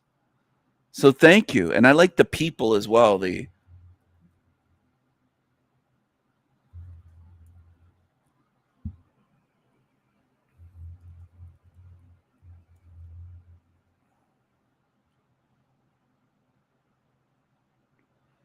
Thanks for the education. Sound and frequency are weapons.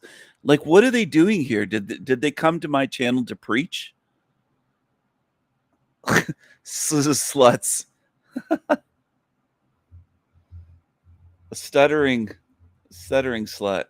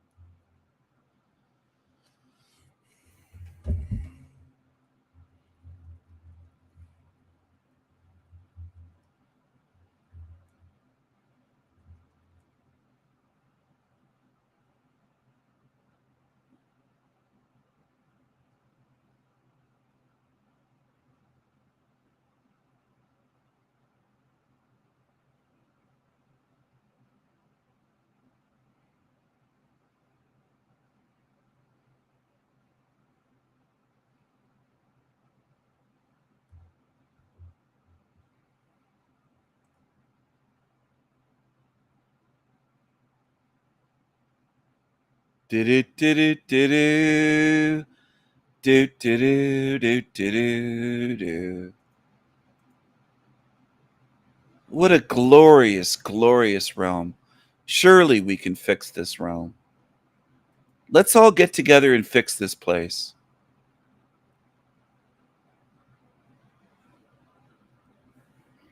Right? Do you want to do that? Do you want to get together and fix this place? Why listen to my content and see what I'm saying? Just come to my channel to preach to me things that I've already known, and baby truther stuff about frequencies and food and all. Like that's all decades ago. Let's fix this place, though. I swear, people come to my channel not to learn anything. They want to come here to preach to me. Preach to me. Well, if I wanted preaching, I'd go to a church. There's lots of places I could go if I wanted to be preached to. You want to come and preach to me?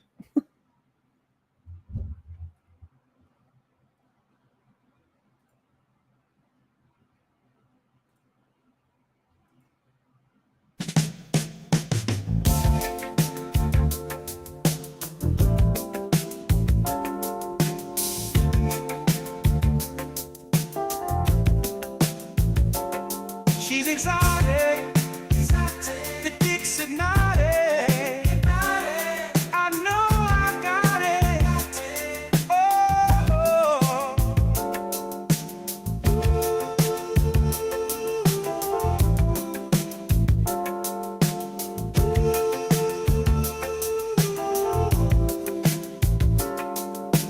hypnotized, girl, I got you. Girl, I got you.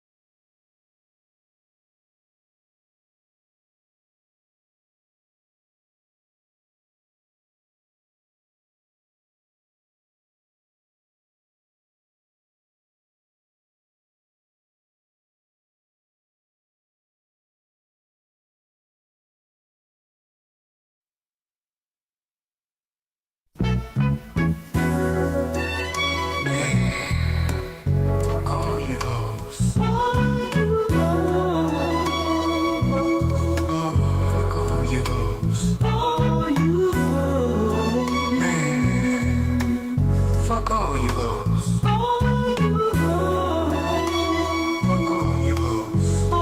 you hoes. I'm gonna get my money straight, and then I'm going to skate.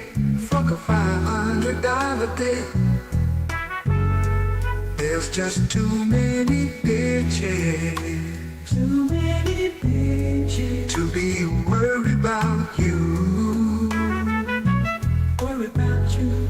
I said there's too many bitches. Too many bitches to be worried about you. Oh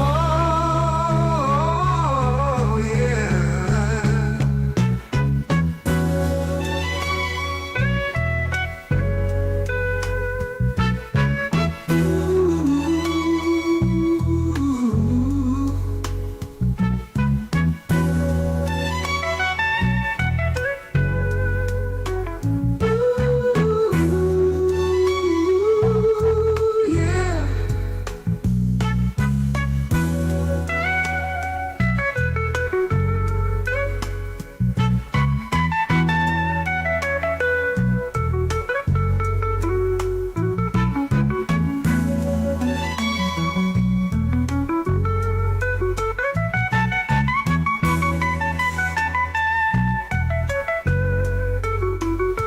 Man, fuck all you hoes. All you hoes. All you hoes. All you hoes. All you hoes. All you hoes. Man, fuck all you hoes. All you hoes. All you hoes. All you hoes. All you hoes. I'm gonna get my money straight, and then I'm going to skate. Fuck a $500 day. There's just too many bitches. Too many bitches to be worried about you. Worried about you.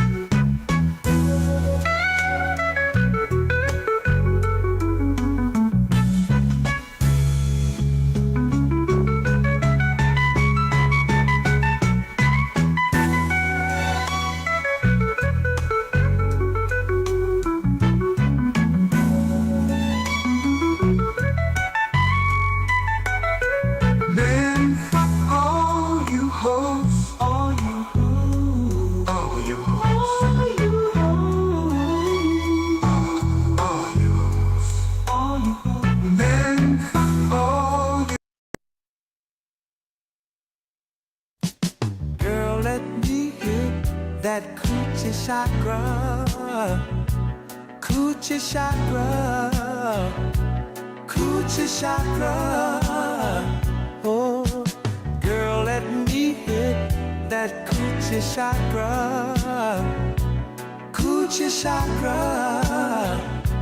Coochie chakra.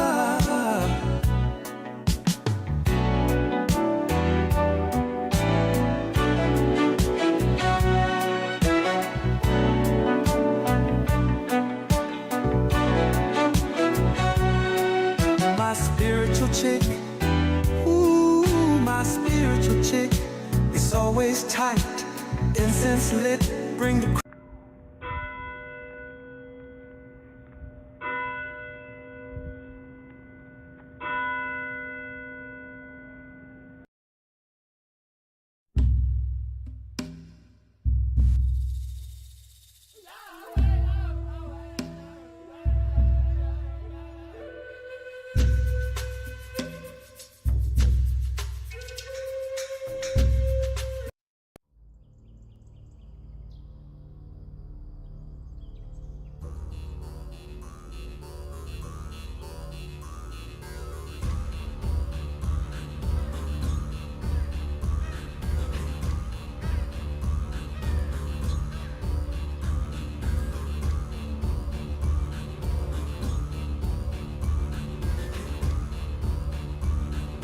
Hello.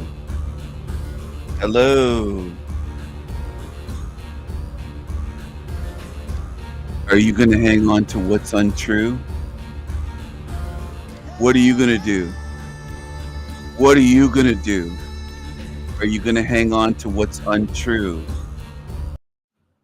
Are you going to hang on to false hope, otherwise known as hopium? Are you going to hang on to lies?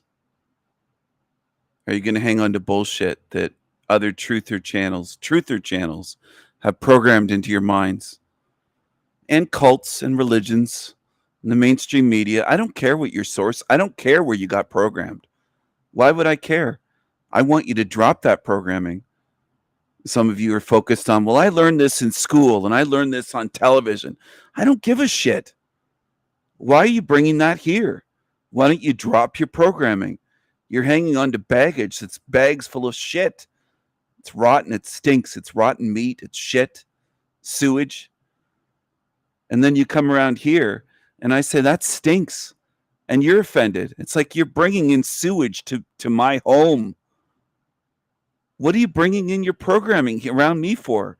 You think I haven't heard that a million times? Do you have to be a genius to say, wait a second, Steven's probably heard this bullshit before a million times in his life, including on YouTube for the past, just running these channels for 3 years. Thousands of times people have come saying, well, let's fix this place. Well, why don't you listen to what I'm saying on my channel if you're coming here? If you're coming over to my fucking channel, why don't you start listening to something different? A little bit different view, a different perspective. So here's how delusional you sound. Let's fix this hell realm. Okay, start off by showing me how you fix life eating life every second of every day. Fix mosquitoes. I could add there. I can't fill it with details. It's supposed to be a meme, but they kill about 750,000 a year. Every year they kill a city, a large city full of people. So some of you have issues. You're coming here to teach me and you're not coming here onto my channel with content to learn anything. Why don't you run a channel? Start a channel. Make videos. Teach people. Don't come here to preach shit to me that I've heard thousands of times that doesn't add up. Don't come here to preach to me. Your baby truthers coming to my channel to preach the same shit that I've heard for a lifetime. I don't need to hear it anymore. And I've said many times, when I get out of here, you'll never be able to find me, because I know some of you will never change. You want to preach bullshit rather than listen and hear and comprehend truth. You don't want to. You don't want truth. You've proven it to me as a species. Okay, humanity. Most of you hate the truth. If there were some kind of galactic get together and I went there, I'd be saying that area there, that species hates truth. They hate almost any truth that you could share with them for free, and they will pay for lies. And other species will be like, no way. They'll pay to be lied to. They love lies that much that they'll pay every month out of money, and they don't have much money. Some of them can't afford food and to pay their bills, their rent, and their electricity, but they'll pay to be lied to. And then they attack truth speakers. And I'd say, yeah. And it's not just a few of them that are mental. It's the whole species, essentially. Yeah. It's essentially the whole species, with only a few rare exceptions out of the entire realm. It's almost all of them. It's almost all of them that way. I don't think they believe me. They'd say, you've proven yourself to be an honest, trustworthy being, but that just seems so far-fetched that it's almost the entire population there. Yeah.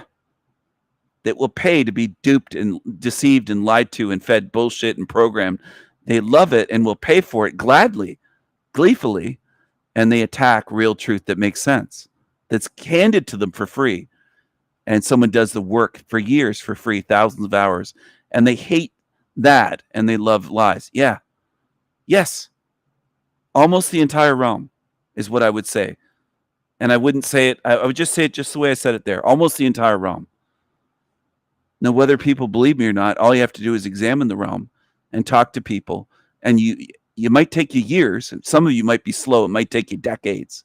If that hurts your feelings, too bad. I'm tired of snails.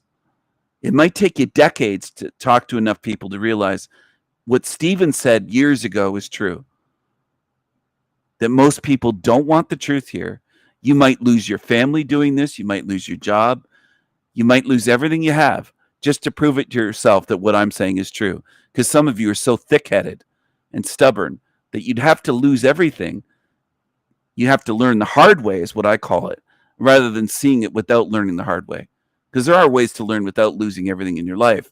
But some of you will end up losing everything. Some in this realm go that route. They're that stupid and stubborn.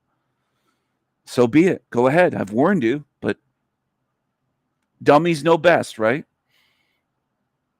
In other words, some of you would have to go homeless. You'd lose your husband, your house, job by pushing things and expecting people out there to understand and to want the truth. They don't want the truth.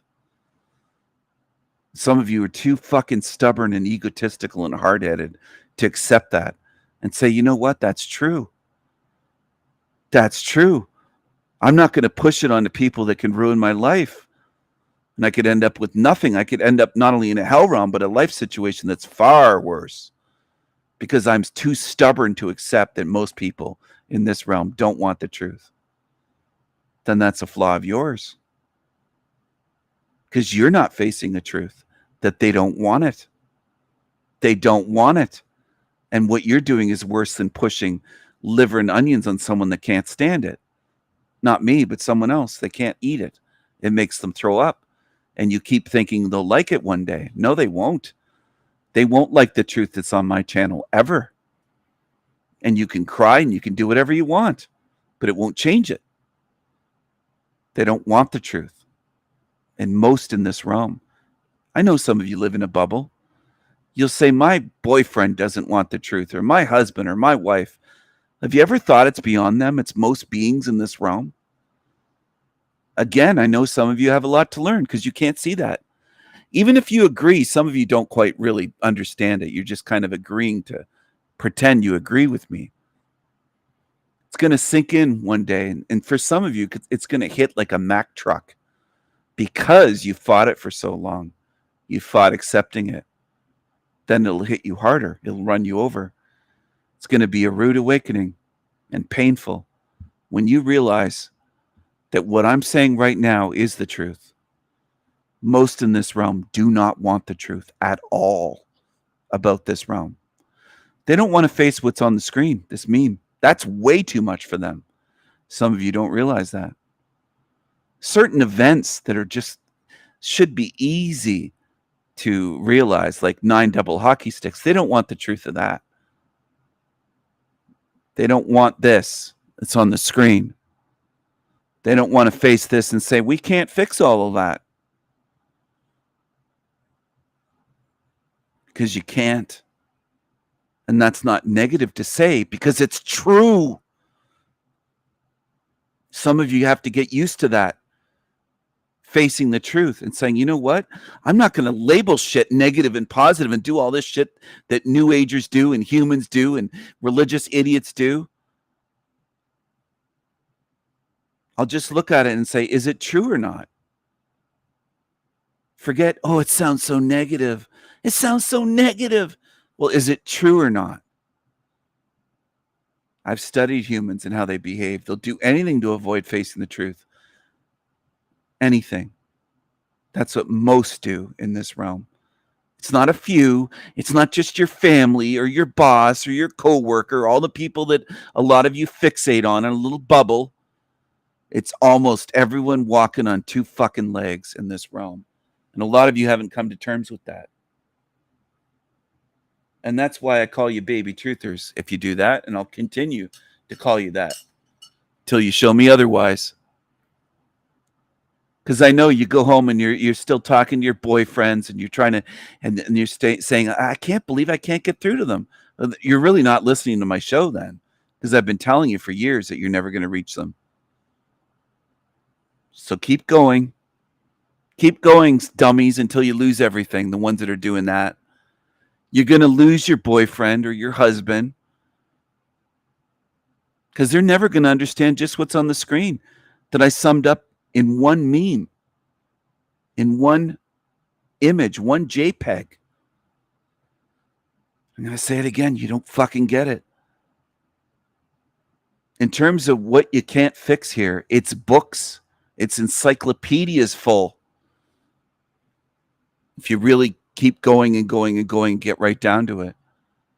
There's things, hundreds and thousands of things about the human body and about the human mind and cognitive biases and everything else.